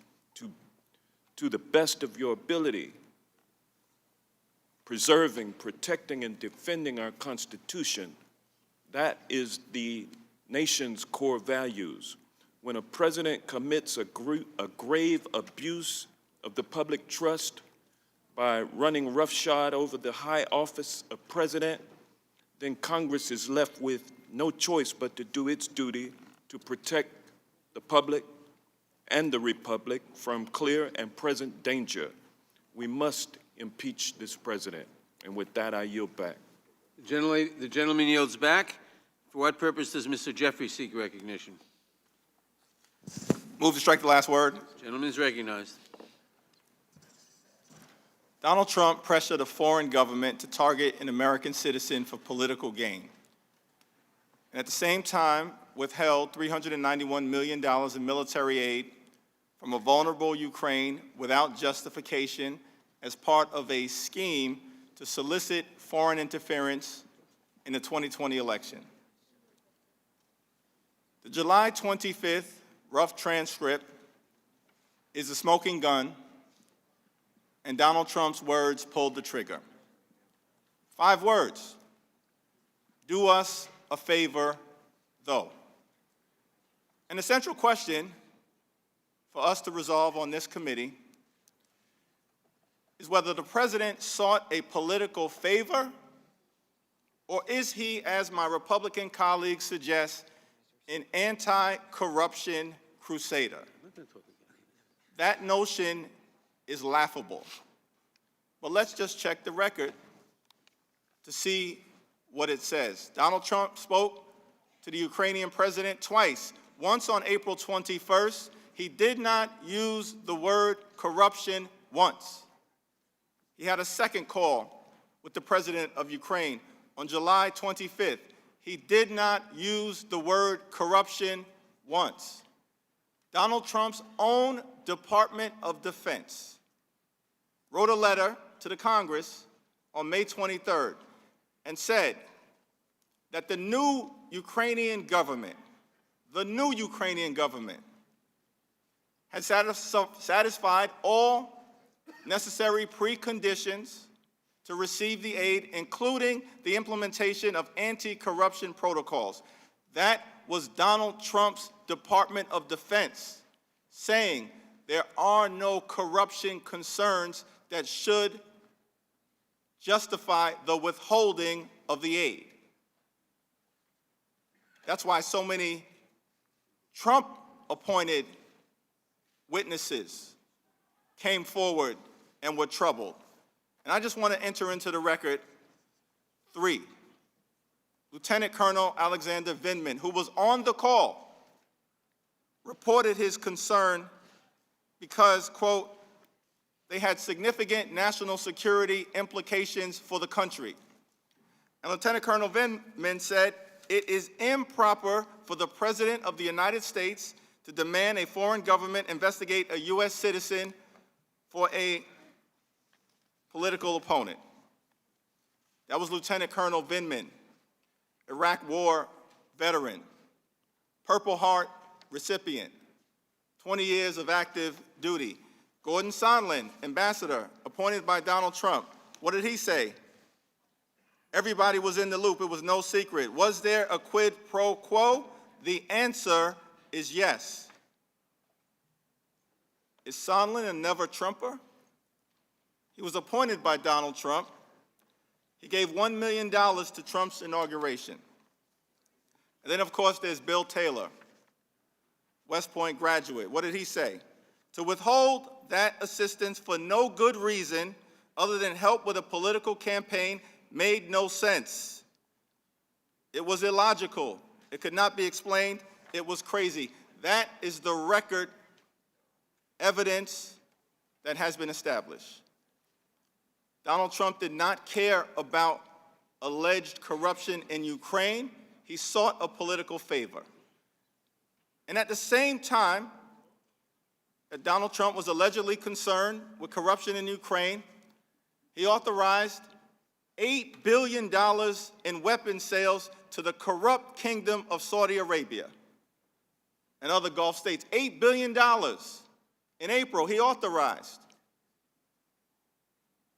But he was supposedly concerned about corruption. This is a regime that butchered a Washington Post journalist with a bone saw and then lied about it. And at the same time he was withholding money from Ukraine, he authorized $8 billion in weapon sales over the objection of Congress. The president pressured a foreign government to target an American citizen for political gain. He solicited foreign interference in the 2020 election. The record is clear. He abused his power. He must be held accountable because in America, no one is above the law. I yield back, Mr. Chair. Gentleman yields back. For what purposes does Mr. Collins seek recognition? Move to strike last word. Gentleman is recognized. You know, I've listened to this and, you know, this idea of the process I fully support this amendment. Support it all because, frankly, we're in a position right here where we don't need to be. But it's also been very interesting just to listen all day today to the trying to build a case out of nothing. And like I said, I've already went through the fact that the majority has already disparaged beyond belief Mr. Zelensky. I'm not sure why they chose to delve in character assassination, but they did, and they still are. I'm not sure why they choose to continue to put out articles saying that members of the Ukraine military died because of aid that was withheld. It's just a lie. And even their own articles to prove it says, well, we can't actually say that that's true. But keep sending it out there. Believe me, the American people are watching this farce. But it is amazing to me to listen to my colleagues now talk about how we do proper process and subpoenas. Let me just take you on a little wonderland trip back through this committee this year, in which we issued more subpoenas and we did more things that were just amazingly outrageous than I could ever imagine. In fact, we've learned some stuff this year. And no offense to my chairman, he's been doing as best he could to satisfy the many demands of being the chairman who has to go over to get impeachment over. But we've learned this year that subpoenas were, they just helped you look better in court. We learned that subpoenas are a conversation starter. I'm not sure what that is about, but I know in court that they're not a conversation starter, they're compelling information. They're actually wanting us to move forward. And so when you really look at this and you start talking about how the Democrats have been denied process and denied this, it's really interesting to me that, again, 70-something days. The other day, I think the gentlelady from California said that tried to make a comparison. It was not fast, that the Ken Starr investigation was set. But that was after almost 3.5 years of investigation. In this one, we've had since September till now. The majority, frankly, is acting like petulant children who are not getting their way quick enough because Santa Claus hadn't come yet. Believe me, they're getting ready to vote for their Christmas present. I think the American people next November will remember this Christmas present. But it goes back even further. I remember in a time, and if we want to talk about the sanctity of subpoenas, then why did the majority withdraw from the Copperman suit? Why did they withdraw from that? They wanted to continue. They could have done this. They could have had this charade and still stayed in court. No, it's just a waste of time. We're not going to do it. So don't hand me these high and mighty arguments about process. This is not about obstructing Congress, which right now, it's about Congress just being petulant and saying we don't want what we don't want because we wanted it now. And I can take back to February of this year, Acting Attorney General Whitaker. You remember this? I'll remind some of the folks because many of you are here who wrote about this. They were trying to get Acting Attorney General Whitaker here because they were trying to make political points before, as the year got started, because there was nothing rolling yet. Mueller hadn't happened, so they couldn't talk about it except in broad, generic terms. Bill Barr wasn't sworn in yet. And 1 week before Bill Barr was sworn in, we brought in Mr. Whitaker. Now, we threatened him with a subpoena and made public declaration about a subpoena. Until we found out the night before, they sent him a letter saying, if you show up, we won't do that subpoena. No, we won't do that. I mean, we found it all right here. We talked about it. So it's a little bit hard for me to hear how this Congress, this committee, and then we're not even going to get started on Mr. Schiff, who, again, loves a camera, loves a microphone, loves his own gavel, but doesn't like to actually have to answer own questions about his own work and what he's actually done. He doesn't like to have to answer questions, and him and Mr. Goldman last week, when Mr. Goldman was here, on who actually ordered the matching of that so that they could unmask ranking member and journalists, when they could have just as easily put in, if it had been proper, member one, congressperson one, individual, anyway, it doesn't matter, they could use whatever they wanted to, but no, they did it for drive-by purposes. So tonight, as we hear the angst and we hear the just plain out, just flat out hypocrisy, remember that this is a majority that had one thing in mind. And I will not deny that they have not passed bills. But I'll also deny that they've not passed bills enough that actually can get any bipartisanship in the Senate, which is known for that. We've done that before in this committee. We've passed bills that actually get signed into law. Instead, we want to talk about subpoenas that we don't enforce, processes we don't follow. Why? Because you can't make the argument. You don't have abuse of power, and you definitely don't have obstruction of Congress. I yield back. Gentleman yields back. For what purpose does Ms. Deming seek recognition? Move to strike the last word. Gentlelady is recognized. Mr. Chairman, I rise in opposition to this amendment. One of my colleagues said a minute ago that we're using the law as a weapon. Well, the law is a weapon against people who violate it, don't respect it, don't obey it. My Republican colleagues have claimed that there is not enough here to impeach a president. I have heard them previously say that this is merely about 8 lines from one phone call. Well, perhaps they forgot that the pressure against Ukraine lasted for months. Perhaps they forgot that trying to limit this to merely 8 lines on one phone call underestimates the risk to our national security and our national interests. For you see, Ukraine's ability to protect themselves against Russian aggression is directly tied to our ability to protect ourselves from Russian aggression. But that's right, this president only cares about, and I quote, the big stuff. Big stuff, big things that are directly tied to his personal agenda. But my colleagues also seem to ignore the pattern of behavior, the pattern of misconduct, and certainly the abuse of power. First, the president welcomed interference in the 2016 election.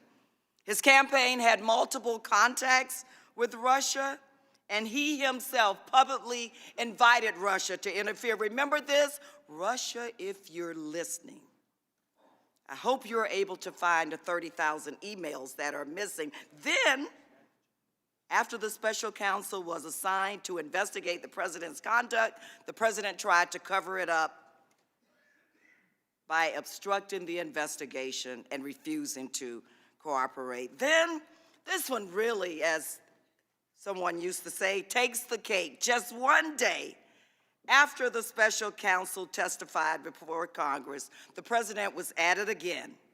Apparently undeterred and emboldened, he demanded interference into the 2020 elections, telling a vulnerable ally, "I would like you to do us a favor, though," and conditioned official acts on the announcement of a sham investigation into the president's chief political rival. And true to form, after the president's scheme was exposed, after he was caught and Congress launched an investigation, the president tried to cover it up by trying to undertake a complete blockade of Congress's investigation. The president's misconduct is a part of a pattern.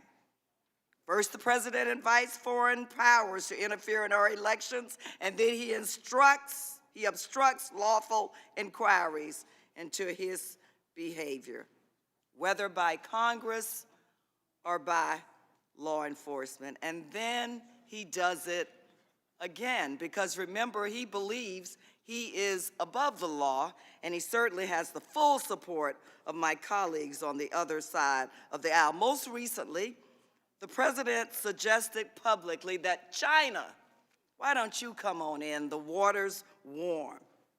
China should interfere in our elections by investigating former Vice President Joe Biden. The president has taken no accountability for his misconduct. He has shown no remorse, no surprises there. Rather, he has doubled down and made clear that he will continue to solicit interference in our election for his own personal gain, not the gain of the American people. He will continue to disregard a co-equal branch of government that were designed to keep the executive branch in check. In other words, unless he is stopped, the president will continue to erode our democracy and the values on which our country was founded. We cannot and we will not allow that to happen. And Mr. Chair, I yield back. The gentlelady yields back. For what purpose does Mr. Ratcliffe seek recognition? Move to strike the last word. Gentleman is recognized. I yield to Mr. Reschenthaler. I thank the gentleman from Texas. You know, there's a saying, and it's that facts don't care about your feelings. So let's go through some facts. Let's talk about the Trump administration and how much they actually have cooperated with Congress. In the report, the Schiff report, Chairman Schiff argued that President Trump has obstructed the impeachment inquiry.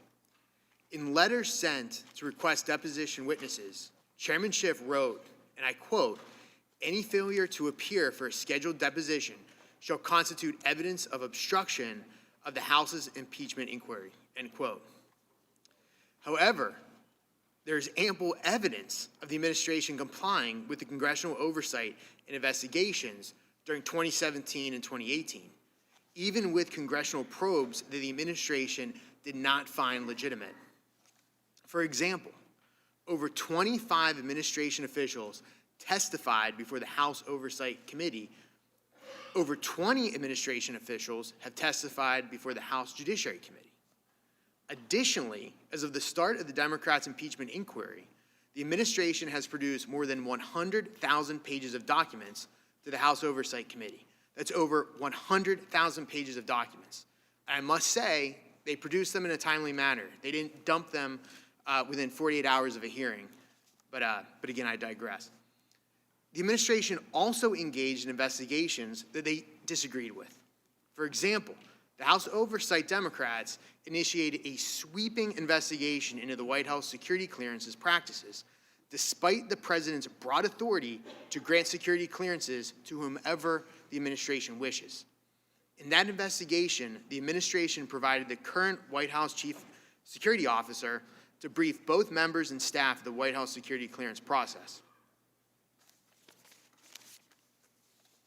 The administration has also provided committee staff with in-camera reviews of over 500 pages of White House documents and policies related to the security clearance process. The FBI has also allowed committee staff to review in-camera hundreds of documents pertaining to the role the White House security clearance has played and has briefed both members of the committee staff on their role in the White House security clearance process and provided committee staff with multiple follow-up briefings regarding their own internal security clearance process. We've heard Democrats talk this evening about the border. So let's just talk about the border, the administration's willingness to open themselves up to review in that regard too. The administration has produced more than 9,600 documents in response to the committee's subpoenas related to child separation at the border. Again, that's over 9,600 documents. Additionally, in August and September of 2019, the administration accommodated 9 separate multi-day surprise congressional visits to ICE and DHS facilities across the country. The administration has worked with the committee staff to observe 11 CPB holding facilities, 13 ICE detention facilities, and 6 state-licensed privately run facilities that contract with HHS. So contrary to the assertions from the Democrats, the Trump administration has cooperated substantially in matters related to the border and elsewhere. But let's just contrast that with the Democrats' combative posture.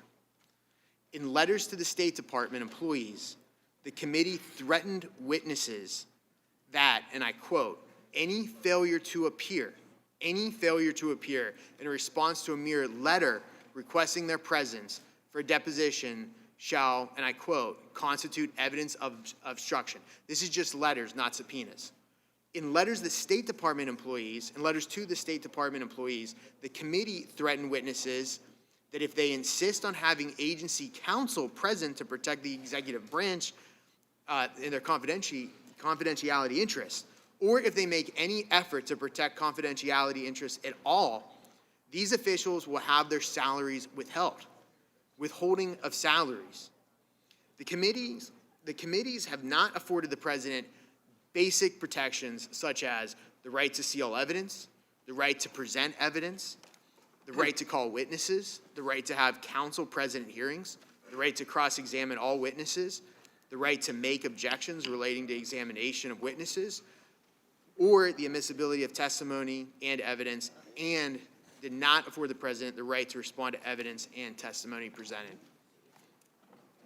Thank you. I yield the remainder of my time. The gentleman yields back. For what purpose does Mr. Swalwell seek recognition? To move to strike the last word. Gentleman is recognized. My colleagues, the urgency of this moment is the grave risk that the president will again abuse his power of the presidency to try and secure his reelection. We have reason to be concerned. The presidency gives him great powers to cause others to interfere in our elections. And the only protection we have is to act now. Because the president is cheating right now. And to any of my colleagues who ask, why move on this right now? It's a crime spree in progress. And as Chairman Schiff said earlier this week, what are we supposed to do? Just let him cheat one more time? Expect him to eventually do the right thing? And here's what my colleagues' logic amounts to if we wait. It amounts to this: allow the building to burn, collapse, fall to the ground, and then you should call the fire department. This president has set our democracy on fire, and we must act to save it. And there's an urgency to act. And this president is not only being impeached because of what he has done, it's because of what he continues to do. We know what he's done, not really disputed. Abused his power, asked a foreign government to help him cheat, jeopardizing our national security, integrity of our elections for his own personal gain. But this was not a one-off. We've come to learn, as Ms. Demings just explained, this is what he does. And this is what he will keep doing. In 2016, as he said, Russia, if you're listening, hack my opponent's emails, you'll be rewarded. Turns out, Russia was listening. Turns out, Russia hacked his opponent's emails. That day, they sought to hack his opponent's emails. In that investigation, he went to great lengths to obstruct it. So why is it so urgent that we act right now? The president's lawyer was just in Ukraine. The president's lawyer said in May, I'm not meddling in an election. We, not I, we, Donald Trump and I, are meddling in an investigation. And that meddling continues today. But the president's own words tell us about his current intent. On October 2nd, the president said, and you know we've been investigating on a personal basis through Rudy and others corruption in the 2016 election. I think that, if we're honest about it, they should start a major investigation into the Bidens. That's simple. On October 3rd, the president stood on the White House lawn and confirmed that he wanted Ukraine to investigate the Bidens. But then he added a country, because that's what he does, Russia, Ukraine. He said China should also investigate the Bidens. My colleagues, we should not have to hope or pray that China wasn't listening when he said that. But fortunately, people on this committee are listening. Americans are listening. People who know right from wrong, our children, are listening. Are you listening? And what we hear deeply concerns us about what the president will do next. And we're not helpless. And in fact, we know that the courage to act is the only thing that has stopped this president. That's not a leap of faith. You see, it was the courage of Dr. Fiona Hill and Lieutenant Colonel Vindman to, quote, go to the lawyers when they heard that the president was conditioning a White House visit for investigations. It was the courage of the whistleblower to come forward. That's what got Ukraine the aid. The president got caught. Then Ukraine got the aid. If those people were not courageous and acted, Ukraine would not have the aid today. So we must follow their pattern conduct and act. We have pattern evidence that not only Donald Trump acts corruptly, but that when you show courage and act against him, you can stop him. It's actually the only way to extinguish his corrupt ways. If unchecked, my colleagues, Donald Trump does not get better. He gets worse. He gets more corrupt. And we can't wait till the next election to hold him accountable. Not when he is trying to rig the next election. So we must act to protect our national security, the integrity of our elections, and honor our oath to the Constitution. I yield back. Gentleman yields back. The question is on the amendment. Those in favor say aye. Mr. Chairman, we have someone asking for time. I didn't see a request. I see it right The here. I'm question- telling you about it. You stopped. You've now recognized it. You've now recognized it. You've now I'll recognize recognized it. Mr. Gates. Thank you, Mr. Chairman. Move to strike last word. Gentleman is recognized. Well, they're right. They can't wait to the next election, but it's not the reason they say. The reason they can't wait to the next election is because they've taken a look at their candidate field and they have fundamentally changed every standard that they've set for themselves for impeachment for the American people. Whether you like President Trump or don't like President Trump, it would at least be worth acknowledging that Democrats have moved the goalposts on what it would require to bring us to this point and to harm our nation and to distract us so much from the critical needs of American people who probably wonder why we're not focused on them right now. First, they told us this has to be bipartisan. Now, I get folks watching at home might think that I'm somebody who really likes the president. I would probably be a hard vote for him to get for impeachment. But it's not just that they can't convince the president's supporters not to abandon him. They can't even convince the president's critics to abandon him. I mean, Jeff Van Drew, Colin Peterson, 2 members of Congress, 2 Democrats, they're not fans of the president, they're critics of the president. And yet they didn't vote with Democrats, they voted with Republicans. We've even got some Republicans. My colleague Will Hurd from Texas, he doesn't mind being a critic of the president, and he was honest with Democrats. He told them, this is not impeachable conduct. They told us that the process would be fair. And yet, when even members of this committee sought the opportunity not to read a transcript or see someone's second performance of their testimony, but to see their firsthand account, how they reacted, how they were breathing, did they fidget when they responded? We wanted to see those things, and we were excluded by the Intelligence Committee. Democrats said that to put our country through this, it would require compelling and overwhelming evidence. And each and every time they try to cast doubt on the president's conduct, we are able to show a legitimate concern the president had in corruption. We are able to cite the transcript that demonstrates no conditionality. And time and again, Democrats say, well, there's just no factual debate about what the president did. The factual debate comes from President Zelensky. It's President Zelensky who said, I wasn't pressured. And they said, oh, well, Zelensky might not have known, but Yermak, he knew. Sondland talked to Yermak and conveyed this shakedown. And the very day they introduced articles of impeachment, Yermak gives an interview and says, we never really perceived this as an exchange of military aid for any one thing. Time and again, they let us down in their claims. But one thing we know for certain is that this was a sad inevitability. I had someone ask me recently, do you feel some sense of history, some sense of moment that you're about to vote on impeachment? And sadly, I knew this time was coming since the Democrats took control of the House of Representatives, because they didn't lay out a plan to appropriate for the budget, work with us on critical generational issues. They set out a plan for impeachment. How do we know that? When the chairman himself campaigned for the lead Democrat role on the Judiciary Committee, he didn't say, pick me because I'm a great legislator around some particular issue set. He said, pick me because I will be the person that can best lead our caucus through a potential impeachment. They've had a bloodlust for impeachment. It has been their obsession, and it's deeply saddening to us. We take absolutely no joy in the fact that it is so consuming. But here we stand on the verge of it, and my expectation is that this new standard in this second article with just the notion of obstruction of Congress is their excuse for not being able to prove obstruction of justice. Public reporting has been out saying the chairman went to the Democratic caucus and sought support to bring an article for obstruction of justice and couldn't get their support.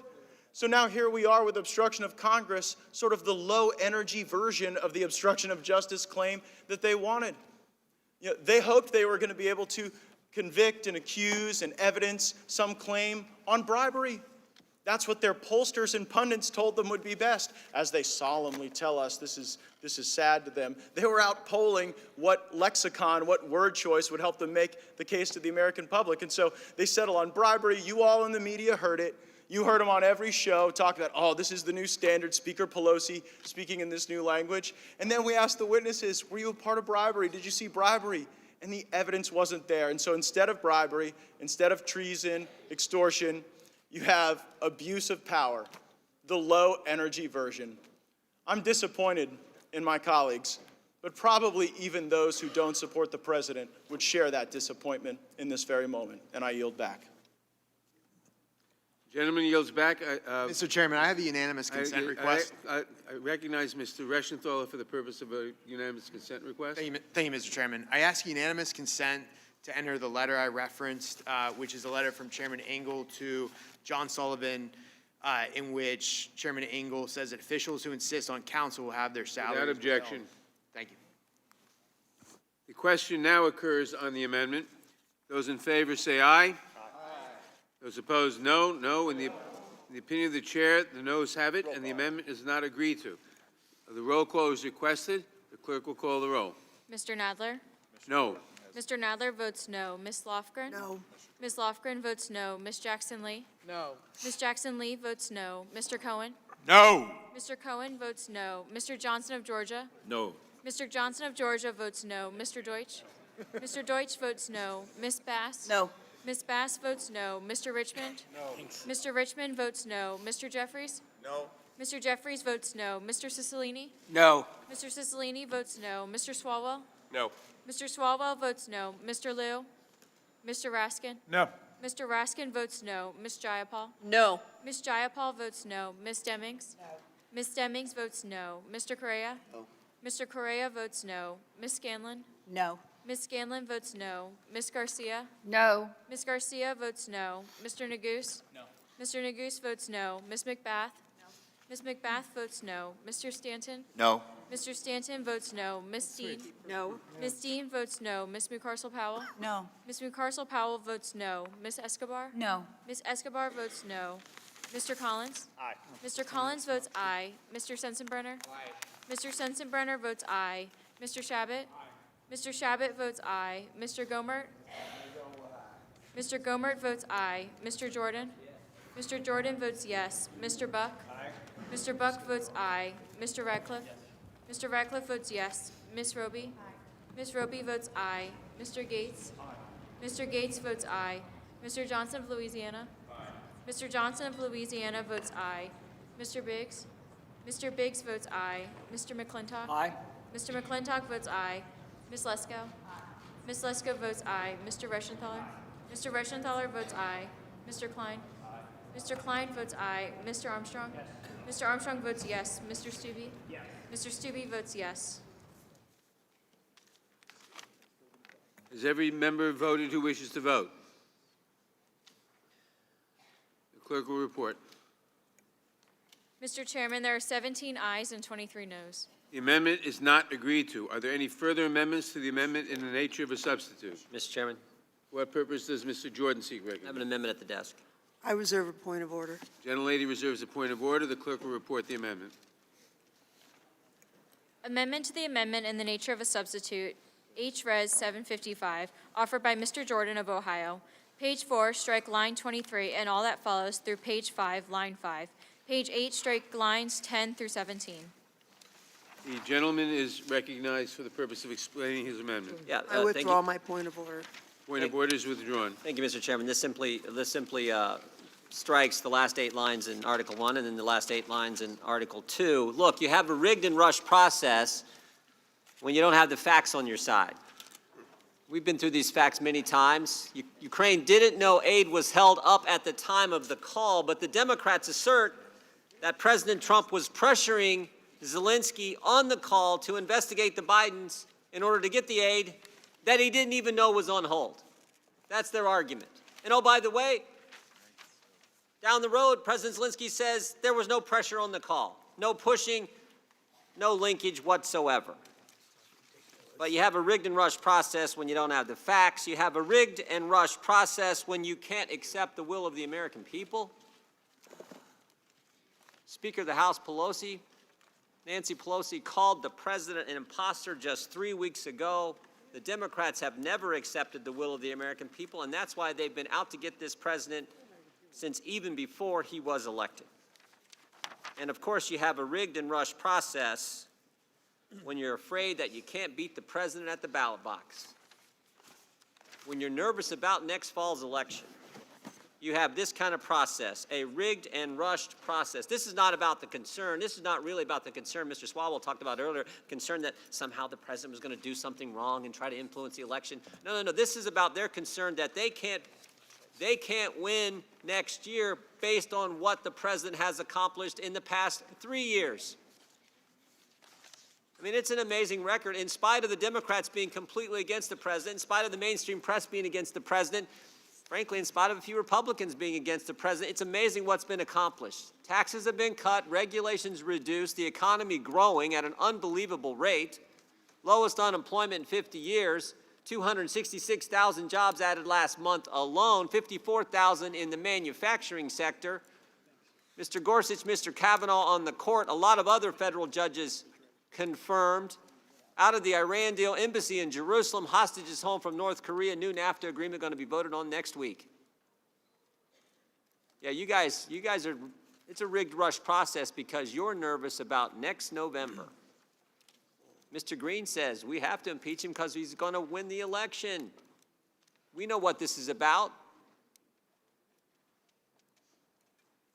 I think about this president. Think about this. This is why the American people like him so much, is because he is doing what he said he would do. In every presidential election I've been able to participate in, both candidates, Republican and Democrat candidate, when they campaign for the job, they tell the country, if you elect me, I'm going to move the embassy to Jerusalem. Republicans, Democrats, they all campaign on it. And then they get elected, and they come up with a million reasons why they can't do what they said they were going to do. More importantly, what the American people elected them to do, and they never get it done. But this president said, nope, I'm going to do it. Even though the same people, the same interagency consensus that we've heard so much about over the last 3 months in this impeachment inquiry, even though that same interagency consensus was probably against him on that move, this president said, I'm going to do it. And it's been a good thing. And that's what the American people appreciate. And that's why we got this rigged and rushed process, because it's really about next November. They're all afraid. Some of their colleagues have said it straight up. They're all afraid that they can't beat him at the ballot box, so they're going to do this rigged, rushed, and wrong impeachment process. So I would urge a yes vote on the amendment. I would yield the remainder of my time to the gentleman. Well, I just wanted to ask the gentleman from Ohio a question. Based on the standards the Democrats are asserting here, if somebody is in the House or Senate running for president and they support or push impeachment of the president, would they be subject to being expelled for abusing their position? Just curious. Well, I think I'll let my colleague answer that question, but what I do know is I think my colleagues on the other side of the aisle are, as I said, nervous about their prospects next November against President Trump based on his amazing record of leadership in the last 3 years. With that, I would yield back. Thank you. The gentleman yields back. I will recognize myself to speak in opposition to the amendment. I think that the facts amply demonstrate the charges in these two articles of impeachment, namely that the president put his own interests in front of the interests of the country, that he sought to use the power of the presidency to withhold aid, military aid from an ally, and to extort that ally into making an announcement of a bogus investigation of a political opponent of his for his own personal benefit, and that he obstructed Congress by refusing all cooperation and instructing the executive branch not to cooperate with Congress and the executive in the impeachment inquiry. This amendment, this amendment simply takes the last two paragraphs out of each article. It takes the paragraph that says, wherefore the president should be impeached. It renders the two articles simply a catalog of various bad acts by the president, but takes the force and effect of the articles entirely away. It is silly. If you believe that the president is guilty of what the articles charge him with, you should vote for the articles of impeachment. If you believe he is not, you should vote against the articles of impeachment. But to try to have this amendment, it simply renders the articles catalogs of bad acts and takes out the effective sentences is silly. So I urge a no vote on this amendment, and that I will then urge, of course, that we adopt the articles of impeachment.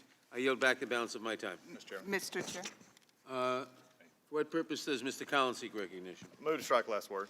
Gentleman is recognized. I think it's really interesting that how you just described this, because really this is what we've seen this entire time. The facts here is really all that you have. You keep throwing around these.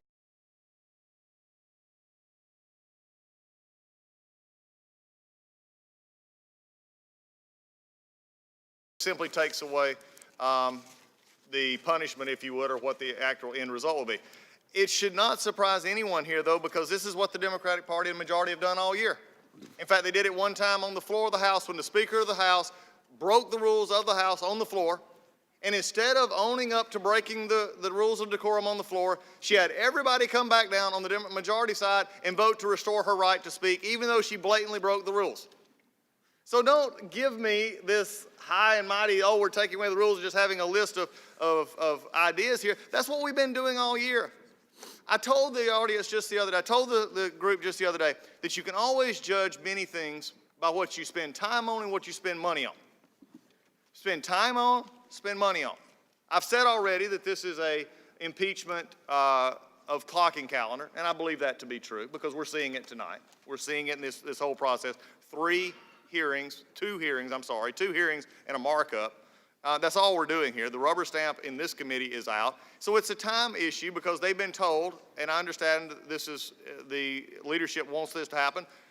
This is why it's happening. They've got no choice. I feel for the chairman in that regard because he doesn't have a choice in this. The Speaker and others have told him this is what's going to happen, and we see how it's playing out. But he goes back to even further at the first of the year. This is a time and money issue. This is a calendar and clock issue because the committees, the Intelligence Committee and the Judiciary Committee decided early on to spend money to bring outside help in to prepare for tonight.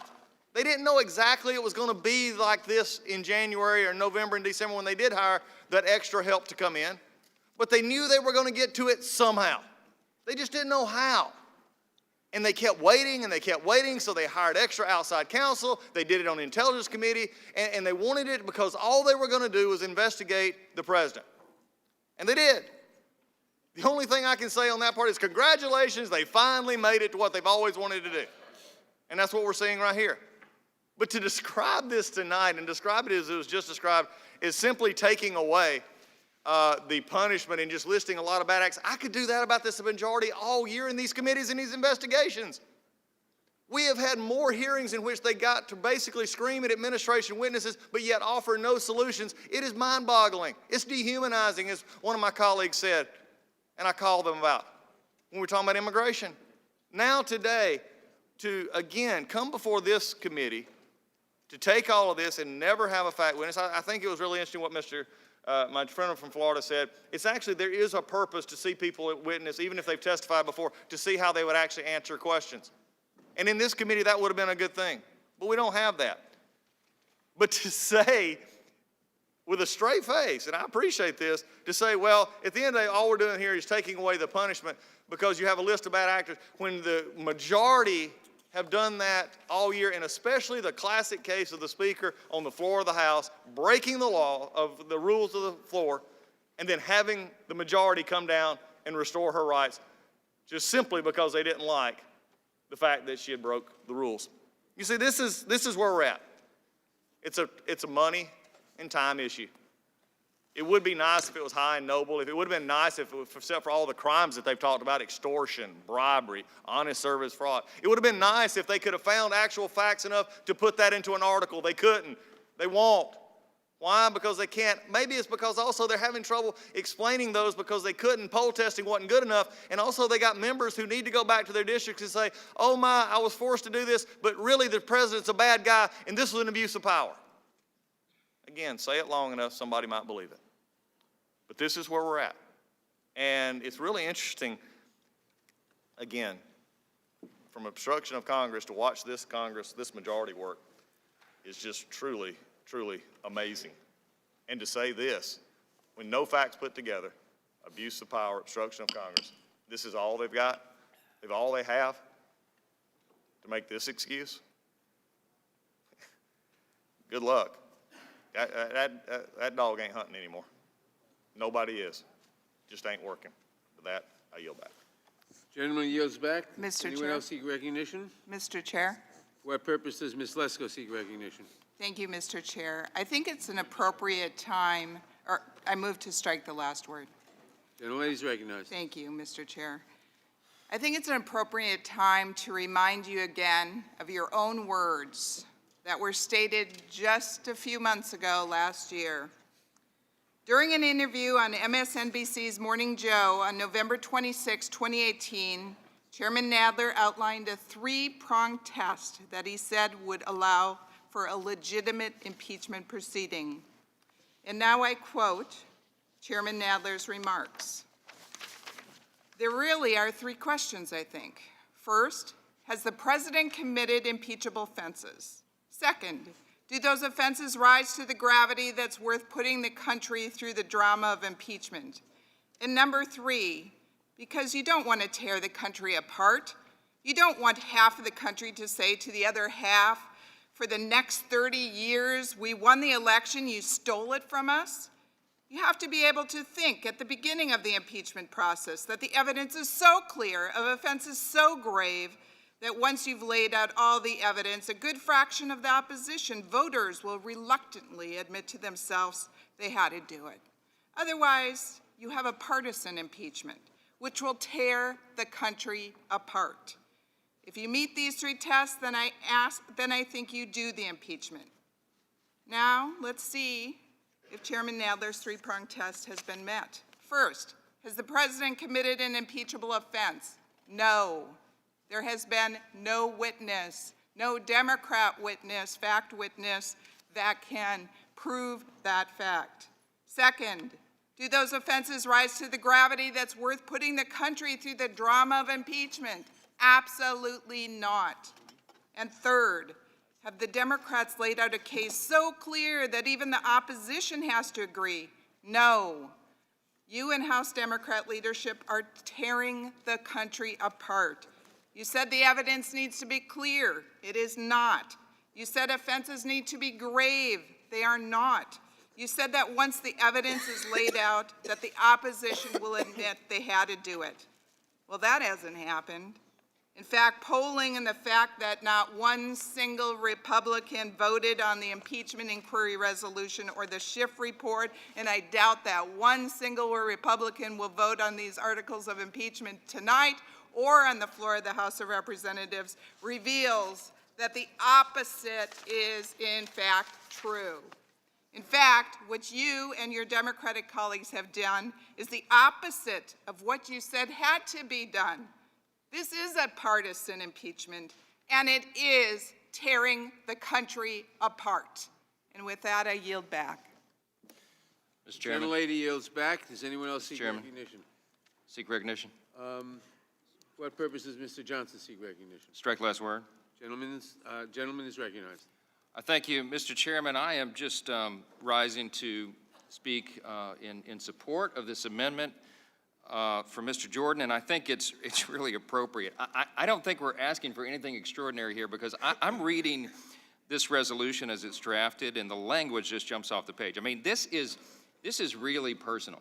The lines that he is seeking to strike with this amendment should be struck. I mean, the vitriol, the hatred just drips from the pleading here. I mean, it sounds like it came right out of the Peter Strzok, Lisa Page exchanges, the vitriol, the hatred for Donald Trump. Listen to what it says right here. This is right here on the page, the lines that we want to strike. It says, in part, President Trump warrants impeachment and trial, removal from office, and disqualification to hold and enjoy any office of honor or trust or profit under the United States. I mean, look, they don't just want to remove him from the Oval Office, okay? They want to crush him. They want to destroy Donald Trump. They want to banish him from the marketplace. I mean, it's just so over the top. It's so over the top. Professor Turley is, again, the only witness, remind everybody, this is the only witness that we've been allowed in the Judiciary Committee, the committee that has appropriate jurisdiction over this issue. We got one witness in the process. And he was not a Donald Trump supporter. He came in famously and said, I didn't vote for him, don't support him. But I came to give objective analysis because my allegiance is to the Constitution. That's what Professor Turley said. You know what he got for that objective analysis that he delivered to this committee? So well, so articulately. He got death threats. He had to publish an op-ed a few days later explaining that there was this outcry, call for him to be removed from his teaching position at his university, his law school. Death threats, because he gave an objective view of the Constitution, the vitriol, the DEFCON level, the political DEFCON scale is at 1 right now. And it's so crazy, and it's because of language like this in the resolution that is pushing this. I'm going to tell you what Professor Turley said, a couple of excerpts in his summary of all this. He said, quote, as I have stressed, this is in his written report that he submitted to us, as I have stressed, it is possible to establish a case for impeachment based on non-criminal allegation of abuse of power. Right. But although criminality is not required in such a case, clarity is necessary. That comes from a complete and comprehensive record that eliminates exculpatory motivations or explanations. The problem is that this is an exceptionally narrow impeachment resting on the thinnest possible evidentiary record.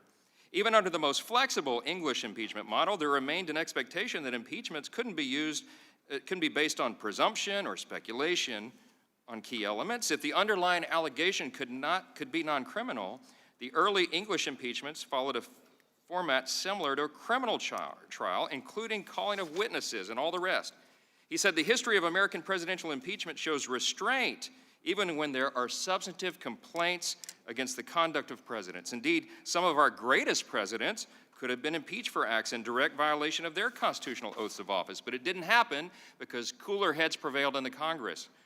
This misuse, Professor Turley continues, this misuse of impeachment has been plain during the Trump administration. Members have called for removal based on a myriad of objections against this president. Representative Al Green of Texas filed a resolution in the House for impeachment after Trump called for players kneeling during the national anthem to be fired. I mean, come on.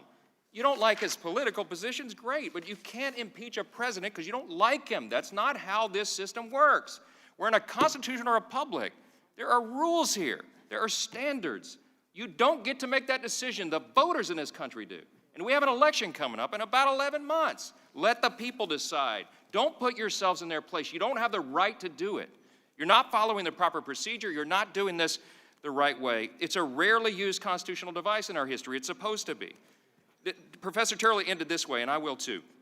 He said, quote, despite my disagreement with many of President Trump's policies and statements, impeachment was never intended to be used as a midterm corrective option for a divisive or unpopular leader, unquote. Look, we get it. You don't like him.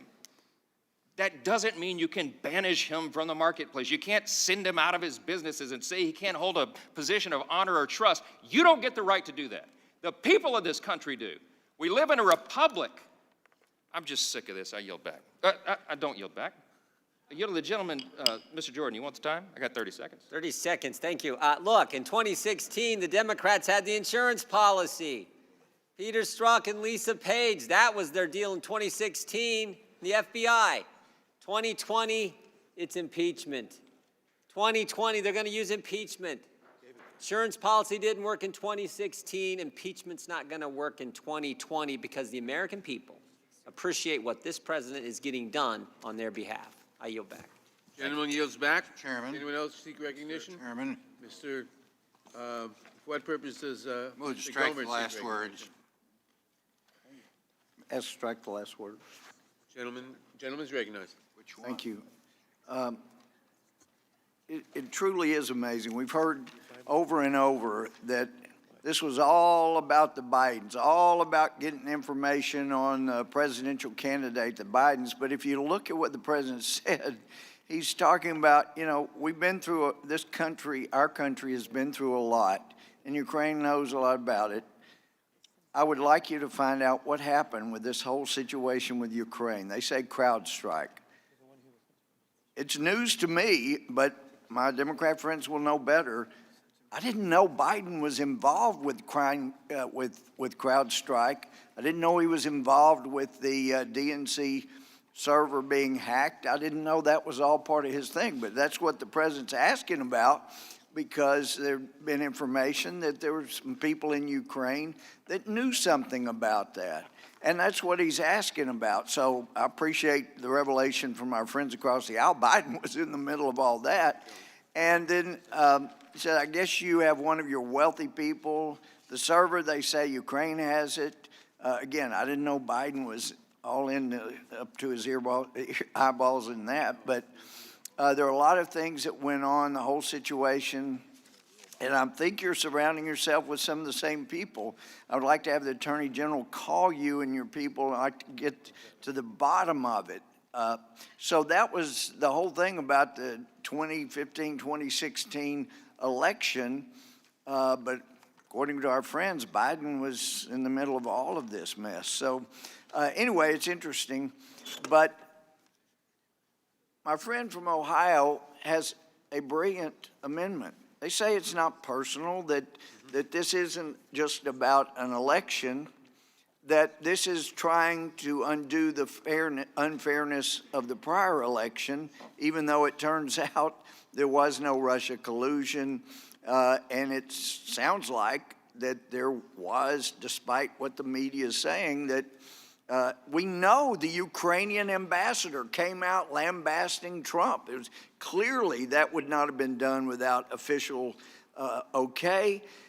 They were all in for Hillary Clinton. That's why it was reported that they were figuring after the election that Trump won, maybe we better try to warm up to Trump.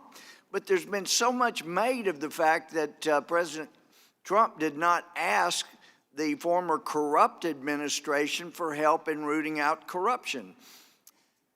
That is just almost unfathomable that that point would continue to be made all day today. In 2019, you had the election of a man in Ukraine, Zelensky, that said he was going to fight corruption. And President Trump heard from our own people, we think he's sincere. We really think he's going to try to fight corruption. So, of course, this is the first time that he talks to a Ukrainian leader because he knew he couldn't trust the other ones. They were supporting Hillary Clinton. They were corrupt. Why would he talk to them about helping root out the corruption? So to say this was all about Biden, for heaven's sake, that's ridiculous.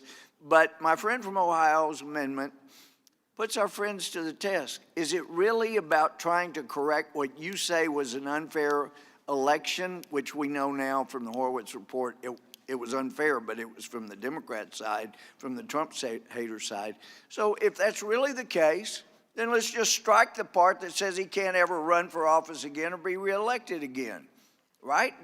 Wouldn't that help some of your vulnerable Democrats if you made it more reasonable like that? Or do you want to continue to persist in making it so personal that it's walk off the plank time for anybody that wants to try to be reasonable about what's going on here? So we will see, but it's a good amendment. I would encourage my colleagues on both sides of the aisle. Help some of your vulnerable people out. Vote for Mr. Jordan's amendment. You'll be better off. The country will be better off because I feel sure he'll be reelected. And the scary part for me, though, is that bar has been set so low. I am really afraid no matter what party is in the White House, if there's an opposing party in Congress, they're going to use this tactic to try to take them down. One silver lining, though, it's been hard to know who all the deep state people were, especially in the State Department. By our friends going through this, we now know who the people are that don't want the swamp drained, and we can deal with that. I yield back. Gentleman yields back. I now recognize myself. Mr. Chairman. I recognize myself. Mr. Chairman. Oh, I'm sorry. I recognize, for what purposes Mr. Swell will seek recognition? I yield to the chairman. Thank you. Impeachment was put into the Constitution because the framers recognized that a president might arise who posed such a threat to the country, to our democratic system, to our free elections, that we couldn't wait till the next election to cure it. That's why impeachment was put into the Constitution. And let's look at now, we've heard a lot of very distracting facts about what Hunter Biden may or may not have done, about all kinds of things, about what our members may have said 3-4 years ago. All of that is irrelevant. What's relevant is that there ample facts demonstrate that President Trump put his personal interests above the interests of the country, its citizens, and the Constitution. This is the highest of constitutional crimes, an abuse of power. An abuse of power is the preeminent crime which the framers, even in the Federalist Papers, talked about as high crimes and misdemeanors for the purpose of impeachment. In President Trump's abuse of power, he did it in two ways. Number one, he endangered our free elections by inviting foreign powers to interfere, to influence our elections twice.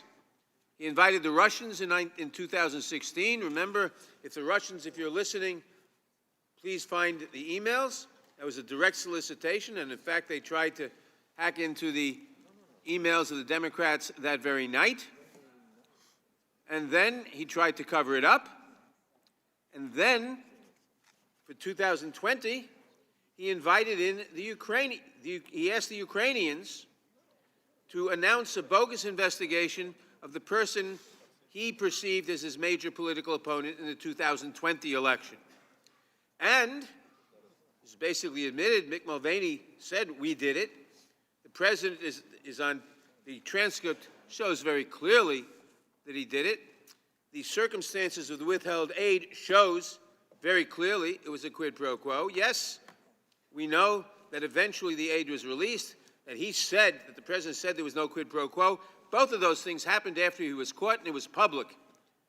Obviously, the bank robber caught in the act afterwards says, I didn't mean to rob the bank, but he was, in fact, caught in the act. He tried to cover it up again. He obstructed Congress by directing the entire administration, everybody in the executive branch, do not answer any questions, do not testify, do not give any documents. Fundamentally different from what other presidents have done on occasion, which is to oppose certain subpoenas on grounds of privilege. He didn't assert any privilege. He just said nobody should cooperate. I will decide whether it's a valid impeachment inquiry. I will take the function of Congress to myself because I don't recognize Congress as right. That is a threat to the separation of powers and a threat to our liberty. It's noteworthy that members of the minority speak about every other subject, but hardly bother to dispute the facts of the case, which are clear. That's why we've heard so much of today with distracting and irrelevant issues. I would say other things. It is clear that it is an abuse of power for the president, or any member of Congress for that matter, to condition official actions on their own personal gain. And I was startled. I was startled to hear Mr. Ratcliffe say, I was impressed by his honesty, but I was startled to hear him say that it is okay for a president to invite foreign interference in our elections. It is okay for a president to cheat and try to rig the election. The urgency of this impeachment, the reason why we cannot wait for the next election, is that the president has tried to rig these two last election and this one too, and he's repeating it. He goes out on the White House lawn and he says, China, why don't you come in and try to rig the election? He had Mr. Giuliani in the Ukraine this past week trying to enlist assistance to rig the election. So the president must be impeached to safeguard the security of our elections and to safeguard the separation of powers, both of which are essential to safeguard our liberties. I thank the gentleman for yielding. I yield my time back to him. Mr. Chairman, since I've been referenced, may I respond? It's Mr. I do not yield my Swalwell's time. It's Mr. Swalwell's time. I do not yield, and I yield back. Gentleman yields back. You don't want to correct the false statement? Gentleman yields back. Who else seeks recognition? Mr. Chairman. Sensenbrenner. For what purpose does Mr. Sensenbrenner Chairman, I move seek to strike the last word. Gentleman is recognized.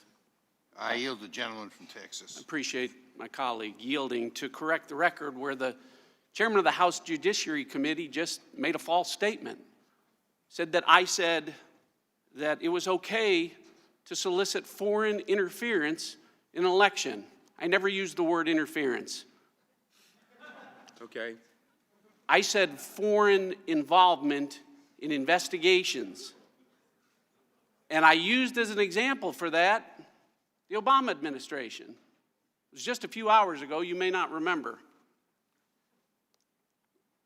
I can't believe we're sitting here at the end of this, an impeachment inquiry in the House of Representatives, and I look at how all of this started.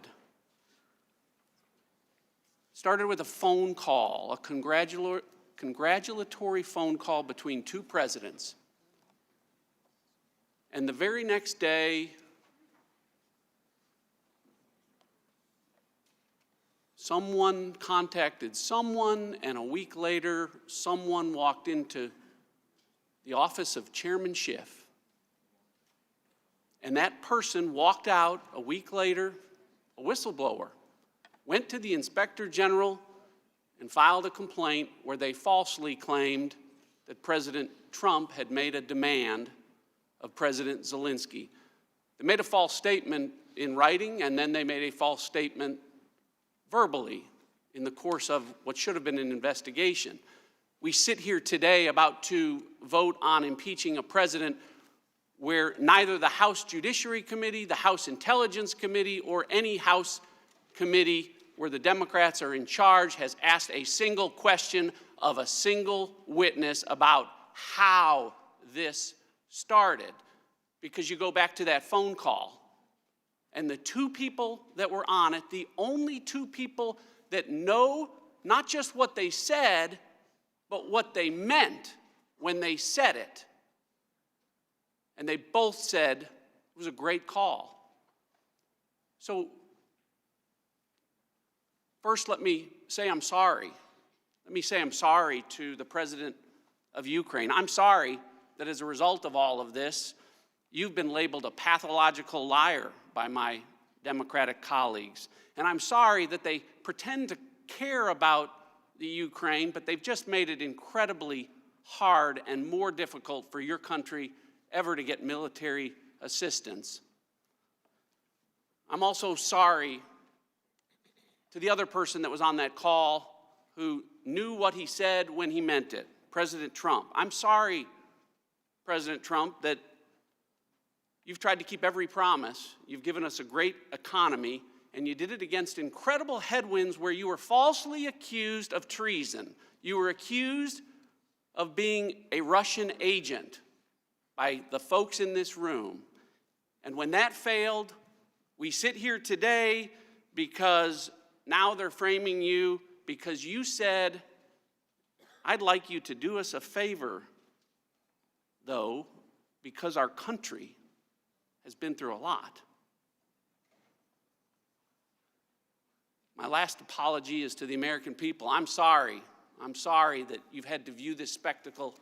I'm sorry to the 63 million of you that are so deplorable that as a result of this, you're being told your votes don't count.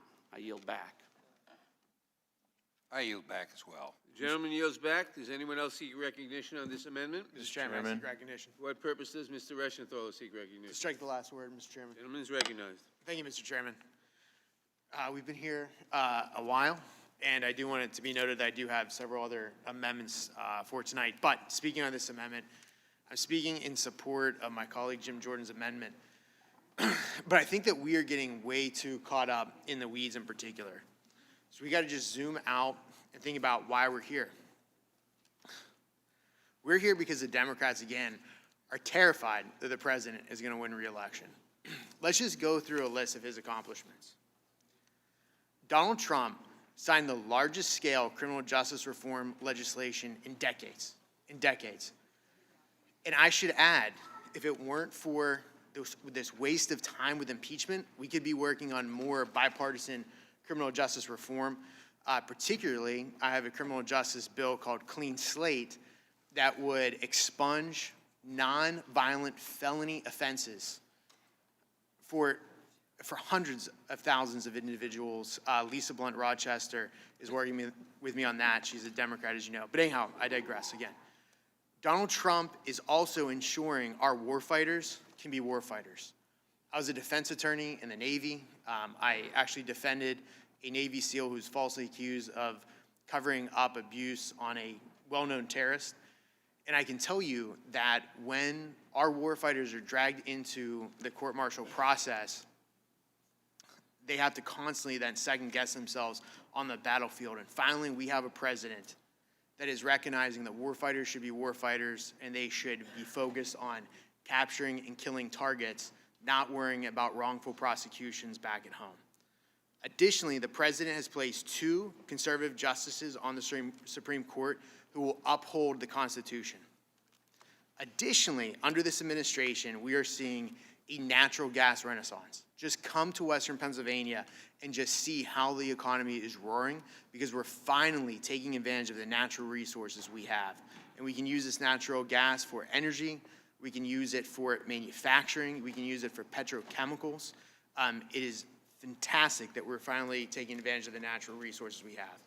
Additionally, this president has done a lot for manufacturing, particularly the steel industry, which is coming back. And again, just come to Western Pennsylvania, where steel manufacturing is coming back. Donald Trump is also investing and focused in our border security and building a wall. Under this president's leadership, we are enhancing our national security and going after terrorists and others who wish to do us harm. But again, we're here because the Democrats don't want to talk about the red-hot Trump economy. They don't want to talk about the lowest unemployment rates in 50 years. We're here because Democrats don't want to talk about how President Trump has finally held China accountable for currency manipulation, for dumping steel and aluminum in American markets. Someone is finally holding China accountable for IP theft and forced IP transfers. That's President Trump who's doing that. President Trump has also renegotiated trade deals to benefit American workers and farmers. We should have passed USMCA months ago, but again, we haven't done it because we're dealing with impeachment. The president has also worked on free trade agreements with Japan. He's worked on free trade agreements across South America. President Trump has also reduced regulations. You know, there's only one way to increase revenue, and that's to increase GDP. There's only two ways to increase GDP. You either cut taxes or you reduce regulations. You can do both, but this president supports both. That's why you have such a strong economy. But again, the Democrats don't want to talk about this, so instead we're talking about impeachment because it distracts from their real agenda, which includes such ludicrous ideas as banning airplanes, giving illegal immigrants taxpayer-funded health care, abolishing or defunding ICE, banning fracking, banning fossil fuels. Good luck making a cell phone without petrochemicals. They also don't want to talk about taking private health care away from American citizens. So again, that's really why we're here. This whole process is a distraction. It's an attempt to hide a radical, far-left agenda. And it's also an attempt to hide the facts. Again, the facts indicate that there was no quid pro and there was no obstruction of Congress. With that, I yield. Gentleman yields back. For what purposes, Mr. Cicilline seek recognition? I move to strike the last word. Gentleman is recognized. It seems important to remind my Republican colleagues why we are here. While of course we have policy disagreements with the president, this is not about a policy disagreement. This is about an obligation we have to protect and defend the Constitution of the United States. We all began our term of office by raising our right hand and promising to protect and defend the Constitution. And we're here because the President of the United States engaged in a scheme to drag a foreign power into our elections, to corrupt our elections for his own personal benefit, and he used hundreds of millions of dollars of taxpayer money to attempt to achieve that objective. And think about this. There is nothing more sacred than protecting the right to free and fair elections in this country. It's the heart and soul of our democracy. And the President of the United States reached out to a foreign power in an attempt to drag them into corrupting our elections to help him cheat and win in the election in 2020. And so when my Republican colleagues say people are worried about the election, we are worried. But the person who's really worried about the outcome is clearly President Trump, because he's reaching out to a foreign power, asking them to help him cheat in the 2020 election. And we have a solemn responsibility to stand up and to protect our democracy and prevent this president or any president from attempting to corrupt our elections. And so if we don't do that, if we allow President Trump to get away with trying to cheat in 2020, particularly in light of what he did in 2016, we won't have a democracy. We'll have a king or a monarch. The American people will lose their voice and their right to self-determination and to elect their own leaders. And so, you know, my Republican colleagues should remember that Trump administration officials, many of them, saw this scheme and became very alarmed. The president's own ambassador, Ambassador Bolton, called it a drug deal. Dr. Fiona Hill, another Trump administration official, called it a domestic political errand. The investigation began by the Intelligence Committee. 17 witnesses, 100 hours of testimony, 260 text messages examined, transcripts of the president's own words on the call, emails exchanged between high-level Trump officials, and we know the direct evidence. The president put the three amigos, Ambassadors Sondland, Perry, and Volker, in charge of this. The president refused to have a meeting or to release the funds that were put on hold until a public announcement of a bogus investigation against his chief political rival. He told the vice president, don't go to the inauguration. He spoke to Ambassador Sondland. Ambassador Sondland testified it was a quid pro quo. The president hired his personal lawyer, Rudy Giuliani, to lead this effort. He smeared Ambassador Yovanovitch and then fired her because she stood in the way. She was an anti-corruption champion, and she stood in the way of the president's scheme. And the president and those acting on his behalf demanded that President Zelensky publicly announce an investigation of his chief political rival. And it should be remembered, the American people should know that President Zelensky, the evidence is filled with examples of Trump administration officials who say things like, President Zelensky is sensitive about Ukraine being taken seriously, not merely as an instrument in Washington domestic re-election politics. That Ambassador Taylor has a call with Ambassador Sondland saying, during our call, Sondland tried to explain to me that President Trump is a businessman. When a businessman is about to sign a check to someone who owes him something, the businessman asks that person to pay up before signing the check, and that I argued to both Ambassador Volker and Ambassador Taylor that Donald Trump isn't owed anything by the Ukrainians. And I quote, and holding up security assistance for domestic political gain is crazy. And so there's tremendous evidence in the record that the President of the United States attempted to leverage foreign military assistance to Ukraine to drag a foreign power to corrupt our elections and allow him to cheat in 2020. We can't allow this to happen. If we don't hold this president accountable and move forward with impeachment, we can have every confidence the president will continue to do this. He's continuing to do it. Rudy Giuliani was in Ukraine last week. This is a crime in progress. And either we're going to do something about it and protect the rights of the American people to decide their own future and elect their own president, or we're going to let some foreign power do it. And you know who has the right to elect the American president? The citizens of this country and no one else. Men and women have died on the battlefield to protect our democracy. The least we can do is show the courage to stand up tonight and do our part to protect our democracy. And with that, I yield back. Gentleman yields back. Does anyone else seek recognition on the amendment? Mr. Biggs? No, this Armstrong. Mr. Armstrong. For what purpose does Mr. Armstrong seek recognition? Move to strike the last word. Gentleman's recognized. And I'm going to go back to actual language of the amendment, and particularly the removal from office and disqualification to hold and enjoy any office of honor, trust, or profit under the United States. So at numerous points in times during today's debate, have they, my friends on the other side of the aisle have held up a pocket constitution, waved it around. I think it's interesting nobody's read from it yet, and I think there's a reason for that. But I'm going to read from the Constitution. And if we want to talk about Article 1, which we're so fond of, then let's go to Article 1, Section 2, Clause 5. The House of Representatives shall choose their Speaker and other officers and shall have the sole power of impeachment. Article 1, Section 2 deals with the U.S. House of Representatives. Article 1, Section 3 deals with the Senate. The Senate shall have the sole power to trial impeachments. Article 1, Section 3, Clause 6.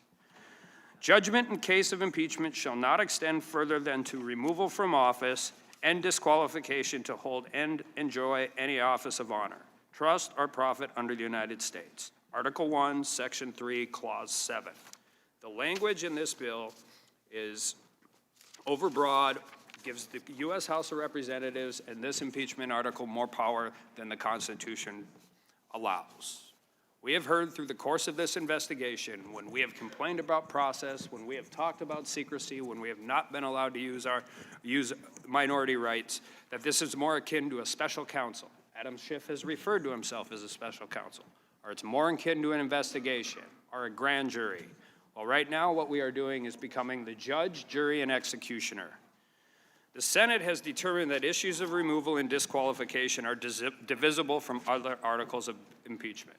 Essentially, what happens in the Senate is there is a 2/3 vote if an impeachment is granted, and then a simple majority in which to say whether they're going to hold from other office. And while the House has the sole power of impeachment, the Senate also provides that the Constitution also provides that the Senate has the sole power to trial impeachment. I don't want to get in front of Matt.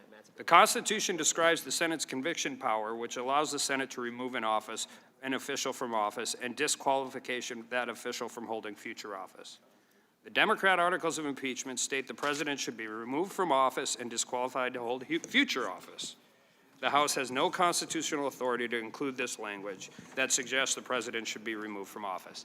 At best, it's unnecessary, and at worst, it is an overbroad description of what the actual power of this body is. To include the language that the president should be disqualified from office is prejudicial to the constitutionally prescribed process that the Senate will take up. And I agree with my friend from Ohio and others on my side. It really shows the true motives of the Senate. It's circular how this has all gone. It started in 2016, now we're back to 2020. In the middle, we had, again, collusion, conspiracy, obstruction, quid pro quo, bribery, extortion, all of these other crimes. We have come to the nebulous part of this.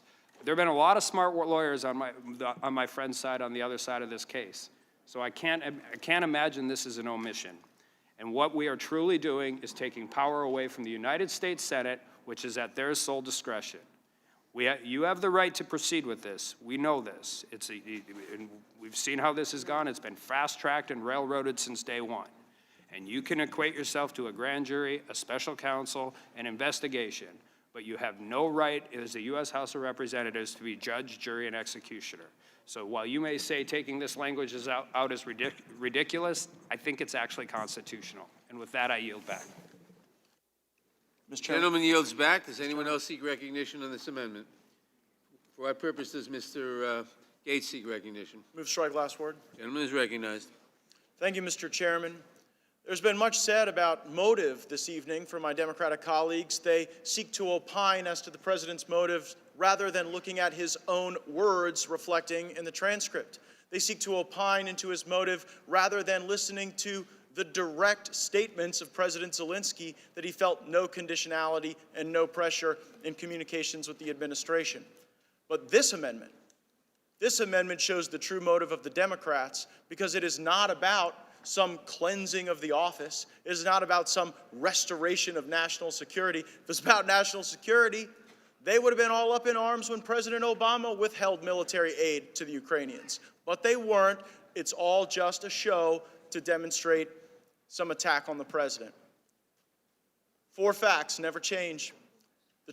President Trump and President Zelensky both deny conditionality. The transcript shows no quid pro quo.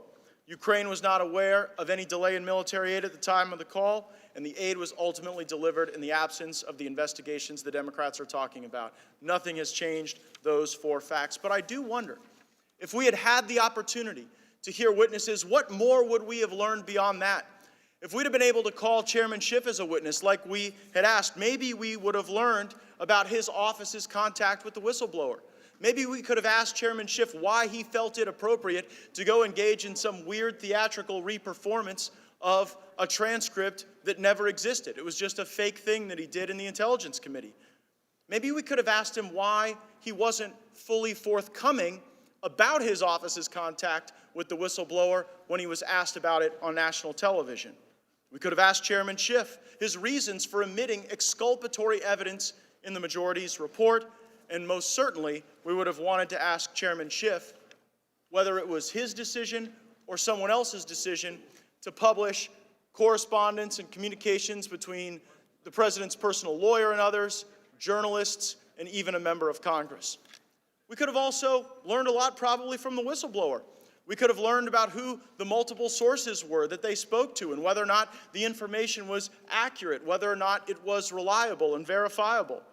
We could have asked the whistleblower why the outreach to Chairman Schiff's staff in this particular way, whether or not it was truly a sincere concern or the result of some political bias. We could have asked the whistleblower about potential contacts with presidential campaigns. We could have asked Nellie Orr a lot of questions too. She was on our witness list. We probably would have wanted to know from Nellie Orr, how is it that one of the top people at the Department of Justice can have a spouse that goes and moonlights for people trying to dig up dirt on a presidential campaign, and then see that very dirt shuttled into the Department of Justice, injected into the bloodstream of our intelligence community, and then used as an illegitimate basis to go and spy on American citizens. We probably would have asked Nellie Orr which Ukrainian legislators she was talking to dig up dirt on the president. What was on the thumb drive that she gave to her husband? We would have had a lot of questions for Alexandra Chalupa.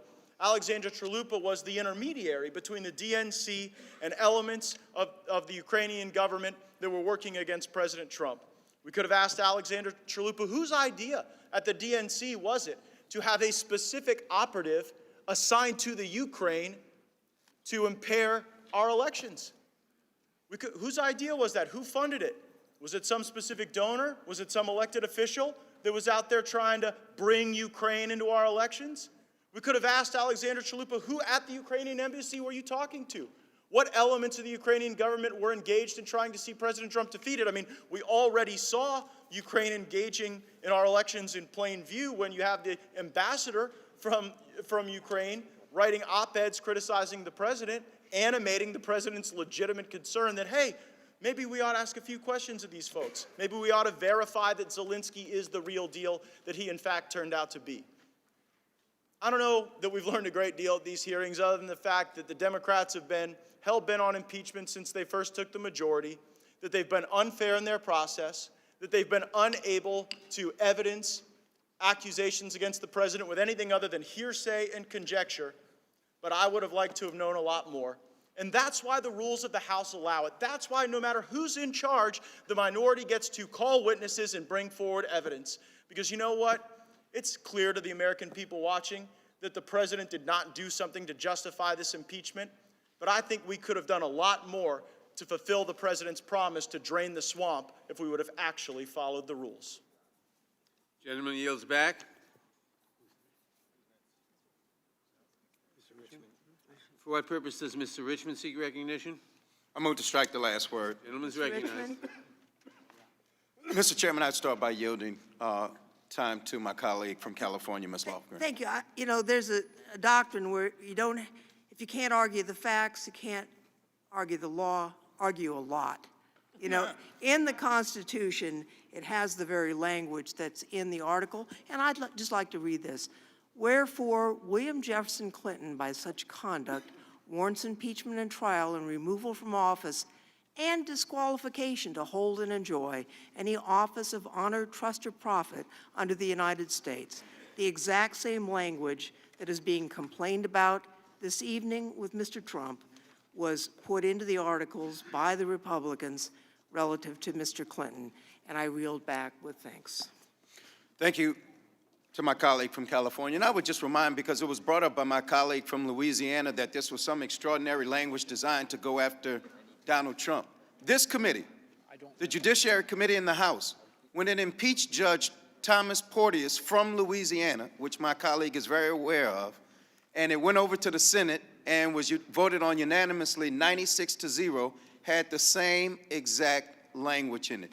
There is nothing extraordinary about the language in this. What is extraordinary is the gymnastics and hurdles that my colleagues on the other side are going through to make sure that they just throw a whole bunch of stuff at the wall, hope that they confuse the American people, hope that something sticks. My friend on the other side just mentioned that this president wanted to make sure that this new Ukrainian administration was not corrupt like the last one. Well, he gave the last corrupt administration $550 million. Again, what a judge will tell you when you're on a jury is you get to apply common sense. And if it doesn't make sense, you don't have to believe it. So if you gave $550 million to an administration you knew that was corrupt, What happens between 2018 and 2019 besides you being scared to death of your next political opponent? But what the judge will also tell you is that you do not have to take everything that everybody says as fact. But in this case, let's look at the three witnesses that testified under oath. Vindman, Lieutenant Colonel, Purple Heart. He said it was a meeting in exchange for an investigation into the Bidens. Sondland, Trump supporter, said that it was a quid pro quo. Bill Taylor, West Point, said that it was crazy to withhold military aid for an investigation, all under oath, all with the penalty of perjury.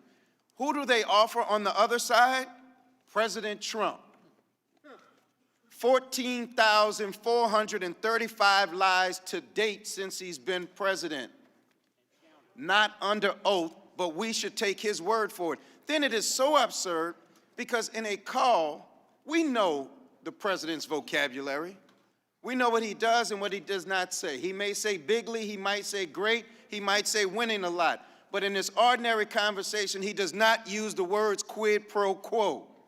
So when he has the conversation after the whistleblower is known to everybody, he gets a call, first thing out of his mouth, hey, I don't want a quid pro quo.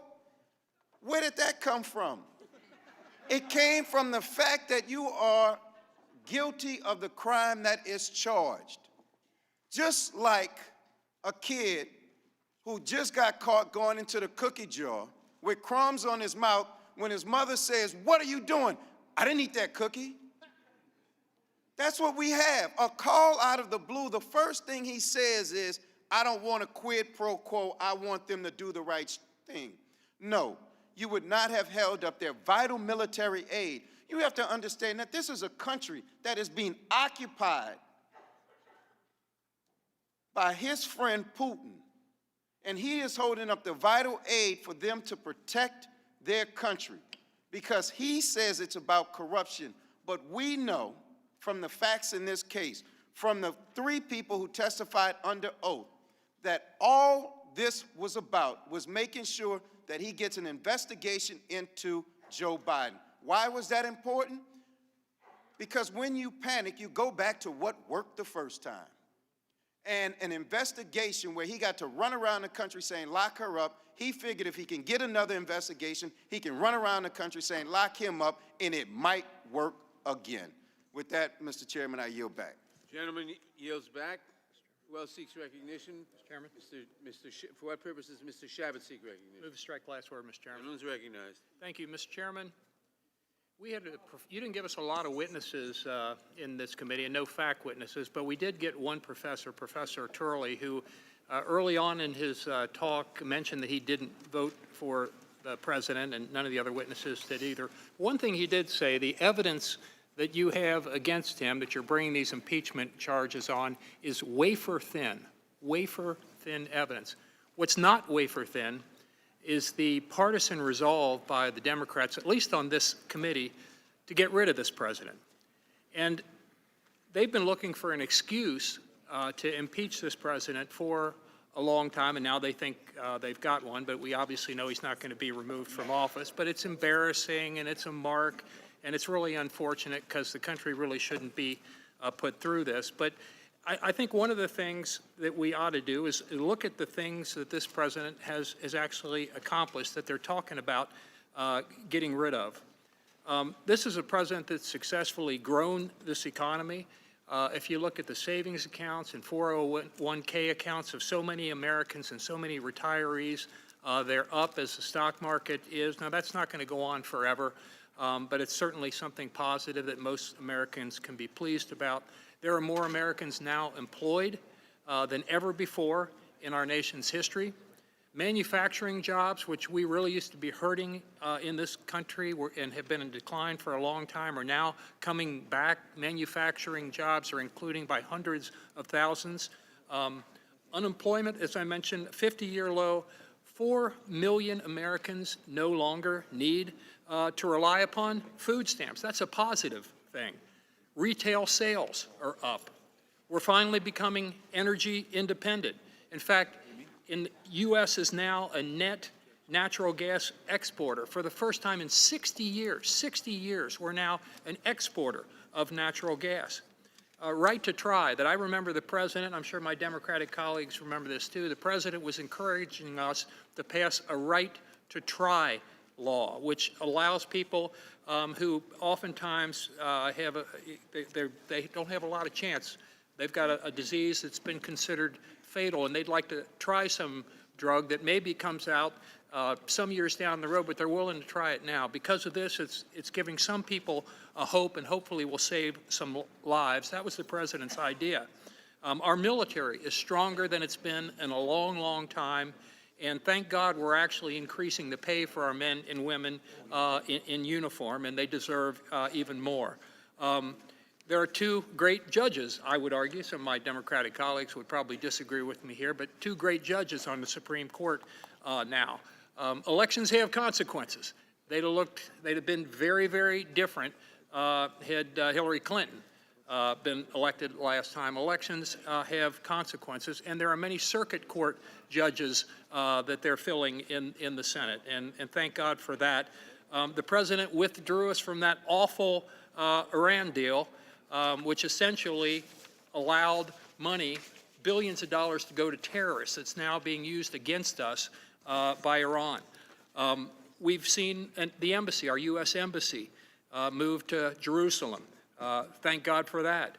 We've seen, finally, we're starting to strengthen our southern borders, although we've got a long way to go there. Despite all these things, when the Democrats took over the House earlier this year in January, one of the first things they did, articles of impeachment were introduced earlier this January in the House. And that very same day, one of their members, in a profanity-filled speech, famously said, we're going to impeach the bleep.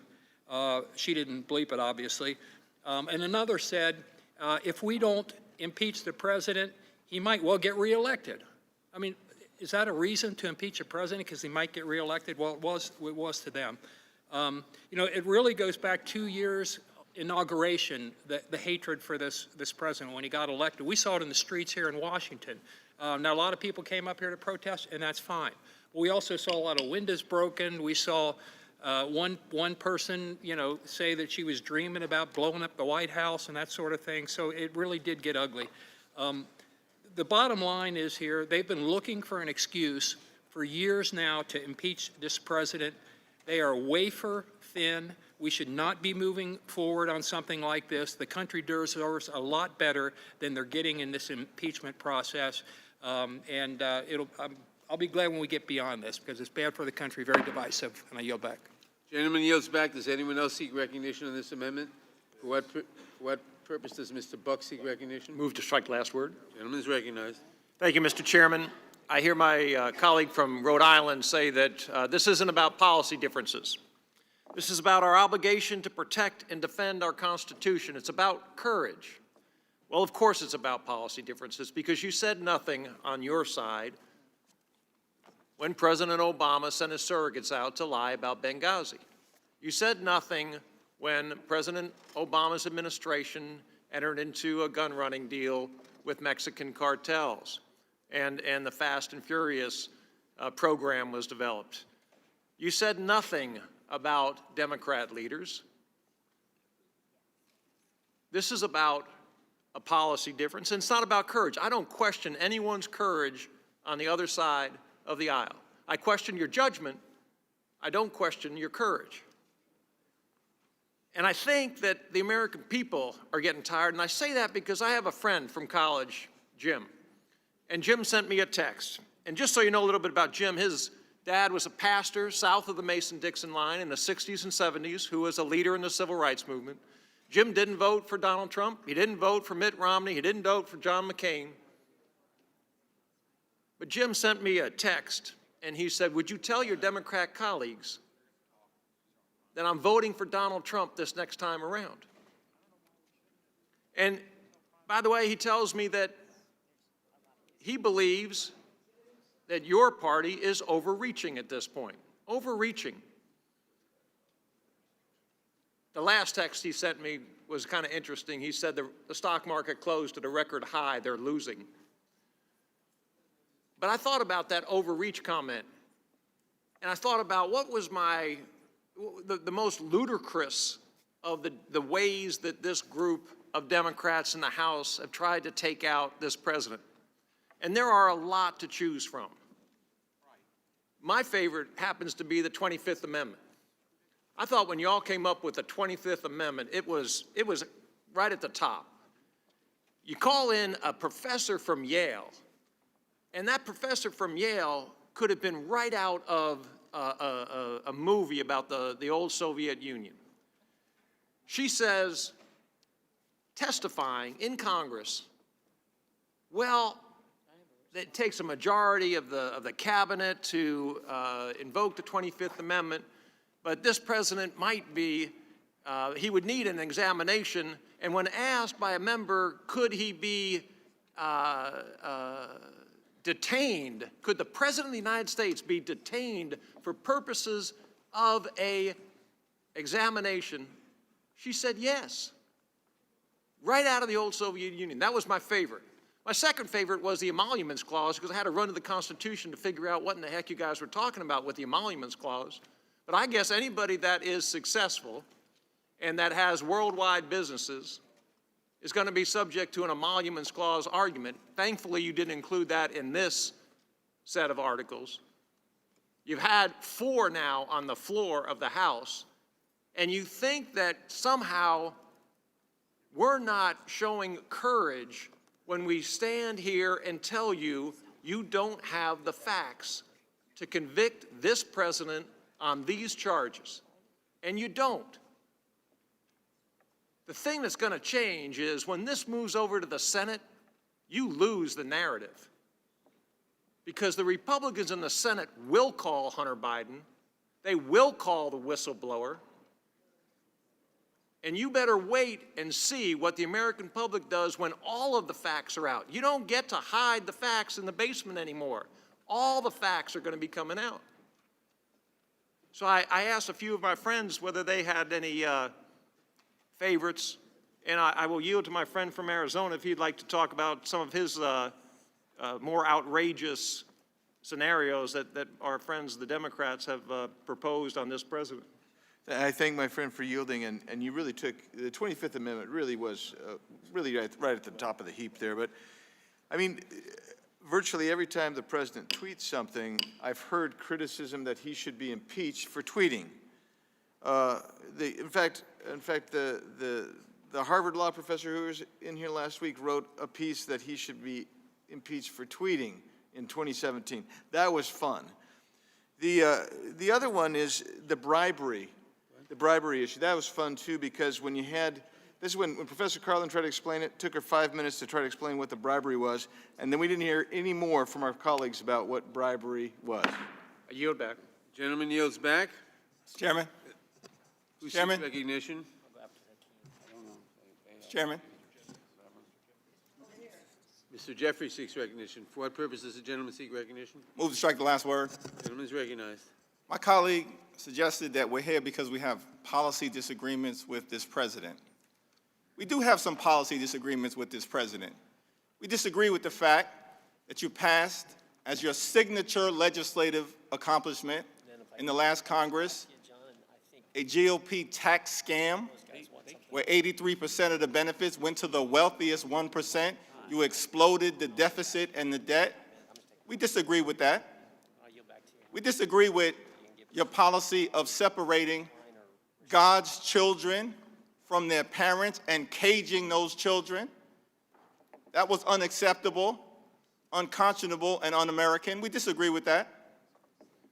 We disagree with your effort, which is ongoing, to strip away health care protections from more than 100 million Americans with pre-existing conditions. We disagree with that as well.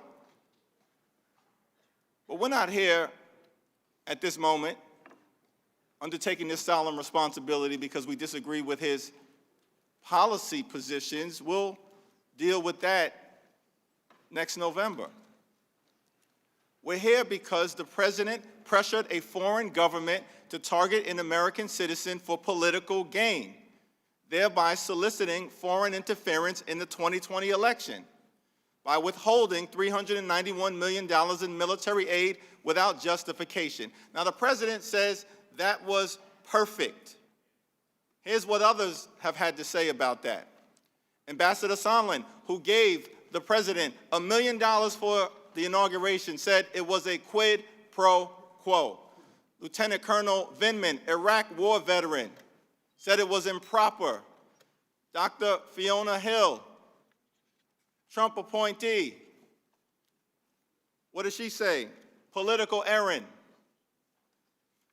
Ambassador Taylor, West Point graduate, appointed by Reagan, Bush, and Trump, Vietnam War hero. He said it was crazy. And John Bolton, a super conservative Trump national security advisor, said it was a drug deal. What would the framers of the Constitution have said? Impeachable.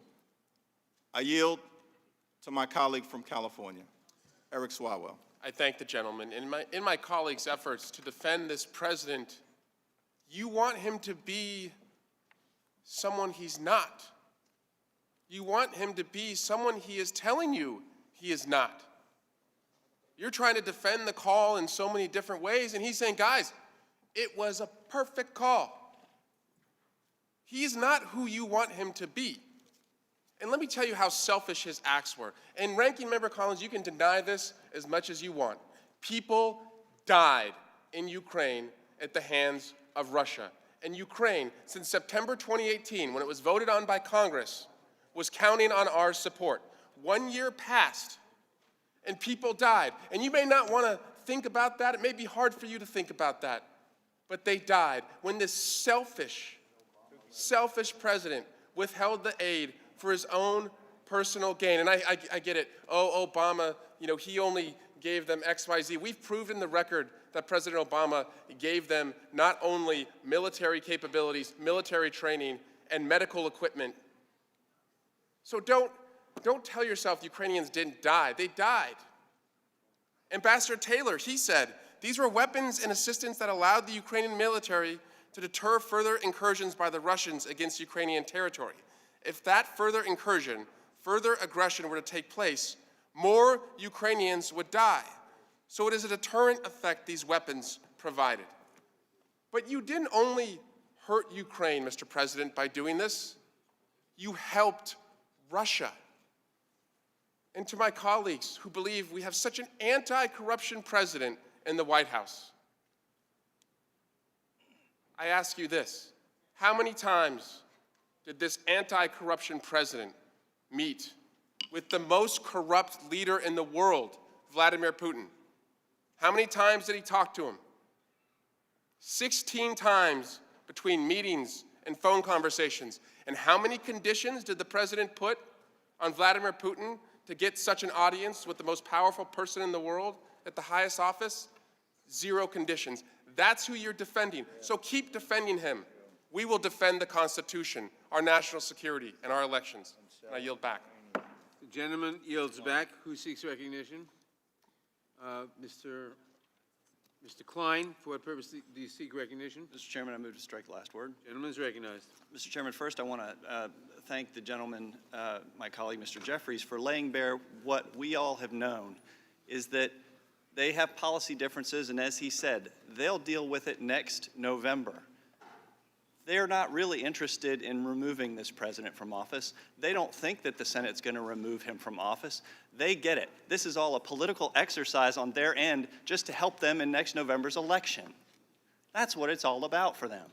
And it's infuriating to me that they put on this show and waive their constitutions, which they must have just found because, I've been at this a long time, and I don't see folks on their side of the aisle waiving the Constitution, much less reading from it very often. But it's good to know that they're actually finally talking about what their real motives are, to use this as a political maneuver for advantage in the 2020 election. And with that, I'd yield to the ranking member. Thank you for yielding. Mr. Swalwell, I'm not sure if the hearing is bad on that end, because undoubtedly it is. I did not say no one died. Undoubtedly, you can have a trouble reading an article that said people died. No one said that. And you can accuse whatever, because you're just sitting there just telling untruths because you don't get it because you have a personal agenda, and maybe you're auditioning for the prospect of being an impeachment manager. That's great. But you can't get into this one. Because as someone who sat there and watched people die on the battlefield, I know when people die. I know when they come into the hospital and they've been shot up or they've been hit with IEDs. So to come in here and to take a shot saying, oh, Mr. Collins doesn't think people died, that's a load of hogwash. In fact, it's so wrong to get a cheap shot to say what didn't happen, when you can't even read your own article you put into submission. I mean, maybe we can go by it word by word. Although there is no way to link Markov's or dozens of other deaths directly to lack of aid. Undersecretary Hale said this was prospective, not at the time. I'm not sure what part, and I can maybe draw a picture and put it on a chart for you.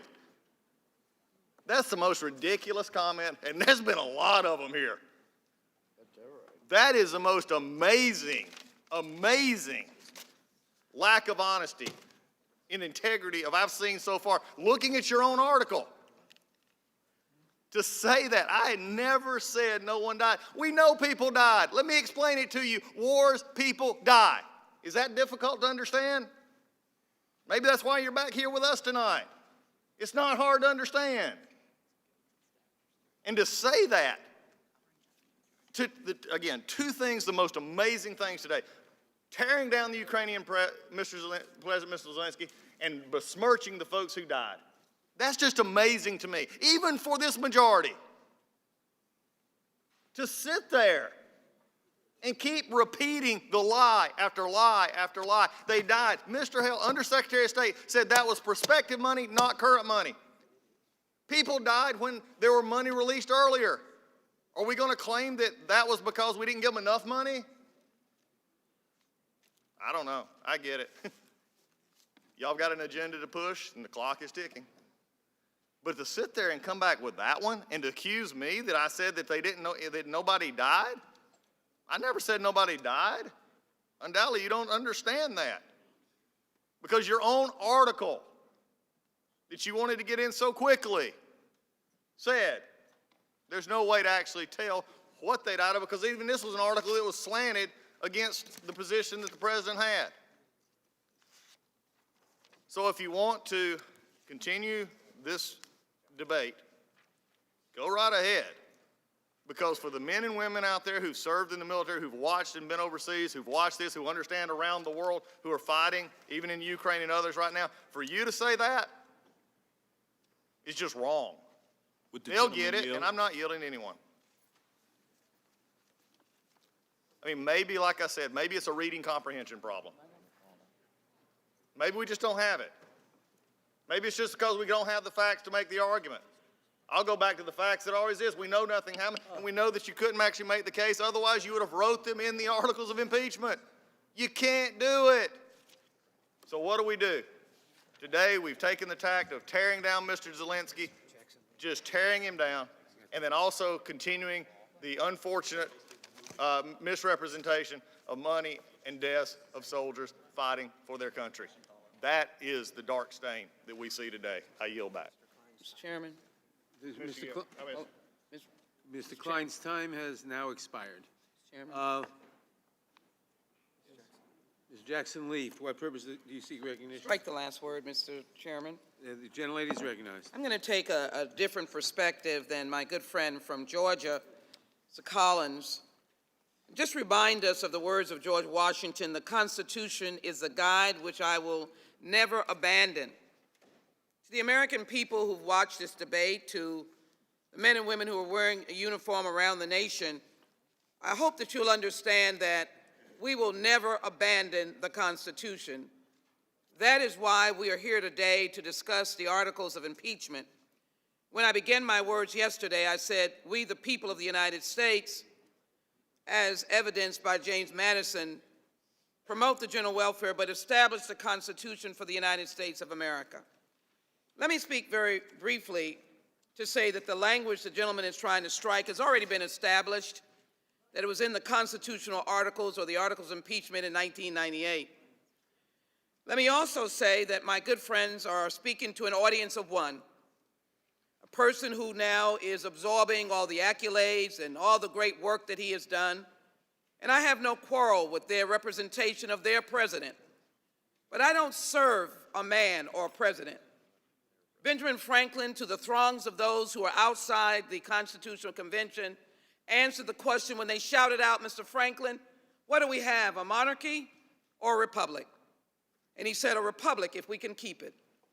Today, the majority, the Democrats, are attempting to keep this republic and to maintain that the President of the United States cannot abuse his power and cannot obstruct Congress. Chairman Rodino made it very clear. He made it very clear by stating that the President of the United States at that time in the Nixon proceedings could not design for himself how the impeachment inquiry would work. And then to talk about the President's use of his public office with public funds to, in essence, get a foreign entity to help him with his campaign, besmirching the elections, undermining the integrity of the elections for the American people. I disagree with the President on cutting SNAP for poor people or separating children. I disagree as a Texan for the wall because my fellow Texans are against it. But the real issue is the power imbalance between the President of Ukraine, newly elected president, a president who had run on the Get Corruption Out campaign. Literally, he campaigned, his party was an anti-corruption party. And he comes hat in hand on this conversation because he missed the president at the inauguration. He did not go. He sent Sondland and he sent Perry. Mr. Pence did not go. And so he wanted to say anything that he could to make sure that he would get these dollars. And calling for an investigation on an opponent, it was not beneath him. How do you think that he would admit now publicly that he was willing to do it? But let me show you the atmosphere in which Ukraine lived. Putin reclaims Crimea, right on their border, arrogantly, without in any defense by Ukraine. They lost. Crimea was taken, just like we would have lost Mississippi or Texas or New York or California. And then they lived in the atmosphere of a jetliner explodes over Ukraine, shot down by Russian weapons, by separatists supported by Russia. And then in Ukraine, the U.S. trains an army in the West to fight the East, impacting our national security. So let me say to my colleagues, I read the Constitution regularly. My predecessor always said, keep a Constitution in your hand. Barbara Jordan said, we the people. But I'm clear that the imbalance of power between Ukraine and the United States and two heads of states would have caused that president to do almost anything. And as Ambassador Sondland said, he will do anything you desire him to do, and he will call for investigations. And so he was willing to go on CNN and announce those investigations. The president has abused his power. The president has tried to obstruct Congress in trying to create his own way of us doing our impeachment inquiry. I believe we are doing the right thing, and I support the articles of impeachment. I yield back. Gentlelady yields back. For what purpose does Mr. McClintock seek recognition? To strike the last word. The gentleman is recognized. Mr. Chairman, dare I to state the obvious? I have not heard a new point or an original thought from either side in the last 3 hours. The same talking points have been repeated over and over again ad nauseum by both sides. Repeating a fact over and over doesn't make it true, and denying a fact over and over doesn't make it false. Everybody knows this. Everybody watching knows this. This hearing's been enough of an institutional embarrassment without putting it on an endless loop. So if I could just offer a modest suggestion, if no one has anything new to add, that they resist the temptation to inflict what we've already heard over and over again. And with that, I yield back. The point is well taken. Who else seeks recognition? Madam. Okay, Ms. Madam- Roby, for what purpose do you seek recognition? Move to strike the last word. Gentlewoman's recognized. I yield to Mr. Jordan. Yeah, and I'll be quick. I thank the gentlelady for yielding. I heard the last speaker from Texas on the other side talk about election interference, talking about campaigning. How about the FBI spying on 4 American citizens associated with the Trump campaign in 2016? And the people running that investigation, Peter Strzok and Lisa Page, people running that investigation were the ones who said, we're going to stop Trump. They're the ones who said Trump should lose 100 million to 0. They're the ones who said we have an insurance policy. They're the ones who ran that investigation where they went to the FISA court and lied to the court. We just learned this 2 days ago, lied to the court 17 times.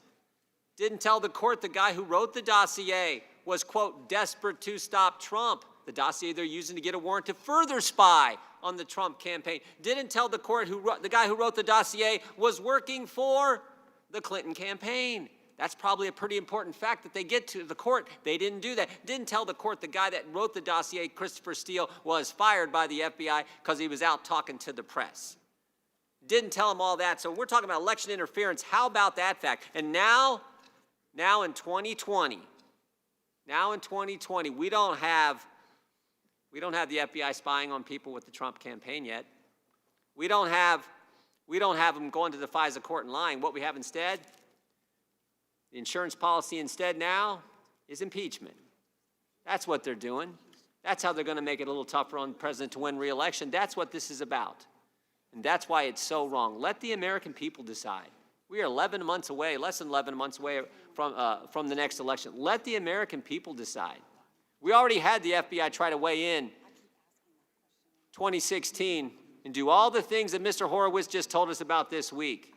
Now in 2020, the Democrats in Congress are trying to create some kind of insurance policy with this impeachment effort. Let the American people decide. I yield back to the gentlelady from Alabama. I thank the gentleman. I'll yield the remainder of my time to Mr. Reschenthaler. Thank you, I appreciate it. There's been some talk about Javelin missiles tonight. I just want to draw attention to some of what the Democrat witnesses have said. I just got to find it on my desk.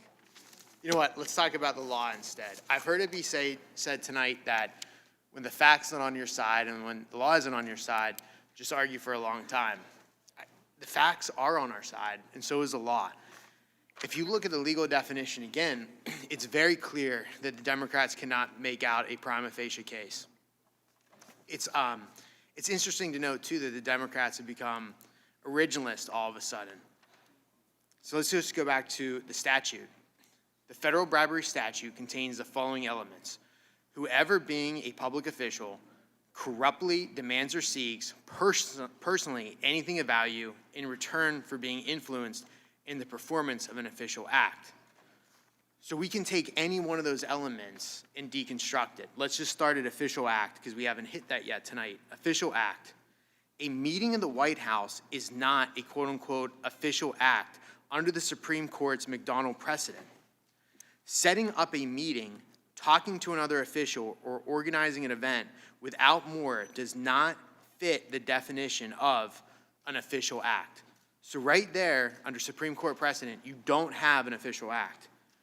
We can also look at the element, anything of value. The Department of Justice Criminal Division, the Public Integrity Section, opined in September that something as nebulous as an investigation is not of sufficient concrete value to constitute something of value under the federal campaign finance laws. Presumably, the same would be true under the bribery statute. So again, if we're arguing the law, I'll sit here and argue it all night because the law is on our side. You cannot make out a prima facie case. Again, I was a district judge in Pennsylvania. I decided cases at preliminary hearing level. I would have dismissed this every single time it came before me, because there are not the elements needed to support a prima facie case. I only have 30 seconds left, so if someone would yield me more time, I'd appreciate it. But let me just go back into corruptly. The president did not have corrupt intent. Again, the Democrats are using a parody version of Chairman Schiff when he was talking about the president when he said, quote unquote, make up dirt about my opponent. The president didn't actually say that. That was a parody of Chairman Schiff, and unfortunately, it's being used to support this element. If anybody has more time, I'd appreciate it if it would be yielded to me. With that, I yield back. Mr. Chairman? Mr. Chairman?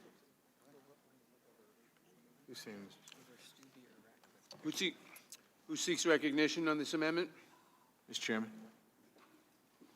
Biggs, Arizona. Mr. Biggs? He's already had. Mr. Biggs is, It's on this side. I have not already gone. He's already spoken. You are incorrect, sir. spoken on this amendment. Did you recognize me? No, I'm told you have already spoken on this That amendment. would be an error, sir. Sorry? Not on the Jordan? He's spoken on the amendment. No, you have spoken on the amendment already. Someone may yield you time. No, not on Jordan. Not on On Jordan. this amendment, that's what our records say. I don't think so, that's not what our records say. Does anyone else seek recognition? The two people who haven't spoken are Stubbe and Ratcliffe. No one else seeks recognition? Mr. Chairman, point of order. Mr. Buck yielded time to me. Mr. Ratcliffe is recognized. Does Mr. Ratcliffe seek recognition? Move to strike the last word. Gentleman is recognized. Yield to my friend from Arizona. Thank you, Mr. Ratcliffe. Thank you so much. I guess this means we're not doing the minority hearing day. Is that what happened? I would just say that James Madison, we've heard people intone James Madison. He said at the convention of 1787, impeachment was for, quote, removal of an officer who had rendered himself justly criminal in the eyes of the majority of the people, close quote. Majority of the people. That you don't have that. What you have here is a slop bucket that you're calling your articles of impeachment. So what we've heard over the last 2 days is basically every grievance that Democrats have against this president. You've stuck the ladle in that slop bucket and you try to throw it out there, and you've tried to pigeonhole that grievance into one of two things, either the obstruction of Congress or abuse of power. That's the problem that you have here, is that you're all over the map because you can't deliver a crime. There's no high crime, there's no misdemeanors, there's no bribery. Remember, Professor Carlin tried to explain bribery, what the bribery might have been. Took her almost full 5 minutes. And after she was done, we didn't hear anybody talking about bribery anymore as an impeachable offense. You talked about quid pro quo, and that was pretty much off the table until tonight it's kind of revved back up again. But the bottom line is this. You don't have a specific charge, so you use the two amorphous, weak areas to go forward. So, I mean, you've been trying different avenues for 3 years now. And I'm reminded that one of my colleagues on the other side said, you want Trump to be something he isn't. But the reality is, that's projection. The reality is you want him to be something he isn't. That's why you're trying to impeach him. That's why you've tried all kinds of theories that have all fallen flat. And the big one was the Mueller impeachment. You really wanted that one. But that didn't work so well. It didn't work so well because there was nothing there. I would say something about President Zelensky and this discussion with the president. He himself, President Zelensky, without instigation in this conversation at all, about Ambassador Voyanovich, after she'd been recalled, said, her attitude towards me was far from the best as she admired the previous president, and she was on his side. This is the anti-corruption crusader you keep talking about. And then you talk about President Poroshenko, as being corrupt, and I'm not saying he wasn't. But President Zelensky said Boyanovich was on his side. She would not accept me as a new president well enough.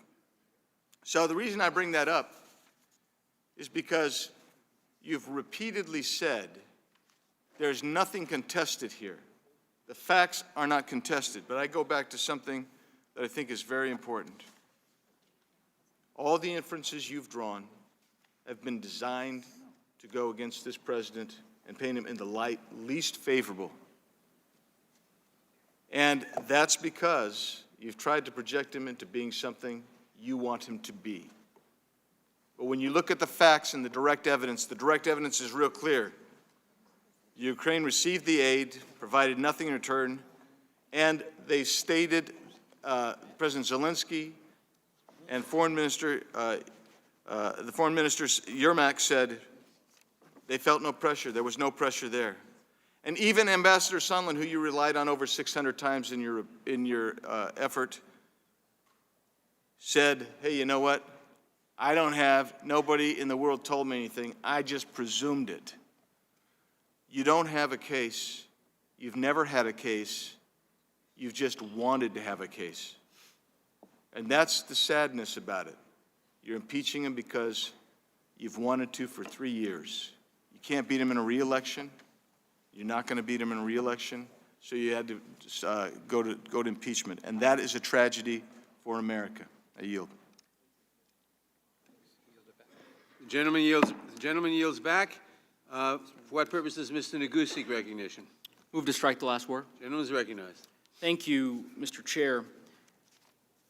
And with much respect to my colleague who quoted James Madison, there's been this description of abuse of power as amorphous by some and by nebulous, I think is a word that one of my colleagues has used in this long debate tonight.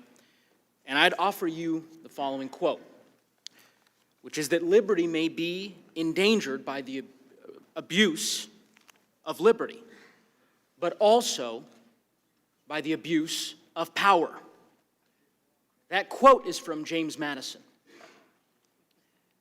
The part of this debate that has been so frustrating for me, and I think for a lot of Americans who are watching tonight, is the diminishment of the public servants, the patriots, who stepped forward and provided the evidence that demonstrates that this president abused his power. People like Lieutenant Colonel Vindman, who served this country bravely overseas. People like Ambassador Bill Taylor, a West Point graduate, a Vietnam veteran. People like Dr. Fiona Hill, people like Laura Cooper, official after official after official from the Trump administration. These individuals serve in the president's administration. Ambassador Taylor was not appointed by President Obama. He was appointed by President Trump. So I would hope that my colleagues, as we proceed with the solemn duty that this committee is charged with, that we respect the people who came forward, who have served under Republican and Democratic administrations, to tell the truth under oath, and to help this committee as it seeks to hold this administration accountable. And with that, I yield to Ms. Lofgren from California. I thank you, Mr. Neguse. I was just listening to this debate, and we're most of us here lawyers, but the idea that the founding fathers in 1789 would be considering the U.S. Code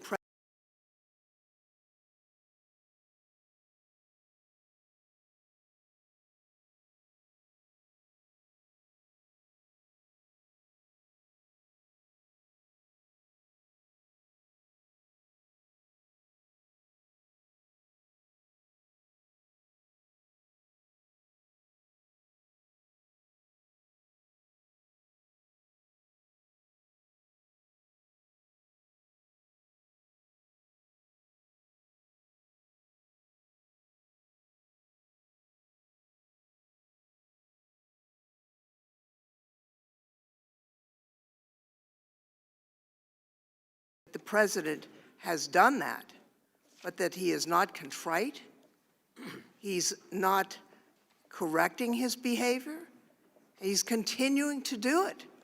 He's presenting an ongoing threat that he will continue to subvert the constitutional order. So I thank Mr. Neguse for yielding to me on the idea that these court cases would have been precedent in 1789. I yield back with Mr. gratitude. Neguse? Mr. Chair? With that, Mr. Chair, I would yield the balance of my time to Mr. Cicilline from Rhode Island. Thank you, Mr. Neguse. I just want to remind my colleagues, we have introduced into the record a letter from 500 legal scholars that really reinforce the point Mr. Neguse just made, and I'll read from it. Impeachment is an especially essential remedy for conduct that corrupts elections. The primary check on president's power is political. If a president behaves poorly, voters can punish him or at his party at the polls. But a president who corrupts the system of elections seeks to place himself beyond the reach of this political check. At the Constitutional Convention, George Mason described impeachable offenses as attempts to subvert the Constitution. Corrupting elections subverts the process by which the Constitution makes the president democratically accountable. Put simply, if a president cheats in his efforts at re-election, trusting the democratic process to serve as a check through that election